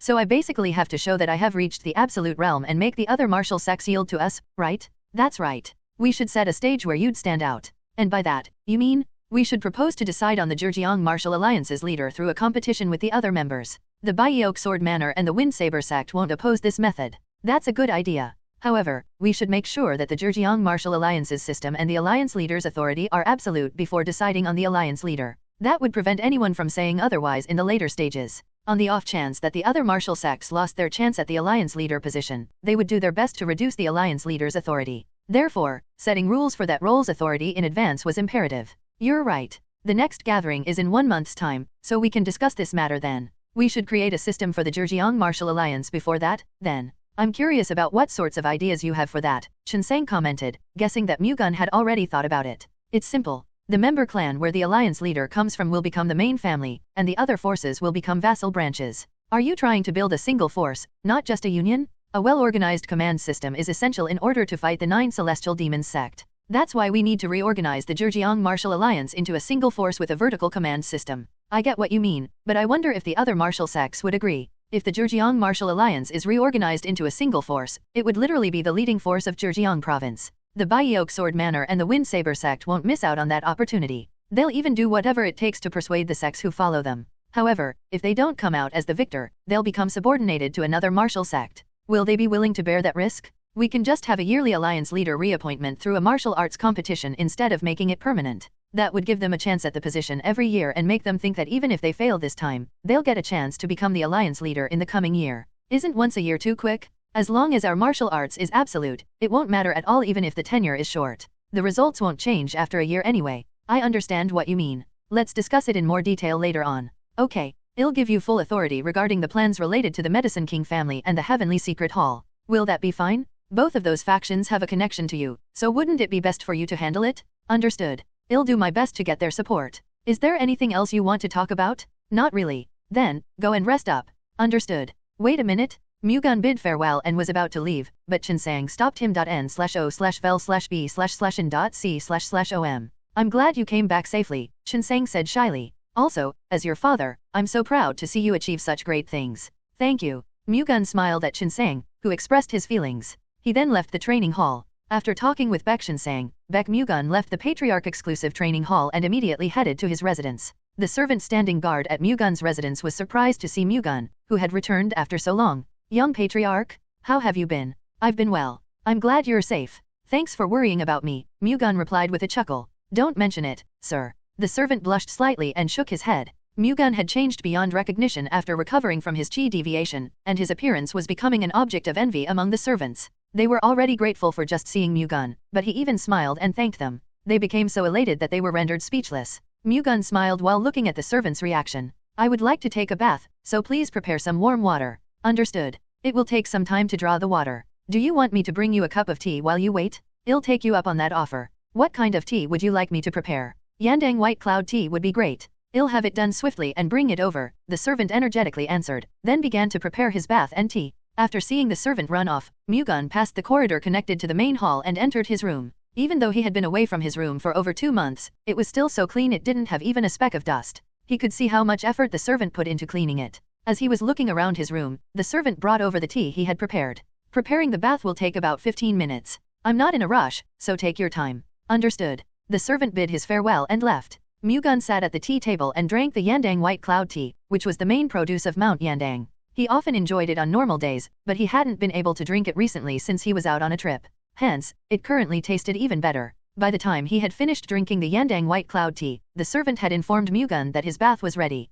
Mu-Gun went to the bathhouse and took a refreshing bath before changing into new clothes. He then left his residence and went to the side building where So Yong Wan was staying at. What have you been up to? I took a bath and was drinking tea. Do you want to join me? It's okay, I already had some back at my residence. Have you met with your father? Yes. If you're not tired, do you want to go outside? Outside? There is a place here called Shanghai Tavern. It serves delicious food and has a good ambience. But if you're too tired, you can just rest. No, I'm not tired at all. Are we leaving now? Don't you have to get ready? Get ready? Is there anything else I have to prepare? Yeonhwa asked with her eyes wide open. She was wearing a light blue outfit and didn't have any makeup at all. Any other woman would have put on makeup and changed into something pretty first. They always wanted to dress up even when they were only going out for a while. However, Yeonhwa didn't seem to care about that at all. It's nothing. Do as you please. Mu-Gun didn't really want her to dress up either. She was already pretty enough as she was now, and she didn't seem to have learned how a woman would normally dress up while growing up in the Puchuo sword sect. While thinking that he should teach her those ways, Mu-Gun left the side building with Yeonhwa. She was pretty enough as she was now, but it wouldn't hurt to become even prettier.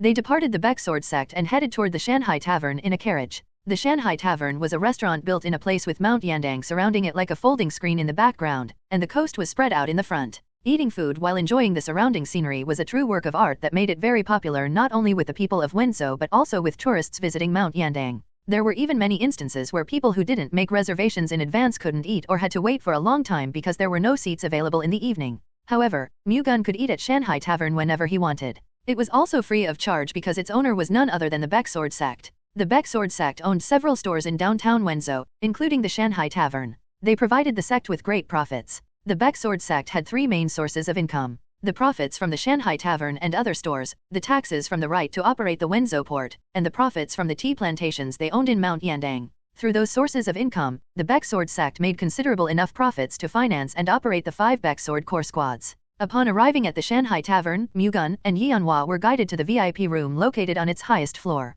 It had the greatest scenery, and only the patriarch and young patriarch of the Baek sword sect could use it. Wow, this is so cool. As soon as she entered the VIP room, the scenery beyond the large window impressed Yeonhwa. The sun was currently setting over the sea, dyeing both the waters and the skies red. It looked both mystical and beautiful at the same time. It is really nice, isn't it? This is my first time coming here as well. I should visit this place more often from now on. Who do you plan to come here with? You, of course. Nov, L, B //JNN. Yong Wan smiled happily at Mu-Gun's words. You look happy. Aren't you hungry? A little. Let's order some food first. I heard the seafood special set here is amazing, so let's have that. Okay. Mu-Gun called for the waiter and ordered the seafood special set along with a bottle of bamboo leaf wine. The restaurant required 30 minutes to prepare the food, so they chatted over tea while waiting. After 30 minutes, the seafood special set was served. The dish was made using various seafood freshly caught in the seas of Wenzhou, giving it the best quality. There was normally no way a dish could taste bad when made using excellent ingredients. To make it even better, the chef of the Shanghai Tavern was a former imperial family chef.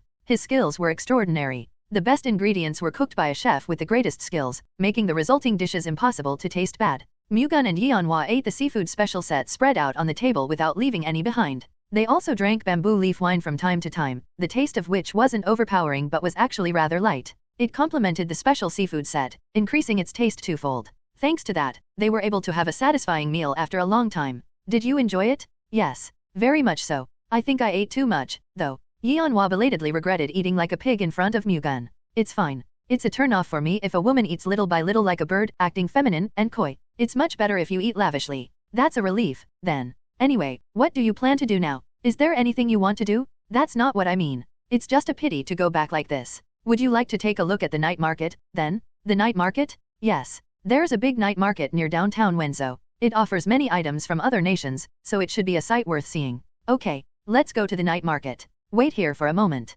There's something I have to do. I'll be back. Okay. Mu-Gun left Yong Wan in the room and went downstairs. He then called the manager of the Shanghai Tavern and asked, "Did anyone leave a letter for me?" "Yes. A young lady in her early 20s by the name of Lady Dan did.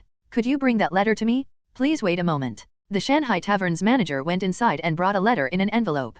"Here you go. Thank you. The food was delicious today. Thank you for the compliment. We will do our best to serve you next time too." Mu-Gun went up to the VIP room after getting the letter from the manager. He then left the Shanghai Tavern with Yong Wan and headed to the downtown area where the night market was at. The night market boasted a considerable size, and as Mu-Gun mentioned, it had many cultural products from other nations that made it fun to look around. After wandering around the night market for more than an hour, Mu-Gun and Yong Wan returned to the Baek Sword sect. The next day, Mu-Gun summoned his 6 followers to the Young Patriarch exclusive training hall, including Nakil Bang. The party of 6 was training at the training grounds provided to ordinary members, and upon Mu-Gun's call, they visited the training hall with nervous looks on their faces. Yong Wan was beside Mu-Gun. The 6 couldn't take their eyes off her great beauty. Mu-Gun smiled at them. "You seem unable to see me, the young patriarch, in the presence of a beautiful woman. Apologies." Flustered, they asked Mu-Gun for forgiveness. "I'm just kidding. It's normal to be attracted to and stare at such beauty without realizing it. Have you all been well while I was away?" "Yes, we've been doing well." "Is that so?